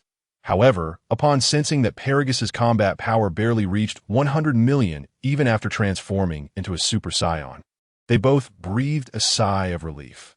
Ace understood that as long as Paragus was present, he would have to neutralize him before he could attempt to eliminate Raditz and Broly. Bardock, rest assured that those two brats are en route to the Galactic Patrol headquarters. After all, my men are stationed there. Acknowledging the situation, Frieza planned to engage Bardock in conversation, hoping to buy time until Ace dealt with Paragus. Come on, Frieza, let me see how much you've improved since 3 years ago. While Paragus and Ace were locked in a fierce struggle, Bardock felt an overwhelming urge to take action. Since you lack the courage to approach, I shall come to you. Observing Frieza's reluctance to attack, Bardock decided to advance himself. Retreat was not an option, as Frieza realized Bardock's speed far surpassed his own. Quickly raising his hands to shield his face, Frieza hoped Bardock would refrain from striking him directly. However, after a moment of anticipation without any incoming attack, Frieza lowered his hands to assess Bardock's position. Take this! Bardock delivered a powerful punch directly to Frieza's face. Bardock, you have gone too far. Feeling the sting of humiliation as Bardock struck him in front of others, Frieza retaliated by forming an interstellar destruction sphere and hurling it at Bardock. This is what you call going too far. Just wait until you see what I have in store for you. With a base combat power of 20 million and a 50-fold increase from his Super Saiyan transformation, Bardock was confident that with his current 1 billion power level, he could toy with Frieza as he pleased. He effortlessly kicked Frieza's interstellar destruction sphere away and continued to pummel Frieza's face with a flurry of punches. I will make you regret surviving my assault from 3 years ago. I will make you think twice about forming an anti-Saiyan alliance. I will make you regret pretending to be the Golden Demon. I will remind you of your status as a member of the Ice Demon clan. With each punch, Bardock voiced his grievances, unable to contain his frustration towards Frieza. Bardock had hoped for a formidable opponent upon his arrival, yet instead encountered Frieza, who he deemed a mere pretender. After delivering countless blows to Frieza, Bardock finally ceased his assault, realizing he had run out of insults to hurl at Ha, Bardock, why have you stopped? Out of words are we. Seizing the opportunity to catch his breath, Frieza burst into a triumphant laugh. I find your laughter utterly grating. Before Frieza could finish his mocking, Bardock struck him again, sending him flying. Father, Ace, who was embroiled in a fierce battle with Paragus, was taken aback by the stark contrast between Frieza's current predicament and the assurances he had received earlier. Setting aside the perplexity of why, despite equal combat power, he, a prodigy of the Ice Demon clan, struggled against Paragus, a Saiyan, Ace was left grappling with the reality of Frieza's relentless beating at Bardock's hands. Previously, Frieza had claimed that all Saiyans were weaklings, asserting that anyone aside from Bardock could be dispatched with a mere finger. "To dare be distracted while fighting me is tantamount to courting death." Bardock had previously stated to Paragus that the Saiyan race could utterly dominate the Ice Demon clan under equal conditions. Yet the current intense battle stirred a sense of urgency within Paragus. Spotting a momentary lapse in A's defense, he quickly gathered an energy blast and launched it, seizing the advantage to unleash a barrage of attacks upon A's. Frieza observed the situation keenly, realizing that A's would be unable to assist him in the immediate future. As Bardock approached him through the vast expanse of space, his lips perpetually curled into a smirk. Frieza was overwhelmed by dread, having been thoroughly intimidated by the relentless assault. "Frieza, do you have any final words before your demise? You remain far too weak to pique my interest in battle." The energy blast in Bardock's hand had been charged for quite some time as he slowly approached Frieza. "Bardock, do not come any closer. If you do, I swear I will self-destruct right before your eyes," Frieza shouted. "With my 300 million power level, my self-detonation would obliterate not only you with your mere 1 billion power, but also annihilate this entire star system." Pressured by Bardock's advancing presence, Frieza felt cornered and shouted in desperation, "The self-detonation. Ha! Go ahead. I won't deny you the time. A minute should suffice, yes?" Bardock was unconvinced that Frieza possessed the courage for such an act. With that, he stepped back, awaiting Frieza's self-detonation. After all, those truly intent on self-harm would not announce their intentions to others. "Father, are you really going to self-destruct?" Paragus remarked with indifference, confident in Bardock's presence. However, Ace took Frieza's threat seriously. Losing all fighting spirit upon hearing of Frieza's intent, he immediately prepared to flee into the distance, a move that inevitably drew Paragus's wrath. For Bardock, a minute passed swiftly, yet for Frieza, it felt like an eternity. "If I don't self-destruct, I am certain I cannot defeat Bardock. But to self-destruct? I have yet to fully experience life." Finally, the minute came to a close. "It seems you have no intention of self-detonating. Frieza, allow me to escort you to your end." Bardock gathered energy in his palm once more and slowly approached Frieza. "Bardock, do not advance. If you do, I truly will self-destruct." Frieza desperately retreated, oblivious to the fact that he had backed himself against a meteorite, leaving no avenue of escape. "Wait, Bardock, if you spare my life, I am willing to cede the remaining territories of the Ice Demon clan to your Saiyans," Frieza pleaded, realizing he had nowhere left to run. "I apologize, but I will personally lay claim to the remaining territories of your Ice Demon clan in due time. Moreover, I do not believe you, Frieza, possess the authority to make such decisions without a moment's thought." Bardock flatly rejected Frieza. "That aren't you fond of battling formidable foes, Bardock?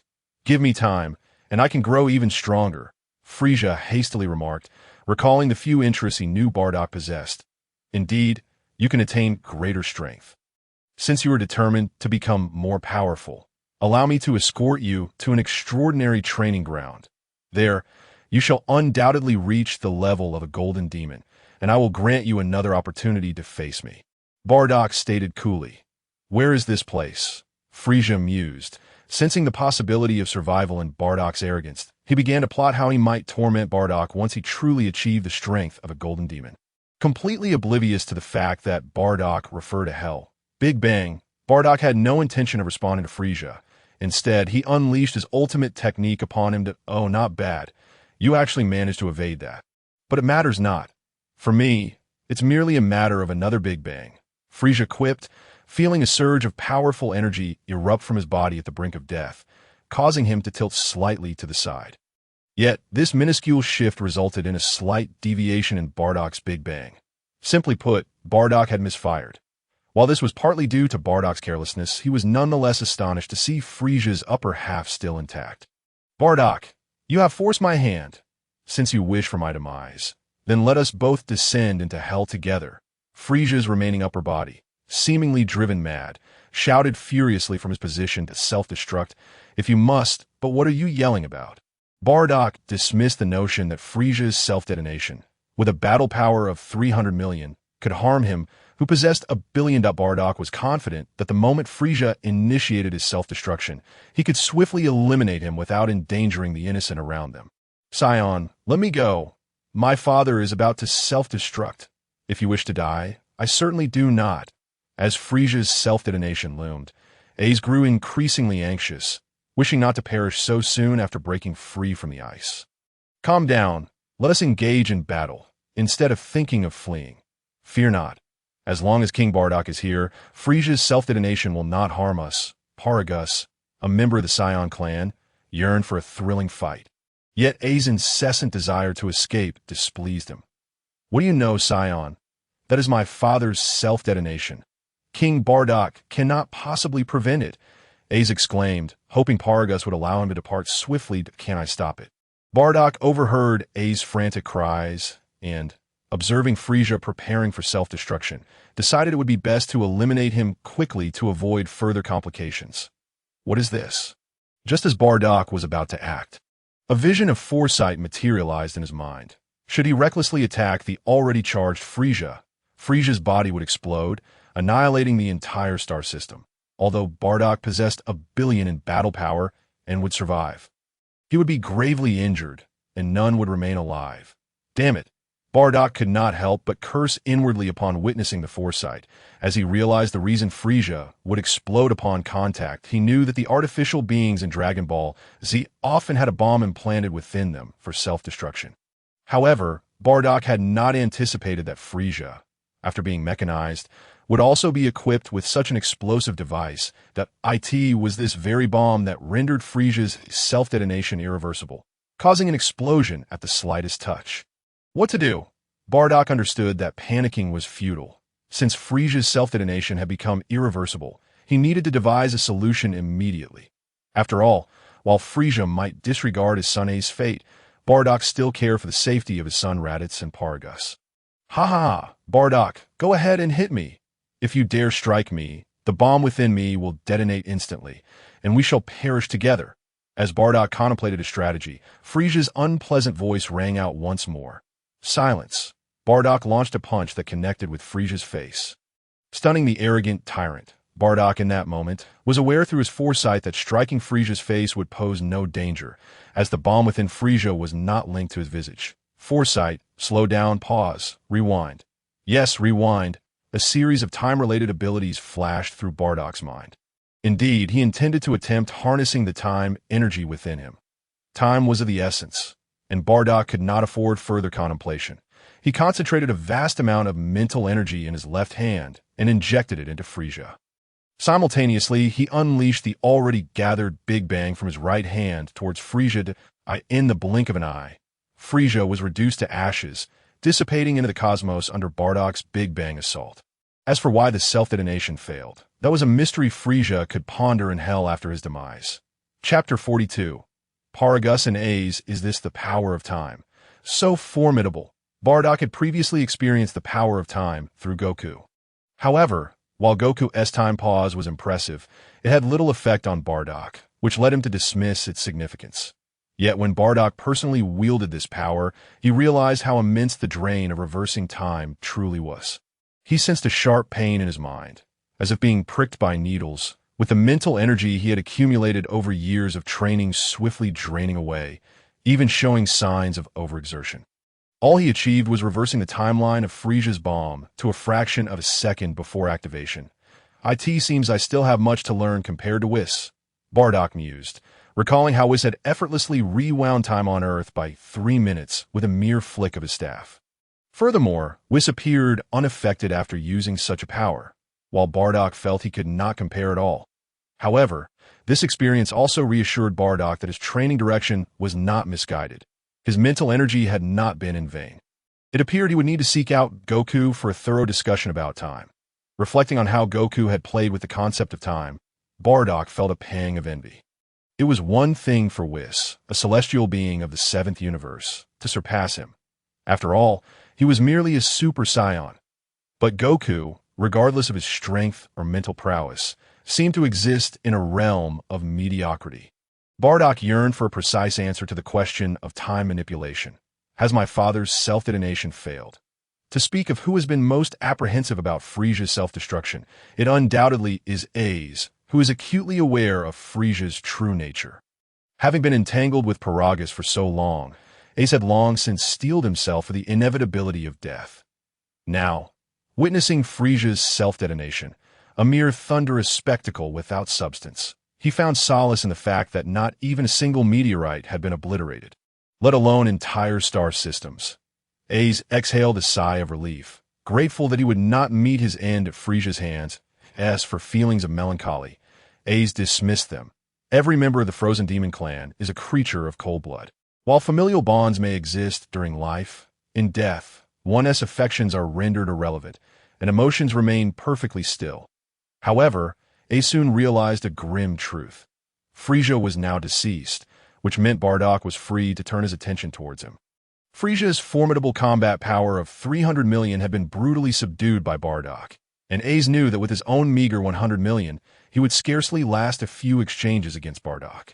Flee, flee, flee. He must escape. Ace's spirit for battle had evaporated, his eyes darting as he contemplated his escape. Grandfather, come quickly to save me. He recognized that regardless of which direction he chose to run, he would first need to defeat Paragus standing in his path. With a cunning thought, he shouted towards Paragus's rear.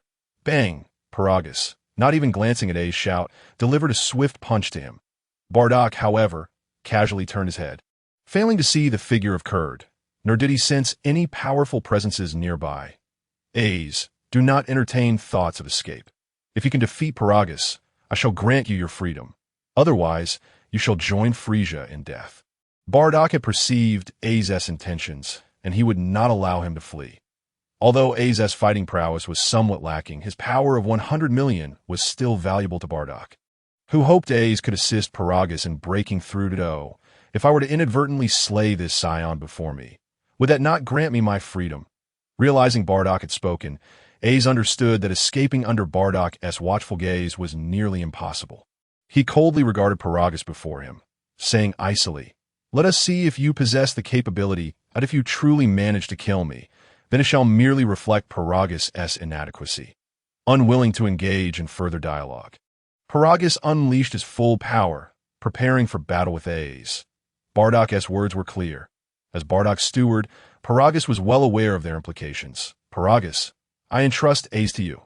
I shall go and check on the two young ones, Raditz and Broly. Bardock understood that remaining here would hinder Ace's full potential, so he chose to depart, allowing Paragus to engage freely. Descending swiftly, Bardock landed upon the ship of the Galactic Patrol headquarters. He cannot be bothered to find the entrance, opting instead to blast a hole through the wall with an energy blast and leaping through. Following the energy signatures of Raditz and Broly, Bardock proceeded with measured steps. Observing the numerous corpses clad in Frieza's army uniforms strewn across the ground, Bardock deduced that this place had long been under Frieza's complete control. As for the former personnel of the Galactic Patrol headquarters, he felt no obligation to seek them out, for their fates were of no consequence to him. Alas, how brutal, how ruthless! As he surveyed the carnage within the Galactic Patrol headquarters, Bardock lamented the ferocity exhibited by Raditz and Broly. The lifeless bodies bore wounds indicative of instantaneous death or were reduced to mere fragments by energy blasts. Yet Bardock felt no discomfort. After all, this is a world governed by the law of the jungle. Bardock did not expect the Saiyans to show excessive mercy to outsiders, for such compassion would only endanger themselves. However, camaraderie among kin must not perish. The Saiyans must unite and stand together against external threats. As for the issue of mercy towards outsiders, Bardock chose not to concern himself, for every Saiyan harbors a savage and malevolent spirit within. This is inherent. Any desire for change would necessitate prolonged struggle. Yet, Bardock found a preference for the current state of the Saiyans, believing that matters of justice among them should unfold naturally. Chapter 43. Raditz takes action. Broly, I have instructed you to be gentle. Look, you've gone and killed a captive with a single blow. How am I to ascertain the whereabouts of the North Galaxy King now? If we manage to capture him, our father will surely regard us with newfound respect. Raditz complained to Broly, not truly blaming him, for it was understandable that Broly, at such a young age, could not yet master his energy control. In response to Raditz's words, Broly understood, sheepishly discarding the lifeless body of the Frieza soldier he had just slain, and continued to trail quietly behind Raditz. Bang! As Raditz ambled forward, he suddenly heard gunfire nearby. Quickening his pace and turning a corner to find an alien armed with a laser gun standing in the corridor. The fallen Frieza soldiers littering the ground were of no concern to Raditz and Broly. Recalling Bardock's frequent admonitions, if they are not one of us, they could be struck without hesitation. Raditz glanced left and right, determining that the alien, Gak, did not appear to be an ally. Just as he prepared to strike, Raditz was interrupted. Stop! Broly, let me handle this. I merely wish to capture a live prisoner, and it seems so difficult. Raditz, seeing Broly poised to strike, quickly intervened. He intended to subdue Gak himself, for Bardock had never taught him the art of negotiation. Halt! You two are Saiyans, are you not? As an elite member of the Galactic Patrol, Gak recognized Raditz and Broly's race. He was well aware of the Saiyans' overwhelming power and knew he stood no chance against either of them. Thus, he hastily called for a ceasefire, hoping to avoid a brutal beating. However, before Gak could finish his sentence, Raditz sent him flying with a punch. Another weakling. Reflecting on Gak's meager combat prowess, Raditz approached him, demanding, "Tell me, do you know where the North Galaxy King is? You wish to know the North Galaxy King's location? Why not simply ask?" Gak grumbled internally as he cradled his swollen face. Slowly rising, Raditz, he replied, "The Galaxy King is currently imprisoned by Frieza in a special facility. I was just on my way to rescue him." "You intend to rescue the North Galaxy King? Who are you then? Are you not one of Frieza's subordinates?" Upon hearing Gak's words, Raditz pressed for more information. "Indeed, I am Gak, a super elite within the Galactic Patrol." Straightening his tattered clothing, Gak struck a pose he deemed impressive. Very well, Raditz had only found Gak somewhat familiar at first, but now, seeing Gak's stance and hearing his words, he recognized him as a member of the Galactic Patrol. After all, Raditz had witnessed a similar scene 3 years prior with Geely. Albeit Gak's capabilities seemed to be of a far lesser caliber. "Let us go. Since you are not one of Frieza's subordinates, I shall spare your life. Quickly, lead me to the North Galaxy King." 3 years ago, given that Geely had saved Gak and others, Raditz decided not to trouble Gak here. As for the punch Raditz had thrown at Gak earlier, he merely shrugged it off, acknowledging that an apology from him was out of the question, something that would never happen in this lifetime. Very well, in response to Raditz's orders, Gak offered no resistance and immediately took the lead. After all, the Saiyans had earned a fearsome reputation over these past 3 years, unlike the gentle Goku depicted in the original Dragon Ball Super, who would even joke around with G.A.K. In just 3 years, a nation of merely 100,000 members had managed to seize control of 80% of the northern galaxy. The Saiyans achieved this not through mere words, but through their formidable strength and an unwavering principle of decisive action. Gak certainly did not wish to find himself swiftly dispatched by Raditz for merely voicing a dissenting opinion. That would not bode well for him. Leading the way, Gak encountered Frieza's minions, all of whom Broly effortlessly dispatched with a single blow. Indeed, the Saiyans were never one to dawdle in battle. The King of the Galaxy awaits. Brave and noble elite Gak is here to rescue you. After clearing the path of minions, Gak opened the door to the special prison where the King of the Northern Galaxy was held, and upon entering, he shouted with gusto. Simultaneously, he hoped that his valiant display would leave a favorable impression on the king. "King Bardock!"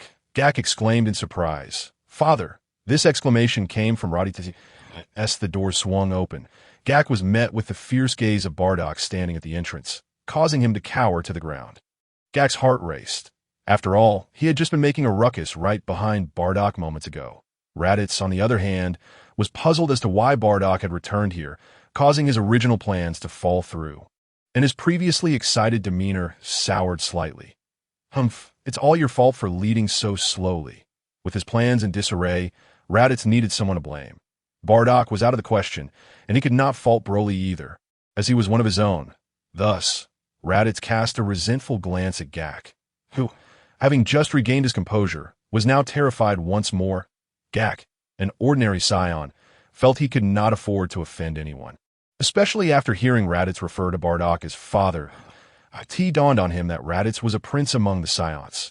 Raditz, you performed admirably this time, and Broly, you too.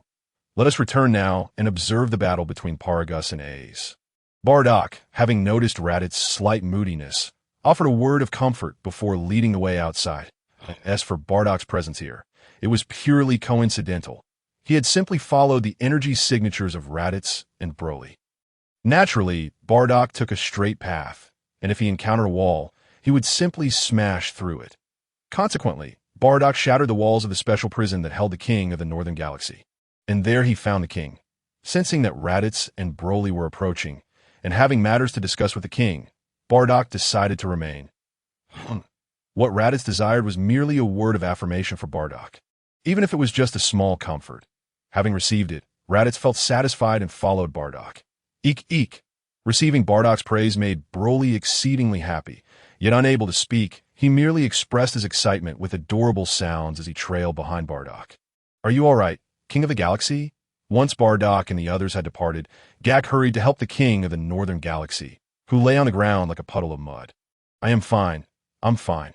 However, the Northern Galaxy now belongs entirely to the Saiyan race. The lifeless king of the Northern Galaxy rose from the ground, gazing at the direction Bardock had gone.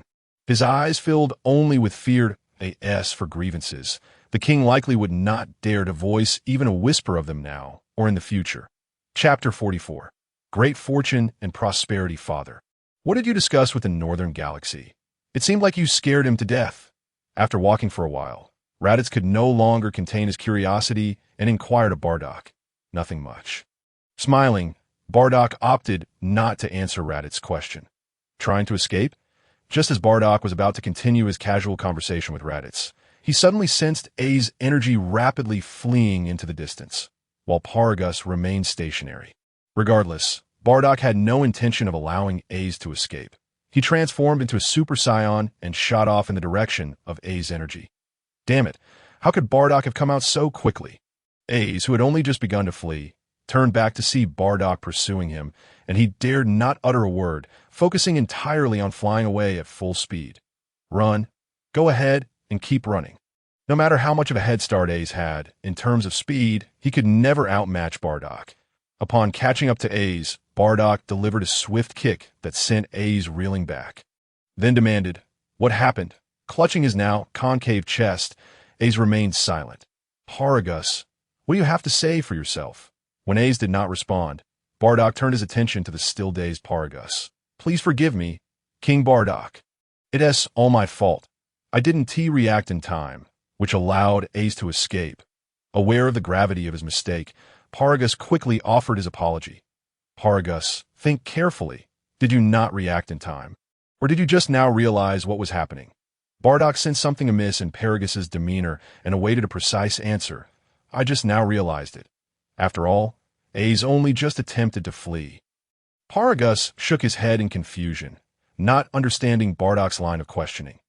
Indeed, approaching Paragus, Bardock placed his hand on him and, after a moment of quiet contemplation, arrived at a definitive conclusion. A's, I shall grant you one more opportunity. If you defeat Paragus, I will allow you to leave. In order to further validate his suspicions, Bardock addressed A's. Very well. A's understood that with Bardock's return, his chance to escape had vanished. Defeating Paragus was now his only path to survival. Come on, this time, I won't let you escape due to carelessness in the fierce battles that had transpired, Paragus's combat power had surged from 100 million to 110 million, instilling him with newfound confidence. Sigh. Yin. Ace took a step forward, shouting each syllable as his power rose by 10 million that after 3 strides, A's combat power had reached an impressive 130 million. What the hell? A's unexpected surge in power immediately caught the attention of Paragus, who could not help but curse aloud. Paragus was tempted to ask A's who among them truly belonged to the Saiyan race. As A's power seemed to rise faster than his own during their battle, that it's only a mere 2 million difference. This only served to ignite the Saiyan blood within Paragus, and he stepped forward to engage A's in combat. Meanwhile, Bardock observed the clash between Paragus and A's, directing most of his attention toward A's. Raditz, alongside Broly, diligently absorbed the combat experience shared between the two fighters, while Naba, who was guarding the spaceship, did the same. Time passed, and the battle between Paragus and Ace continued. Though due to the disparity in power, Paragus, despite his valiant efforts, began to feel the pressure of Ace's dominance. However, even this slight pressure only served to awaken Paragus's fighting spirit.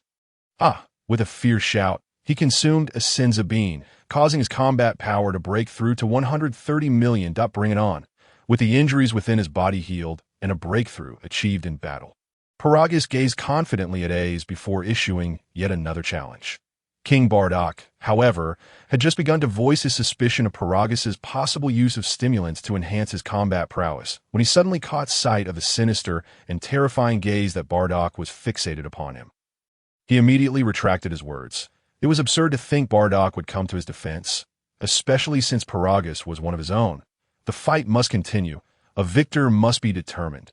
Bardock paid no heed to whether Paragus had indeed consumed any mystical beings, for his sole purpose was to facilitate Paragus's personal breakthrough through combat with Ace. If Paragus's use of these beings was considered cheating, Bardock certainly did not believe that Ace had fought without resorting to underhanded tactics himself. A pained roar erupted from Ace, and shortly thereafter, his combat power surged dramatically 310 million, surpassing the mechanical Frieza's 100 million. Ace's anguished cries finally subsided, and his escalating power began to stabilize. Curse Saiyan, perish! The explosive surge of strength had clouded Ace's reason, and like a rabid dog, he charged directly at Paragus.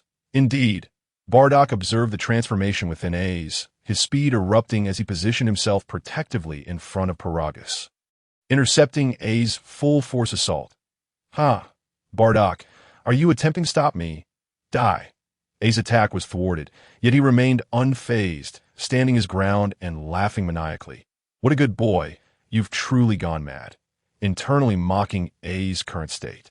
Bardock seized Ace and commenced a relentless beating. Geely, if you do not show yourself soon, my next move will be to take Ace's life. Grasping the barely conscious Ace, Bardock bellowed into the silent void of space. 1 second, 2 seconds, 3 seconds, time slipped away, and Ace's breath weakened further, perilously close to death. Boom! Boom! Boom! 4 massive fireworks erupted from the cosmos nearby. Dajidali, I am the elite captain of the Galaxy Patrol. How Geely! The 4 characters materialized amidst the fireworks, followed by a figure emerging. Indeed, it was this jester. Bardock gazed in disbelief at the character flying towards him, one not mentioned in the Dragon Ball original, and found him utterly ridiculous. Had it not been for the absence of the phrase tonight's chicken dinner following Dajidali, Bardock might have suspected that Geely had traversed worlds. Chapter 45. The conversation between Bardock and Geely. King Bardock, the Ace in your grasp is my apprentice. Could you spare him a chance at life? Geely implored. You are the elite captain of the Galaxy Patrol, yet Ace is the son of the Frieza, the Ice Demon clan. Surely, you two share no connection. Releasing Ace, Bardock scrutinized Geely, who bore an uncanny resemblance to Earthlings. King Bardock, the truth is, I was previously undercover in Frieza's army under the orders of the Galaxy King, and my task was to mentor the newly born Ace. Geely stated unequivocally, in other words. My status as Ace's master has existed since that time. How absurd. Ace, do not require your rescue. The nearly lifeless Ace managed to utter, It appears Ace does not intend to accept your kindness. Bardock chuckled lightly, gesturing towards Ace. King Bardock, you jest. Ace is simply a brat who needs a good thrashing. That a lesson will suffice. Geely replied with a light laugh, undeterred by Bardock's formidable presence. In light of your previous assistance to our Saiyan clan, I shall entrust Ace to you. Bardock tossed Ace towards Geely, continuing, Now, can we discuss why you intervened to assist Ace against Paragus? King Bardock, let's save that for later. First, I must discipline this disobedient apprentice. Will you call me master or not?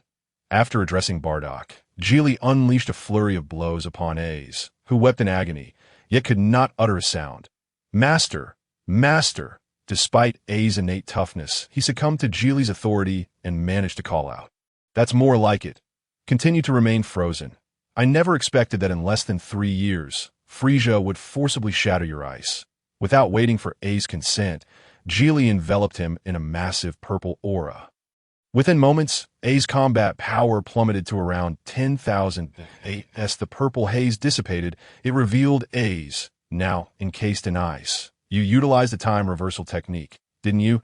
Reverting A's timeline back to before he was frozen. Bardock observed Geely's earlier maneuver with keen interest.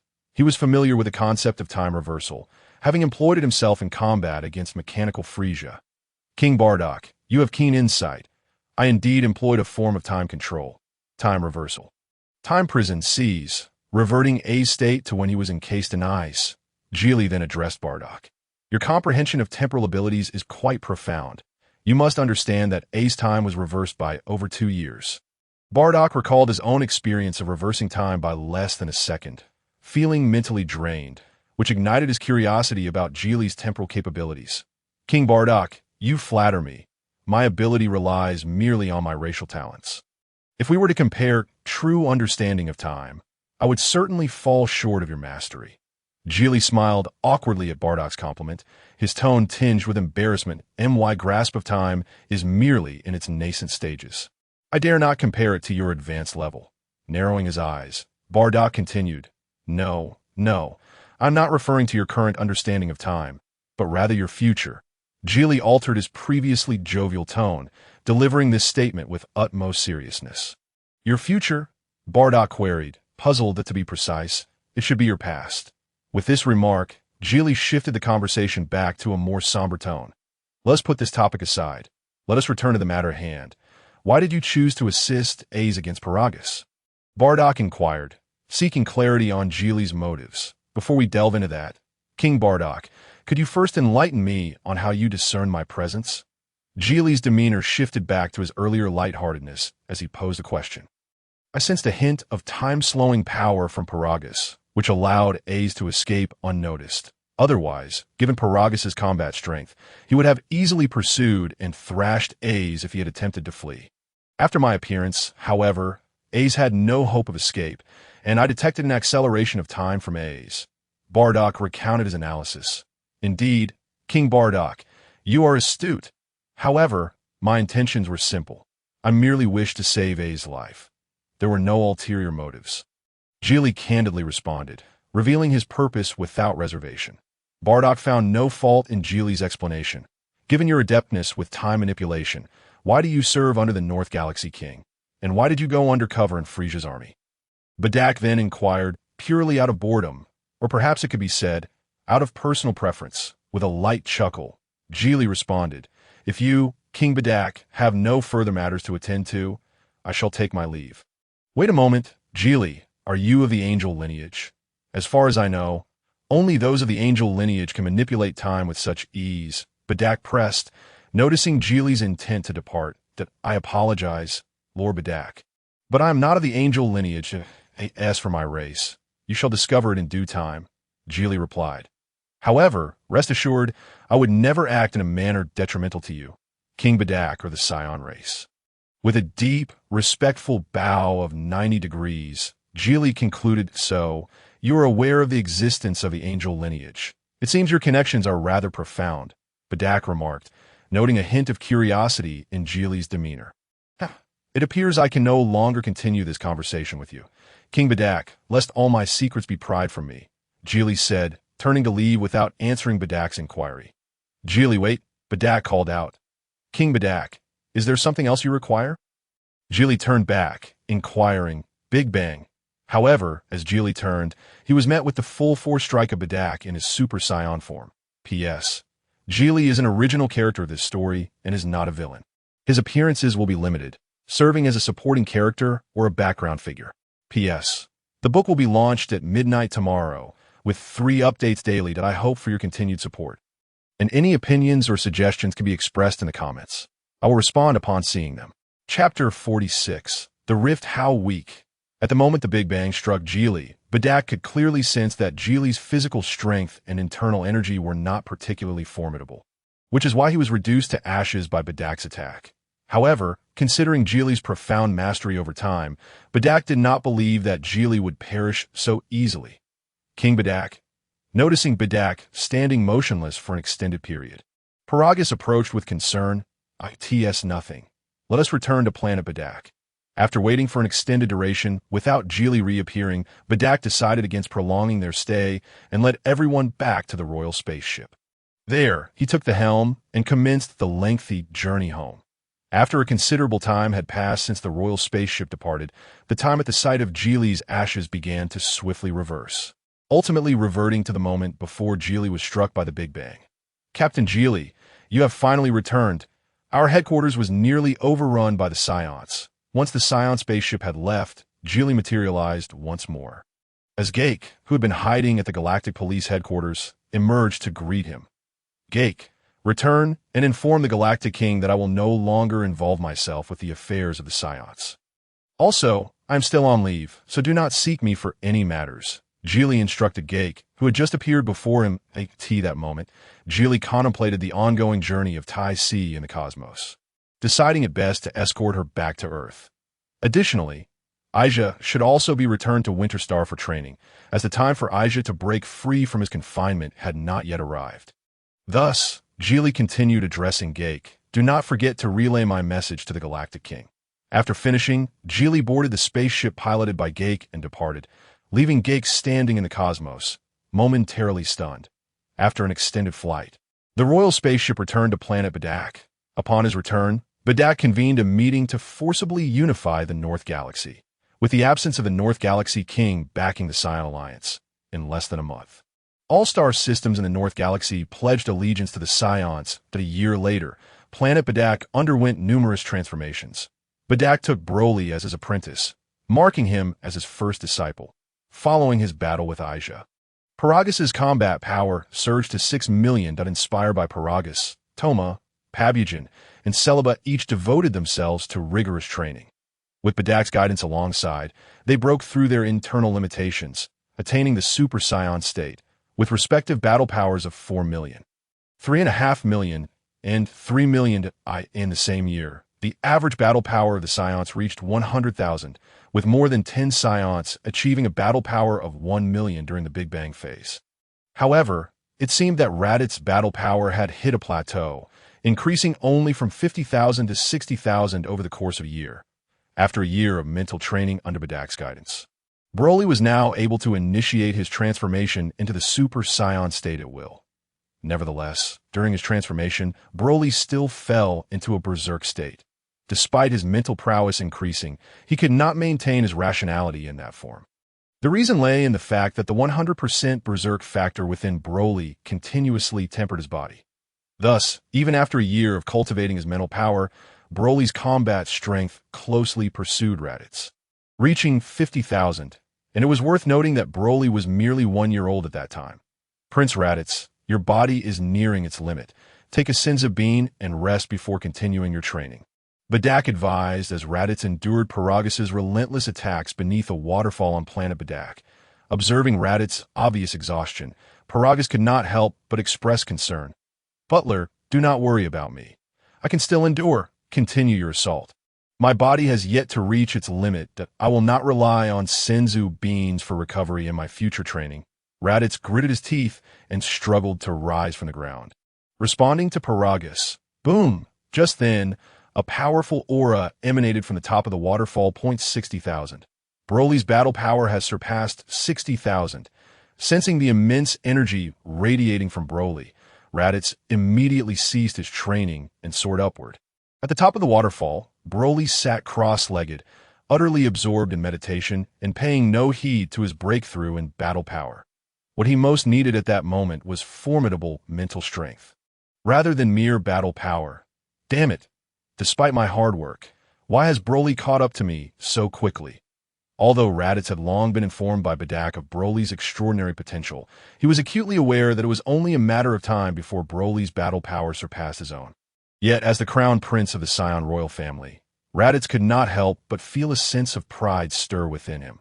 Having always regarded Bardock as his benchmark, Raditz had undergone training under Bardock since he was old enough to comprehend, consistently maintaining the strongest battle power among his peers. However, Broly's emergence instilled a sense of crisis within Raditz. Especially after Bardock took Broly as a disciple, it seemed as if Bardock had shifted his focus from Raditz to Broly. Is it because my potential is too lacking? Despite my relentless efforts, why has Broly caught up to me so swiftly? Raditz gazed at Broly atop the waterfall, questioning himself once more. How has he broken through again? As Broly opened his eyes, a frown creased his brow, feeling his battle power inexplicably surge once more. The stronger he became, the more formidable his mental strength needed to be in order to maintain his rationality during transformations. Clearly, Broly's current rate of mental training could not keep pace with the growth of his battle power. Prince Raditz, considering your current rate of growth, you are progressing quite rapidly. It is worth noting that when King Bardock was your age, his battle power was barely 1,000. Within the depths of Raditz's thoughts, he was keenly aware that Paragus, who had been diligently training him, was also attentive to his inner turmoil. Paragus, feeling a sense of helplessness regarding Broly's prodigious talent for transformation, gently advised him. Despite his constant reminders for Broly to restrain his rising combat power, it seemed to have little effect. Steward, I am well aware of your concerns. Let us conclude today's training here. I shall visit my father first, Raditz declared, turning away without casting another glance at Broly, who had just achieved a breakthrough in his training. Father, why does Raditz seem so displeased? Broly inquired, now capable of speech at the tender age of 1. Due to his focused training on mental fortitude, Broly, in many respects, possessed a greater understanding of social nuances than Raditz. It is nothing. Raditz merely seeks out King Bardock. Paragus replied succinctly. I see. Father, I have also surpassed my previous combat power and wish to consult my master regarding meditation techniques. Broly responded, his thoughts unclouded. Very well. I shall accompany you to find King Bardock, Paragus replied, leading Broly towards the royal palace. I asked my father in the great hall. Pabujan, Raditz inquired upon arriving at the entrance. Ah, it is you, Prince Raditz. King Bardock is not here. He has gone to the research department, Pabujan responded. What business does my father have in the research department? Has Dr. Mew concocted some bizarre invention again? Raditz mused inwardly, feeling somewhat frustrated by the unproductive visit.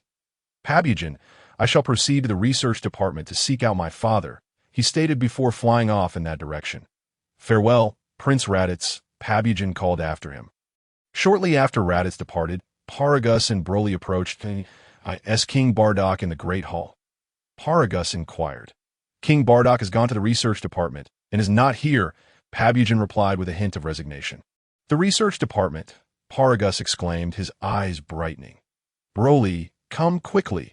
With excitement, he hurriedly took Broly with him, leaving Pabujan curious about what new invention had emerged from the research department. Dr. Mew, is there any adverse effect from this controller once placed on Broly? Bardock asked while examining Mew's latest invention.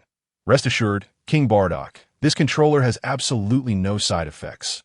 Simply place it around Lord Broly's neck, and when he transforms and enters a rampage, press the button on the remote.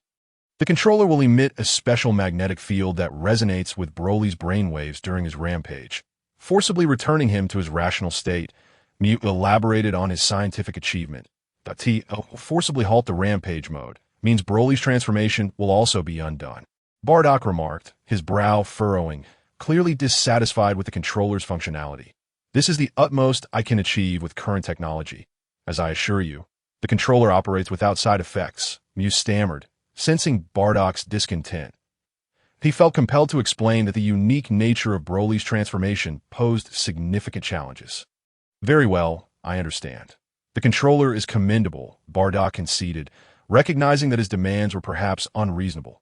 After all, the current controller, devoid of side effects, could restore Broly's rationality, whereas the one in the original narrative inflicted considerable drawbacks, weakening Broly's mental fortitude with each use. Father!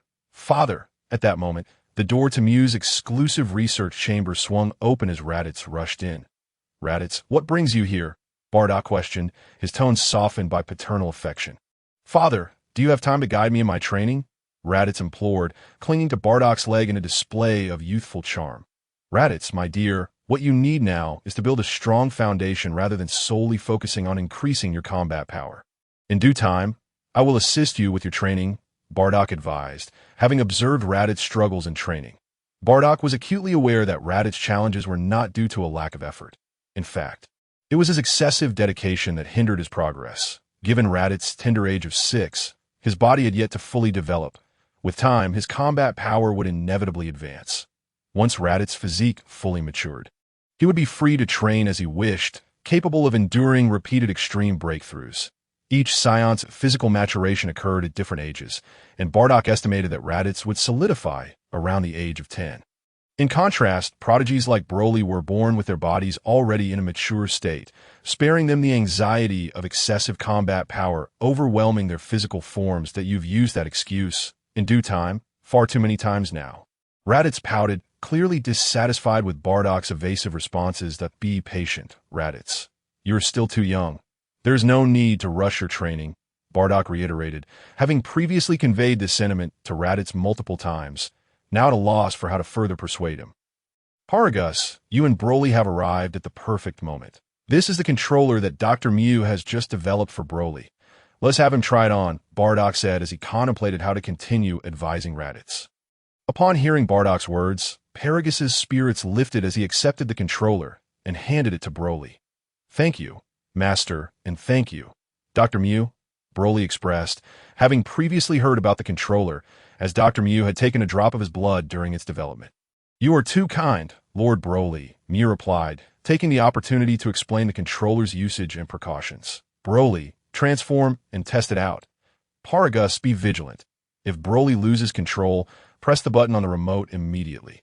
After Broly donned the controller, Bardock handed the remote to Paragus with a directive. Understood, King Bardock. With a surge of primal energy erupting within him, Broly's once ebony hair shifted to a vibrant green, exuding an aura both sinister and chaotic. His battle energy surged to 6 million, wreaking havoc within Mew's laboratory. How do you feel? Bardock inquired, observing the transformation. Master, I am struggling to control the raging energy within me. Please, knock me unconscious, Broly pleaded, the violent energy threatening to overpower his will. A ferocious roar escaped him, and within mere seconds he succumbed to a state of uncontrollable rage. Press it. This time, Bardock did not opt to render Broly unconscious as he usually would, but instead commanded Paragus to activate the remote. As you wish, King Bardock. As Paragus held the remote control, it emitted a continuous alarm as Broly entered his rampaging state. Upon receiving Bardock's command, Paragus pressed a button, and a unique magnetic field emanated from the device, resonating with Broly's brainwaves at that moment. The grass-green hair gradually transformed into black. The overwhelming aura dissipated, and the raging elements within Broly's being returned to a state of tranquility, while his rationality began to resurface. Master, this controller is truly remarkable. I feel no discomfort at all. My entire state is identical to before I enter the rampage, Broly exclaimed with excitement. That's excellent. Broly, from now on, you can confidently engage in your Super Saiyan training while simultaneously honing your mental strength. Once you can transform into a Super Saiyan without succumbing to the rampage, you may remove the controller from your neck, Bardock responded, satisfied with the controller's effectiveness, although it could not ensure Broly's rationality during the Super Saiyan transformation. The current results appeared promising. Chapter 48. Departure to the Zuno Galaxy. Dr. Mew. How is the modification of the small spaceship I requested coming along? With Broly's controller completed, Bardock no longer needed to keep a watchful eye on Broly on planet Bardock, and he planned to execute his next course of action. In response to your inquiry, Bardock, I have successfully modified a small spacecraft based on the technical data you retrieved from the Galactic Patrol headquarters. Its speed is at least 10 times faster than before. However, it will require an additional day to fully recharge its energy, or else it cannot sustain prolonged flight, Dr. Mew replied, pressing a button on the wall of the laboratory. A large screen displayed the small spacecraft as it was being replenished with energy. Since it still requires a day, I shall return tomorrow. Recognizing that waiting further was futile, Bardock turned to leave, with Paragus and the others closely following. Bardock, are you venturing out alone? Upon seeing that Dr. Mew had prepared only a single-person spacecraft, Paragus could not help but inquire. Indeed, a year ago, I learned from King Cold about Zuno's whereabouts. I intend to seek his counsel regarding the Super Saiyan transformation, and this journey will likely take over 2 months, Bardock replied, revealing nothing to conceal. Father, who exactly is this Zuno? Why have I never heard you mention him before? Raditz asked incredulously upon discovering that there was someone Bardock needed to consult. Zuno is a being well-versed in all matters, possessing knowledge of everything, Bardock recounted, recalling the praise given to Zuno in the original Dragon Ball Super by Whis. Bardock, do you require my company on your journey? Paragus inquired from the side. And oh need, Paragus, you shall remain on planet Bardock, that I will visit Zuno and return shortly. During my absence, I entrust the protection of planet Bardock to you. Should any issues arise, communicate with me through the detector, Bardock instructed. Understood, King Bardock, Paragus acknowledged, knowing well that once Bardock issued a command, only Chilled could sway his plans, so he refrained from asking further. Come, Raditz, take a proper rest today. Do not engage in endless training. I shall take you to find Chilled. With everything settled, and seeing that it was nearly lunchtime, Bardock led Raditz back. I won't go. I am not hungry, Raditz retorted, turning his head away in frustration. How dare you defy me? Bardock, aware that Raditz was upset over his lack of guidance and training, promptly hoisted Raditz onto his shoulder and proceeded homeward. Chilled, I have returned, Bardock exclaimed as he pushed open the door to a small room within the Saiyan Royal Palace. This was primarily because Chilled had insisted that the space need not be expansive, merely sufficient to accommodate the family. Bardock was uncertain where Chilled derived so many ideas, but he chose to heed her wishes. You have returned, yet why the commotion? Chilled replied with a glare, proceeding to ask, Raditz, what brings you back for lunch today? I'm hungry, Raditz answered succinctly, only to receive a heavy punch from Bardock atop his head. Ouch, father, why did you hit me? Raditz queried in confusion. I asked that how you address your mother. Bardock chastised lightly before turning to Chilled. Has the meal been prepared? I am cooking, but I did not anticipate Raditz returning for lunch today, so I did not prepare much, Chilled lamented. Then let us dine out, Raditz suggested. Ouch, father, why did you hit me again? Raditz exclaimed after Bardock delivered yet another blow to his head. What is there to eat outside? The palace chefs cannot compare to Chilled's cooking, Bardock admonished. All right, Bardock, do not strike Raditz anymore. I shall prepare more food, Chilled said.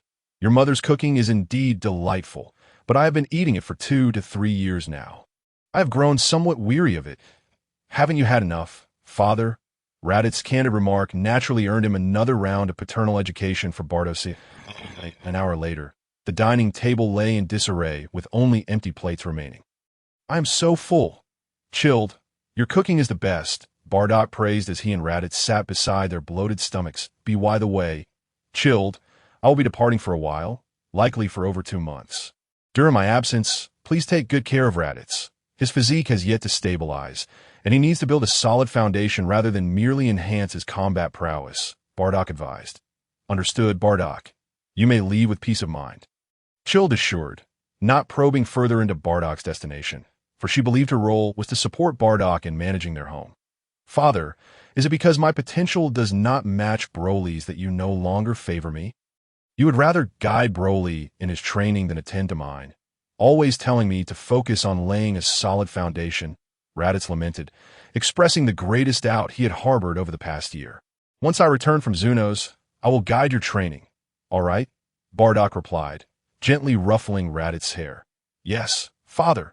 You must keep your promise, Raditz exclaimed, nodding vigorously with excitement. Without further conversation, a night passed, and the following afternoon, Bardock awoke to the sun already high in the sky. Realizing it was time for him to depart, after bidding farewell to Chilled and taking his long-and-used detector, Bardock flew directly to the research department. Dr. Mew had already prepared the small spacecraft for Bardock. Without further ado, Bardock boarded the ship, setting its course for the galaxy where Zuno resided. Warning, warning, the spacecraft will collide with an asteroid field in 10 minutes. Would you like to automatically alter the course? Warning, warning, a day passed, and Bardock was abruptly awakened by the ship's alarm. An asteroid field? Why should we evade it? Ram into it. Upon hearing that a meteor swarm was approaching, Bardock immediately issued a vocal command to his spacecraft. What a jest! Evading would waste precious time, especially since Bardock required the impact of the meteors to forge his own body. With a smile, he opened the hatch of the spaceship and leapt out. Exhilarated as he gazed at the impending collision with the meteor swarm, propelling himself forward, in Chapter 49, 3 questions. Bardock did not transform into a Super Saiyan. He didn't even release a single energy blast.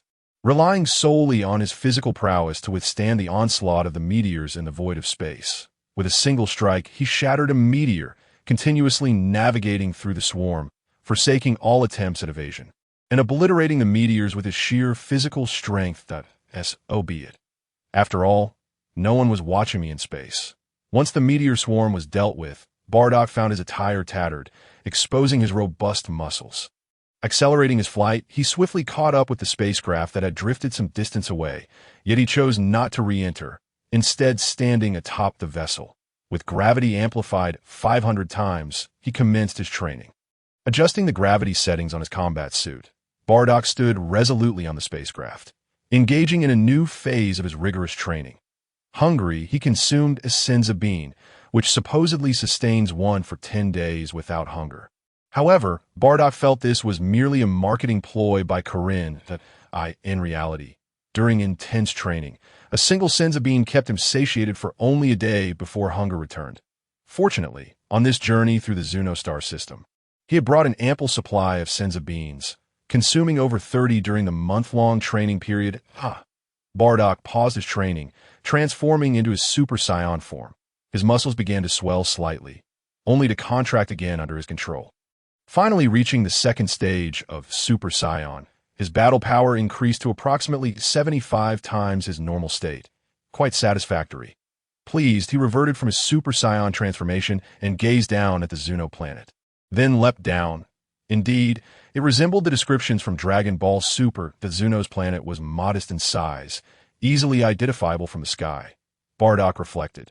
Lord Zuno does not receive unscheduled guests. Please leave, came the unified declaration of 4 rotund extraterrestrials who emerged from a nearby dwelling as Bardock touched down. You 4 must be Zuno's attendants. Kindly inform him that Bardock, the king of the North Galaxy, has come to inquire about a few matters. Given that Bardock sought something from Zuno, he deliberately lowered his tone, speaking softly. Apologies, but Lord Zuno does not entertain any form of queue jumping. Should you wish to make an appointment now, you may expect to be summoned in approximately 20 years, one of the attendants replied. Flipping through a notebook, it seems I am indeed better suited to resolve matters with my fists. Generally, I am not fond of idle chatter. 20 years. By then my grandson will likely have been born, who would still be foolish enough to wait here. With a resigned smile, Bardock approached the attendant holding the notebook. Bardock, what are you planning to do?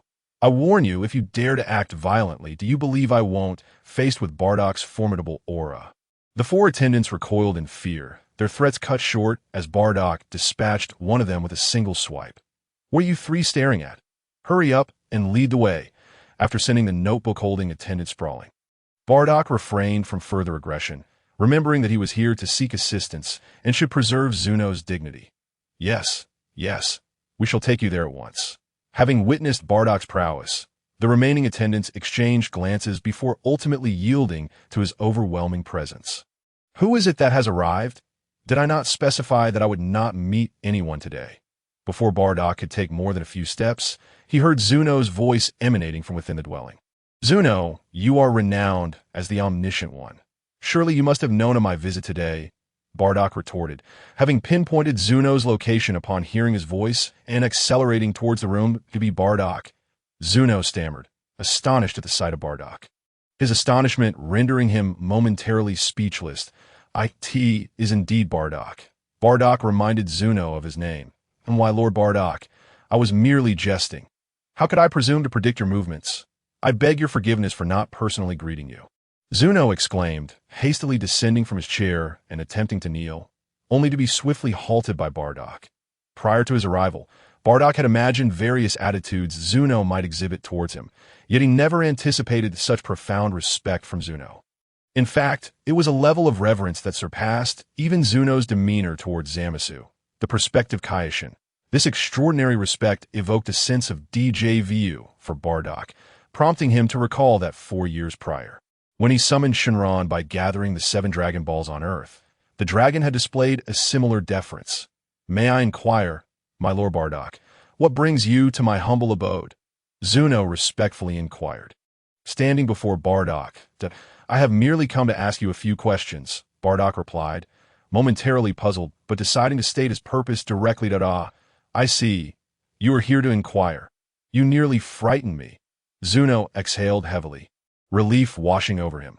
However, I must inform you, due to certain constraints, I can only answer 3 questions. Beyond that, I am unable to assist. 3 questions. Bardock was quite satisfied, for he had originally intended to ask only 1. Now, unexpectedly, he had 2 additional inquiries, which was quite fortuitous. Moreover, Zuno had not imposed any prerequisites, unlike characters such as Bulma or Jocko from the original Dragon Ball Super, who required a kiss from Zuno to obtain answers. Bardock was relieved at the absence of such demands. Zuno, how much do you know about the legendary Super Saiyan? Bardock inquired. Lord Bardock, is this your first question? Zuno replied, perhaps taken aback by the simplicity of the inquiry. Speak, tell me everything you know about the legendary Super Saiyan. Everything, Bardock urged impatiently, sensing Zuno's hesitance. Upon hearing Bardock's insistence, Zuno began to recount his knowledge of the legendary Super Saiyan. The legendary Super Saiyan, a title denoting a warrior among the Saiyans who emerges once every millennium. However, this is not entirely accurate. In ancient times, this form was merely a standard state of the Saiyans, infused with savage energy. The ancient Saiyans were all malevolent and warlike. Over time, as the ages progressed, the savage elements within the Saiyan bloodline gradually diminished and fell into a dormant state. It is only through stimulation from the Zenkai boost that these dormant energies can be partially awakened. This state is referred to as by contemporary Saiyans, and during this transformation, their battle power typically multiplies tenfold. Continue, Bardock urged, observing Zuno's prolonged silence. Lord Bardock, that is all I know regarding the legendary Super Saiyan. With wide-open eyes, Zuno found himself at a loss, uncertain of what else Bardock wished him to convey. You are knowledgeable about the history of the Super Saiyan transformation, are you? I ask you, how should one address the issue of losing control during a rampage in this form? Upon noticing Zuno's reluctance to speak unless prompted, Bardock, filled with frustration, pressed further. Yes, Zuno quickly replied, eager to appease Bardock.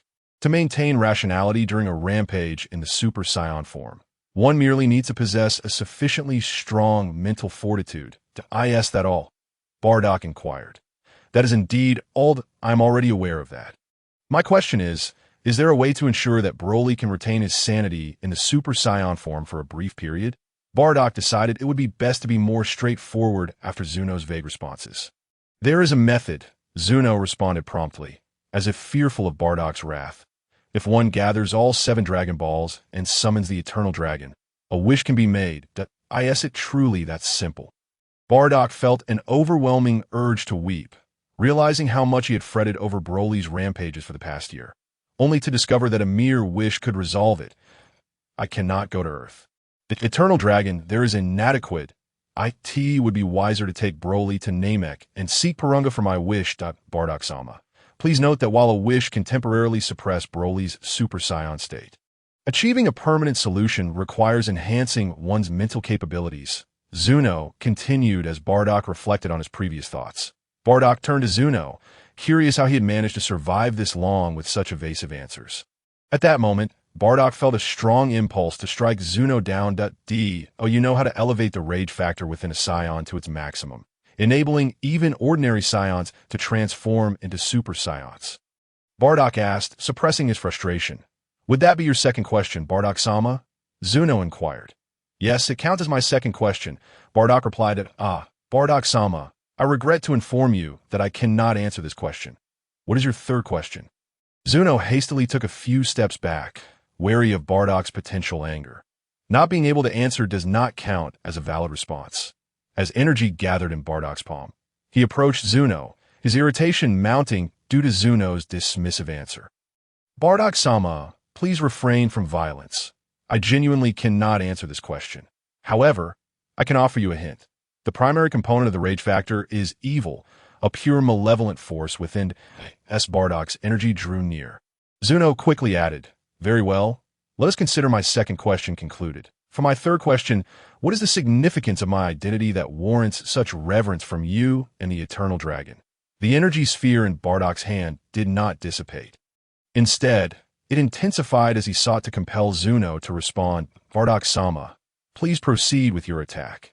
Even in death, I shall not divulge this information, Zuno declared, closing his eyes and awaiting Bardock's strike.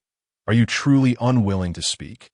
Bardock transformed into a Super Saiyan, exerting pressure upon Zuno that I refused to speak. Zuno resolutely shook his head, eyes tightly shut, demonstrating his steadfastness. Bardock, seeing Zuno's unwavering demeanor, felt a sense of helplessness. He could not simply kill Zuno. After all, Zuno had been quite informative regarding his other questions, and his demeanor had been respectful. Since he refused to divulge that, I shall pose a different question. Bardock dispersed the energy in his palm. Addressing Zuno, please, Bardock-sama, feel free to ask me any other questions. I will answer without reservation. Zuno, relieved to have evaded a dire fate, responded earnestly. What is the identity of Captain Gilly of the Galactic Patrol?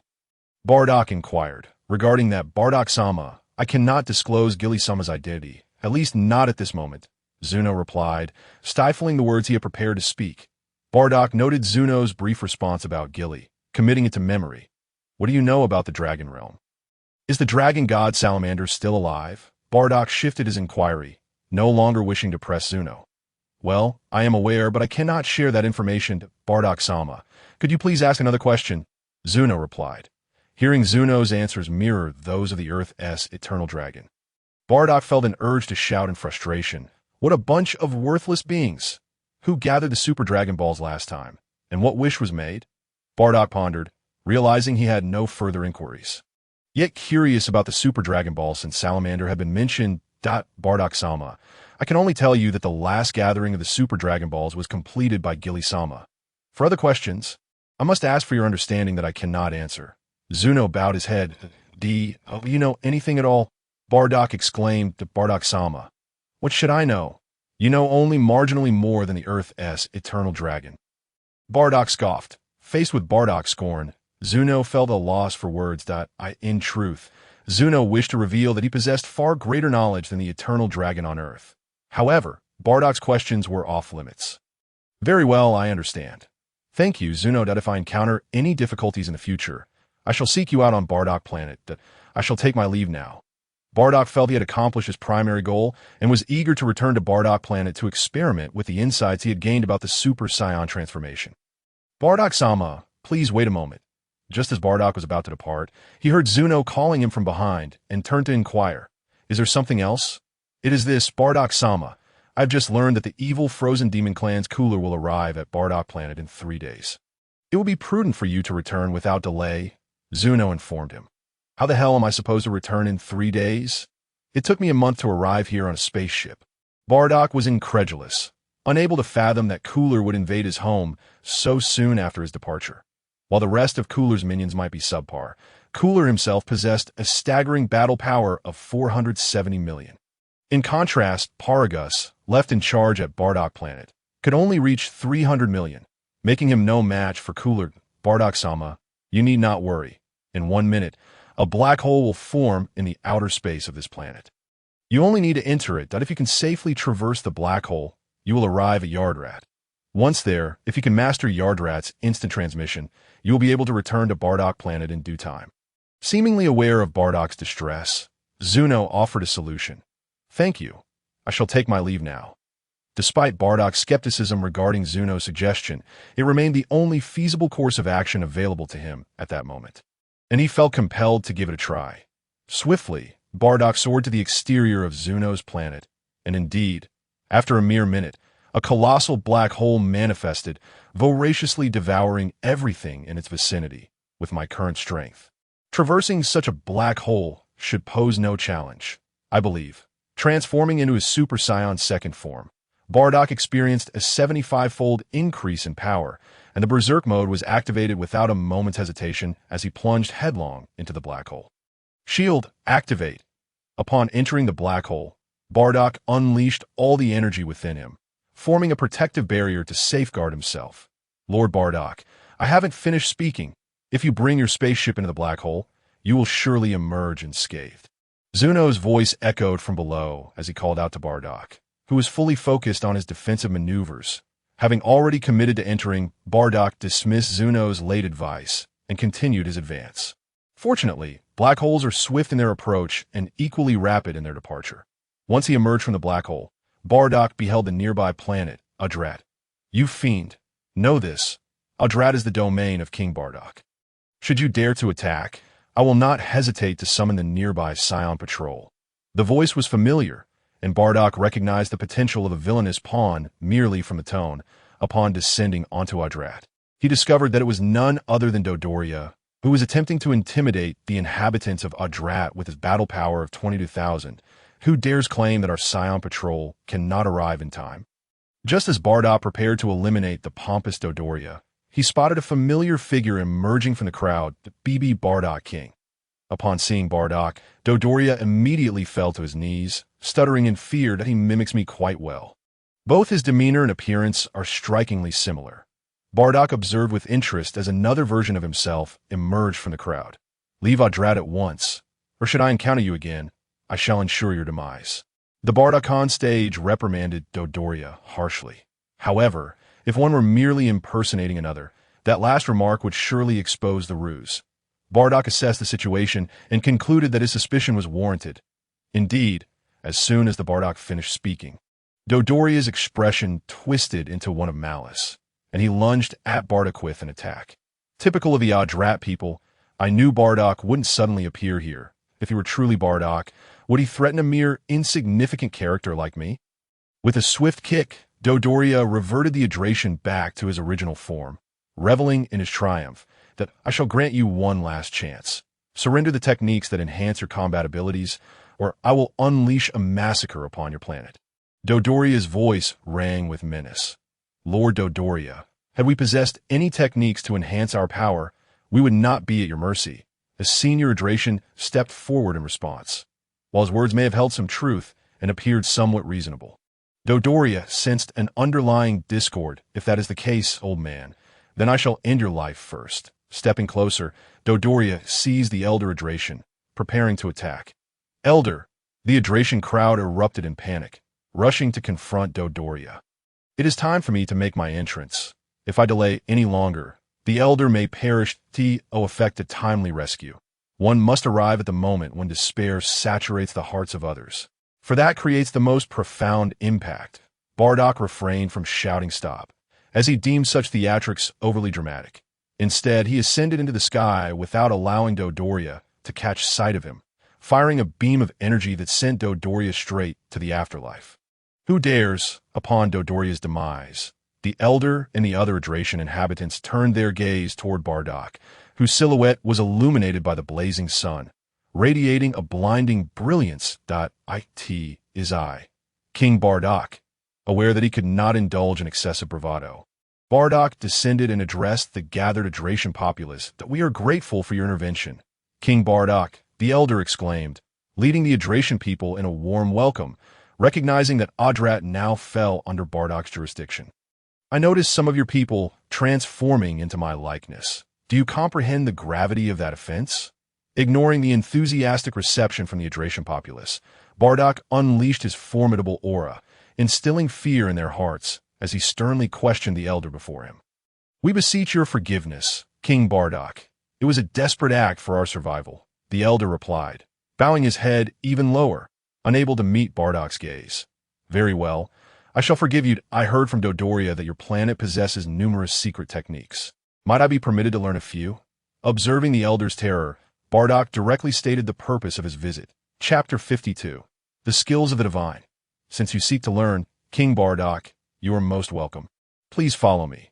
After a prolonged silence, the Elder rose and gestured for Bardock to follow.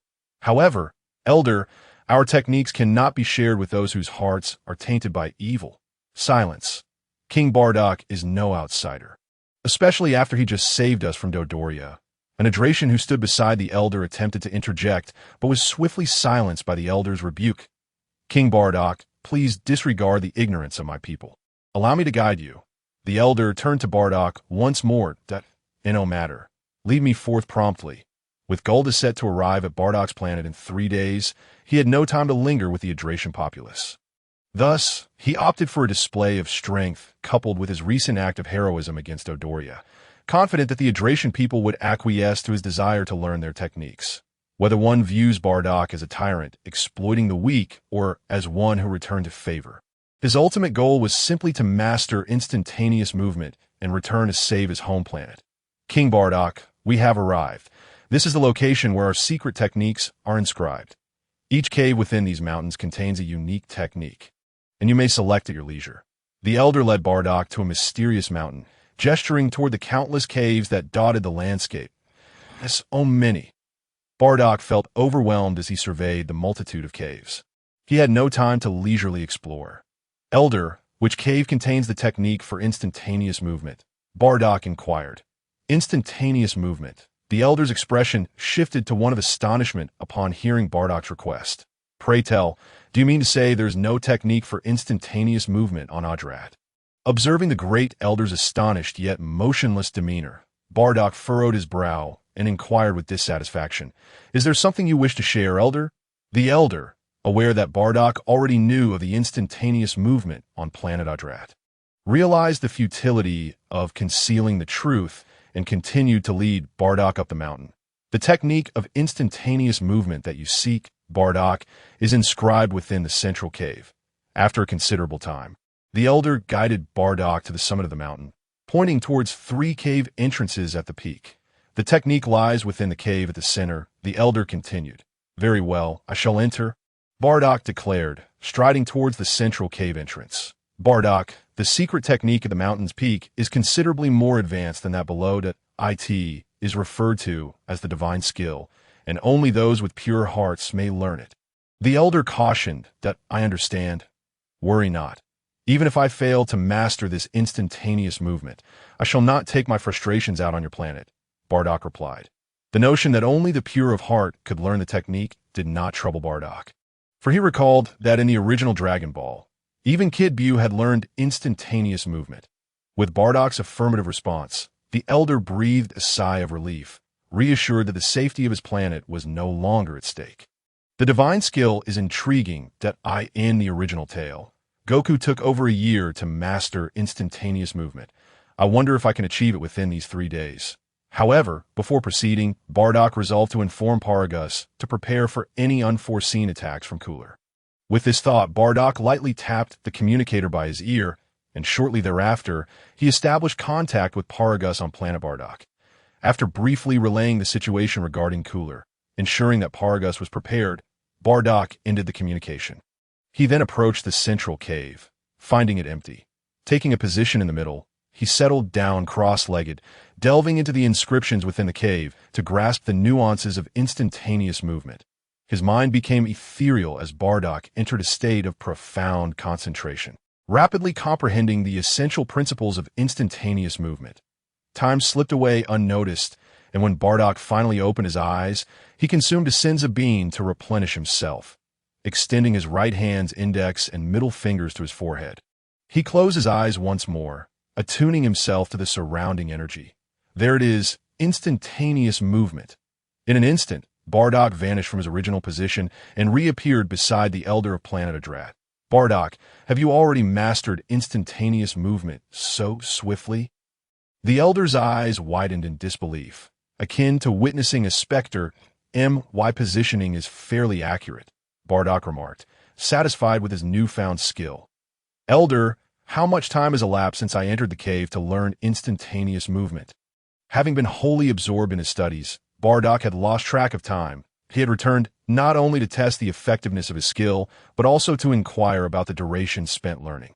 Your Highness, it has been scarcely a day since you entered the cave, the Elder replied promptly, his eagerness to please evident as he had intended to bring Bardock some food. Only a day?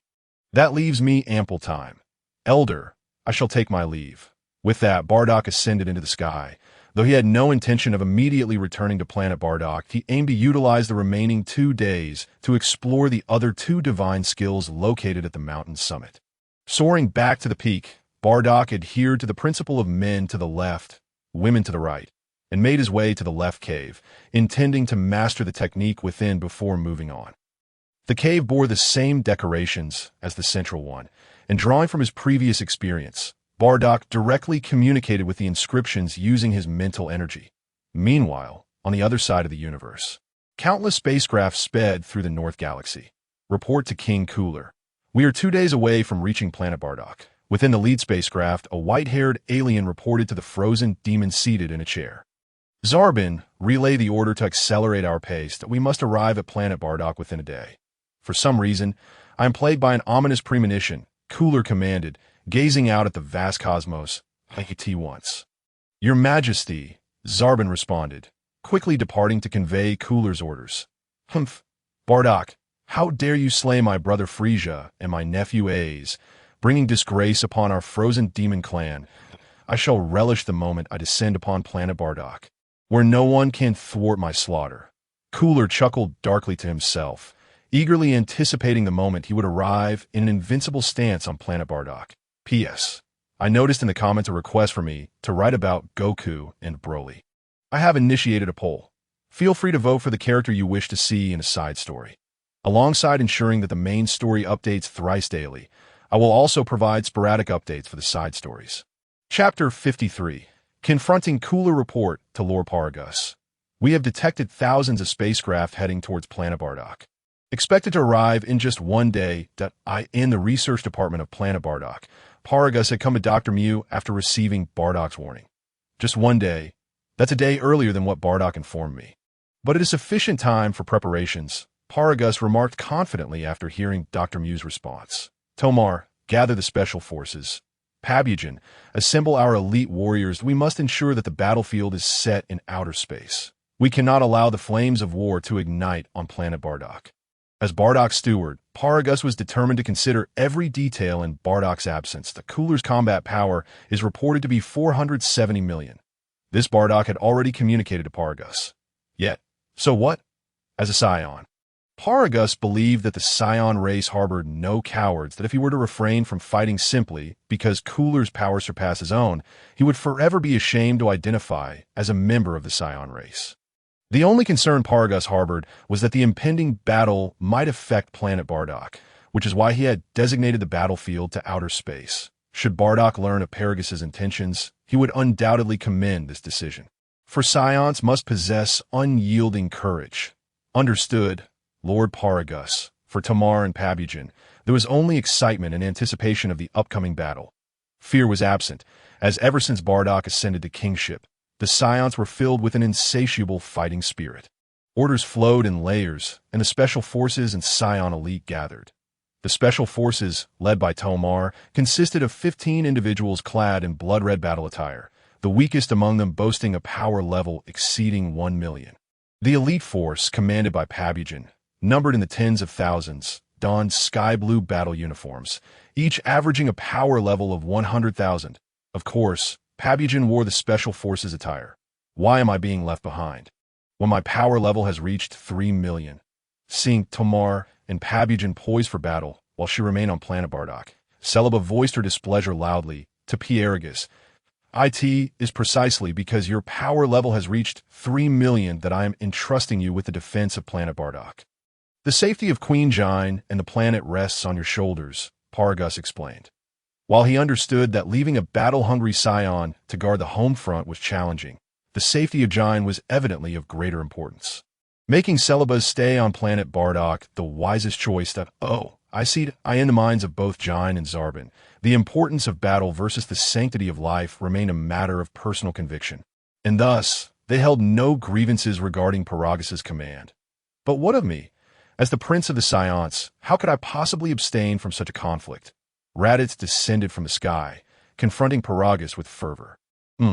Father, I too wish to partake. Broly, who had accompanied Raditz, chimed in at that moment. Raditz, and you as well, Broly, you are both still quite young and ill-suited for this war. Furthermore, Gula's battle power exceeds mine in Super Saiyan form by a staggering 230 million. I fear I may struggle to protect you in the fray, Paragus cautioned. Rest assured, I will not hinder your efforts. Broly and I possess sufficient strength to fend for ourselves, Raditz retorted, with Broly nodding in agreement beside him. Queen Jine, what is your opinion? Aware of Raditz's royal lineage, Paragus hesitated to voice further objections. Casting his gaze toward Jine, hoping she might persuade Raditz to reconsider. Dear Paragus, you must acquiesce to Raditz's wishes.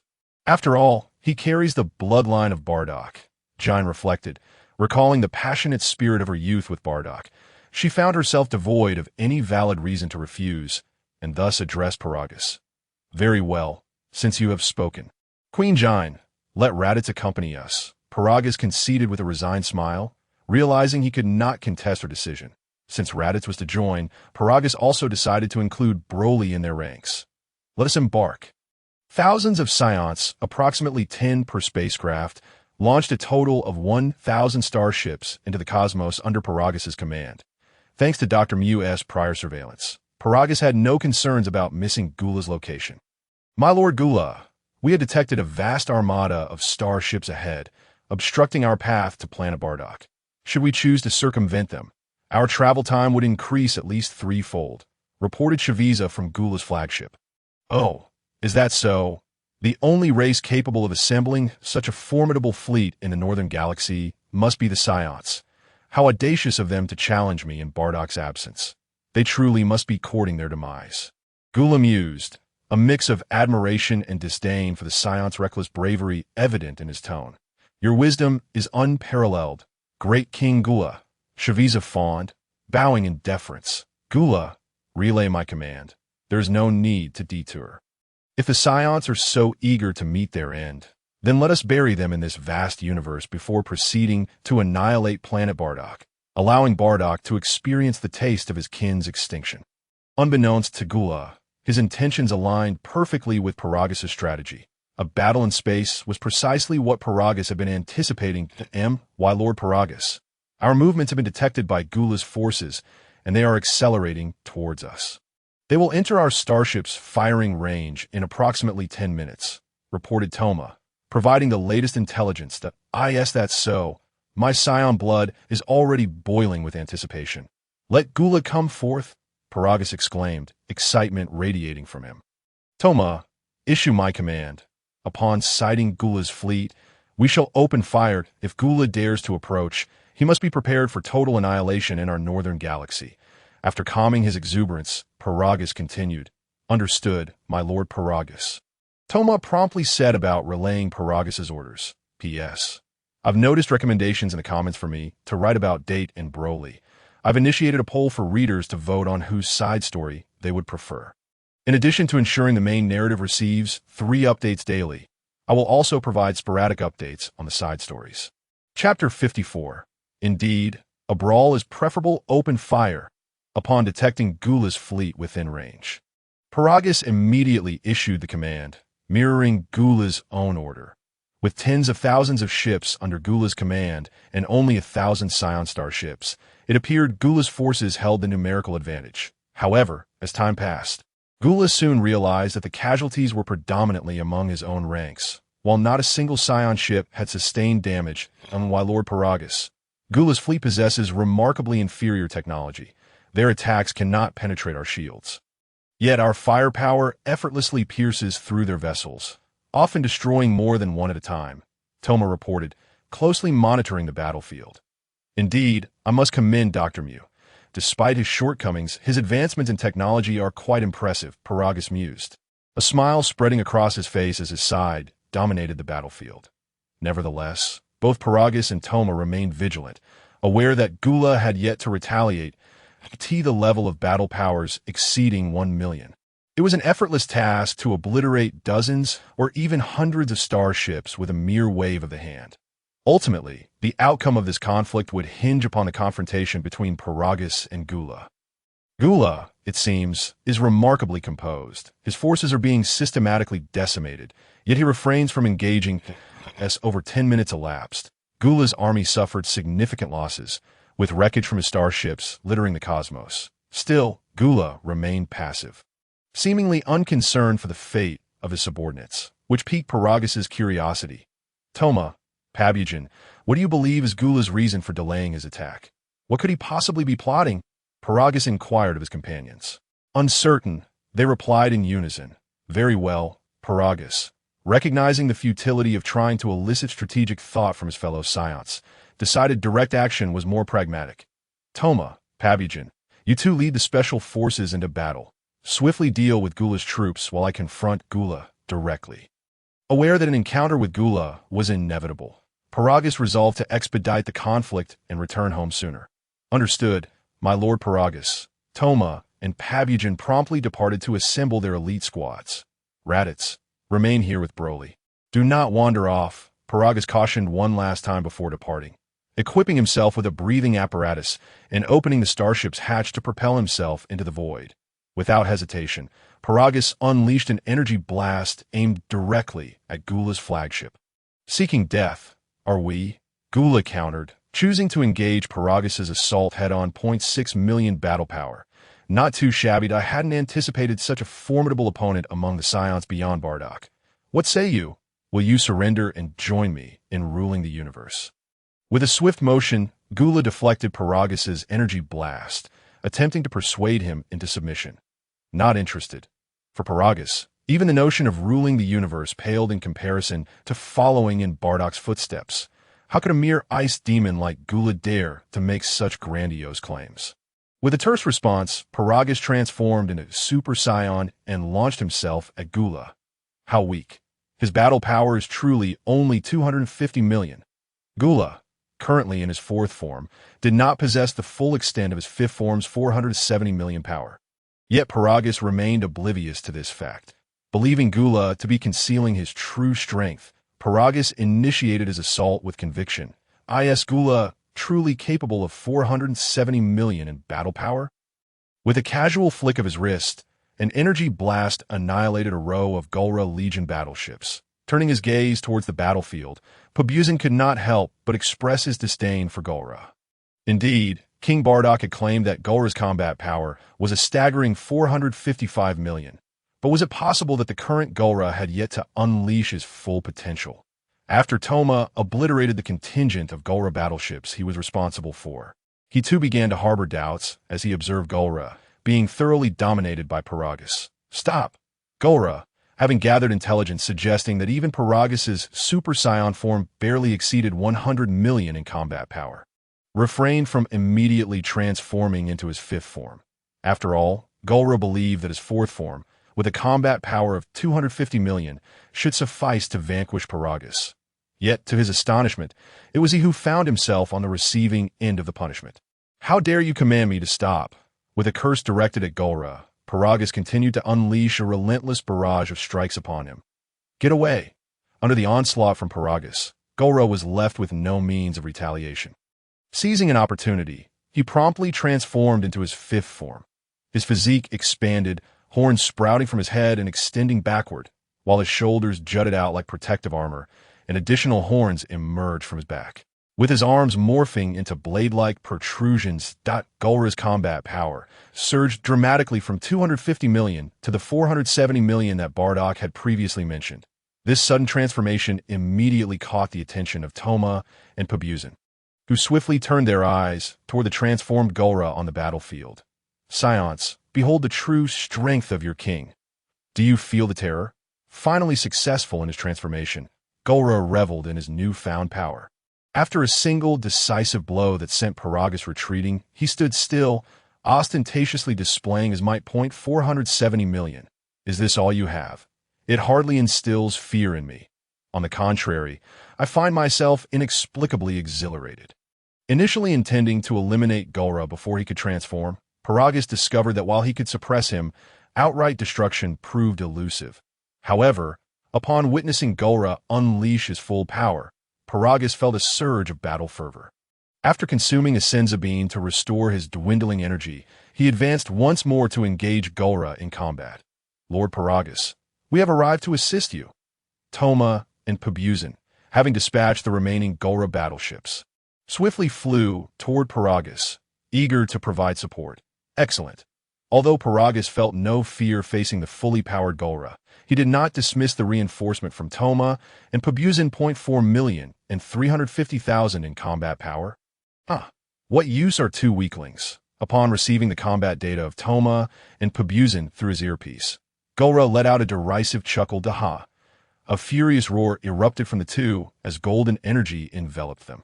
As Toma and Pabuzen approached, they transformed into Super Saiyans, their powers escalating to 200 million and 175 million, respectively. With both hands extended, Gulris seized Toma and Pabuzin, hurling them aside, although they failed to inflict significant damage. Their sudden ambush caught Gulra off guard.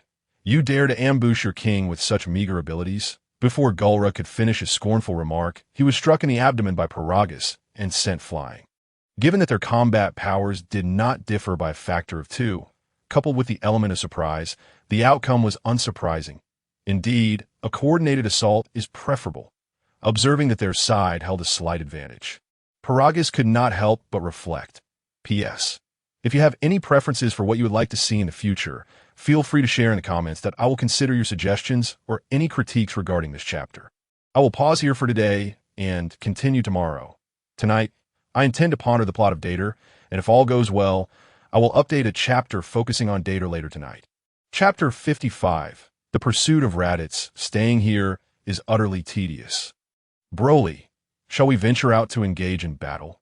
Raditz, feeling increasingly bored within the confines of the battleship, urged Broly as he observed the chaotic combat outside. "My lord, my father is only concerned for our safety.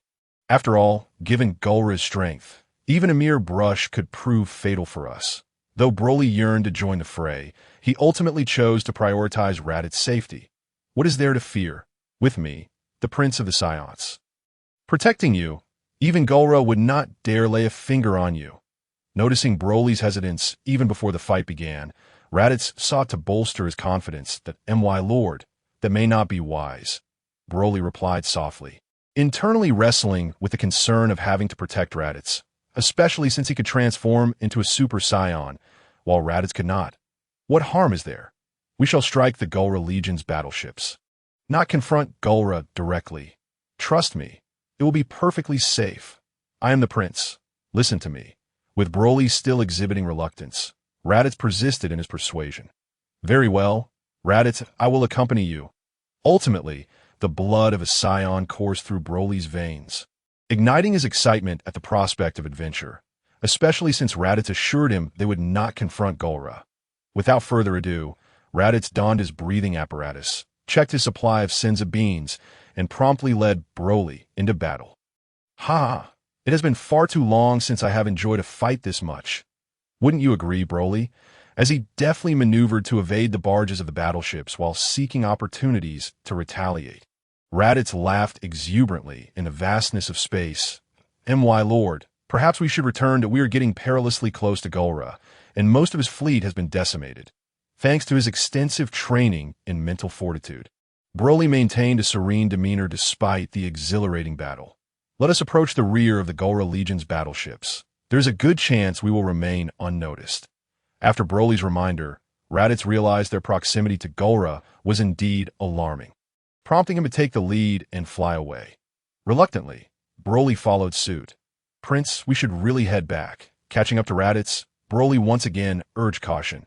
"Look, Broly, that small spacecraft emerging from the main Gulra battleship seems rather suspicious," Raditz exclaimed, having spotted the vessel as they flew further back. "Based on its trajectory, it appears to be heading toward our planet, Bardock." Broly analyzed that it must be the despicable Gulra's plan to distract our guardians while secretly dispatching his subordinates to raid Bardock. Spotting the direction of the vessel, Raditz cursed vehemently. Indeed, Broly found himself agreeing with Raditz's assessment. "What are we waiting for? We must pursue and eliminate them." With that, Raditz propelled himself forward at full speed, driven by his eagerness to prove himself. While Raditz's recklessness was evident, his desire to demonstrate his worthiness in comparison to Broly was palpable. Broly, understanding Raditz's motivations, refrained from mentioning anything that might dishearten him. "Captain, 2 Saiyans are closing in behind us. Their combat power estimated at around 60,000. Should I take action against them?" Inside the small spacecraft, one of Gulra's 3 subordinates, Dre, inquired of his comrade, Shaviza. "No need. This is not the right moment to engage. We risk drawing Paragus and the others' attention. Let us hasten to Bardock instead." Assessing the situation, Shaviza continued, "Nez, accelerate and shake off those 2 Saiyans." "Understood, Captain." As one of the 3 formidable subordinates of Goldo, Nez replied, "How infuriating. How can their spaceship be traveling at such astonishing speed? Despite exerting all his efforts to pursue, Raditz found himself unable to close the distance, his frustration palpable as he accelerated once more. Captain, the Saiyans trailing us appear to be the sons of Bardock and Paragus. Dre informed Shaviza while reviewing the data on the Saiyans. That's so. The offspring of the top 2 leaders from planet Bardock are here. Their audacity is commendable. Nez lowered his speed, allowing them to catch up, then devised a plan to capture them in a secluded area, intending to use them as leverage against Bardock or Paragus. Shaviza instantly conceived a brilliant scheme in his mind. Truly remarkable, Captain Shaviza. Your intellect knows no bounds, Dre and Nez flattered him from the side. Excellent, with the speed reduced, Broly, let's hasten our pursuit, Raditz exclaimed, thrilled to see the small spaceship ahead slowing down. Raditz, be cautious. There may be a trap, Broly urged, attempting to advise caution, but seeing Raditz accelerate again, he could only comply and increase his own speed. Saiyan Prince, I admire your bravery, with a mere combat power of 60,000. You dare to chase us, Shaviza taunted as the small spaceship came to a halt in a desolate area, and the 3 of them emerged, Shaviza's mocking words directed at the approaching Raditz. Since you recognize me as the Prince of the Saiyans, why not surrender quickly?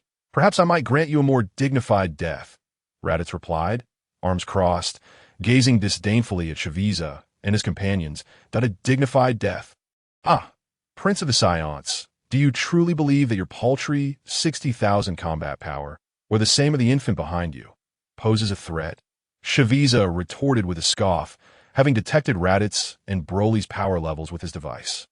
Raditz, I am prepared, Broly announced, having set up the artificial moon above. Knowing that Shaviza and his companions possess combat powers close to 200,000, Raditz understood that he and Broly in their normal states were no match for them.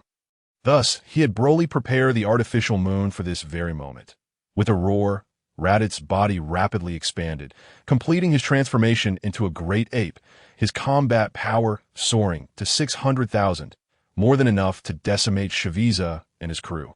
However, Broly did not undergo the transformation, as the berserk factor within him was at 100%.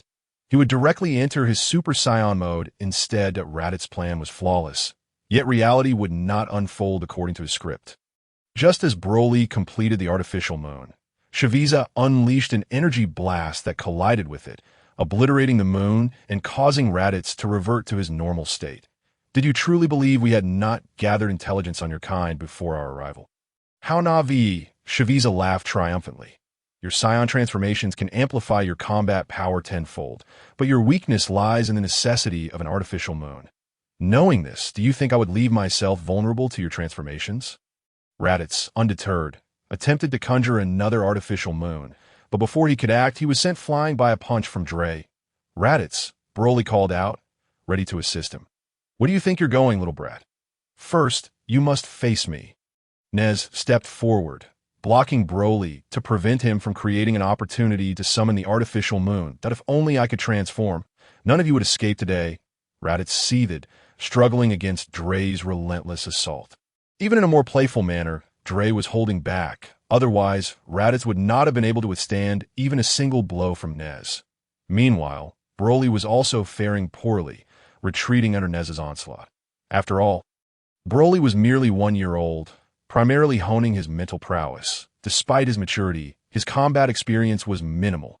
Relying on his innate fighting instinct from his transformation, Broly could not alter the fact that his combat power was just above 60,000.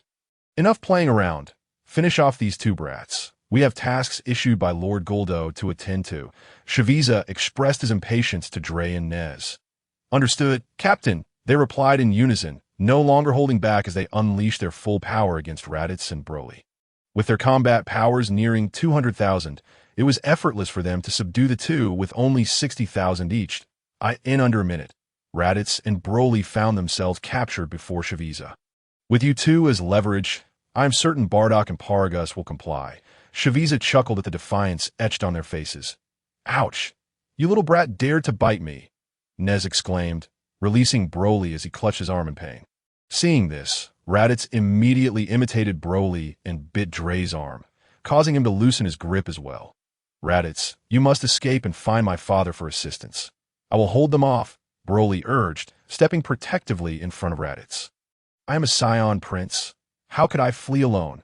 If anyone is to escape, it should be you, Raditz insisted, knowing that without the artificial moon, the best course of action was for one of them to return and seek help from Paragus and others. However, his Saiyan pride would not allow him to abandon his position. You fools, Shaviza scolded Dre and Nez. If Raditz were to return as Broly suggested, they would be left with no chance of survival. Resolving to capture them, Shaviza amassed energy in his palm and aimed it directly at Raditz. Raditz, watch out! Broly shouted as Shaviza's energy blast hurtled toward Raditz, who stood frozen in shock. INA flash.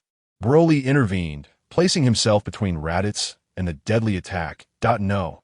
As Broly fell near death, Raditz realized the grave mistake of his earlier hesitation. All previous grievances against Broly dissipated. He now understood that regardless of Broly's remarkable talent, he would risk his life to protect a friend. The source of his jealousy now seemed meaningless. Shaviza, you dare to kill Broly? I will make you pay.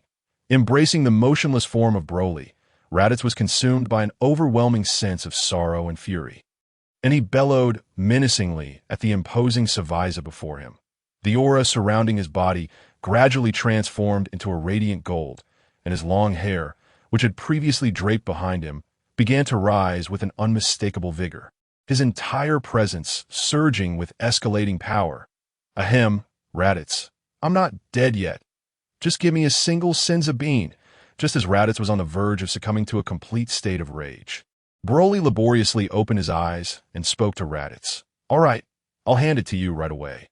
Upon realizing that Broly still clung to life, Raditz's anger swiftly transformed into immense joy, prompting him to hastily produce a Senzu bean from his pocket and feed it to Broly.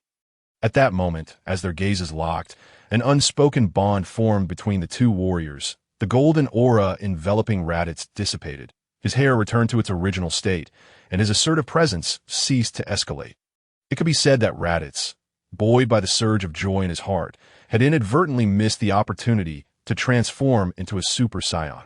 However, even if Raditz were aware of this, he would never consent to sacrificing Broly's life merely to gain the ability to transform into a Super Saiyan himself, for he was the proud prince of the Saiyans. What remarkable beings! Truly, as the report suggested, they can instantly heal even the gravest of injuries. Yet, Shaviza scoffed, but what significance does it hold for a mere infant with a battle power of 60,000? Especially without an artificial moon. Reflecting on the miraculous properties of the Senzu beans, he cast a disdainful glance at Raditz and Broly. Raditz, you should leave at once and summon my father and the others for assistance. I will hold them off here. Broly reiterated the same sentiment to Raditz. Understood, Broly. Take care while you're here. This time, Raditz did not hesitate to comply, fully aware that Broly was indeed better suited to remain behind. After all, Broly could transform into a legendary Super Saiyan, while he could not. Once Broly entered that state, he would become a force of uncontrollable chaos, unable to distinguish friend from foe, should Raditz remain. He would only hinder Broly and might even become a target of Broly's rampage. Trying to flee. Are you, Saiyan Prince? Do you believe we are inconsequential? Shaviza sneered, directing his subordinates, Dre and Nez, to intercept Raditz. If you wish to move Raditz, first ask me if Broly will allow it. Broly stepped forward, using his diminutive form to shield himself against Shaviza and his companions. Very well, little one, your courage is commendable. But I shall deal with you first, and then it will be no trouble to eliminate your prince. Gazing at Broly blocking his path, Shaviza's anger surged. He chose not to pursue Raditz immediately. To Shaviza, dispatching Broly, with his paltry battle power of 60,000, would be a trivial endeavor. After swiftly dealing with Broly, he would have no difficulty in pursuing Raditz thereafter. Roar. A furious roar erupted from Broly, shattering Shaviza's thoughts. What manner of monster are you? Sensing the malevolent and ferocious aura emanating from Broly, Shaviza and his companions were instantly gripped by a chilling dread. An indescribable fear blossomed within them. The terrifying pressure of 600,000 battle power relentlessly assailed their will, leaving them enveloped in despair, devoid of any hope. Chapter 57. The Damaged Controller Raditz. Why have you come here? You must leave this place at once. In the midst of his fierce battle with Gula, Paragus was momentarily distracted by Raditz's arrival, resulting in a powerful punch from Gula that sent him reeling. He then called out to Raditz. As Paragus was pushed back, Toma and Pabukin rushed forward to defend against Gula's onslaught, implementing a strategy of defense. Indeed, the disparity in strength between Paragus's group and Gula was far too vast.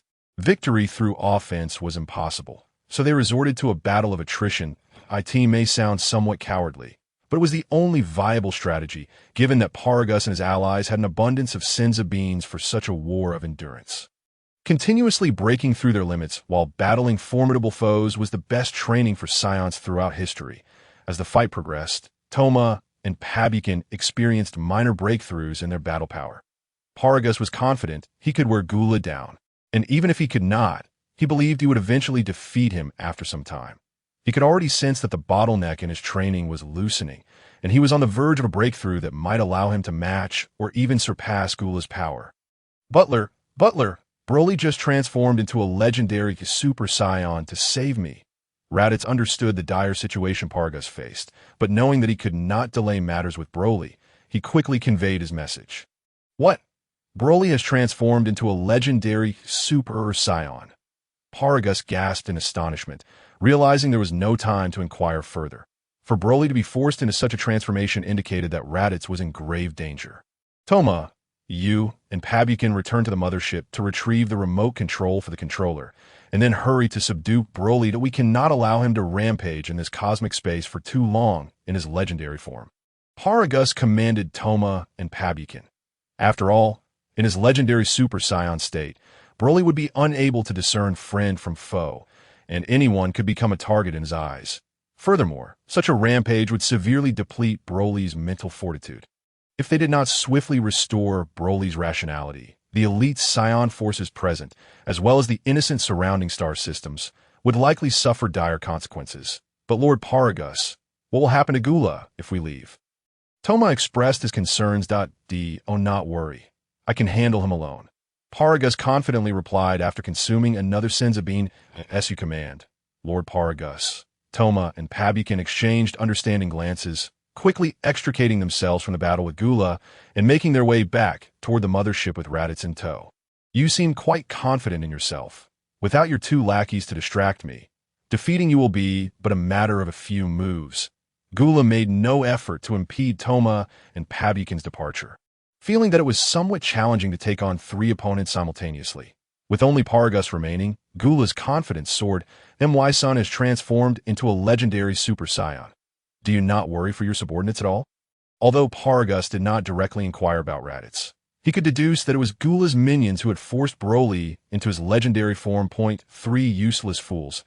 I had originally planned to let them take advantage of the Saiyan army's presence to launch a surprise attack on planet Bardock. Who would have thought their actions would be discovered so quickly? Let them perish. What is there to be concerned about? Gula replied with a smirk. At least their demise has some merit. They successfully diverted your two subordinates. Have they not? Paragus retorted disdainfully, casting a dismissive glance at Gula. After all, the teachings of camaraderie and unity imparted by Bardock had instilled in the Saiyans a deep appreciation for their comrades. Shifting focus back to Broly, who had entered his legendary form, his self-awareness faded within 10 seconds, plunging him into a frenzied state. Meanwhile, the panicked Savaiza and his companions rapidly conjured energy blasts, unleashing their full arsenal upon Broly without hesitation, as if they were throwing money away. However, Broly, having lost his self-awareness, instinctively believed that these attacks posed no threat to him. Thus he did not attempt to evade. Yet, as it turned out, Savaiza and his companions' attacks inflicted no harm upon Broly whatsoever. Damn it! How can this brat suddenly become so strong? Our attacks have no effect on him. With each strike, their fear intensified, and despair gripped Savaiza and his companions even more. Captain, look! The necklace around that kid's neck is flashing. At this moment, Dre, standing nearby, noticed the changes in the controller around Broly's neck and spoke up to alert the others. Captain, I suspect that this little brat has transformed into his current form due to the necklace around his neck. Niz, observing the situation, also offered his analysis. Well then, let us three concentrate our fire on that necklace around the little rascal's neck. At that juncture, Shaviza, feeling desperate, issued commands to Dre and Niz without hesitation. Wait, stop! As Shaviza and his companions directed their attacks toward the controller on Broly's neck, Raditz, Toma, and Pabugen arrived just in time. Seeing the scene, Raditz shouted urgently, "Quickly stop!" However, Shaviza and his companions were undeterred by Raditz's call to halt. In fact, it only reinforced their belief that the controller on Broly's neck was indeed the key to his transformation. Otherwise, why would Raditz be so anxious to intervene, with their combined assaults and Broly's lack of defense? The controller on his neck quickly cracked and then shattered. Roar! Even in his mindless rage, Broly felt the loss of something vital. As he unleashed a furious roar, a malevolent and frenzied energy flickered in his right hand. In an instant, he condensed a massive sphere of energy and hurled it, obliterating Shaviza and his companions into mere ashes. This is troublesome. Upon witnessing the destruction of the controller around Broly's neck, Toma realized the gravity of the situation. After all, with the controller broken, the remote in his hand had lost its efficacy. Toma, did you see that? Broly is no longer limited to mere physical attacks. He can now wield energy attacks. Pabugen chimed in. Toma, Pabugen, you two must step forward and forcibly subdue Broly. That if we allow him to continue in this berserk state, it could inflict significant damage to his mental state. Raditz expressed his concern. Understood, Lord Raditz. Toma and Pabugen recognized that this was indeed the best course of action to halt Broly's rampage. Thus, they braced themselves against the suppression of their Super Saiyan bloodline and advanced to restrain Broly's escalating fury. P.S. I can't continue. I'm too tired. I still have one chapter left to complete tomorrow. After finishing tomorrow's chapter, I will update 3 chapters of the main text and 1 side story. 8s long, as there's no power outage at home tomorrow. I will definitely fulfill the task in full. Chapter 58. Paragus' Fury. Have you exhausted those beans that can heal your injuries? With another kick sending Paragus flying, Kula gathered energy in his hand and launched it directly at Paragus. Indeed, holding off Kula alone proved to be quite a strain. With a bitter smile, Paragus gazed at the Senzu beans in his hand, hesitating to consume them, lost in thought. Finally, with determination, he crushed them all. Indeed, I have run out of Senzu beans. Come on, Kula, let us engage in our final battle. Paragus resolved to no longer rely on Senzu beans, realizing that his habitual dependence on their restorative properties had deprived him of the experience of true life-threatening danger for far too long. Therefore, he chose to crush his Senzu beans and dismiss Toma and Pabugen, deliberately placing himself in a dire situation, seeking to be reborn through the threat of death that Kula posed. Oh, quite arrogant. Aren't you? Let us see how long you can endure. Kula advanced to seize Paragus, delivering a flurry of blows. Once I have killed you, I will eliminate your 12 subordinates, followed by your son and Bardock's son, including all the Saiyans who have come with you this time. Of course, I will spare one who can operate a spaceship, as I still intend to wreak havoc on your Bardock planet. Kula savored the anticipation of witnessing the devastation of Bardock's planet upon his return, casting a derisive glance at the battered Paragus. Silence. I command you to be silent. Paragus roared in fury, an unnameable rage swelling within him, rapidly expanding. Kula would never comprehend the dire consequences of truly provoking Saiyan. Lord Paragus is in trouble. Direct the firepower toward Kula. Fire. Thousands of Saiyan spaceships, stationed at a distance, turned their weapons to target Kula after dispatching his fleet. No, stop, Paragus shouted loudly, attempting to halt the suicidal actions of the thousands of Saiyan spaceships. After all, such attacks would scarcely inflict any significant damage on Kula, who possessed a power of 470 million. Conversely, a single strike from Kula could obliterate numerous Saiyan spaceships in an instant, potentially leading to total annihilation of the Saiyan fleet. Since you are so concerned about those Saiyans' lives, I shall grant you 10 seconds to use your body to block my attack. With a flick of his hand, Kula dispersed the Saiyan spaceship's fire, mockingly addressing Paragus, before gathering another energy orb aimed at the nearby Saiyan spaceship, and comparing his own life to that of the Saiyans.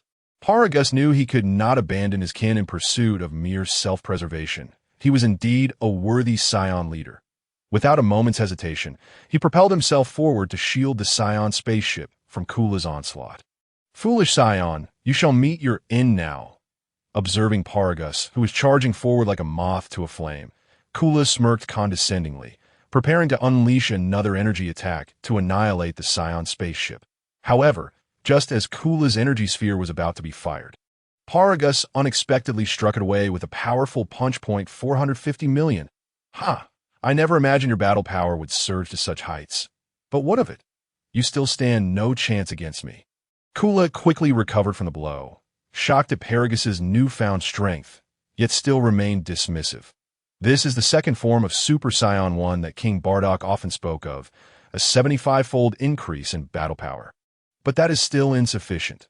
"Keep rising." After pushing Kula back with a punch, Paragus chose not to continue his assault, but instead stood his ground, unleashing a furious roar as he transformed his raging emotions into battle power. "Damn you, Saiyan! Prepare to die." Witnessing Paragus's escalating battle power, Kula was taken aback, abandoning his arrogance as he gathered energy to launch an attack against him. "Have you had your fill? Now, it's my turn to counterattack." "Kula!" As Kula's energy attack dissipated, Paragus's muscles swelled, radiating an aura of ferocity. Paragus successfully attained the second form of Super Saiyan 1, awakening the dormant rage within him. In this berserk state, Paragus's battle power surged once more. Though only a twofold increase, his 900 million battle power was more than enough to overpower Kula. Don't get too cocky, Saiyan. Your breathing apparatus was shattered earlier. How long can you last without air?" Despite his fear of Paragus's increased power, Kula's bravado resurfaced when he recalled that Saiyans could not breathe in space. Yes, that's so. Paragus scoffed dismissively, determined to demonstrate to Kula that a Saiyan, empowered by their inner fury, could indeed survive in the vacuum of space. Impossible. Besides Bardock, how could there be anyone else this strong among the Saiyans? Gula was sent flying by Paragus with a single punch. And before he could regain his senses, he was met with a barrage of relentless blows from Paragus. After a few exchanges, Gula had already sustained severe injuries at the hands of Paragus. Yet Paragus was not unscathed either, as he was already burdened with serious wounds from the onset, totaling 560 to death energy ball. Seizing an opportunity when Paragus let his guard down, Gula broke free from Paragus's assault and quickly gathered his energy, forming a terrifying energy sphere in his grasp. Super Tornado Cannon. As a Saiyan, Paragus asserted that he had never feared an opponent, channeling his own energy to unleash a shockwave from his hand. However, Gula's ultimate technique stood no chance against Paragus's Super Tornado Cannon, being repelled effortlessly, sending Gula hurtling away. Finally, Gula was dispatched, watching as Gula was struck directly by his Super Tornado Cannon, hurtling towards the sun. Paragus felt the tension in his heart finally ease. "King Bardock, I have not betrayed your trust. I have succeeded. Planet Bardock is safe." Exhausted, Paragus found it a struggle even to open his eyes, just as he kept them closed. He noticed a figure in a red cloak appear before him. "Paragus, you have performed admirably. You are a commendable Saiyan steward." Bardock, having instantaneously transported himself before Paragus, embraced the unconscious warrior with a tone of reassurance. P.S. This chapter serves as a supplement to yesterday's. 3 more chapters of the main story and 1 side chapter are yet to come. Spoiler alert. In the next chapter, Bardock will unlock the Transcendent mode. Chapter 59, Bardock Speculation Paragus. Are you feeling better? In the elite medical room on planet Bardock, Bardock visited to check on the gravely injured Paragus. In response to King Bardock, "I am nearly recovered, though my mental energy is significantly drained." Paragus slowly sat up from the sickbed, covering his still throbbing head. "Fortunately, the rampancy within you is only activated to 20%. Had it reached 60%, you would have succumbed to a berserk state. And the damage to your mental energy would have been unimaginable," Bardock remarked. Hee. In the face of Bardock's admonition, Paragus chuckled sheepishly while seated on the bed.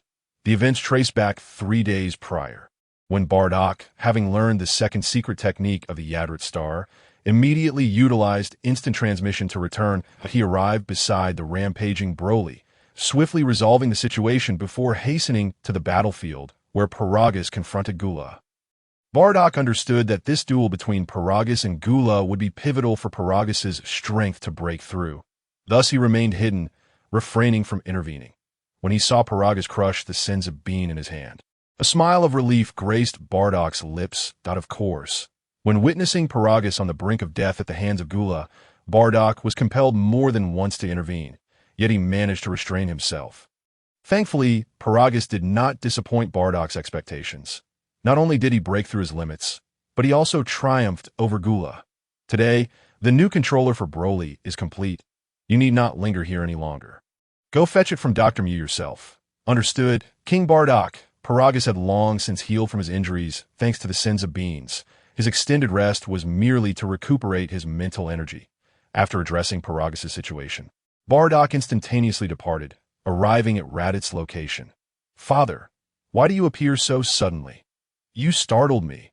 Raditz, diligently training in the gravity chamber, was taken aback by Bardock's unexpected presence. Enough of your complaints. Starting today, I shall teach you about mental energy cultivation.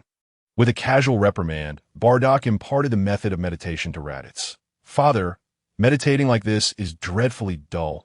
Please instruct me in combat techniques instead. Raditz, unable to endure the monotony of meditation, voiced his discontent shortly after beginning. Silence. Concentrate your mental energy and cast aside all distractions. When your mental energy is robust, all combat techniques will naturally coalesce. Bardock instructed, his eyes still closed as he continued his own meditation. Given Raditz's developing physique, Bardock deemed it more prudent to guide him in mental energy cultivation. Father, could we perhaps change our meditation location? The peak of the waterfall, where Broly often meditates, seems quite appealing. Struggling to focus in the gravity chamber, Raditz suggested to Bardock. However, Bardock paid him no heed, instead experimenting with the second divine skill he learned from Yadrit, telepathic communication, that he still struggled to comprehend why instant transmission and telepathic communication were regarded as divine skills by the Yadrit people. The method of telepathic communication was akin to instant transmission. One first sensed the other's energy, and then a bridge of mental energy would be established, allowing for inner dialogue. The individual Bardock was currently communicating with was Gudu. Stationed at the palace gates, as per Paragus' orders. Gudu, do you hear me? Bardock silently focused on establishing the connection. Who's there? Show yourself. Gula, dozing off while on duty at the palace gates, was startled awake by a voice resonating in his mind. Glancing around with suspicion, "It is I, Bardock." Sensing Gudu's fear, Bardock revealed his identity to prevent Gudu from scaring himself further. King Bardock, how may I assist you? Upon confirming that it was indeed Bardock's voice, Gudu immediately straightened up, feigning diligence. Turn around, Bardock commanded. Understood. Gudu promptly complied, only to find Bardock standing directly behind him. Pause time for me once more. Bardock issued his command. Yes, sir. Gudu, following the instructions, held his breath, and the surrounding time came to a standstill. However, it had no effect on Bardock whatsoever. Hold on. Do not release it.to validate his suspicions. Bardock instantaneously moved away, arriving beside Raditz. Indeed, time flowed normally for Raditz, indicating that Gudu's time pause could only maintain a small area. After confirming this, Bardock instantaneously returned to Gudu's side. This moment, Gudu's face had turned crimson from holding his breath. He was at his limit, yet Bardock had not commanded him to stop, and Gudu dared not cease on his own. Yet Bardock appeared oblivious to Gudu's predicament, remaining stationary as he contemplated. With a thud, after enduring too long without air, Gudu fainted from asphyxiation, which jolted Bardock from his thoughts. How pathetic. 27.58 seconds. After calculating the upper limit of Gudu's time pause, Bardock squatted down to awaken him. Gudu, tell me, how did you acquire the ability to control time? How did you cultivate it? After rousing Gudu, Bardock inquired. In response to King Bardock, my time ability is an innate gift, Gudu replied, then, puzzled, asked Bardock, can King Bardock's time abilities also be cultivated? Very well, that will suffice. You may continue your watch. Even the ancient Dugu does not appear to be lying. And Bardock finds himself in a state of helplessness, as the phrase born with it seems capable of silencing any further inquiries.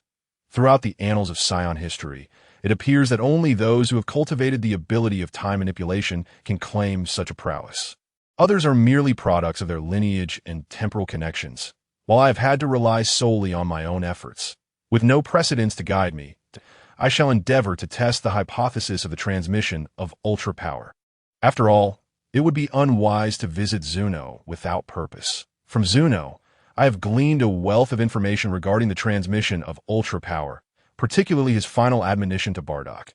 The core component of the Berserk factor is malevolence, a pure and unadulterated force of evil within one's heart.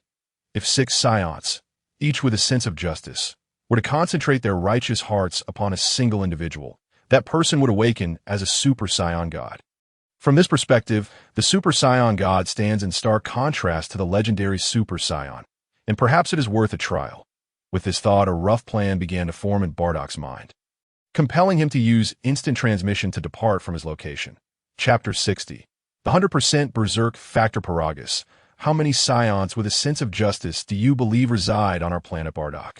Bardock queried as he instantaneously appeared behind Paragus. It is you, King Bardock. Upon the sudden appearance of a figure behind him, Paragus instinctively prepared to defend himself, but immediately retracted his aggression upon recognizing Bardock. There is no need for such tension. It is merely a matter of convenience that in less urgent situations, I shall refrain from utilizing instant transmission. Through these recent experiments, Bardock has discovered that while the convenience of instant transmission is undeniable, it can indeed be quite startling at times that it would be best to minimize its use moving forward. You just asked me how many Saiyans with a sense of justice we have on Bardock. Correct? Paragus inquired hesitantly. Indeed, that is correct, Bardock affirmed. With all due respect, King Bardock, we Saiyans are inherently malevolent. The distinction lies only in the quantity of evil energy within us, if you truly wish to know how many possess a sense of justice. It seems that only Queen Jine can be counted among them, as nearly all Saiyans on our planet harbor malevolent hearts. After a moment of contemplation, Paragus responded, Yes, that's so. That aligns closely with my expectations.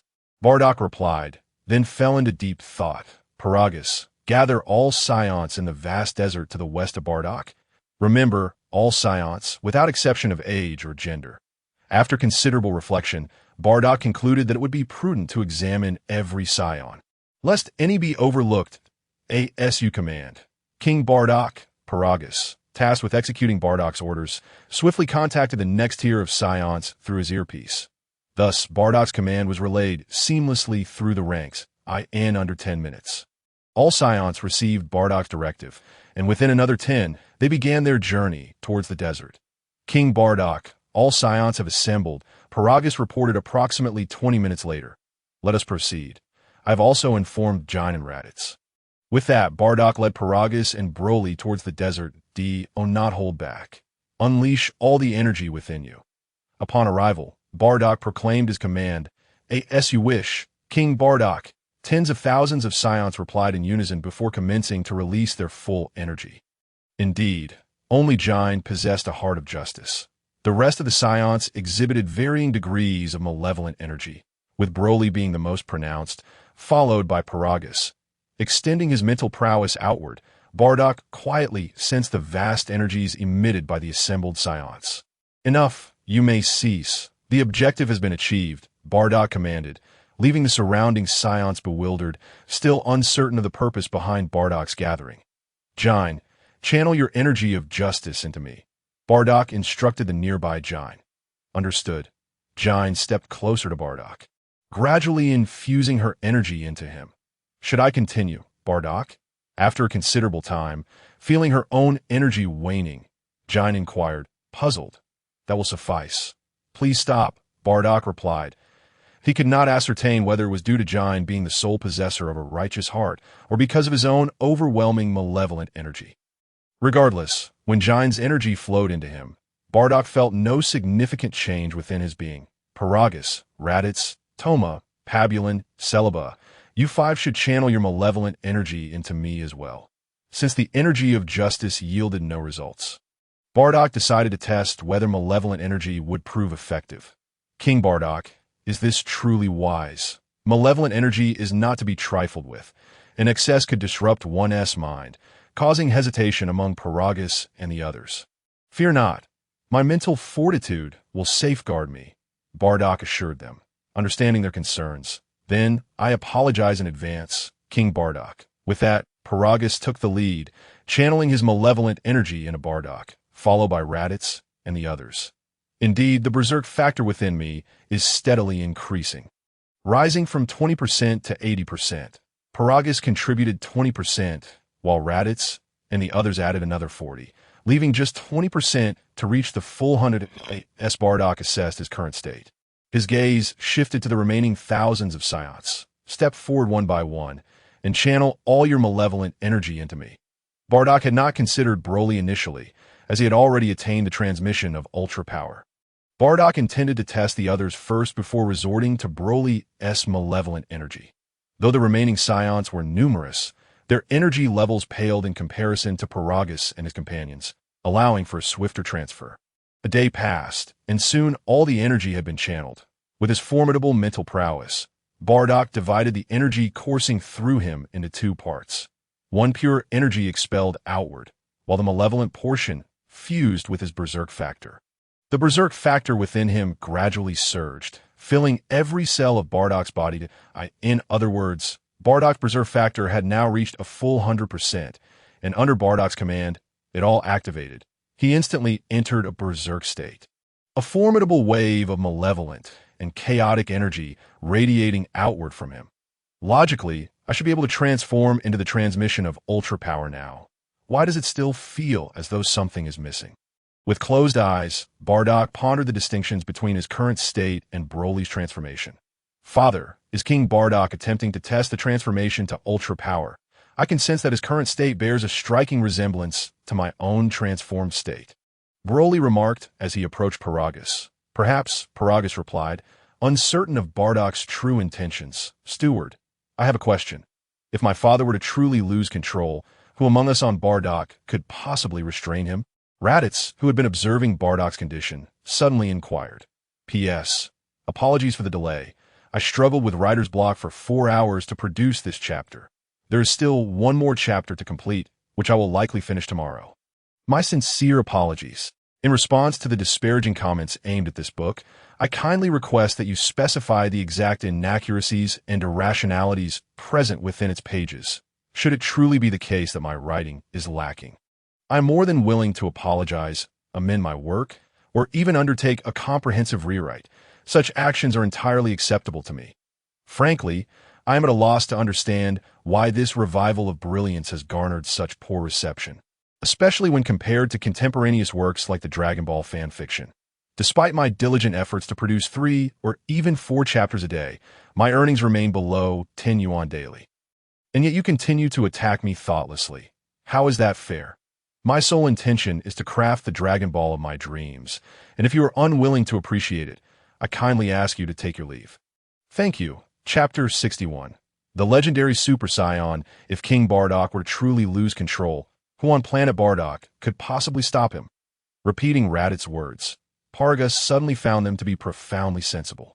With Bardock's mental fortitude, he could ideally manage to activate 20% of his raging energy without succumbing to it.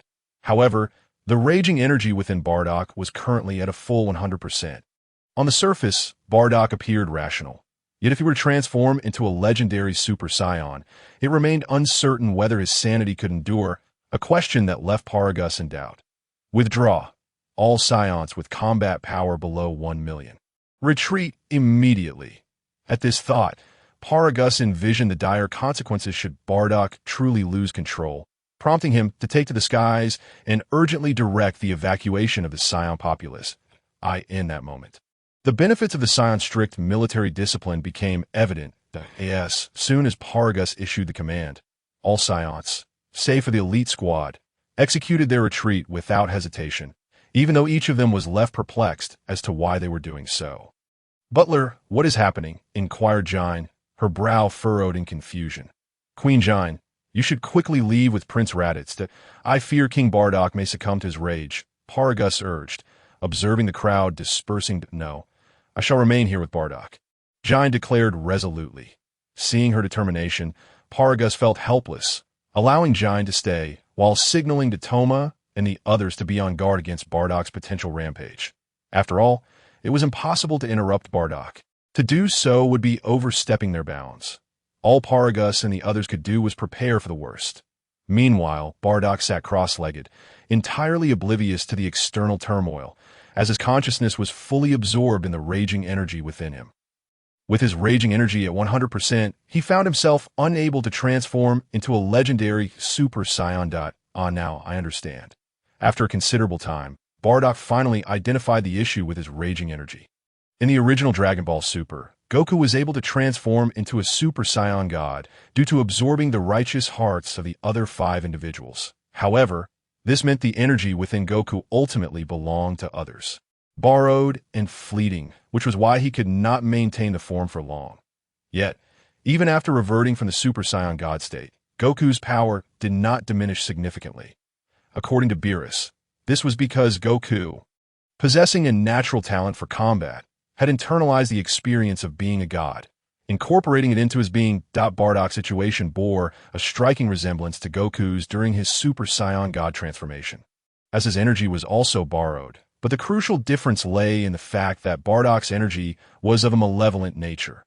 Contemplating this, Bardock began to harness the original 20% of his raging energy to gradually consume the remaining 80%. Bit by bit, Bardock's genetic makeup transformed, and fortunately, thanks to years of training, his mental fortitude was more than capable of handling such intense consumption in the external world. The malevolent and raging aura emanating from Bardock intensified. His dark hair, standing upright, gradually shifting to a greenish hue. No, I still lack the final critical point for my raging energy to fully activate and erupt.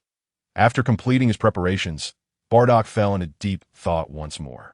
Broly, come here and channel all your energy into me. Opening his tightly shut eyes, Bardock turned his gaze toward Broly. King Bardock, perhaps we should change locations, Paragus suggested, relieved that Bardock had concluded his contemplation. Indeed, I was careless to overlook that. Very well, Paragus, Broly, follow me. The moment Paragus proposed a change of venue, Bardock instantly grasped the implication, privately acknowledging his previous oversight. Whether his mental fortitude could sustain rationality during the transformation into a legendary Super Saiyan remained uncertain until tested. However, Bardock was unwilling to risk that 1% chance of failure occurring on planet Bardock, for should he lose control, it would surely spell disaster for the planet.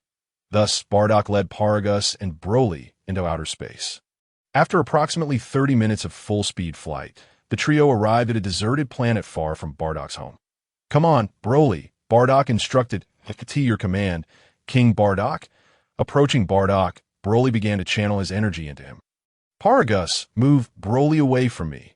Feeling the raging energy within him becoming increasingly difficult to contain after absorbing Broly's pure legendary Super Saiyan energy, Bardock urgently warned his companion. Understood, King Bardock? After responding, Paragus instantly transformed into Super Saiyan 1.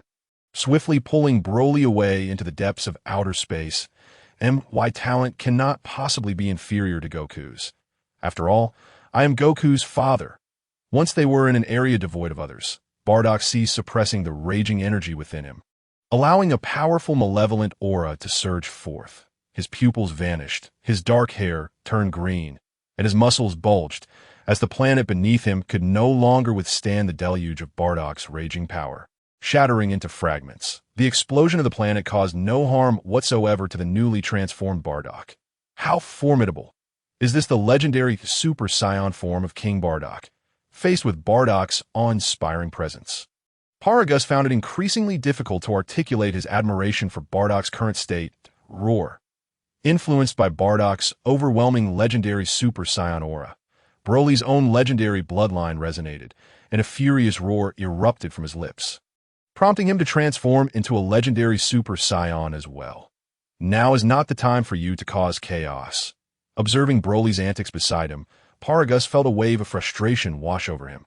Fortunately, having learned from previous experiences, Paragus had a remote control at the ready.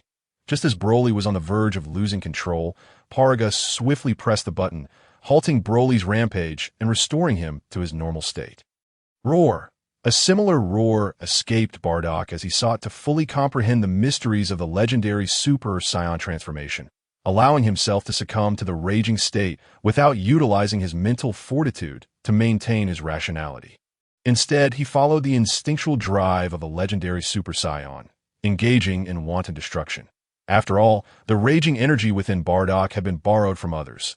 This meant that Bardock's current state was akin to Goku's first transformation into Super Saiyan God, temporary and one time only. What Bardock needed to do now was to fully grasp the secrets of the transformation while in this rampaging state, laying a solid foundation for his future ability to transform freely into a legendary Super Saiyan. P.S. This chapter is a supplement for yesterday's, and there are 3 more chapters of the main text to come today. Lastly, I kindly request subscriptions. It saddens me that I have only received 4, and one of those is my own. Chapter 62. North Kai Bardock. Bardock, please awaken. The entirety of the body succumbs to the instinctual rampage as the surrounding galaxies are obliterated by Bardock in an instant, fortuitously leaving this particular galaxy an uninhabited expanse. However, it is precisely for this reason that King Kai of the North grows increasingly anxious. Should Bardock continue his rampage unchecked, the next to face annihilation would undoubtedly be galaxies teeming with life. Residing on planet North Kai, the North Kai immediately resorts to telepathic communication, attempting to awaken the frenzied Bardock. Who could it be? The telepathic communication employed by the North Kai is of a collective nature, allowing Paragus and Broly, who are situated at a distance, to also hear the North Kai's urgent call. Swiftly surveying his surroundings, Paragus detects no one present, causing him to gasp in astonishment and exclaim in anger. Bardock, Bardock, snap out of it! Yet the North Kai pays no heed to Paragus's plea, continuing to call out to Bardock. This North Kai is truly bothersome. Cursing silently, Bardock's immense mental energy regains control over his body, withdrawing from the Super Saiyan state and returning to his normal self. After all, while the rampage induced by the Super Saiyan transformation results in a loss of rationality, thought remains intact. It is merely the inability to control oneself. However, Bardock is different. His mental strength is sufficient to maintain lucidity even in the Super Saiyan state, thus making it quite effortless for him to recover from the rampage. Naturally, Bardock has no desire to destroy galaxies inhabited by sentient beings, especially now that the entirety of the North Galaxy has become his dominion. What folly it would be to damage his own territory. Feeling the volatile energy within him being refined as he transformed into a Super Saiyan, Bardock is filled with delight that, in other words, even after reverting from the Super Saiyan mode, the volatile energy within him remains at a full 100%. Though the volatile energy within me stands at 100%, only the original 20% is activated, unlike Broly, who is perpetually at full activation. The 20% of volatile energy within me can be activated through training. The remaining 80% is merely a matter of time. Indeed, I too can achieve the Super Saiyan mode. After disengaging from the Super Saiyan state, Bardock contemplates his current condition. Hey, North Kai, are you still there? Bardock addresses the endless cosmos. After a prolonged silence, Bardock receives no response from the North Kai. Hey, North Kai, if you don't answer me, I might just resume my destruction. Bardock is convinced that the North Kai's perspective remains fixed upon him, and thus he believes his words can still be heard. Prompting him to speak again, I am here. Bardock, speak your mind. Upon hearing Bardock's veiled threat, the North Kai has no choice but to acquiesce, for maintaining tranquility in the North Galaxy is preferable. The North Kai does not wish to deal with the chaos that the Saiyans might incite on a daily basis. Following Broly's incursion into the South Galaxy, the North Kai felt a sense of unease, prompting him to enlist Goku's assistance against Broly. This illustrates that, in the interest of safeguarding the universe, the North Kai indeed hopes for stability. Do not sever the telepathic link. Wait for me a moment. After conveying this, Bardock propels himself toward Paragus in the distance, leaving the North Kai on planet North Kai in a state of silent contemplation. Paragus, take Broly back for now. I have some matters to attend to. If anything urgent arises, contact me via the communicator. Bardock instructs Paragus, as you command, King Bardock. Paragus surmises that Bardock's business is surely connected to the North Kai's earlier call. After responding to Bardock, Paragus departs with Broly back to Bardock planet. Once Paragus has left, Bardock intends not to keep the North Kai waiting. He has long wished to visit North Kai's planet. And now that the North Kai has conveniently presented himself, it would be foolish to let this opportunity slip away. Placing 2 fingers to his forehead, Bardock teleports directly before the North Kai. Following the faint trace of the North Kai's energy. "You can teleport now, Bardock." The North Kai exclaims in surprise, nearly dropping the steering wheel of his vehicle. Lowering his gaze, Bardock notices the red convertible that had collided with him. Realizing that the North Kai had been driving leisurely while conversing with him. How dismissive. Indeed, it is teleportation. I learned it on Planet Yardrat. Reflecting for a moment, Bardock decides against provoking the North Kai further, opting instead to respond directly to his inquiry. "I never imagined you could master such a technique." The North Kai marvels, stepping out of the vehicle to address Bardock. "However, Bardock, what brings you here to seek my counsel? I heard you possess 2 extraordinary techniques, and I have come to learn them." Without beating around the bush, Bardock states plainly, "Impossible. I do not possess any extraordinary techniques. The rumors you've heard must be false." The North Kai replies with an awkward smile, "Yes, that's so. Then, are you not inclined to teach me the Kaioken and Spirit Bomb techniques?" Bardock presses further. "You jest, Bardock. I do not know the Kaioken or Spirit Bomb techniques at all." The North Kai insists firmly, "If you could teach me those 2 techniques, I would gladly bring you 2 joke books, ones that are genuinely humorous." Bardock holds a favorable impression of the North Kai, and thus does not intend to resort to force. Since he is not employing coercion, he opts for persuasion instead. 2 humorous joke books. The North Kai's eyes widen at this prospect, revealing his keen interest.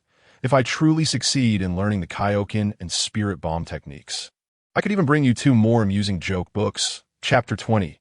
Witnessing the North Kai's shifting attitude, Bardock continues, No, Bardock. While I would love your joke books, I genuinely do not know the techniques you mentioned." The North Kai shakes his head vigorously, resolutely rejecting Bardock's offers. "Yes, that's so. What a pity." Observing that the North Kai does not appear to be lying, Bardock relinquishes his desire to learn the Kaioken and Spirit Bomb techniques. Bardock remains uncertain whether the North Kai has yet to develop these techniques or simply does not wish to impart them to someone bearing an aura of malevolence. Yet, such concerns are of little importance to Bardock. He believes that since the North Kai was capable of creating these techniques, he too can achieve the same. "North Kai, may I have those 2 joke books?" The North Kai asks Bardock with a hint of embarrassment. Bardock turns to face the North Kai, who seems intent on taking advantage without offering anything in return. "What audacity! 1 book, Bardock. I would settle for 1 joke book." The North Kai, feeling the weight of Bardock's gaze, awkwardly reiterates, "How about this, North Kai? If you tell me the exact location of Winter Star, I will grant you 1 joke book." Bardock proposes. Chapter 63. A Hidden Watcher. Why do you seek the precise location of Winter Star? Bardock. It is the home of the Ice Demon clan. The North Kai, being a figure of authority, possesses considerable knowledge, and thus inquires curiously. "It is only fitting that I retaliate. The Ice Demon clan's cooler has sought to annihilate my Bardock planet. So, it is reasonable for me to target his Winter Star." Bardock articulates his rationale. "It seems that you were the one who first killed the Ice Demon clan's Frieza, and subsequently, Cooler met his demise at the hands of your subordinates." The North Kai silently critiques Bardock's justification upon hearing it. "Wait a moment, Bardock. I will contact the West Kai, for Winter Star lies within the West Galaxy." After responding to Bardock, North King closed his eyes tightly, his 2 antennae swaying as he communicated with West King, located far in the West Galaxy. Once he inquired about the specific location, North King relayed the precise coordinates of the Winter Star to Bardock. "Thank you, North King. When I next have the opportunity to visit, I shall certainly bring you a book of jokes, with the exact position of the Winter Star in hand." Bardock promptly teleported away from North King's planet. Phew, finally rid of Bardock. I wonder how he learned that I can use the King's Fist and Spirit Bomb. However, thankfully, my resolve remained steadfast. I did not fall for Bardock's trickery. After Bardock's departure, North King silently praised his own cleverness, unaware that Bardock had no intention of probing further. Despite acquiring the specific location of the Winter Star, Bardock's teleportation was not akin to the divine teleportation of Jebet, making it impossible to arrive directly. Thus, Bardock resorted to the simplest yet most practical method, teleporting to the nearest planet with any form of energy. Upon arriving at this unnamed planet, Bardock transformed into his Super Saiyan form and soared into the cosmos. Oddly enough, he still sensed no life force emanating from the Winter Star. Frowning slightly, Bardock recalled that he had detected no energy signatures from the Winter Star while on North King's planet, which is why he had chosen the nearest planet with energy. Yet, standing here, he still could not sense any life force from the Winter Star, indicating that distance was not the issue.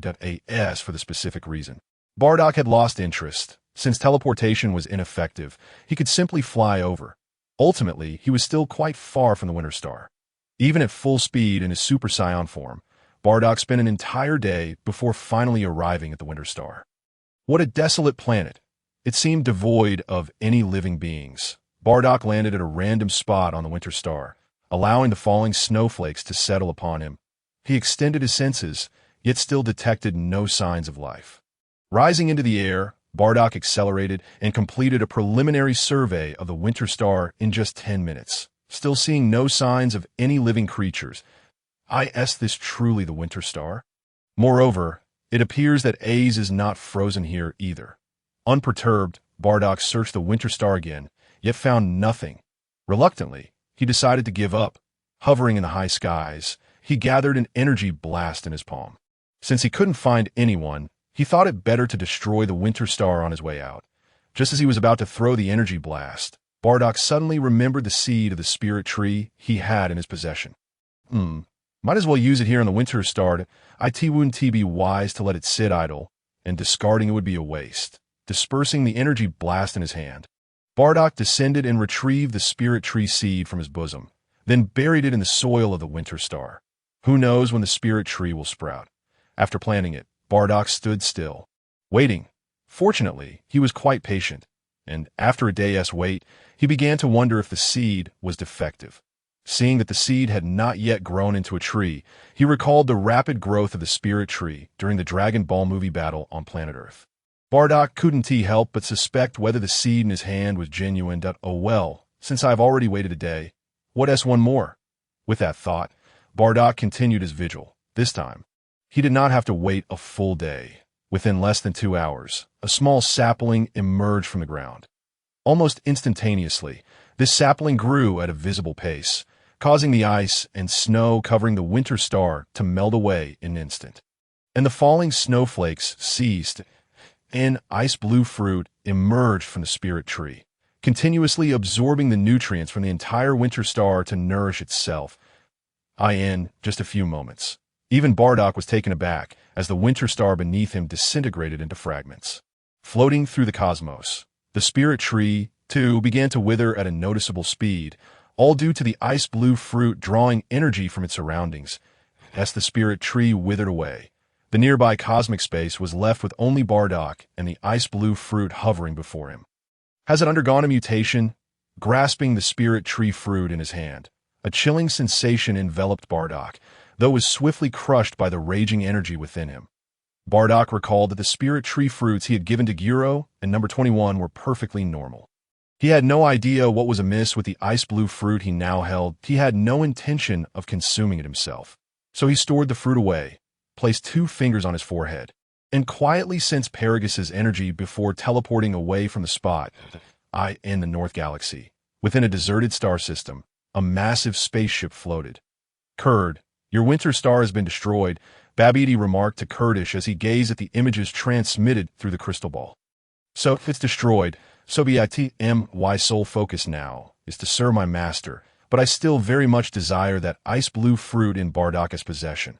Beside him, Kurd responded like a subordinate, his eyes flashing with a hint of malice when Bardock's name was mentioned. Excellent. Once Bardock becomes my loyal subordinate, the esteemed dark sorcerer Babidi, I shall ensure that he hands over that ice-blue fruit to you. As the crystal ball displayed images of Bardock arriving at Bardock Planet, Babidi's eyes gleamed with greed. Master, are you planning to recruit Bardock as one of your subordinates? Kurd inquired curiously. Indeed. You must have sensed the evil energy emanating from Bardock 2 days ago. Such formidable evil energy rivals your own. Furthermore, nearly all the Saiyans on the planet Bardock inhabits possess evil hearts. It's simply marvelous. This brings me one step closer to reviving Bu. Babidi laughed maniacally as he gazed at Bardock in the crystal ball. Seemingly envisioning the moment he would utilize the energy of his subordinates to resurrect the demon Majin Buu. Chapter 64. A plea for help from Namek. At this moment, a day had passed since Bardock returned to Bardock Planet, which continued to operate smoothly. Roar. On the vast desert of Bardock Planet, Broly once more entered his Super Saiyan Berserker form, only to be restrained by Paragus, who held a remote control in his hand. 31 seconds. Excellent. You've made significant progress. Bardock praised Broly, who had regained his senses, standing beside him. Master, is there no way to quickly prevent me from losing my mind during my Super Saiyan transformation? Broly asked, clenching his fists in frustration. There is a method. On Namek, Porunga can temporarily suppress your current berserk state. However, for a permanent solution, you must primarily focus on enhancing your mental fortitude, recalling what Zuno had informed him regarding Broly's Super Saiyan situation. Bardock replied. The reason he didn't mention the dragon on Earth was due to his lack of faith in that enigmatic creature. Namek, isn't that within our jurisdiction in the North Galaxy? Paragus mused, recalling the names of the many planets now subservient to the Saiyans. Bardock King, I believe the strongest warrior on Namek has a battle power of less than 50,000. Are you certain that Porunga can truly suppress Broly's berserk state? Through the ear-mounted detector, Paragus swiftly gathered all information regarding Namek, prompting him to question Bardock with a sense of perplexity. Paragus, a low battle power does not necessarily equate to weakness. Remember, battle power has never been the definitive measure of an individual's strength. Bardock imparted sagaciously. Moreover, what I refer to as Porunga is not a Namekian, but rather the 7 Dragon Balls created by the Namekians. Once these 7 Dragon Balls are gathered, one can summon the Eternal Dragon. Porunga has the ability to grant 3 wishes, and at that moment, simply wishing for Broly to maintain his sanity while in the Super Saiyan transformation will suffice. Bardock elucidated that, oh, I see. Bardock's explanation enlightened both Paragus and Broly instantaneously. Your Majesty Bardock, with the speed of our royal spacecraft, we can reach Namek in merely 5 days. Paragus, deeply concerned for his son Broly, proactively reported the travel time to Bardock before he could inquire. Paragus, you should first attend to the trivial matters of planet Bardock. I will speak with Jine, then we will utilize instant transmission to travel to Namek with you and Broly, Bardock remarked, expressing his disbelief that they would still rely on spacecraft in this era. Understood, Your Majesty Bardock, Paragus replied, and with that he took his leave with Broly, while Bardock soared towards the palace in a deserted star system within the North Galaxy. Aboard the spacecraft of Kurd, he turned to Babidi and inquired, Did you hear everything Bardock just said? After monitoring Bardock for so many days, I finally gleaned a piece of information that could prove useful. Master, I have indeed heard that. I never expected such a miraculous entity capable of granting wishes to exist in the North Galaxy. Yet I remain uncertain of the veracity of Bardock's claims. Kurd pondered, a hint of excitement flickering within him. Regardless of the truth behind Bardock's words, I shall now use dark magic to transport you to Namek. You must gather the 7 Dragon Balls before Bardock arrives, Babidi declared with a grave demeanor, clearly placing immense importance on the Dragon Balls capable of fulfilling any wish. Will you not accompany me? Master, Kurd asked. No. I have more pressing matters to attend to. You simply need to collect the 7 Dragon Balls and await my arrival. If Porunga is indeed as extraordinary as Bardock described, I shall wish for the resurrection of Majin Buu. Babidi replied with palpable excitement. Approximately half an hour later, Bardock arrived at the Grand Palace Hall with Jine and Raditz, awaiting the arrival of Paragus and Broly, originally engaged in a conversation with Jine.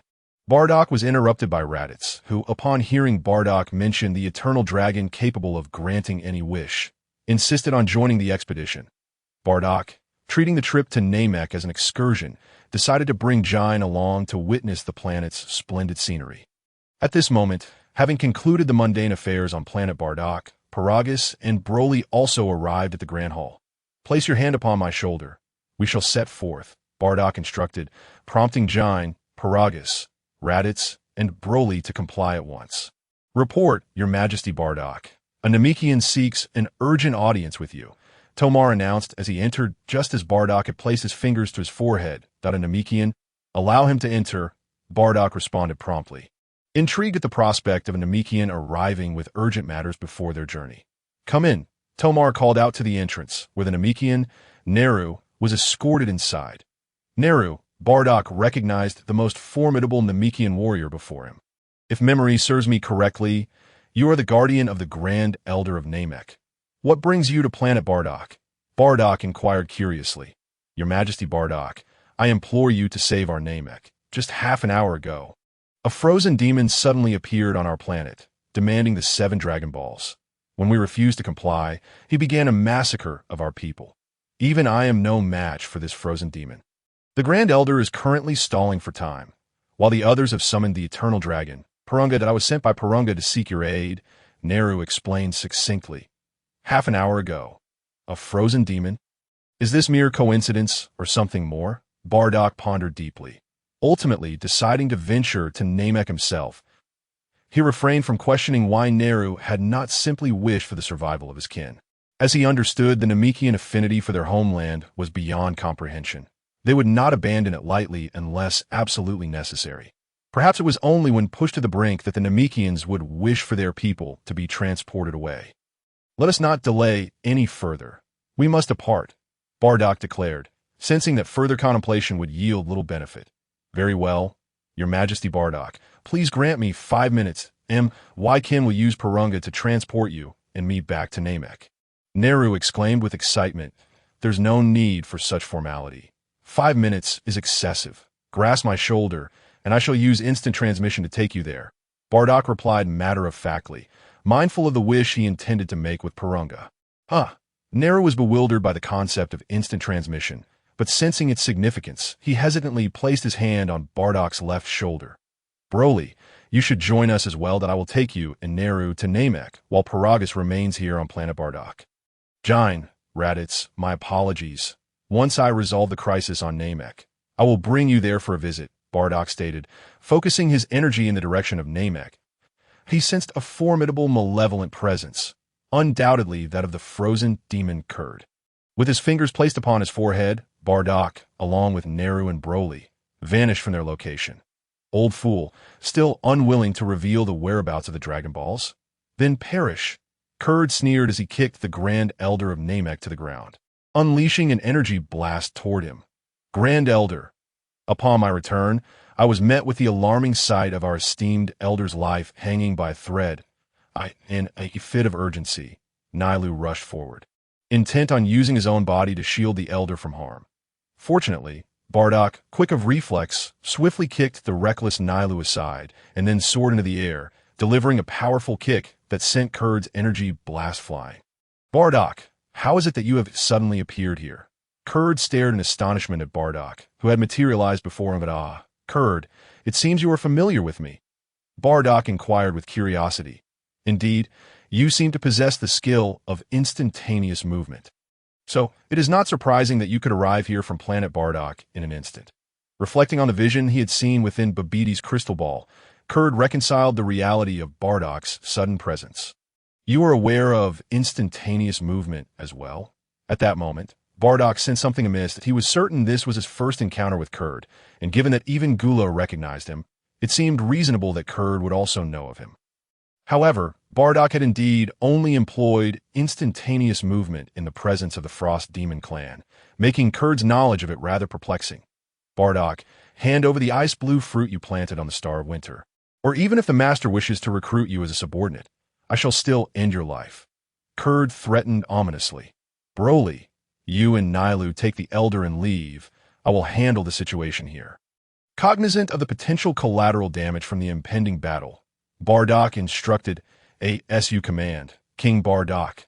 Both Broly and Nailu, aware of their limitations, understood that remaining would only hinder Bardock and thus chose to depart. "With the lesser foes cleared away, Bardock, it seems you should also hand over the ice blue fruit to me." Allowing Broly and Nailu to escort the Elder away, Kurd pressed Bardock once more. "Are you referring to this spirit tree fruit?" Bardock replied nonchalantly as he retrieved the fruit from within his cloak. "Precisely. Bardock, as long as you surrender this fruit to me, I may choose to spare your life, considering we are about to become colleagues." Upon seeing Bardock produce the spirit tree fruit, a trace of a smile broke through Kurd's otherwise grim countenance. Colleagues? What do you mean by that? Bardock, gazing at the spirit tree fruit in his hand, noticed its apparent significance to Kurd and couldn't resist asking further. Why? We shall both serve under the great dark Magus, Babidi. At the mere mention of Babidi, Kurd erupted with fervor, observing Kurd's sycophantic demeanor. Bardock recognized him as a pitiful soul ensnared by Babidi's dark magic. Recalling Babidi's mastery of various dark sorceries, Bardock speculated that one of these could indeed facilitate remote surveillance. Your 2 sons perished at the hands of my Saiyan kin. And do you believe that this spirit tree fruit can erase the enmity between us? Bardock asked with a smile, and why worthless sons are dead. So be it. My loyalty now lies solely with my master. Kurd replied with fervent zeal. Curiously, Kurd, what of King Dodoria of the Demon Realm? Such a crucial task as gathering the Dragon Balls. How could Babidi have sent you in his stead? Bardock recalled that in the original Dragon Ball Z series, Babidi's foremost lackey was indeed Dodoria. King Dodoria of the Demon Realm? Who is he? I am a most powerful servant of the Master. Upon the second form of Kuld's power far surpasses Frieza's 4th form. Now, having transformed into his 4th form, Kuld's combat prowess is nothing short of terrifying, at least from Bardock's perspective. Kuld's strength now seems to rival his own. The inherent combative nature of the Saiyan blood within Bardock surges forth, igniting a fervent desire within him to engage Kuld in battle. Bardock is astonished that Kuld can indeed transform. Judging by his aura, his strength appears to be on par with that of King Bardock. In a nearby thicket, after ensuring the elders' safety, Broly and Neru quietly return to observe the fierce confrontation between Bardock and Kuldi. At this moment, Neru exclaims, "Nonsense! Master is the strongest. Kuld is no match for him." Upon hearing Neru suggest that Bardock and Kuld are evenly matched, Broly becomes agitated, his power radiating intensely as he casts a disapproving glance at Neru. Understand this. King Bardock is the mightiest, the most formidable. With a combat power nearing 70,000, Broly's overwhelming presence intimidates Neru, prompting him to hastily extol Bardock's virtues. Neru certainly does not wish to perish at Kuld's hands, only to be eliminated by Broly for a misstep in words. Such a fate would be a grave misfortune. Master is the strongest. Just watch closely. He will undoubtedly defeat Kuld with ease. Turning his head away, Broly disregards Neru, focusing intently on the battle between Bardock and Kuld. This young Saiyan possesses remarkable strength. He appears to be barely over a year old, yet his mere aura instills fear within me. Have the Saiyan's innate talents truly become this formidable, with a combat power of merely 42,000? Neru instinctively trembles in response to Broly's terrifying aura, as if he were experiencing a primal suppression rooted in their shared lineage. Meanwhile, Bardock and Kuld have engaged in a fierce battle, transitioning from ground combat to aerial skirmishes. Previously, the appearance of Shinran Purunga had cast ominous clouds over Namek's skies. Now, the intensity of Bardock and Kuld's clash has rendered it even more foreboding to the untrained eye. The combatants seem evenly matched. Yet upon closer inspection, it becomes evident that Bardock holds a slight advantage, a testament to the Saiyan combat style that prioritizes relentless offense over defense. Bardock's unceasing assault leaves Kuld struggling to defend himself. Die, Bardock! Unable to withstand Bardock's relentless pressure any longer, Kuld erupts in fury, forcefully pushing Bardock away before gathering an energy blast in his hand and launching at Bardock. Foolish! Bardock, undeterred by Kuld's ranged attack, employs instant transmission to appear behind Kuld, delivering a powerful kick that sends Kuld plummeting to the ground. The impact creates a massive crater on Namek's surface, followed by a barrage of energy blasts unleashed from Bardock's hands, relentlessly targeting Kuld below. Master is truly impressive. I wonder when I will reach such heights. Watching Bardock's formidable presence in the sky, Broly gazes up in admiration. Meanwhile, Neru looks on with concern, worrying whether Namek can endure the ferocity of Bardock and Kuld's combat. Stop pretending. Come out and continue fighting. I can sense your aura. You are not dead. Bardock calls out to Kuld from above. Interstellar destruction blast, just as Bardock prepares to descend for a closer look. A destructive energy sphere is launched towards him. Isn't that Frieza's technique? Well, it makes sense. Cooled is Frieza's progenitor. Big Bang. Bardock compresses the energy within him, condensing it into a single point. Upon contact, it will explode. Countless small points coalesce in Bardock's hand, forming an energy sphere as he channels more energy into it, releasing a shockwave with tremendous force. The energy of the Big Bang is meticulously controlled by Bardock. Matching the intensity of Cooled's interstellar destruction blast, Bardock aims to test whether the mass of his Big Bang can surpass Cooled's interstellar destruction blast. As the two warriors unleash their respective techniques, Neru watches with mounting dread, fearing for the fate of Namek. If Bardock could hear Neru's thoughts, he would reassure him that Namek would remain intact, as Bardock still intends to seek a wish from Shinran Purunga and would not allow the planet to be destroyed. Bardock has already devised a plan. Should the damage from their clash threaten Namek's safety, he would use instant transmission to transport Cooled to King Kai's planet for their battle. After all, it mattered little if King Kai were to perish. Goku has unknowingly caused King Kai much trouble in the past, and Bardock plans to emulate his son's future antics. Indeed, Bardock seeks to take revenge on King Kai for not teaching him the Kaioken and Spirit Bomb techniques, though he would only resort to such measures if absolutely necessary. As the tumultuous clash between Bardock's Big Bang and Cooled's interstellar destruction blast unfolds, an irritating voice pierces Bardock's concentration. Bardock, Cooled! You fools, are you trying to obliterate Namek? How am I supposed to find the Dragon Balls and make my wish? Babidi. Having been engrossed in his battle with Cooled, Bardock had failed to notice Babidi's presence lurking nearby, his energy too weak to attract attention.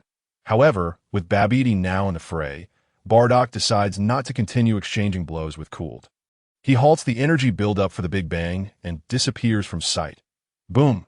Even as Bardock withdraws his energy, Cooled's interstellar destruction blast is still no match for the Big Bang, being visibly consumed by its power. Consequently, Cooled suffers the brunt of the explosion.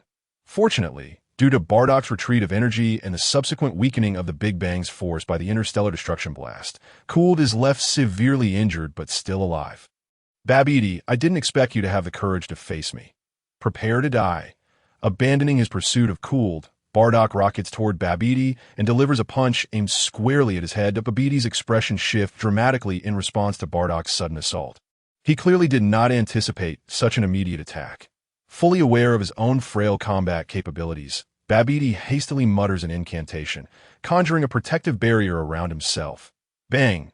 Bardock's fist collides with Babidi's barrier, which holds surprisingly well for a few seconds before shattering. While the barrier absorbs much of Bardock's force, the residual impact still sends Babidi flying. Cooled, you imbecile! Hurry and come to my aid, after tumbling across the ground numerous times. Babidi struggles to rise, shouting angrily at Cooled that I'm coming, master. The sycophantic Cooled, hearing Babidi's call, disregards his own injuries and, burning through his life force, flies with all his might toward Babidi. He is still alive. Bardock acknowledges that his previous punch was somewhat rushed and lacked full force, but he is surprised it merely broke Babidi's barrier. Nevertheless, he resolves to strike again, accelerating directly toward Babidi for another blow. Humph. Bardock, this time I will make you my loyal servant, the great dark sorcerer Babidi. Upon witnessing Bardock charging at him once more, Babidi maintained his composure this time, for he had mentally prepared himself. Reciting an incantation, he aimed to directly seize control of Bardock's mind. The dark magic surged into Bardock's brain, causing his movements to slow. Allowing Kurdur, who had been trailing behind, to surge ahead, he swiftly surpassed Bardock and positioned himself protectively in front of Babidi. Strangely, the malevolent energy within Bardock seemed remarkably diminished, far less potent than when his hair had been a vibrant green. Furrowing his brow, Babidi realized that his dark magic was encountering unexpected resistance. Bardock stood still, clutching his head with one hand while his free hand aimed at Babidi's location, gathering power for a moment before unleashing a shockwave from his palm. Master, be careful, Kurdur declared, demonstrating his loyalty by using his own body to shield Babidi for Bardock's attack, only to be violently hurled away. Once Bardock launched his assault, he paid no further heed to the fates of Babidi and Kurdur. Instead, he focused on mobilizing his mental fortitude to unravel Babidi's mind-controlling dark magic. although he could have forcibly broken free at any moment. Bardock chose to invest a few minutes to resolve the issue thoroughly. Babidi, the malevolent energy within me is scarcely present. Controlling my mind is an impossibility for you in this lifetime. After 3 minutes, Bardock lowered his hand from his head, a smile gracing his face as he addressed Babidi from a distance. Curse you! Kurter, you must compel the evil energy from Bardock. Today, I shall seize control of him. This marked Babidi's first encounter with a failure of dark magic, and he attributed it entirely to the diminished malevolent energy within Bardock compared to before. He then shouted at the near-lifeless Kurter behind him. Cease your cries. Kurter is on the brink of death, and it appears he can no longer protect you. Therefore, Bardock, abandon your futile resistance and accept your fate. Bardock chuckled, gathering a new energy orb in his hand. Turning back, Babidi was alarmed to see Kurter on the verge of death. Finding a suitable combatant was no easy feat furthermore. If Kurter were to perish, Babidi would undoubtedly fall victim to Bardock as well. Prompting him to recite a new incantation once more, in an instant, Bardock sensed a transformation in his surroundings. Within moments, the scenery solidified, and Bardock understood that he was no longer on planet Namek. However, the location was inconsequential. Bardock's intent to eliminate Babidi remained unchanged, a mere matter of executing a straightforward maneuver. Bardock, do you know where you are? Babidi asked confidently, having successfully executed the spatial transfer. Bardock felt no obligation to respond, immediately hurling the energy orb he had conjured at Babidi. Boom! Contrary to his expectations, Bardock did not witness Babidi's demise. Rather, he was confronted by the unexpectedly healed Kurter, who had appeared before Babidi to intercept Bardock's attack. Bardock, allow me to enlighten you. This is a new realm I discovered not long ago, the Demon Realm. The demonic energy here is a tremendous boon for someone like Kurter, steeped in evil. Through my dark magic, I have infused Kurter with this energy, not only healing his wounds, but also enhancing his combat prowess. Therefore, Bardock, it would be wise for you to relinquish your resistance, should you choose to serve me. Babidi the Dark Sorcerer, like Kurter, I can empower you with the energy of this realm. Babidi tempted Bardock with these words that I have no interest. Bardock replied resolutely, extending his senses to realize that the demon realm was pathetically small. With its most formidable creatures possessing powers no greater than 1,000, Bardock surmised that this was likely not the realm of the Demon King Dodoria, but rather the inferior realm that Goku had stumbled into during his childhood on Earth. Chapter 68. The frustrated Babidi has my strength truly increased. Let me test it. Bardock could sense that Kurter, now enveloped in demonic energy, was indeed significantly stronger than before, but the exact extent of this increase could only be determined through combat. This time, I will not be easily defeated by you. Bardock. Kurter, emboldened by his newfound power, initiated the first strike against Bardock.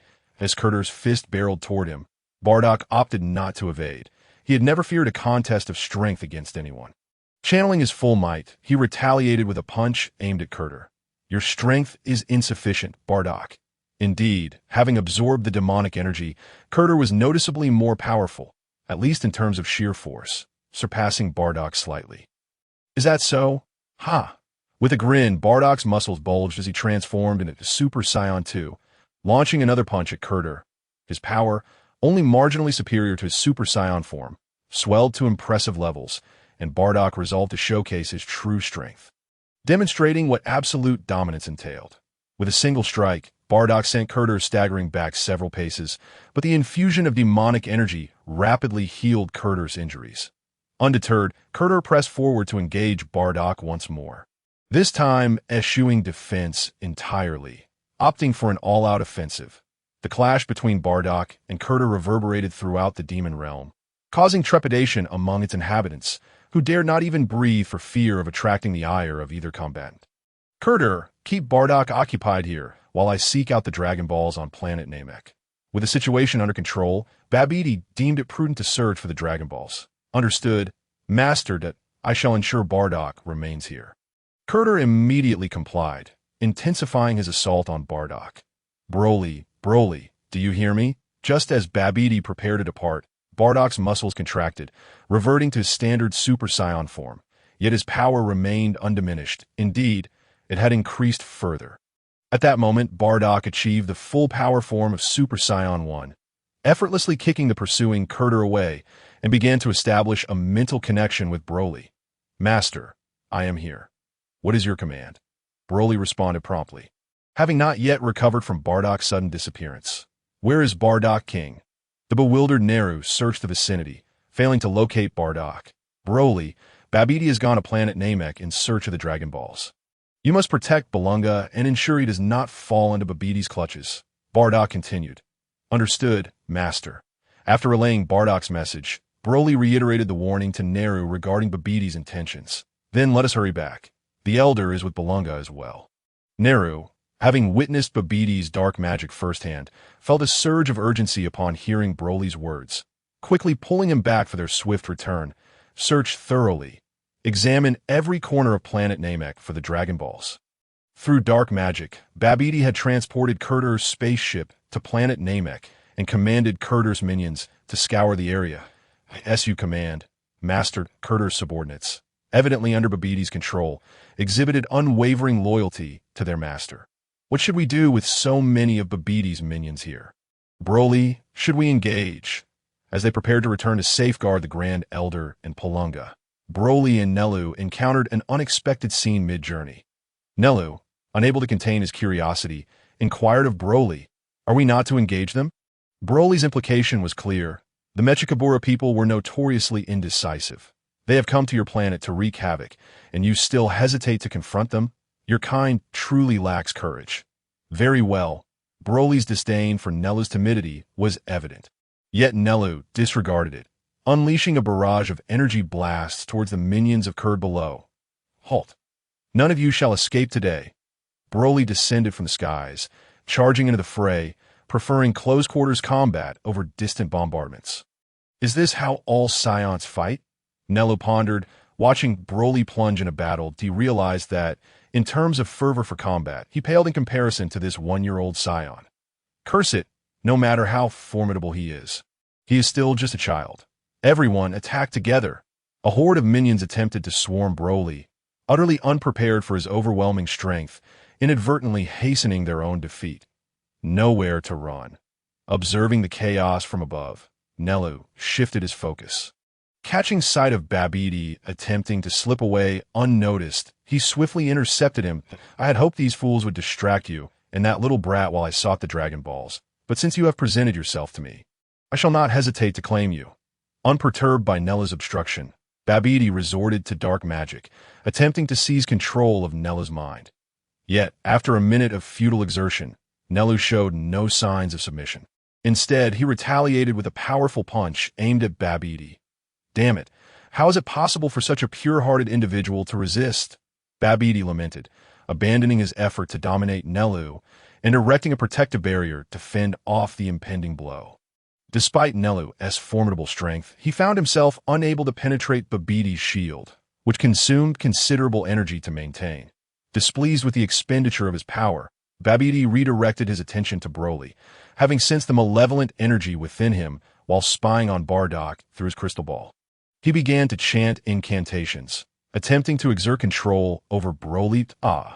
Fresh from vanquishing his foes, Broly suddenly felt the encroaching darkness of Babidi's magic infiltrating his mind, rendering his body difficult to control. However, as Broly had yet to unlock his true potential, the malevolent energy available for Babidi's manipulation was limited, being one of the few Saiyans, alongside Bardock, to specialize in mental fortitude. Broly resolved to resist the intrusion for a while longer. "Damn it, why is this brat's resistance so tenacious?" Babidi fumed, frustrated by his repeated failures within the brief span of time on Namek. Having been thwarted in his attempts to dominate Bardock and now Nelu, he found himself struggling even against this seemingly easy target. Just as Babidi prepared to intensify his grip on Broly, he sensed an imminent threat approaching from behind, instantly abandoning his pursuit of Broly. He turned just in time to see Nelu's attack barreling towards him. In a split second, Babidi vanished, retreating back to the Demon Realm, a domain shared with Kurd. Chapter 69. The intensifying battle. Babidi had anticipated that. During his absence, Kurd would at least manage to sustain himself through the ambient dark energy. However, the sight before him shattered that expectation. Bardock relentlessly pummeled Kurd, who struggled to heal from his injuries, the recovery lagging behind Bardock's relentless assault. Bardock, too, felt the weight of the situation. At full power, he was indeed formidable. Were it not for Kurd's astonishing healing abilities, Bardock would have likely delivered a fatal blow long ago. Kurd, you wretched fool! I have empowered you with dark energy, and yet you still cannot contend with Bardock. Babbidi's furious exclamations drew Bardock's attention, and he contemplated that it might be prudent to eliminate Babidi first. You force my hand, Bardock. Recognizing the dire nature of his predicament, Babidi resolved to reveal his true abilities. Kurd ready. He called to the near-defeated Kurd nearby, who proclaimed, I am prepared to sacrifice everything for my master. Indeed, Babidi cannot be spared. Your antics have become tiresome. Babidi drew near. Bardock summoned his energy for a colossal explosion, a wave of force aimed directly at Babidi. What is happening? Bardock furrowed his brow. Shocked that his attack had been thwarted, that a series of protective barriers, imbued with dark energy, had emerged around Babidi, successfully absorbing Bardock's full-force strike. Bardock contemplated his next move. A heavy arm landed on his shoulder. Who? He questioned. The arm, shrouded in dark energy, belonged to Kurd, who had now fully recovered and significantly increased in power. With a single punch, Kurd struck Bardock in the abdomen, sending the unprepared warrior hurtling away. Bardock, flipping through the air, finally regained his footing, casting a serious glance at the newly empowered Kurd. The dark energy in this realm had thinned to nearly nothing. Undoubtedly, Babidi had infused it all into Kurd, a process that would cost Kurd dearly in terms of vitality. Yet in Babidi's eyes, the price was worth it if it meant defeating Bardock. Kurd screamed in agony, clutching his head as a transformation unfolded. His body expanded, his horns lengthened, and his shoulders broadened, culminating in a fearsome new form. Kurd's metamorphosis mirrored that of his predecessor, Gula, having fully absorbed the dark energy of the demon realm, achieving his fifth transformation. Bardock, prepare to experience true pain. I cannot even measure my newfound strength. Kurd reveled in his enhanced form, now exponentially mightier than before. Observing Kurd's ostentation, Bardock sheepishly rubbed his nose, considering whether to unleash his own berserk mode. After all, Kurd had gone to such lengths to surpass him. It would be remiss not to engage in a little sparring. However, Bardock decided against it for the moment, realizing he must first deal with Babidi. Should he enter berserk mode, the dark energy he exuded could easily fall under Babidi's control. With that thought, Bardock swiftly charged toward Babidi, only to find Kurd blocking his path. With a mere smile. Bardock indicated that he could fly effortlessly and was capable of instantaneous movement. Placing his fingers upon his forehead, Bardock began to sense the presence of Babidi. This gesture was all too familiar to Kurd, who promptly channeled all his strength into his palm and swung a punch toward Bardock. Oddly enough, he could not perceive Babidi's aura. Although Babidi was visibly nearby, Kurd was unable to pinpoint his exact location. Nevertheless, the fact remained that Bardock's instantaneous movement was ineffective. He understood that he must first overcome Kurd to address Babidi afterward. With equal fervor, Bardock struck at Kurd, and upon the collision of their fists, shockwaves radiated outward, shattering everything in the vicinity of the demon realm. You fools, could you keep the noise down while fighting?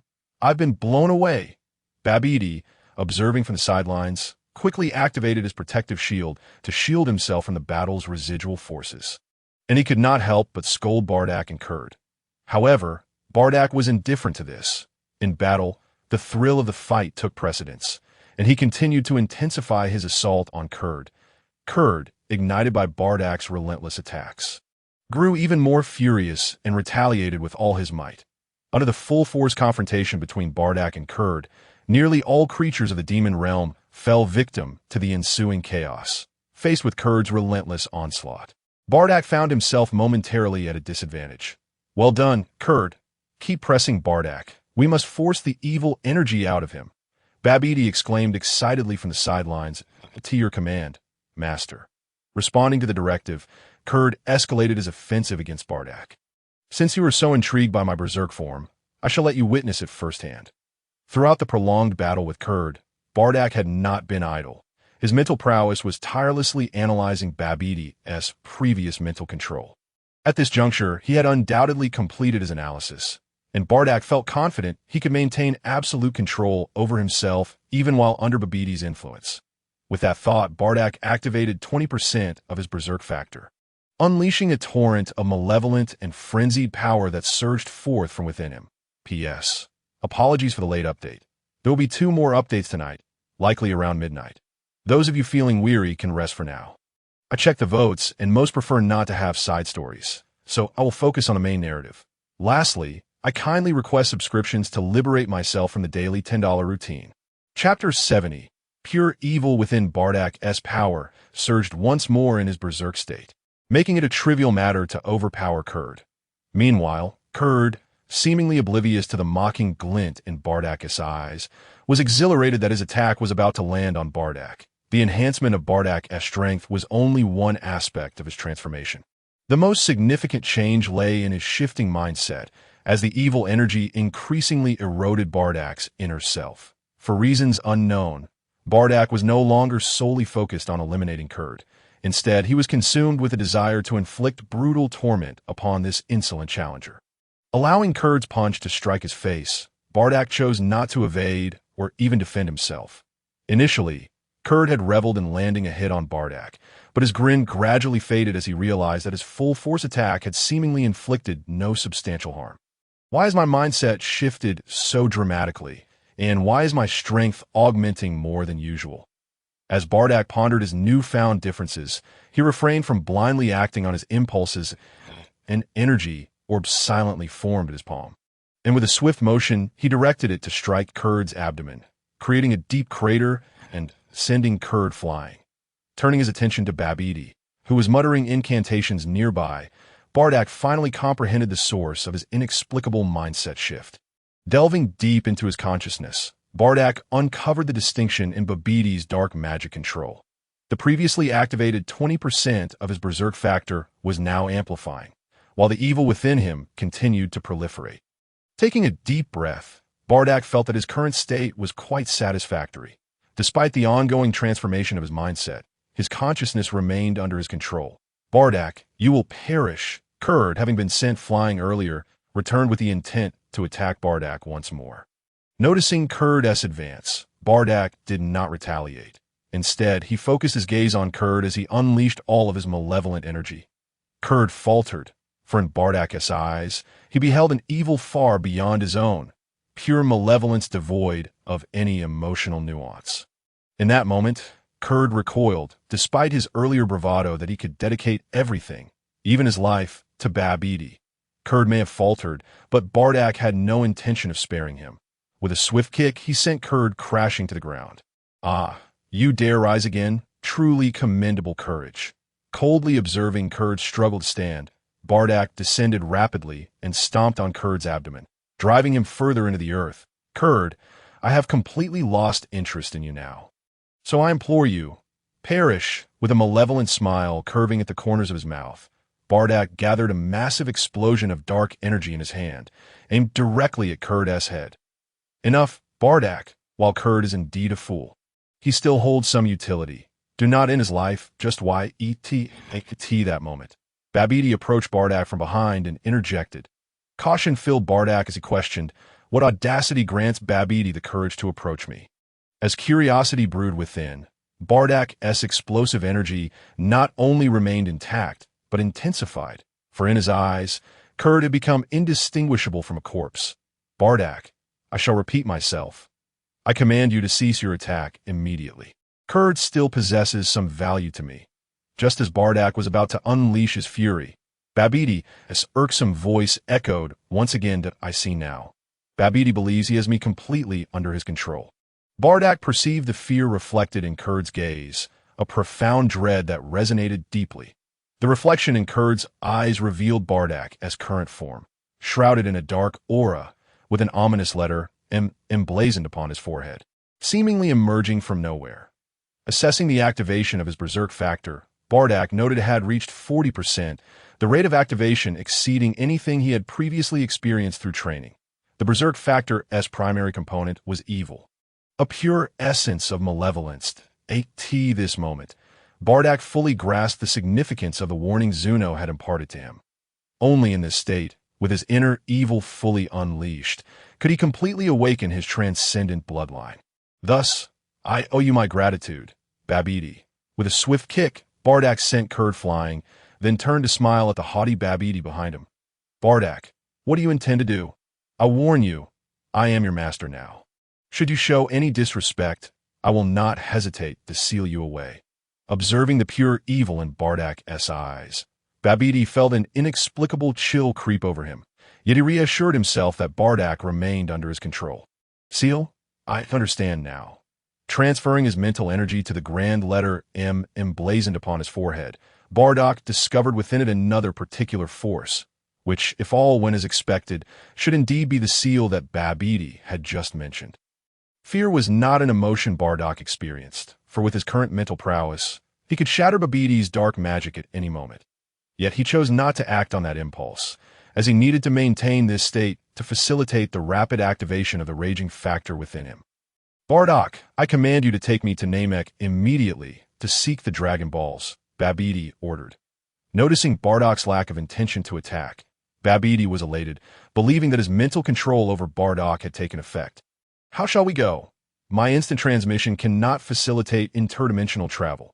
Bardock responded with a smirk, opting not to kill Babidi just yet, as he planned to wait until the raging factor within him was fully activated before making his move. Given the current rate of activation, it was clear that Babidi had little time left to spare today for the claim of being unable to perform interdimensional instant transmission. That was merely Bardock's ruse.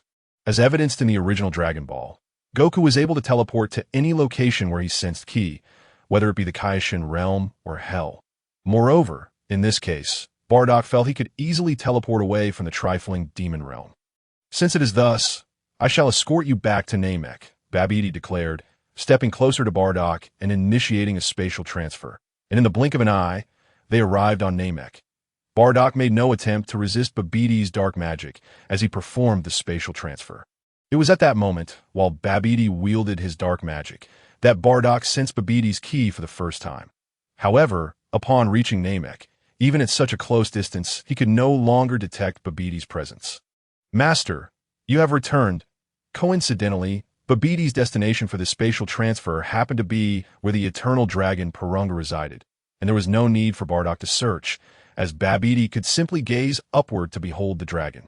Seeing Bardock's return, Broly immediately soared towards him. Broly, be cautious. Bardock King is not quite himself.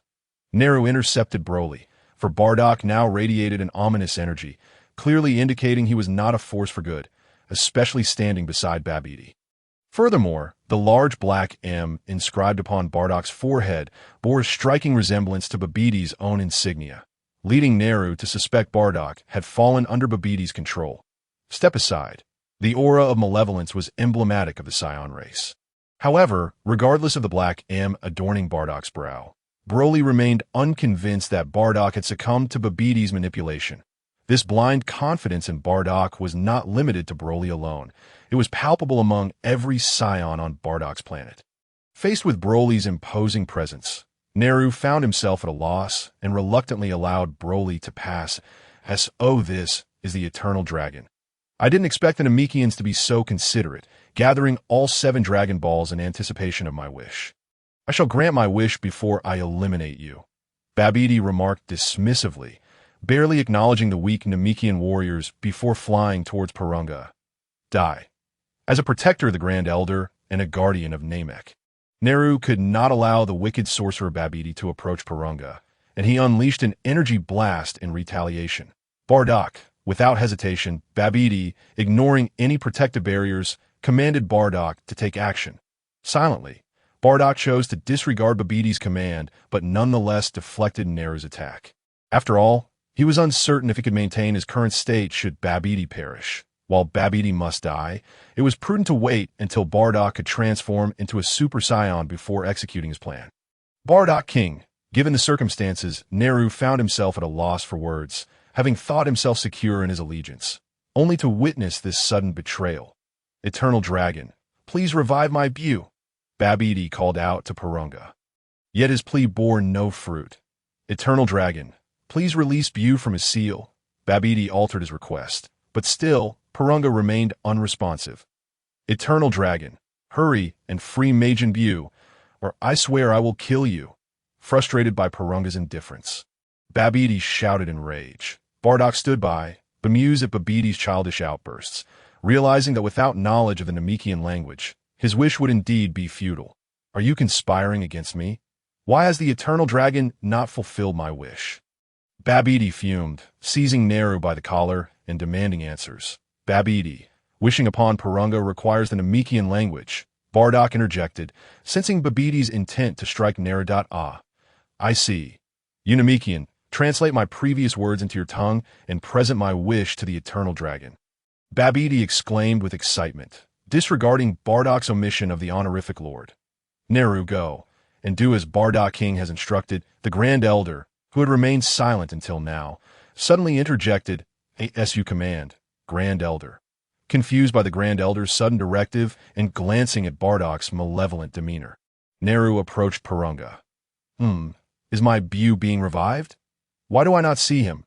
Babidi exclaimed, believing his wish had been granted upon hearing Neru speak to Purunga in the Namekian language and eagerly searching for Majin Bu's presence. Broly, try transforming into a Super Saiyan and see if your uncontrollable rage has been suppressed, Bardock suggested, having just conveyed his situation to Broly, the Grand Elder, and Neru through mental communication, instructing Neru to wish for the suppression of Broly's rage during transformation. Understood, Master. After Neru completed his wish, Broly sensed the changes within him, a transformation he could not quite articulate, yet he felt a strong intuition that he would maintain his composure during this transformation. Broly roared in fury, his rage factor igniting as his hair stood on end. However, instead of the expected grass-green hue, his hair remained the familiar golden color of a typical Super Saiyan. Broly, unleash the dark power within you without holding back. Bardock urged, surprised that suppressing Broly's rage would lead to a standard Super Saiyan transformation, which, while not devoid of reason, seemed less advantageous compared to his previous form. Understood, Master. Broly was astonished at this new transformation, feeling as though it was his first time achieving the standard Super Saiyan state. Focusing intently, he summoned his inner darkness, transforming his hair to the anticipated grass green as he unlocked the full force of his Super Saiyan potential. The dark and raging energy surged forth from Broly, yet he exhibited no signs of the previous loss of control. Observing this, Bardock recognized Purunga's capability, realizing that the Eternal Dragon had indeed succeeded in suppressing Broly's uncontrollable rage during transformation.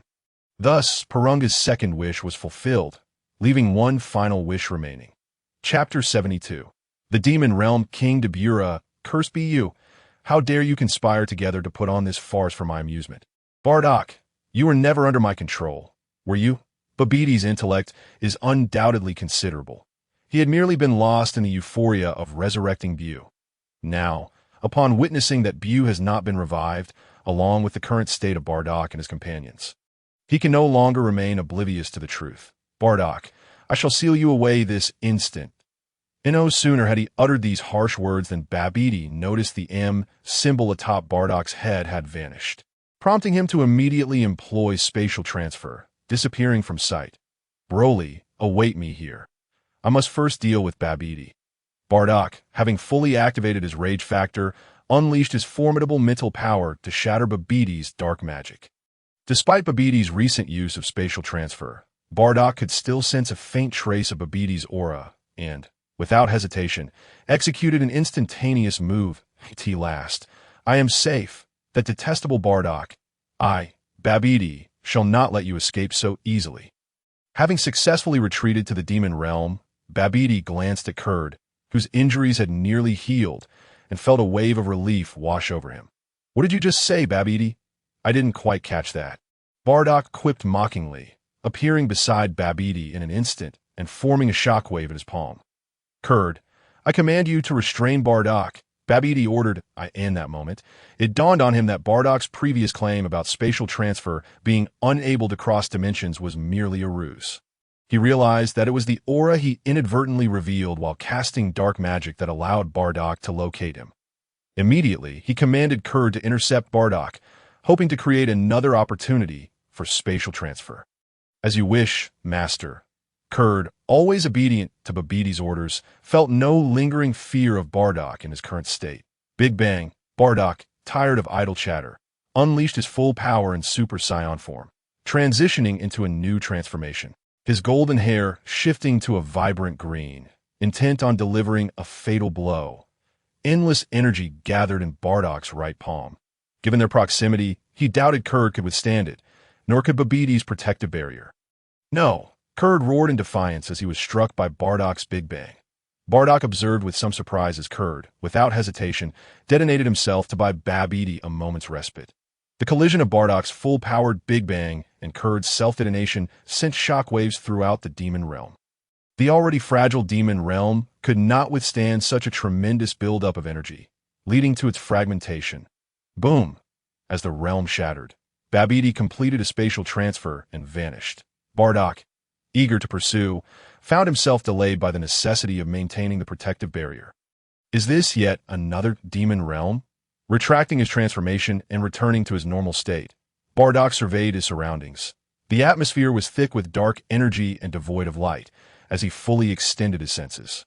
The combat power of the lurking creatures was significantly higher than before, with the weakest among them exceeding 10,000. Placing 2 fingers to his forehead, Bardock attempted to locate Babbidi's aura once more, yet found nothing. He understood that Babidi must have concealed his energy again. However, Bardock remained unperturbed. Babidi had suffered significant damage from his assault. Whether Babidi chose to heal himself or employ spatial transfer, he would inevitably rely on dark magic. Now assured that Babidi was indeed within this demon realm, Bardock realized that as soon as Babidi used dark magic, he would be able to sense his aura and teleport directly to him. Closing his eyes, Bardock stood still, emanating an air of authority that compelled the surrounding demon creatures to kneel in reverence, reluctant to approach. The complexity of the demon realm's geography made Bardock hesitant to risk instantaneously teleporting away. Uncertain of his ability to return, time slipped by, yet Bardock remained patient, viewing it as a game between hunter and prey. Whoever lost their composure first would be the one to falter. Suddenly, Bardock opened his eyes, having sensed a faint fluctuation of Babbidi's aura, accompanied by another, far more potent energy nearby. Placing 2 fingers to his forehead once more, Bardock vanished from his position in an instant. Haha, Bardock, you have indeed arrived. But this time, once you come, you shall not leave. Babidi, seated confidently upon his throne, regarded Bardock from a lofty position, a sly smile gracing his lips. Such hubris. Is your confidence merely a facade of Dodoria lurking in the shadows? Bardock retorted, unfazed by Babbidi's threats. For if they held any weight, Babidi would not be fleeing like a dog from his pursuit. How did you discover my presence? Dodoria stepped forth from the shadows. The bold black letter M emblazoned on his forehead, indicating that he had fallen under Babbidi's dark magical control. As the king of the demon realm, the malevolent energy within Dodoria's heart far surpassed that of ordinary beings, allowing Babidi to manipulate him with ease. A fact Bardock did not doubt that as for Dodoria's strength, it was evident from the original Dragon Ball Z series, particularly during the Majin Buu saga, that he ranked around Super Saiyan 2. According to Goku, Dodoria's power was comparable to that of the lightning-imbued Cell. However, that was many years hence. Presently, Dodoria had only just encountered Babidi, and his strength had yet to be augmented by Babbidi's dark magic. Even if he was stronger than Kurd, it was not by a significant margin. Bardock felt confident that in his fully powered Super Saiyan form, defeating Dodoria would pose no issue. Yet Dodoria was unaware that Bardock was currently in his normal state. So to him, Bardock's strength appeared rather unimpressive. Without exchanging further pleasantries, Dodoria brandished his weapon and charged at Bardock, only to have Bardock effortlessly crush it with his bare hands. Ugh! The atmosphere grew awkward as Dodoria, brimming with aggression, faced Bardock, who remained unscathed while his weapon lay in ruins. Bah! Fortunately, Dodoria still possessed his secret weapon, spit attack. No, rather, a petrifying saliva attack, capable of turning its target to stone upon contact. Such a repugnant maneuver would evoke a reflexive aversion even from the most unassuming individuals, let alone Bardock, who was well aware of the original plot. Big Bang. Bardock wasted no time, condensing a Big Bang in his palm and launching it at Dodoria, sending him flying and ultimately ending his life. Turning back, Bardock noticed Babidi, who had previously reclined on his throne, attempting to employ spatial transfer once more. That a quick energy blast ensured Babidi met a similar fate at Bardock's hands. While the aura he detected seemed genuine, Bardock felt that victory had come too easily. Given Babidi's cunning nature, it was unlikely he would fall so effortlessly. Moreover, as the king of the demon realm, Dodoria should have engaged Bardock in an epic battle, ultimately succumbing to his might, a scenario Bardock had envisioned. Yet, without transforming into his Super Saiyan form, it was implausible that he could dispatch Dodoria with a single blow. Dodoria's strength was not meant to be so feeble. Chapter 73. The Summons from 5 million years ago, releasing his full perception to explore the entirety of the demon realm, Bardock found no signs of anomaly after a considerable duration. Even after confirming Babidi and Dodoria's demise, he struggled to accept this reality, feeling it verged on the absurd. No weakling should fall so pathetically. Time continued to pass without revealing any irregularities, prompting Bardock to abandon further waiting. He chose to assume that Babidi and Dodoria had indeed perished. Rising into the air, he transformed into Super Saiyan, unleashing a relentless barrage of Big Bang attacks to ensure the area was secure before teleporting away from the demon realm. Returning to Namek. King Bardock, you have returned. Pray tell, has the vile Babidi been vanquished? The elder of Namek respectfully inquired of Bardock, who had suddenly appeared beside Broly. He should be dead. I cannot be certain, but I have shattered the demon realm into fragments. Even if Babidi has not perished, there is scarcely any remaining magical energy for him to utilize, Bardock replied. Uncertain? The elder questioned, baffled. Indeed, I am unsure whether Babidi is truly dead. However, the destruction of Namekian Kurd resulted in his self-detonation under my attack. Bardock continued. Neru, could you please inquire with Porunga whether Babidi is indeed dead, as he gazed at the distant dragon Porunga. Still present, Bardock suddenly realized he could seek clarification in response to Bardock's command. Neru hesitated, caught in a moment of indecision. What is the matter? Bardock's curiosity was piqued by Neru's reluctance, prompting him to ask. Well, Bardock King, please do not be angry. I have just utilized Porunga's last wish to restore Namek, Neru explained, sensing Bardock's growing discontent upon hearing the elder's words. Bardock finally noticed that the once ravaged Namek had indeed been restored.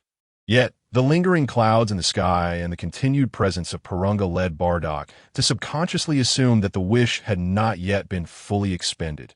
Since the wish has been fulfilled, then so be it. Even if Babidi is still alive, it is unlikely he can stir up any significant trouble. Bardock replied, nonchalantly, by the way, Elder, does Porunga not disperse into the 7 Dragon Balls after granting his wishes? Bardock, aware that Namek's Porunga was stronger than Earth's Shenron, questioned, noting that the latter had a limited time to wait after granting wishes, whereas Porunga seemed capable of lingering indefinitely. Regarding your inquiry, Bardock King, I am not entirely certain. This is the first time I have witnessed Porunga not disappearing after granting a wish. The elder awkwardly responded that I shall investigate. The elder's lack of understanding intrigued Bardock further. Porunga, why do you not depart? Surely you are not waiting for me to make a 4th wish. Bardock jested as he flew closer to Porunga, merely wishing to observe the dragon at a closer range. Bardock-sama, the dragon has been awaiting your return, which is why he is not yet dissipated. Porunga suddenly spoke, startling everyone around. The elder and Neru were astonished by Porunga's reverence towards Bardock, while Bardock was taken aback that Porunga was communicating in a normal language rather than Namekian. Broly, meanwhile, nodded in satisfaction at Porunga's respectful demeanor, reflecting on Bardock's esteemed status, which garnered respect wherever he went. What is this? Bardock, nearly immune to being referred to as Sama after his experiences with Earth Shenron, inquired further. In response to Bardock King, 500,000 years ago, the little dragon wished to summon you to you consent. Porunga's tone was deferential, beads of cold sweat trickling down his forehead, whether from fear of Bardock's contemplative demeanor or the strain of maintaining his form. You mean someone gathered all 7 Dragon Balls 500,000 years ago to summon you and wish for me to return to that time? Bardock clarified. Yes, that is correct, Porunga affirmed. What was the purpose of summoning me 500,000 years ago? Bardock pressed on. I am afraid the little dragon cannot disclose that information. But once you arrive 500,000 years ago, all will be revealed, Porunga replied once more. From Porunga's words, Bardock deduced that the dragon had indeed encountered him 500,000 years prior, implying that this manifestation of Porunga had existed for at least that long.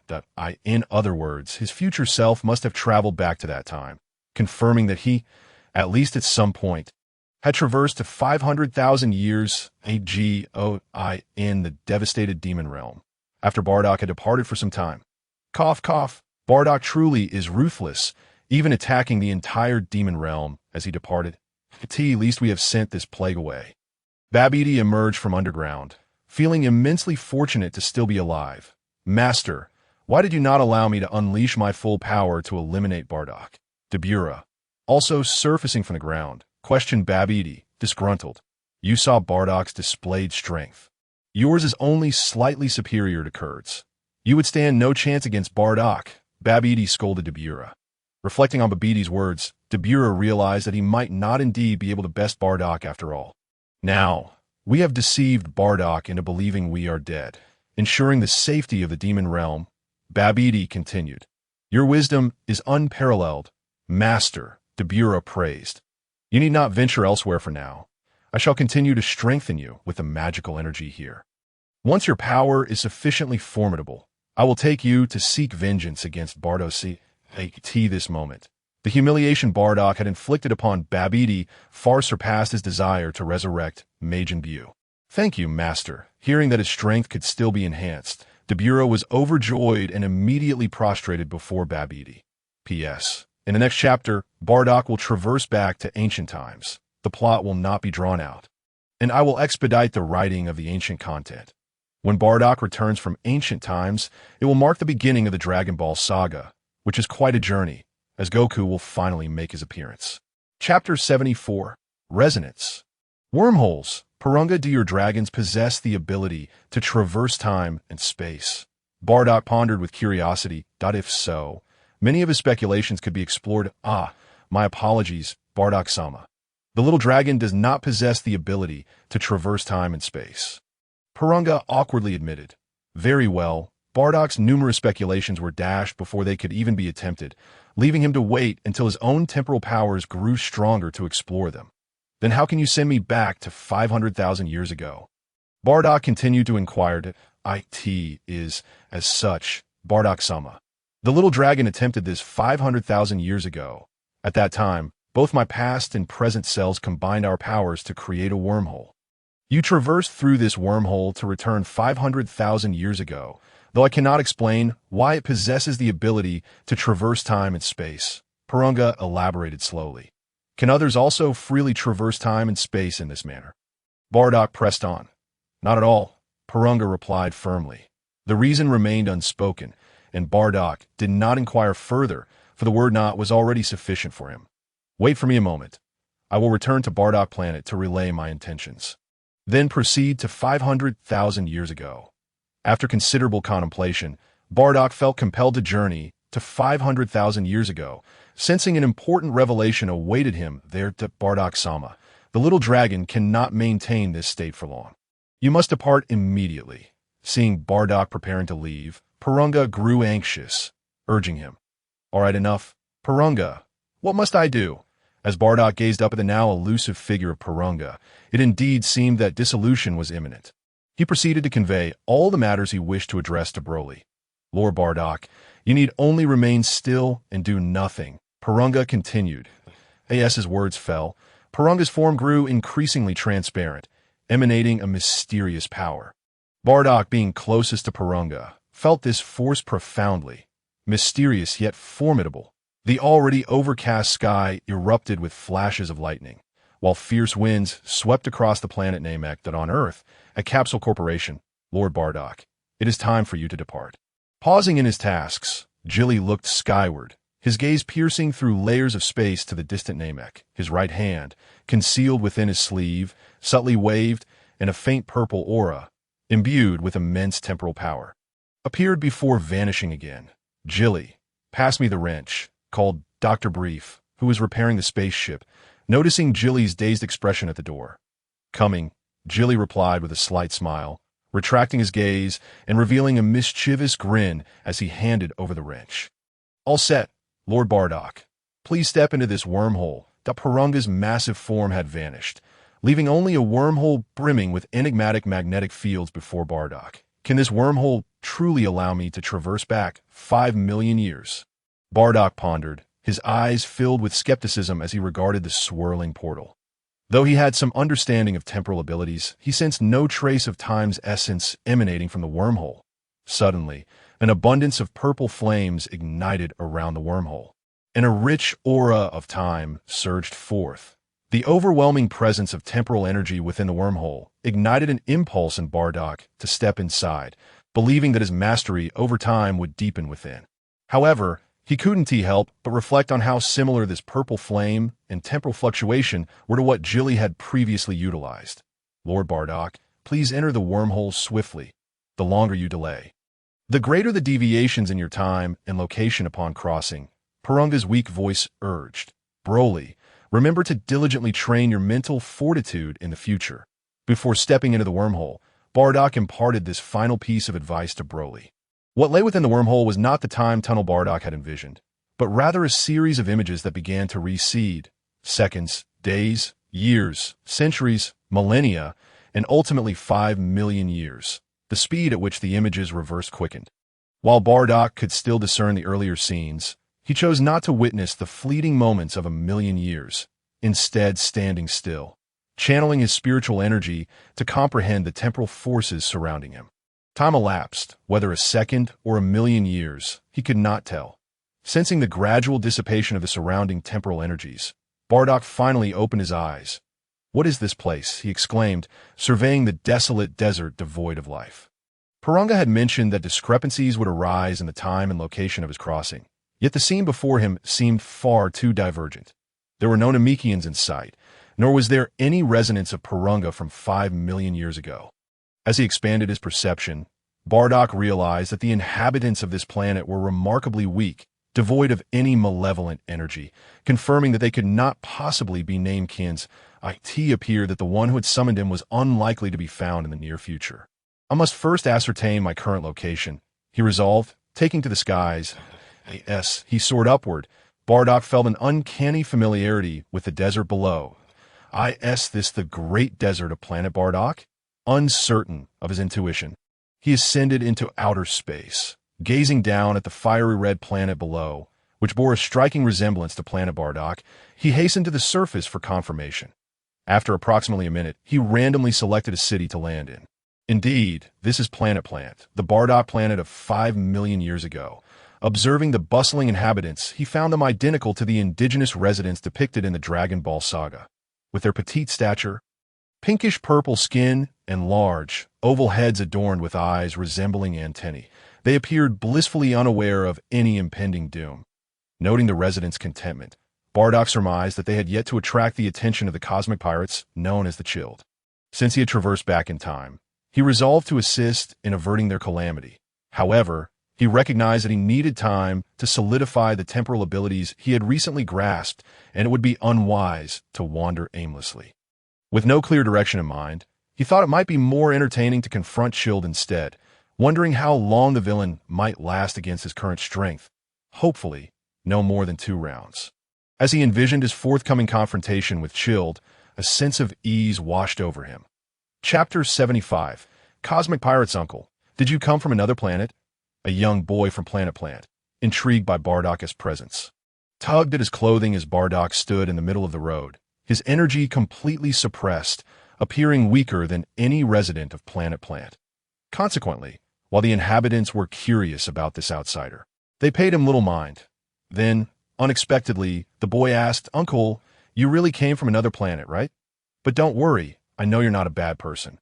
Bardock crouched down, smiling kindly.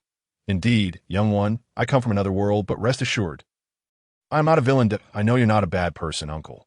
From the looks of it, you can't even defeat me. So how could you do anything wrong? The boy replied innocently. Chuckling softly, Bardock chose not to argue. Sensing no malice in the child's gaze, I'm called Bardock, he stated plainly. Oh, then Bardock, Uncle. Why not come to my home for a visit? My dad cooks the most delicious meals, the boy exclaimed excitedly. Thank you, but I have matters to attend to. I must take my leave, Bardock replied, understanding that their paths would likely not cross again. Without further ado, he took to the sky, soaring away. Afterward, Bardock found a secluded cave to reside in temporarily while he contemplated his future. 5 million years ago marked the ancient era, and, at this time, the Saiyans likely inhabited a planet known as Salad. However, this period was far from the age of the Saiyan god, Yamoshi, meaning Bardock would not encounter him even if he traveled to Salad. After some reflection, Bardock decided against visiting, as he held little interest in the Saiyans of this timeline. His primary objective remained to locate planet Namek and uncover the reasons behind the Namekians summoning him. Yet before that, he needed to solidify the temporal abilities he had just begun to comprehend.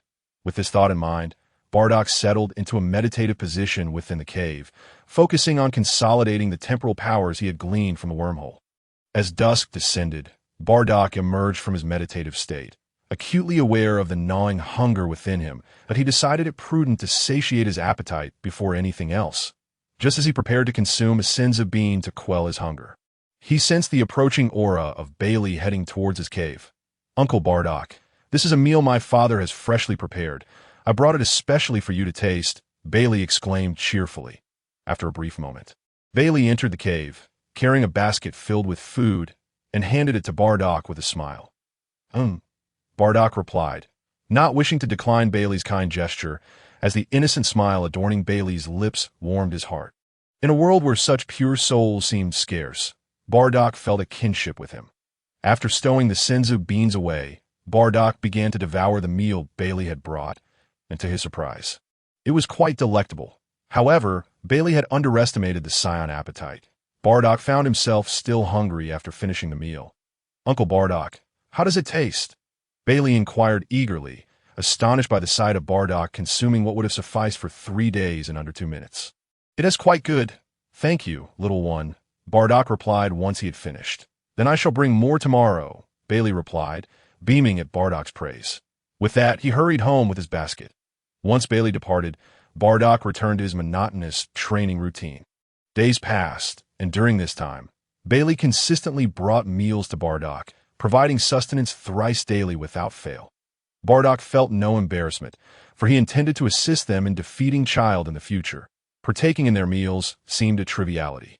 The following day, Bardock awoke and, upon realizing his stomach was grumbling, noted that Bailey had not come by that morning. Extending his senses, he discovered numerous unfamiliar auras wreaking havoc across Planet Plant, though their combat prowess was merely in the thousands. Not resembling that of Child, Bardock resolved to investigate the situation. Bailey, what is happening?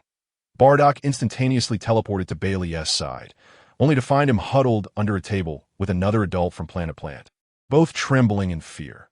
Uncle Bardock, cosmic pirates have invaded and are causing destruction on our planet. You must hide with us so they can't find us, Bailey urged, fearful of alerting the marauders outside. Bailey, come out. You need not fear, for I am here, Bardock reassured him. Noticing the tremors of fear coursing through Bailey, he longed to explain to Bailey's family that hiding under a table would do little against cosmic pirates, who were hardly blind and would easily spot them. Uncle Bardock, please hurry and join us. If the cosmic pirates discover us, we might not be killed, but we would surely be captured as slaves. Bailey pleaded, his voice quaking with dread. Just as Bailey finished speaking, the door was violently kicked open, and 2 brutish cosmic pirates barged in, their demeanor menacing. Looks like we found some hiding here, one of the pirates began. But before he could finish, Bardock swiftly dispatched him with a casual energy blast. Stop right there. Don't come any closer, or I'll shoot. The remaining pirate, paralyzed by Bardock's display of power, trembled uncontrollably, even struggling to steady his laser gun. You have 3 seconds to disappear from my sight, Bardock said, extending 3 fingers with a calm smile. The remaining pirate, sensing a reprieve, wasted no time fleeing to his spacecraft. initiating takeoff and hastily departing Planet Plant. Bardock had no desire for mercy. Rather, he intended for the pirate to return a child, making it easier for him to eliminate the threat entirely. Wow. Uncle Bardock, you're amazing. Can you help save our Planet Plant? Bailey asked, emerging with a hopeful expression once the danger had passed. Of course, for I cannot simply take advantage of your hospitality without offering assistance in return, Bardock replied with a smile and a nod. I knew you were a good person, Uncle Bardock, Bailey exclaimed in excitement. Wait here. I shall return shortly. Having made a promise to Bailey, Bardock immediately set to work. Placing 2 fingers on his forehead, he focused on locating the remaining cosmic pirates on Planet Plant. In an instant, he teleported to their location, dispatching them effortlessly. None could withstand even a second against him. In less than a minute, all the cosmic pirates that had invaded Planet Plant lay defeated. The inhabitants of Planet Plant erupted in jubilant cheers, expressing their gratitude to Bardock for his timely intervention. Bailey, we shall meet again if fate allows, he said, weary of the commotion that surrounded him. With the crisis averted, Bardock had no desire to linger. Uncle Bardock, are you leaving? Bailey asked, looking up at him. Bardock was not surprised the child was aware of his race. After all, as the leader of cosmic pirates, it was expected he would possess such knowledge. Indeed, Bardock confirmed with a nod. But what if the cosmic pirates return? What will we do? Bailey's voice trembled at the thought, tears welling in his eyes. Do not worry. I am going to eliminate the cosmic pirates once and for all. They shall never trouble your planet again. Bardock reassured him, gently patting Bailey's head. With no time to waste, Bardock teleported away, reappearing atop the fleeing pirate ship. After a few days, he sensed a malevolent aura emanating from a nearby spacecraft, unmistakably belonging to Child. A brief assessment revealed Child's combat power to be approximately 500,000, significantly lower than the first form of Frieza, a distant descendant. Bardock estimated that Child would struggle to withstand even a single blow from him. However, Bardock refrained from swiftly eliminating Child. He needed him to lead him to Namek. While on Planet Plant, Bardock attempted to sense Namek's location through instant transmission, but found no trace of energy emanating from that direction. But he surmised that Namek's position had shifted over the course of 5 million years, which was entirely plausible. With a booming explosion, Bardock detonated the pirate ship beneath him, a display of power to announce his presence. Who dares to cause trouble in my domain? Child exclaimed, startled by the explosion as he rushed outside to assess the situation. Is it you then? Child scrutinized Bardock, momentarily taken aback before frowning. You are a Saiyan. How is it that you can breathe in space? I am indeed a Saiyan, but the reason for my ability to breathe in space is of no concern to you. Bardock nodded with a smile, but he was not surprised that Zird was aware of his race. After all, as the leader of the cosmic pirates, it was hardly astonishing that he possessed such knowledge. A mere Saiyan dares to address me in such a manner. Today, I shall demonstrate the prowess of Zird, the cosmic pirate. Upon seeing Bardock's nonchalant demeanor, Zird's fury ignited instantly. Bardock found Zird's furious reaction amusing and felt he ought to impart a small lesson to Zird. To help him grasp the reality of the situation, Zird charged towards him. Bardock swiftly delivered a kick to Zird's abdomen. Caught completely off guard by Bardock's sudden assault, Zird was sent flying.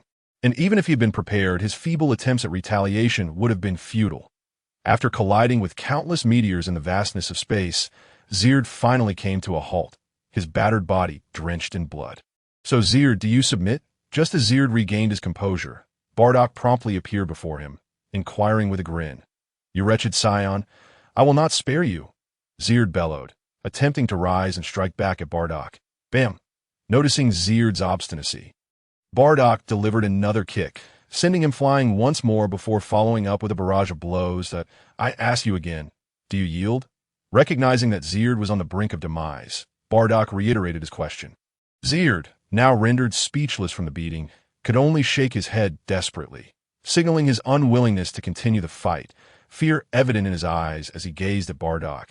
That's more like it, we are all civilized beings. Incessant fighting and killing is hardly desirable. I am merely here to discuss a matter with you. Pleased with Zird's newfound compliance, Bardock continued. What is it you wish to discuss? Zird, on the verge of tears, thought to himself, Why did you have to beat me before asking? Yet, despite his inner turmoil, he dared not show his distress before Bardock. After a prolonged silence, during which Zird's speech capabilities gradually returned, he finally responded to Bardock. Do you know where Namek is located? Bardock inquired. I do not know. I have never heard of it, Zird replied after rummaging through his memories without finding anything of significance. Then you may as well perish. To Bardock, Zird's sole value lay in guiding him to Namek, and the fact that Zird did not even know the name was tantamount to courting death. Wait. I believe the computer on my spaceship must have some records. Realizing Bardock was poised to unleash another assault, Zird, drenched in cold sweat, hastily exclaimed, Dodo, then lead the way. Seeing that Zird still had some utility, Bardock chose to spare him this time, following closely behind as they made their way into the spaceship. Quickly, find the precise location of Namek. Upon entering the spaceship, Bardock commanded directly. Zird's subordinates were left in stunned silence. Fully aware that Zird had been bested by Bardock. What are you all dawdling for? Hurry up and locate Namek. If you fail to do so today, you needn't worry about living. Though Zird appeared submissive before Bardock, he was far less forgiving with his own crew, barking orders at them. Following Zird's command, his subordinates swiftly retrieved all available data from the spaceship's computer, searching for any records concerning Namek's location. Report, Lord Zird, we found no information regarding Namek. Report, Lord Zird, we found no information regarding Namek. Report, Lord Zird, we found no information regarding Namek. The efficiency of Zird's subordinates was commendable as they completed their search in a matter of moments. Yet all returned empty-handed, leaving Zird's heart sinking. Speak, Zird, what value do you still hold for me? Placing a hand on Zird's shoulder, Bardock inquired with a smile, though the dropping temperature around them indicated a shift in Bardock's demeanor. Great Saiyan, please grant me a little more time. My Cosmic Pirate Organization spans the entire universe, and I believe finding Namek will be a straightforward task.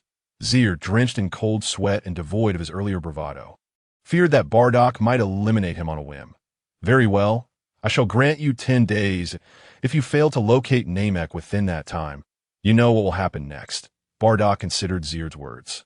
Indeed, the entire Cosmopirate organization would likely be more efficient in finding Namek than he would be alone, so he decided to grant Zird a reprieve. That I understand. Relieved that Bardock had accepted his suggestion, Zird exhaled. Knowing his life was temporarily spared, as for whether he could find Namek in 10 days, Zird was uncertain, but he resolved to take it one step at a time, hoping to survive those 10 days. Great Saiyan, may I attend to my injuries? Zird cautiously asked Bardock, fearing that without treatment, his demise was imminent. Go and treat yourself. Also, my name is Bardock. From now on, refer to me as Lord Bardock, Bardock replied. Recognizing that he was not the king of Saiyans in this timeline, and thus refrained from claiming such a title. Thank you, Lord Bardock. With that, Zird excused himself to attend to his wounds. Meanwhile, Bardock sought a resting room within the spaceship, preparing to continue his temporal training. Upon entering the resting room, Bardock gazed at his reflection in the mirror, a hint of confusion crossing his features. Approaching the mirror, he scrutinized his appearance, realizing he had matured considerably since his arrival. Before I traversed here, my power had only reached the peak of Super Saiyan 1. Upon arriving on Planet Plant, I ascended to the pinnacle of Super Saiyan 1. Now, I am on the verge of breaking through to Super Saiyan 2, despite not having engaged in any training during this period. This implies that my strength has grown solely due to the automatic amplification within my body. I wonder how many years I spent in that wormhole. Bardock mused, contemplating the nature of time and hoping that upon his return, there would not be too significant a discrepancy. He was not overly concerned, believing he would eventually master the power of time, allowing him to maintain eternal youth or perhaps even achieve immortality. The notion of traversing past and future, as well as parallel timelines, was not beyond reach. However, such aspirations were merely Bardock's optimistic projections for his temporal abilities, which had yet to reach such extraordinary heights. Setting aside his thoughts, Bardock began to solidify his mastery over time. As time sped by, 10 days swiftly passed, and Bardock had diligently trained in the resting room throughout this duration. Exhaling a breath of stale air, Bardock consumed a Senzu bean to alleviate his hunger. I have finally solidified the time abilities I grasped within the wormhole. Now all that remains is a life-and-death battle to validate my theories. Bardock contemplated. 10 days have elapsed. Surely Zerd must have located the whereabouts of Namek by now. He made his way toward the control room of the spaceship. Lord Bardock, you have emerged. Upon seeing Bardock exit the resting room, Zerd hastily approached with a respectful demeanor. Zerd, 10 days have passed. Do you have any news regarding Namek? Bardock directly inquired. What is it? Have you not yet discovered any news regarding Namek? He interrupted Zild's unfinished sentence, his voice laced with anger. Wait a moment, Lord Bardock. Although I have not pinpointed the location of Namek, I have uncovered some information about it, Zild hastily replied, sensing Bardock's rising fury. Oh, what news do you have? Bardock asked with curiosity. Lord Bardock, if you would come this way, I have something to show you, Zild said mysteriously, beckoning Bardock outside the spaceship, whispering softly, Is it all set now? Bardock, having lost his patience as they distanced themselves from the spaceship, retorted impatiently. Yes, please wait here for just a moment, Lord Bardock, Zild replied awkwardly, halting in his tracks. Zild bellowed, as if in agony, his physique swelling dramatically. After about 10 minutes, he finally completed his transformation from Form 1 to Form 2. Well, Bardock, did you expect me to be capable of such a transformation? My combat power now exceeds 1,000,000. I doubt you've ever encountered such formidable strength, Zild boasted, reveling in his newfound power. During the 10 days since your defeat, I have diligently trained, all for the purpose of reclaiming the honor you stripped from me.